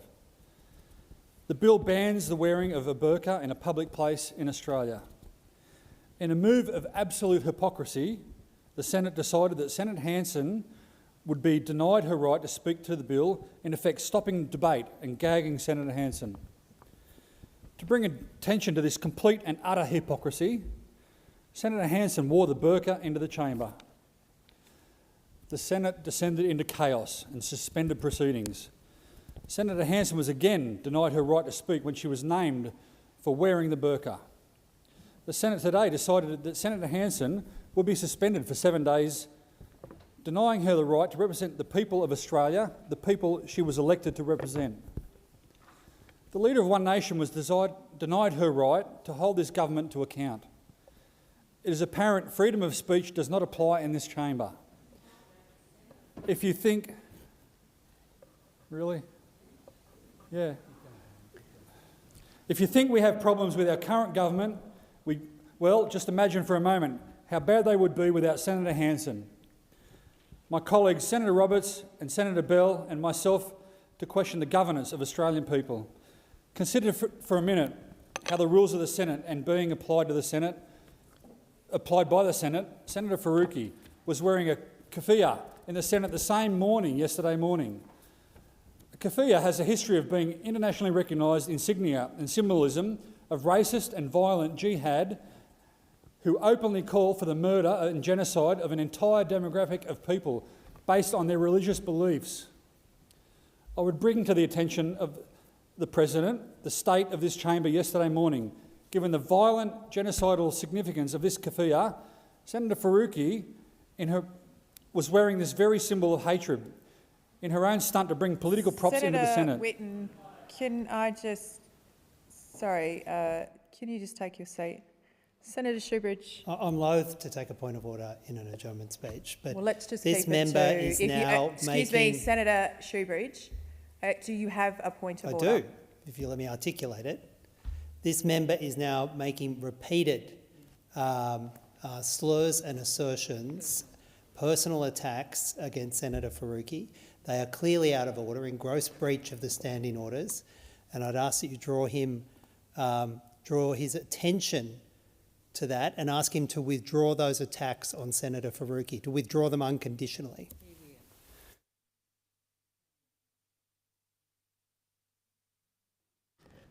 Thank you. I've just had some advice from the clerk, and Senator Whitten, I would ask that you, the remarks in relation to what a senator was wearing is not in breach of the standing orders. I would ask that you keep your commentary in relation to other senators in this place in a parliamentary, safe way, in the goodwill of this chamber. No, my ruling is that it is not impugning a senator. Please take your seat, Senator Shoebridge. I have ruled already on your point of order. Senator Whitten, you have the call.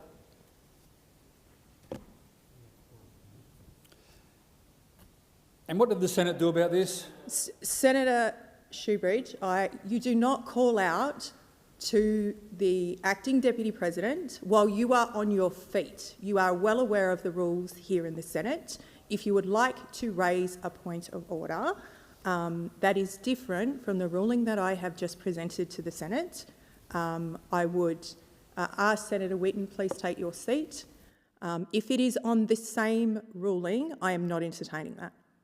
It is in relation to the same ruling, as well, is my right. Well, please take your seat. I have ruled on that point of order already.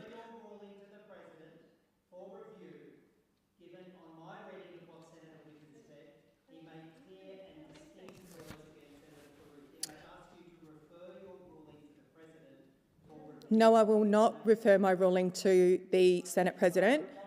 Please take your seat, Senator Shoebridge. No, I'm not, because I've sought advice from the clerk and that was the advice that I was given. That's right, you can ask and I can refuse. So please take your seat. We're moving on.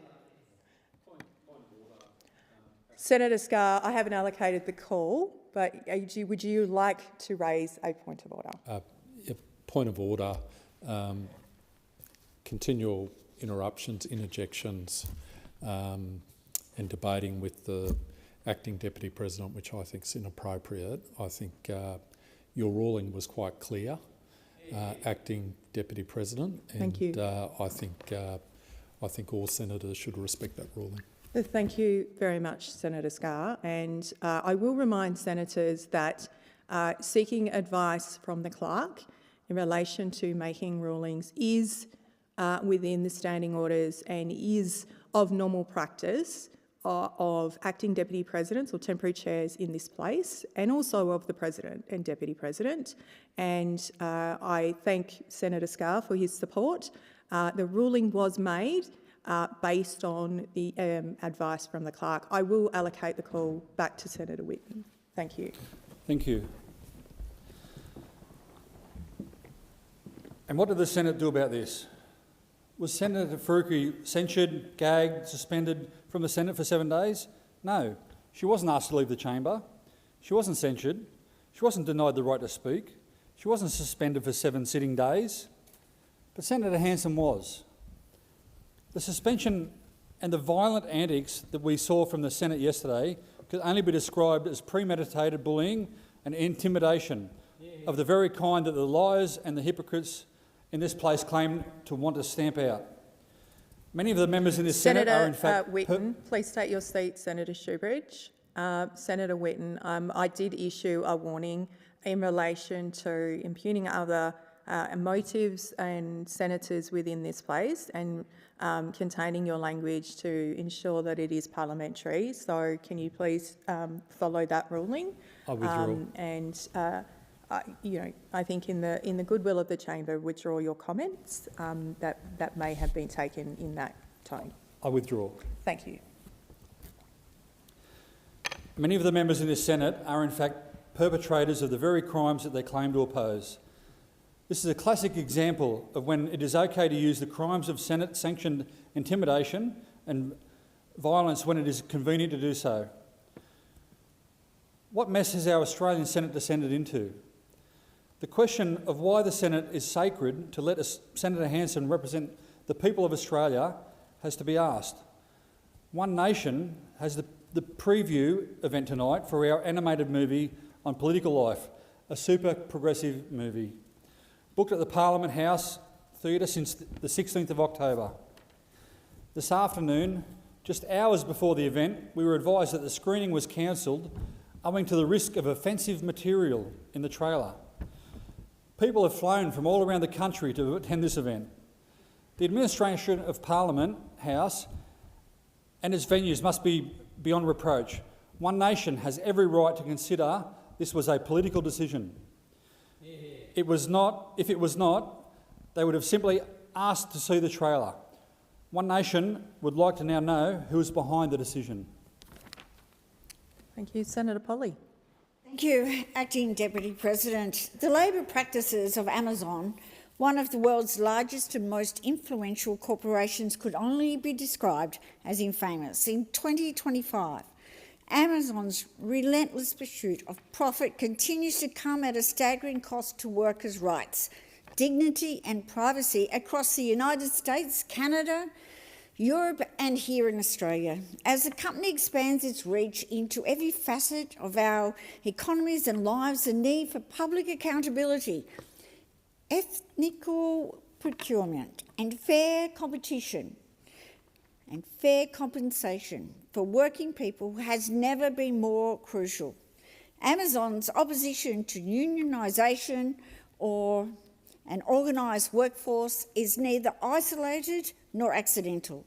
The company's aggressive tactics to stifle collective bargaining are well documented. Take the Amazon warehouse in Staten Island in New York, where workers made history by successfully forming a union. Instead of respecting this democratic decision, Amazon engaged in relentless union busting and refusing to bargain in good faith and inundated workers with anti-union propaganda.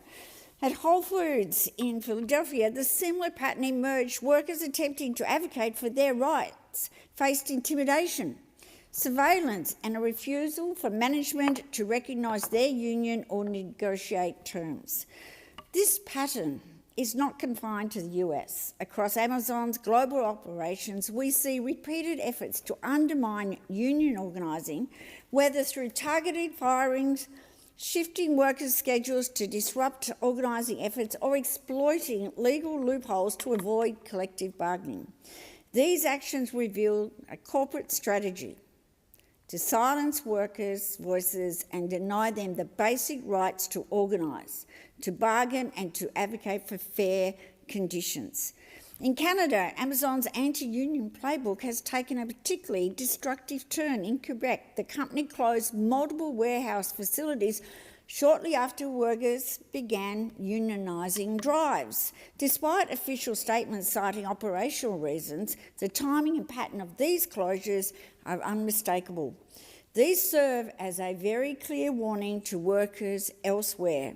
Attempts to organise and your livelihood will be put at risk. The response from Canadian governments and labour advocates has been firm but insufficient. While some provincial authorities have launched inquiries and called for greater oversights, Amazon's actions highlight the urgent need for stronger protections for organising workers clear penalties for these retaliatory closures and mechanisms to ensure that multinational corporations cannot simply pack up and leave when faced with demands for fairness.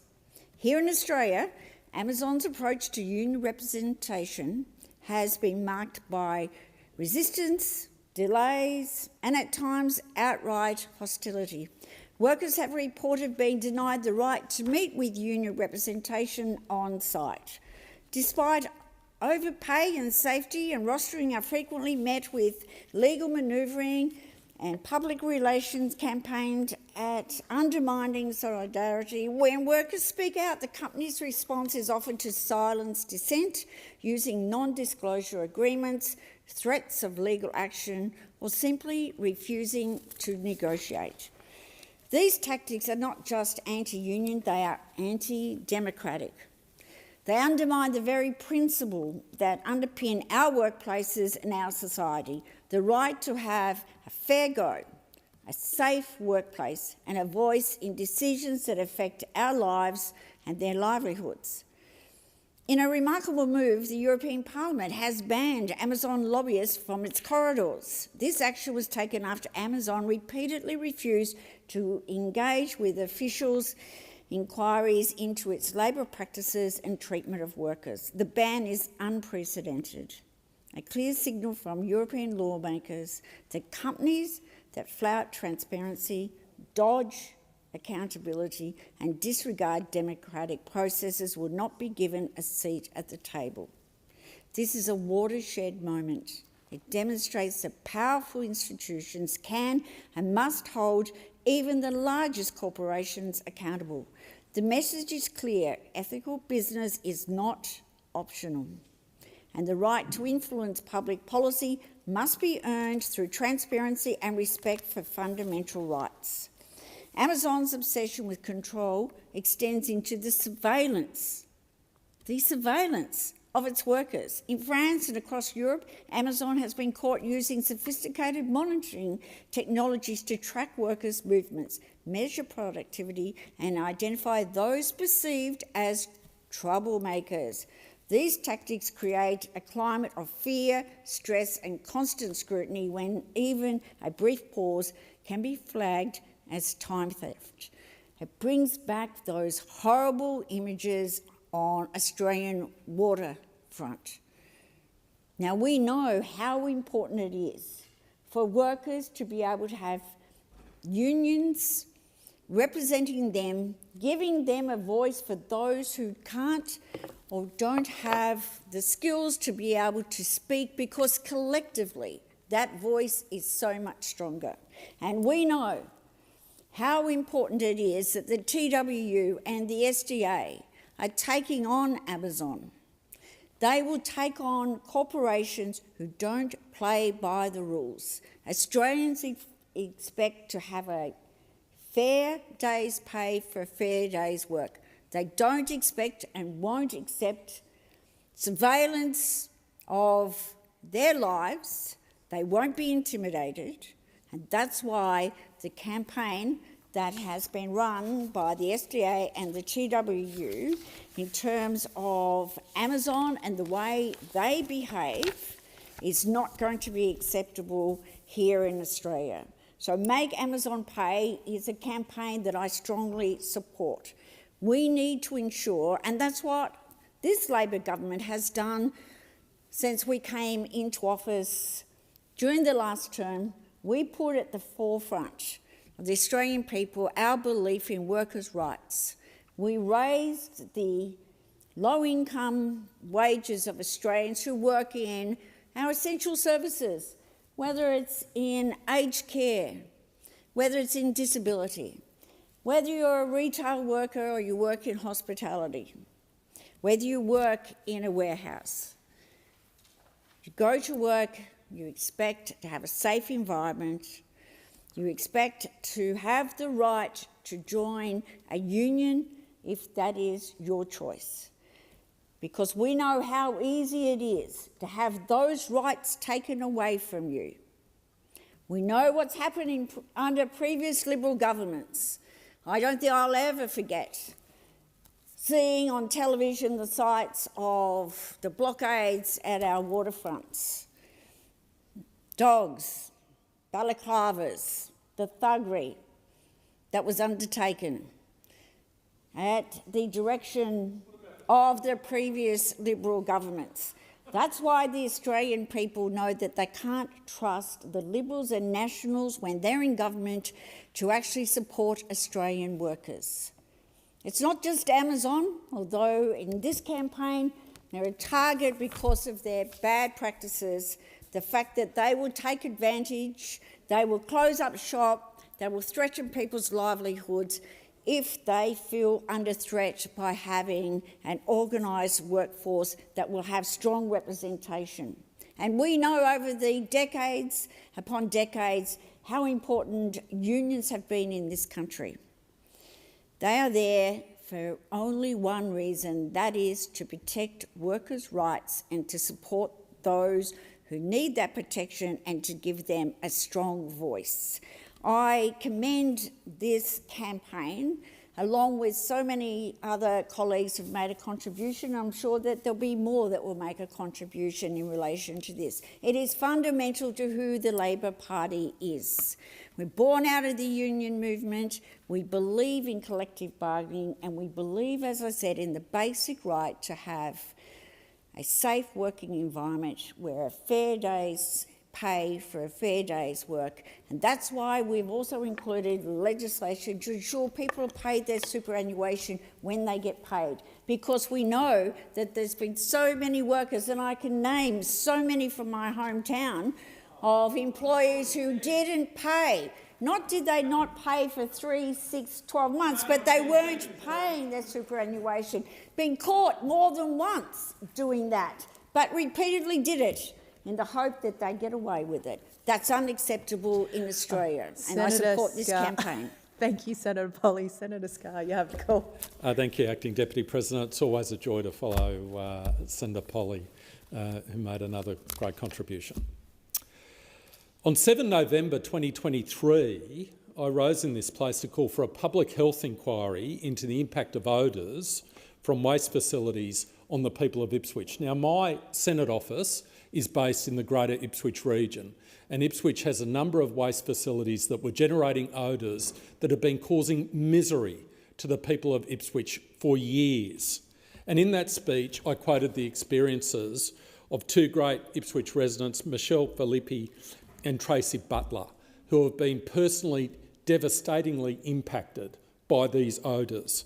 The Labor state government refused to convene a public health inquiry, despite the people of Ipswich wanting a public health inquiry. But the Labor Party abandoned the people of Ipswich. I commend Teresa Harding, Mayor of Ipswich, for calling for the public health inquiry, and the other members of council. I also commend Georgia Toft, who was the LNP candidate for Ipswich West, and Mr Carl Mutzelberg, who was the Ipswich candidate for Bundamba, but also calling for a public health inquiry before the last state election.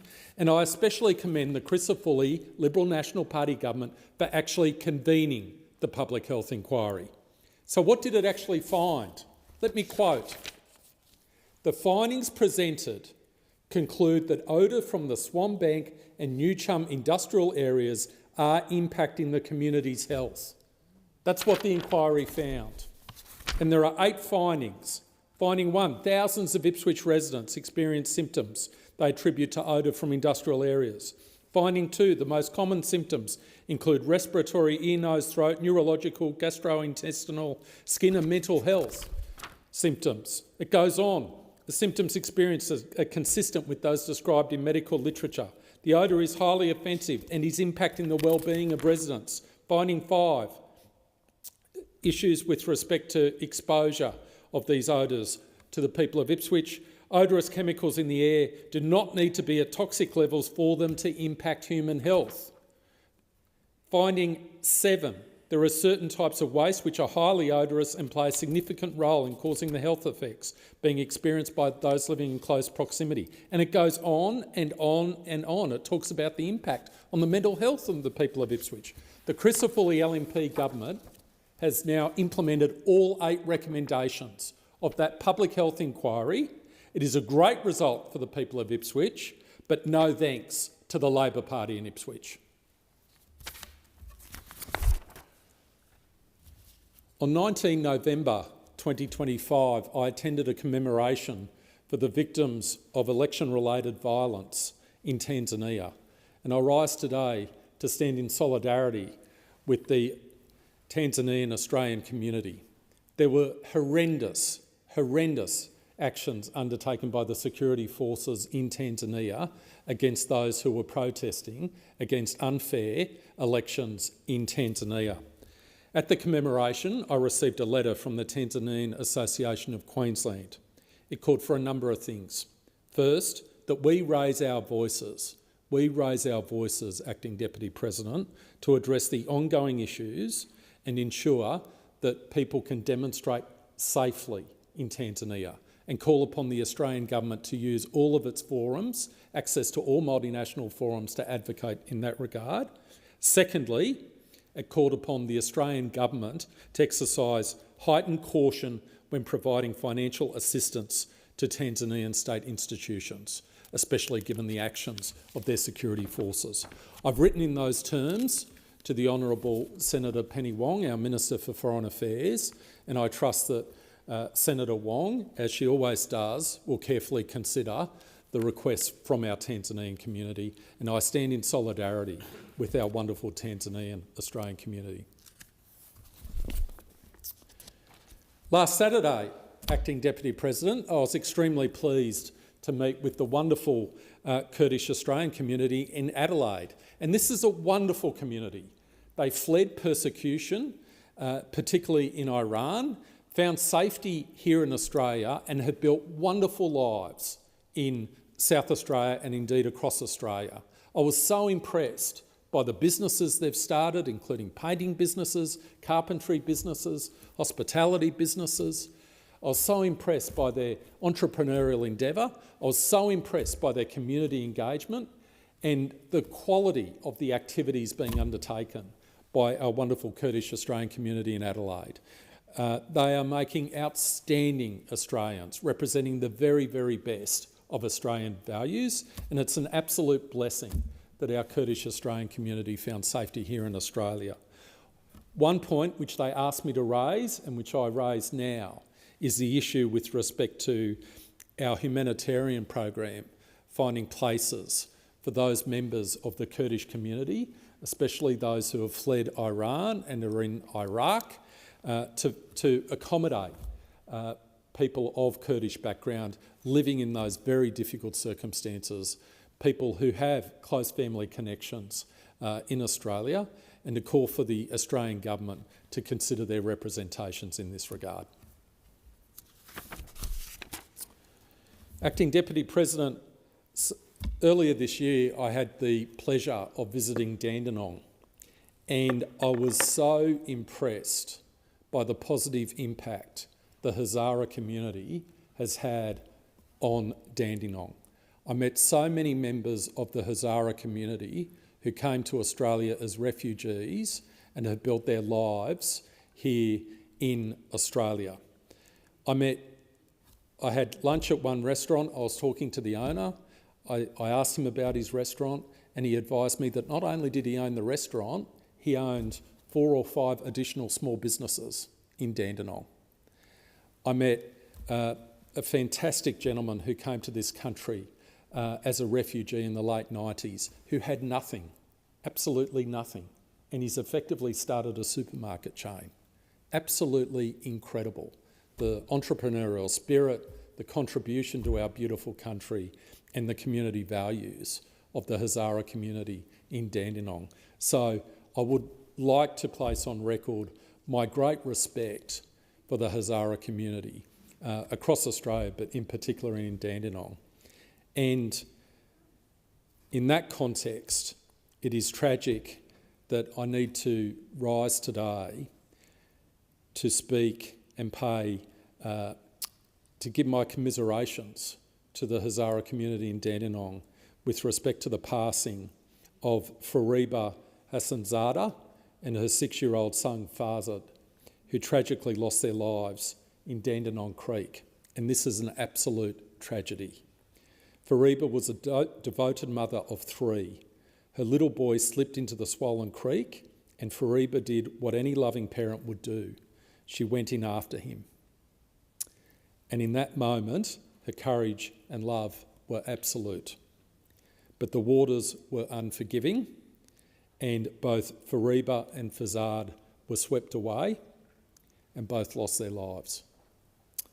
A family shattered, children left without their mother, and a community grieving.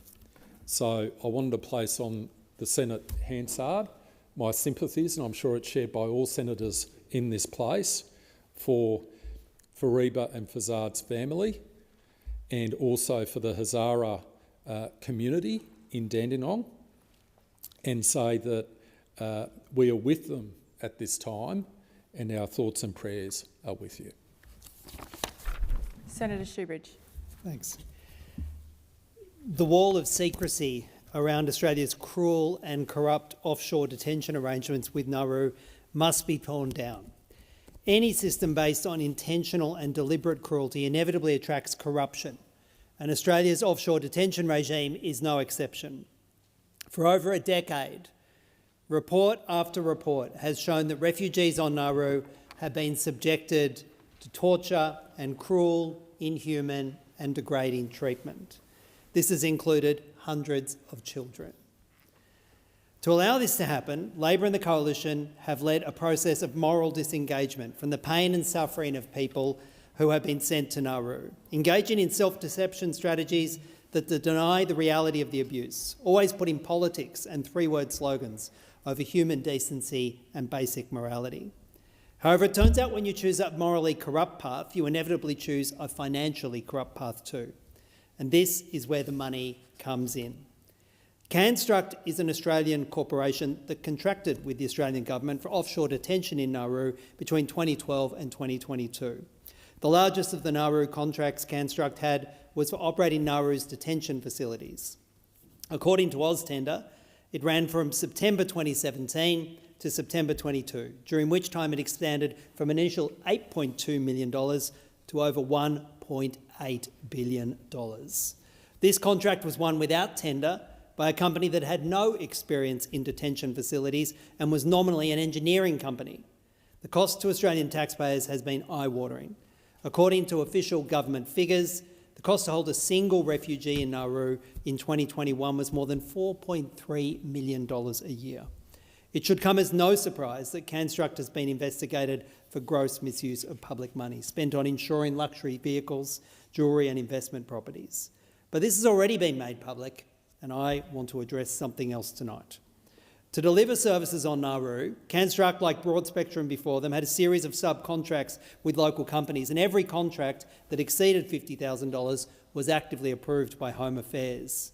One of their contracts was with the neatly named 1402 LRC Car Rentals and Constructions. And remember that name, because AUSTRAC, Australia's leading government financial intelligence agency, has had them and a whole bunch of senior politicians in Nauru in their sights. An until now secret information report by AUSTRAC that was produced sometime before September 22 details a series of suspicious transactions involving then President, now Speaker of the Parliament of Nauru, Lionel Anjima, his wife Ingrid Anjima, and then MP, now President David Adiang. Here's what it says, and what I say now are direct quotes taken from the secret AUSTRAC briefing. Official sensitive information report, President of Nauru, Lionel Ruan Anjima and Associates, suspicious financial activity. Information summary. Suspicious matter reports submitted by the Bendigo and Adelaide Bank Limited's customer service agency in Nauru reported suspicious financial transactions by the President of Nauru, his family and associates. These transactions involved the movement of funds between personal and business accounts, transactions on behalf of others and activity indicative of money laundering and corruption. These suspicious transactions occurred over a 9-month period from January to September 2020 in Nauru, totalling over $2 million in combined credits and over $1 million in combined debits. President of Nauru, Lionel Anjima, First Lady Ingrid Anjima, brother of the President David Anjima, and Member of Parliament David Adiang are linked to the reported suspicious activity. Background.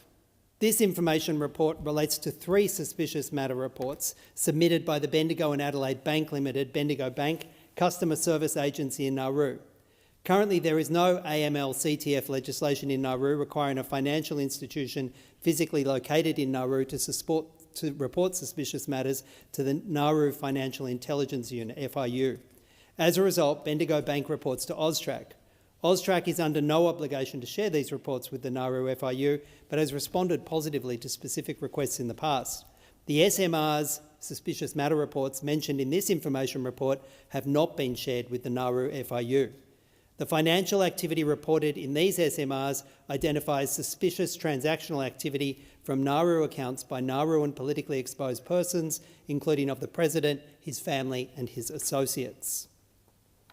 SMR 12809820006, submitted on 7 September 2020, relates to rapid movement of large volume and value of funds by David Adiang, forming a suspicion of corruption and money laundering.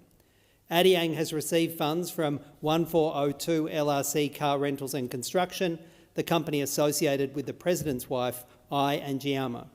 Adiang is a member of the National Legislature of Nauru and is the son of another politically exposed person, Kenan Adiang. He held a transaction account and is also listed as an additional card holder for business account Global Procurement Incorporated in Bendigo Bank. WorldCheck database shows Adiang has held multiple positions in Nauru government since 2004. He was investigated in 2015 by Australian Federal Police for alleged bribery in relation to phosphate mining in Nauru. Bendigo Bank's review of Adiang's account from January to September 2020 details the following transactions. And Acting Deputy President, I won't name some, but I'll pick out some highlights. 15 OSCO payments, 3 of those from 1402 LRC Car Rentals and Construction, linked to Iangiama, totalling $113,797. 462 transactions associated with building and construction reference of payment totalling $248,888. 140 ATM withdrawals totalling $68,840 and 1 branch withdrawal of $700.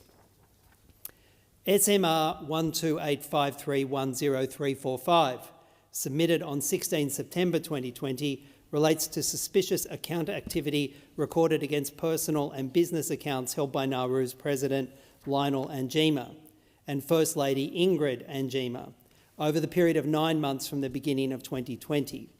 Angiama is recorded with regular credits from the Government of Nauru into both her personal and business accounts. These government payments are subsequently on-transferred to third parties with beneficiaries including her husband, El Angiama. For her business account in the name of 1402 LRC Car Rentals and Construction, Angiama has received a total of $580,277 from the Nauru government and has transferred $425,200 of this to her husband, El Angiama. These payments are described as fee or legal fee. This business account is also held with Cheryl Silk, a Nauru national. In total, and including her personal and business bank accounts for the first 9 months of 2020, Angiama has received over $830,000 from the Nauru government, with $462,500 being transferred to her husband, President Angiama, and over $144,000 withdrawn in cash. Dissemination list. The Australian Criminal Intelligence Commission, the Australian Federal Police, Department of Foreign Affairs and Trade, Department of Home Affairs, Office of National Intelligence, Australian Security Intelligence Organisation and Australian Secret Intelligence Service.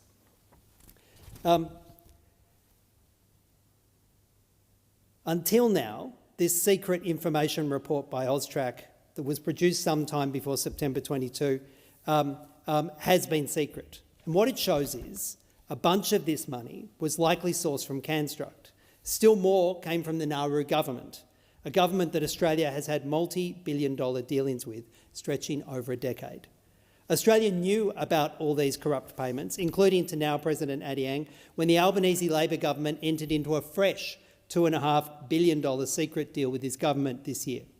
They are still hiding the MOU that underpins that agreement, hiding the payments that they are making and refusing to say where the Australian taxpayers' money is going. Is it any wonder? They have cut a secret $2.5 billion deal with a government that is not just rumoured to be corrupt, it's a government that they know and knew to be corrupt. Remember that Home Affairs and the Department of Foreign Affairs and Trade were copied into that AUSTRAC report 2 years before they negotiated the latest multi-billion-dollar deal with Nauru and his government. Let me put this clearly. The Australian government has at all times known that the current Nauruan president and key members of his government are seriously corrupt, and they still signed a $2.5 billion deal with him. There is a reason that this is all happening like this, because corruption follows cruelty, and it breeds in secrecy. And that's the Nauru deal and offshore detention all over. We must stop the rorts, stop the cruelty, stop the corruption, and end this toxic deal. Acting Deputy. Tamil National Heroes Remembrance Day is one of the most significant events in the Tamil calendar. It's a day of profound remembrance for those who gave their lives in the struggle for dignity, justice and human rights. The fact that Tamils everywhere pause at precisely 5:45 p.m. to remember together is a powerful expression of unity. My thoughts and those of the Australian Greens are with the Tamil community across Australia and around the world who are marking this solemn occasion together. And I say these words now in the Australian Senate, ensuring that this Tamil Day of Remembrance is acknowledged in our nation's Parliament. To the New South Wales and Australian Tamil community who have gathered together today, we acknowledge the sacrifice. We will speak honestly about the past and commit to work together in peace and solidarity. Thank you, Senator Shoebridge. Senator Gosh. I rise today to pay tribute to a prince of Australian literature. Earlier this year, Peter Rose retired as the editor of the Australian Book Review after 24 years at that helm. During his tenure, Peter edited nearly 250 issues of the magazine, and more than 1,500 writers have benefited from his deep understanding of culture and language, as well as his vision for Australia's literary landscape. As Professor Frank Bongiorno has observed, if we think of Australia in imaginative, cultural and creative terms, Peter's stewardship of ABR must be considered a formidable national contribution. One of Peter's most important attributes as an editor was his deftness in crafting and shaping language. He brought, to borrow some of his words, a poet's attention to language to the job of editor. Unshowy and humble in outlook, Peter had a light and improving editorial touch. Literary critic and Yale professor Harold Bloom, in his book How to Read and Why, observed, "Literary criticism, as I have learned to understand it, ought to be experiential and pragmatic rather than theoretical. The critics who are my masters, Dr. Samuel Johnson and William Hazlitt in particular, practice their art in order to make what is implicit in a book finely explicit." Fine is an apposite word for Peter, reflected in the precision of his editorial incisions and grafts, the gentle manner of his delivery of this guidance, and the space that he created for writers, particularly new and young writers, to find and write in their own style and voice. I had the privilege of writing for the ABR under Peter's guidance. I remember with fondness the hint of a wry grin that would form on Peter's face when I pitched him a bad idea. It would then disappear just before he guided me away from folly, gently of course. I have lost count of the number of emails I have received from Peter with some variation of these words. "Dear Varun, thanks for a good review. Here's my light edit. Regards, Peter." What joy. His style of editing gave me the confidence to take risks with my writing at times, and he always made my copy better, editing with that generous and minimalist spirit. And I'm sure countless other Australian writers have similar experiences and have benefited likewise.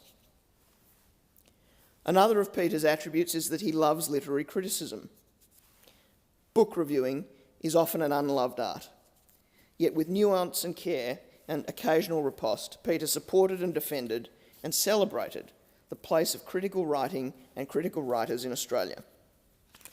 As Peter observed in an interview, I think the great critics are as immediately distinctive and recognisable as, say, a jazz singer or a trumpeter or a great opera singer. The critics who excite me and whom I certainly look for at ABR are the ones with an individual voice, individual phrasing. He could also be intolerant of those who sought to take cheap shots at Australian critics, describing one such diatribe in these terms. What a cliched, ungenerous and discreditable overview of book reviewing in this country, with its sentimental and predictable coda about mythic Manhattan standards. They, Australian critics, do not deserve to be derided in such an idle and pusillanimous fashion. Of course, editing a literary magazine is not easy. In his 1946 essay, Confessions of a Book Reviewer, George Orwell noted the challenges of editing magazines. Nearly every book, he wrote, is capable of arousing passionate feeling, even if only passionate dislike, in some or other reader whose ideas about it would surely be worth more than those of a bored professional. But unfortunately, as every editor knows, that kind of thing is very difficult to organise. It is a credit to Peter that he took the responsibility to organise it seriously. He created opportunities for and supported Australian writers, and particularly young writers. Money is important for young writers, particularly in Australia, where arts funding remains too low and where writers are paid too little for their work. Peter was exercised by this. Deploying his astute financial sense and nuanced understanding of human nature, he set about seeking private funds to increase ABR's rates for writers and to expand the scope of the magazine and thus give it capacity to give young creatives more space to flourish. The additional funding, alloyed to Peter's audacity and imagination, has seen the magazine expand from its literary foundations to broader cultural pursuits. ABR Arts now offers critical pieces on music, theatre and other creative fields. ABR is also home to generous prizes and programs, including the Calibre Essay Prize, the Peter Porter Poetry Prize and the Elizabeth Joly Short Story Prize, and writing and editorial fellowships. Each of these initiatives create opportunities for writers today, and under Peter's stewardship, the magazine has actively sought to discover and promote new Australian talent, not just relying on or rewarding established or existing writers. Adjacent to the edifice that Peter built at ABR sits Peter's own creative work, which includes 5 poetry collections, 2 novels, a memoir and countless reviews.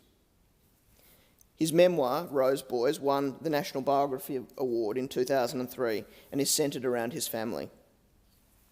Peter's father, Bob Rose, played football for Collingwood and was a legend as a player and a coach at the Mighty Magpies. He was inducted into the Australian Football Hall of Fame in 1996, and at Collingwood, the Most Courageous Player Award, which was created in 1991, is named in Rose's honour. 4 of Bob's brothers also played for Collingwood. Peter's brother Robert showed promise as a cricketer and as a footballer until a car accident left him a quadriplegic at age 22. Rose Boys describes the jarring impact of the accident and its aftermath on the Rose family. At turns sentimental, observant and unsparing, the book details the challenges of a family dealing with a young man whose spinal injury changed the nature of his life and changed the nature of the lives of his partner, his parents and his brother. The book also explores the experience of a young and successful sportsman, part of a family with a rich sporting history, who had significant aspects of his identity and future suddenly taken away. With characteristic perception, Peter examines not only the enormity of what had been lost, but also the value and the poignancy of what was left. Describing a reunion of Robert and his Collingwood teammates, Peter wrote, "I was struck, as always, by their invincible camaraderie. Nothing had changed over the decades, the tales, the tunes, the harmony and the hyperbole. How sane they were and affable. I thought about what an extraordinary boon it had been for them joining Collingwood in their teens, instantly forming dozens of friendships and retaining them for the rest of their lives. There was something profoundly innocent, even boyish, about these men as they poured their late beers and slapped each other on the back. I felt they knew something about kinship and contentment that poets didn't. For all his attributes in prose, Peter is foremost a poet. I am not qualified to comment on his poetry, but it tickled me that his first collection of poems, titled The House of Vitriol, upset his parents because they thought the title referred to Peter's childhood home. It actually referred to the Parliament. I close on two passages from his poem Different Voices that seem appropriate both to that title and to this place. The first: do not doubt that somewhere in heaven, feeble-minded bureaucrats remember our trespasses fondly. And the second: cynicism came to dinner the other night. Exquisite manners, no appetite, drinks like a fish. Thank you, Peter, for your contribution to Australian literature and for your many kindnesses to me. Thank you, Senator Gosh. Senator Barbara Pocock. Thank you, Acting Deputy President. I did enjoy that contribution.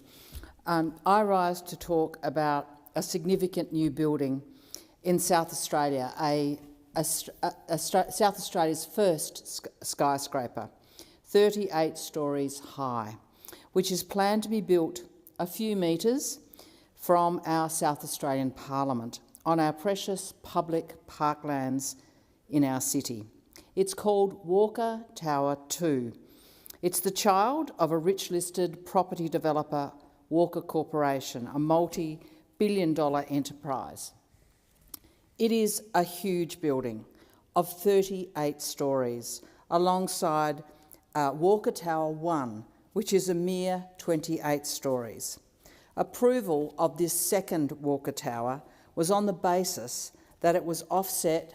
The approval of the first Walker Tower, was on the basis that it was offset and set back from Parliament House, that it didn't obscure the view of our beautiful Parliament building from the north, that it didn't disrupt the sightlines of this very important South Australian monument, and with the agreement that only 3 stories would be built next door to Walker Tower 1, the place where we now see a proposal for a building of 38 stories. On the 11th of June this year, the South Australian Planning Commission Assessment Panel granted planning consent for this building. Over 125 eminent South Australians since then, and many others, and this group included former Premier the Reverend Honourable Dr Lynn Arnold, AO, and former President of the Legislative Council, the Honourable Anne Levy, AO, and so many others, have signed an open letter calling on the Premier and the South Australian Parliament to stop the construction of Walker Tower 2, to protect our Festival Plaza as open civic space and retain it as public land. The construction of Walker Tower 2 would incur a major loss of open civic space and negatively impact really vital heritage values of our Parliament House complex and our beautiful Adelaide Parklands. These are 2 of South Australia's national heritage listings. We've got 9, but these are 2 of our national heritage listings. And if you've visited South Australia, you will have admired the beautiful green spaces, internationally famous, like Central Park in New York, for being the lungs of our city, beautifully planned by Colonel Light, and a prized aspect of living in our city. And you will also, I hope, have strolled down the boulevard of North Terrace, a cultural precinct of enormous historical significance in our city. These are the 2 heritage sites nationally listed which are at risk of serious compromise by this building proposal. As my colleague in South Australia's Upper House, Mr Rob Sims, said in the South Australian Parliament yesterday, the South Australian Government should intervene to prevent the construction of Walker Tower 2, and so should the Federal Government, using its EPBC powers to call in this project and assess its heritage impact and make a full and open assessment with consultation of South Australians about its impact on our heritage. So many South Australians care about the character and heritage of our city, and they've contacted me and they've protested at what is proposed for this site. Many planners, many architects, many ordinary citizens, trade unionists, people in our churches, and I want to especially acknowledge Robert Farnan, convener of Save Festival Plaza Alliance, and Elizabeth Vines, architect, who have kept me informed about what's going on at Walker Corporation too. The skyscraper that's being proposed will overshadow North Terrace and overshadow our Parliament House and obscure the view for the public. It'll prevent the public from being able to enjoy Festival Plaza, which is iconic civil space. This 160-metre tall skyscraper will be the tallest commercial building in Adelaide, and it'll include commercial office space on most of its floors. The South Australian Planning Minister has said that the plaza will be a vibrant space once the tower is finished, but just how many office workers will be there isn't clear, because we don't need another 38 stories of commercial space in South Australia with a 20% occupancy rate for commercial space at present. So why are we building yet another enormous office tower when what we really need in our city and in every other city and regional town in our country is housing for citizens who can't afford a house, can't get a rental, increasing rates of homelessness. This skyscraper risks turning one of Adelaide's most iconic public spaces into just another soulless commercial precinct, wrecking two critical national heritage sites. Lots of other spots you could put very tall buildings. I'm not opposed to tall buildings, but they should be in our CBD, not set on our beautiful river and compromising our beautiful parklands. You don't put a skyscraper right next to Parliament House. Imagine if we did it here in the Parliamentary Triangle. It's like putting a commercial skyscraper right next to the Opera House or plonking one down in the middle of Federation Square. Parliaments internationally don't put 38-storey buildings next to their public parliaments. No one does that, especially where it compromises historic heritage values. What we see here in this building is a massive change in the use of space and charging, wait for it, a ground lease to the Walker Corporation, a multi-billion-dollar enterprise, a ground lease of just $1 per year for 100 years. We're turning over to commercial space, a prime civic spot, massively significant in heritage terms, to a multi-billion operation which will lease it for commercial purpose. If this goes ahead, South Australians are going to have two giant towers overshadowing the People's Place, the People's House, reminding all Australians and South Australians who runs the show and robbing us of our beautiful civic space and national heritage. It's outrageous that Walker Corporation was granted exclusive use of this parkland site for their first tower. It is even more outrageous that we see a second one, which was initially agreed to be only 3 stories high, now a towering 38-storey monstrosity. The South Australian Government's own heritage agency, Heritage SA, has raised really significant issues about the impact of this tower on our heritage, and many South Australians are protesting its shape and impact. We know that the South Australian Code Amendment, which changed the zoning law, was rushed through without proper consultation and walking all over the government's own community engagement commitments or charter without a proper planning process. There has not been a proper consultation with the citizens of our state. Such a significant project which has not had the public attention and conversation it deserves. There is a role here also for the federal government through the EPBC Act.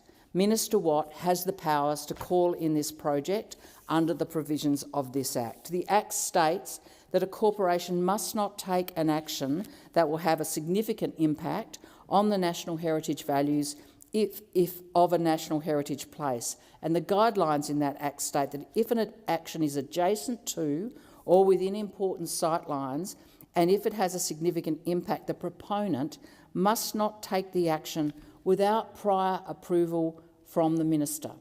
And yet here in South Australia, we have the cement foundations already poured for this building without proper consideration of the heritage compromises that are implicit in this project.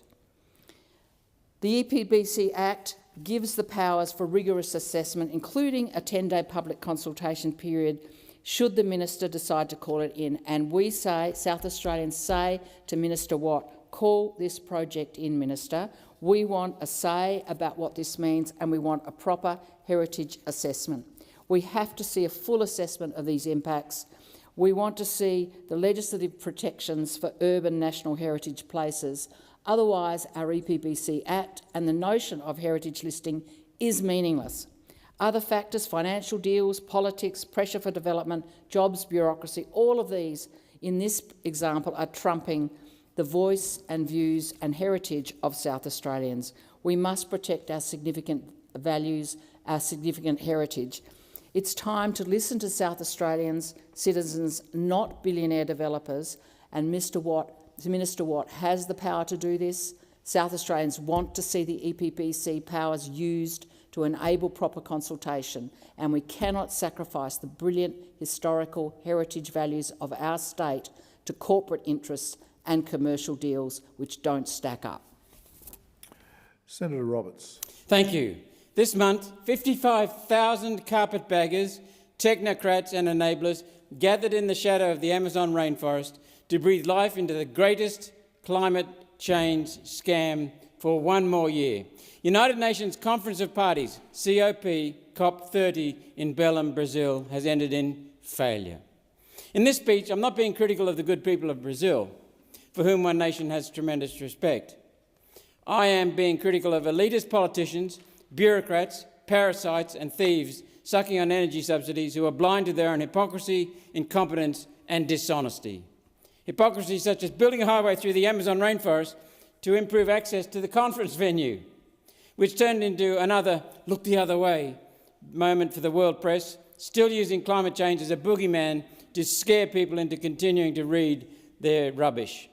This highway bisects an environmental protection area and cuts through wetlands and dense secondary Amazon rainforest. The highway allows easy access for illegal logging, disrupts water and food supplies for native inhabitants, and actually increases the flooding risk in Belém. In other words, just another day at the office for the hypocritical, incompetent, dishonest climate change zealots. Actual environmental groups and satellite monitoring from Amazon have tracked secondary deforestation already sprouting along the new corridor, the classic fishbone pattern that often follows Amazon road building. An accurate estimate for the number of trees felled is 30,000 trees gone. This eliminated 10,000 tonnes of natural carbon dioxide sequestration necessary for oxygen production. This is something you've heard before from One Nation. Australia is already at net zero. Every year our extensive forests, natural and planted, absorb more carbon dioxide than Australia produces every year. Any talk of UN carbon dioxide reduction, as inhuman and as nonsensical as that is, must acknowledge the essential role of planting and preserving trees and forests. Instead, in Australia, we're seeing large-scale deforestation, blowing the tops off entire mountains to locate massive wind turbines, building the access roads and the easements for electricity transmission lines through the bush and national parks. The environmental damage of UN COP30 doesn't stop at rainforests. Only 4% of Belém sewage is treated. The rest gets dumped into waterways and from there into the sea. Attendees at the conference were billeted on luxury cruise ships in the harbour in Belém. Attendees were able to look over the side and see raw sewage from the conference floating past. How fitting is that? What a perfect metaphor for the execrable failed theory of climate change.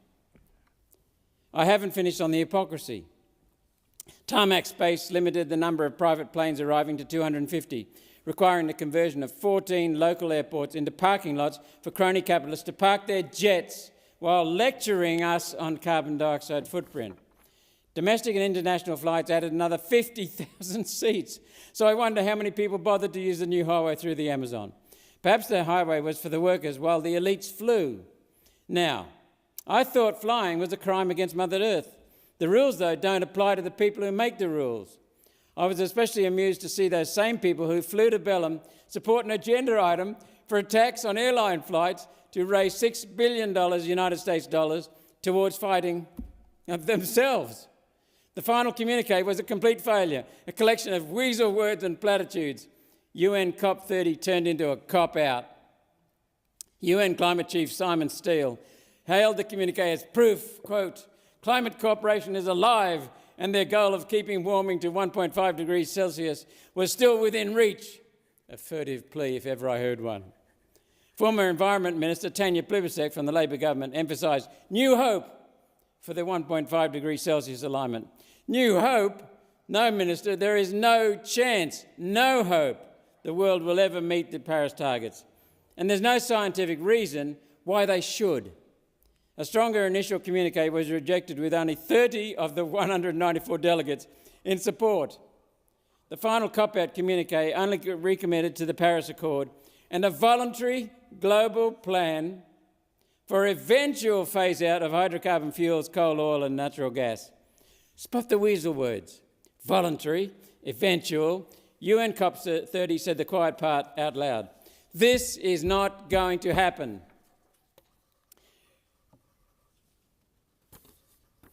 The truth is most countries have realised climate change science is wrong. Net zero measures are ruinous, and hydrocarbon fuels like coal, oil and natural gas are essential to maintaining living standards and for lifting underdeveloped nations out of poverty. This is about humanity. This is probably why Australia's Minister for Climate Change and Energy, Chris Bowen, has accepted a thank you job with the United Nations in acknowledgement of his service to the UN's crooked cause. Senator Roberts, just a reminder to refer to those from the other place by their correct titles, please. Minister Chris Bowen, that's right. That means using the pretense of global warming to facilitate the transfer of income, wealth and opportunity from everyday Australians into the pockets of the world's richest crony capitalists and their communist Chinese allies. His appointment has been criticised, although from my perspective, the less this bloke is in Australia, the less damage and hurt he can inflict on Australians. Events like Paris, like the Conference of Parties and Davos, are not just talkfests, as one attendee told me. They have two purposes. One is to see what the billionaires that pull the world's collective strings can get away with this year. The second is so these predatory billionaires can steer world events to increase their own wealth and power. As an example, BlackRock Inc. spent $10 million attending UN COP30 to advocate for a worldwide carbon dioxide tax and trading system so their executives can buy carbon dioxide credits and then live the same lives of plenty they live now. This isn't speculation. They actually said that. The videos are online. On the other hand, working Australians are increasingly being herded into smaller and smaller homes, smaller lives and smaller families, centred around train stations, which will ultimately become 15-minute cities. A world of working from their tiny apartments, stacked up in human filing cabinets, the latest approvals are now for 38 stories. Hundreds of families in an area that used to house 4 families and their backyards.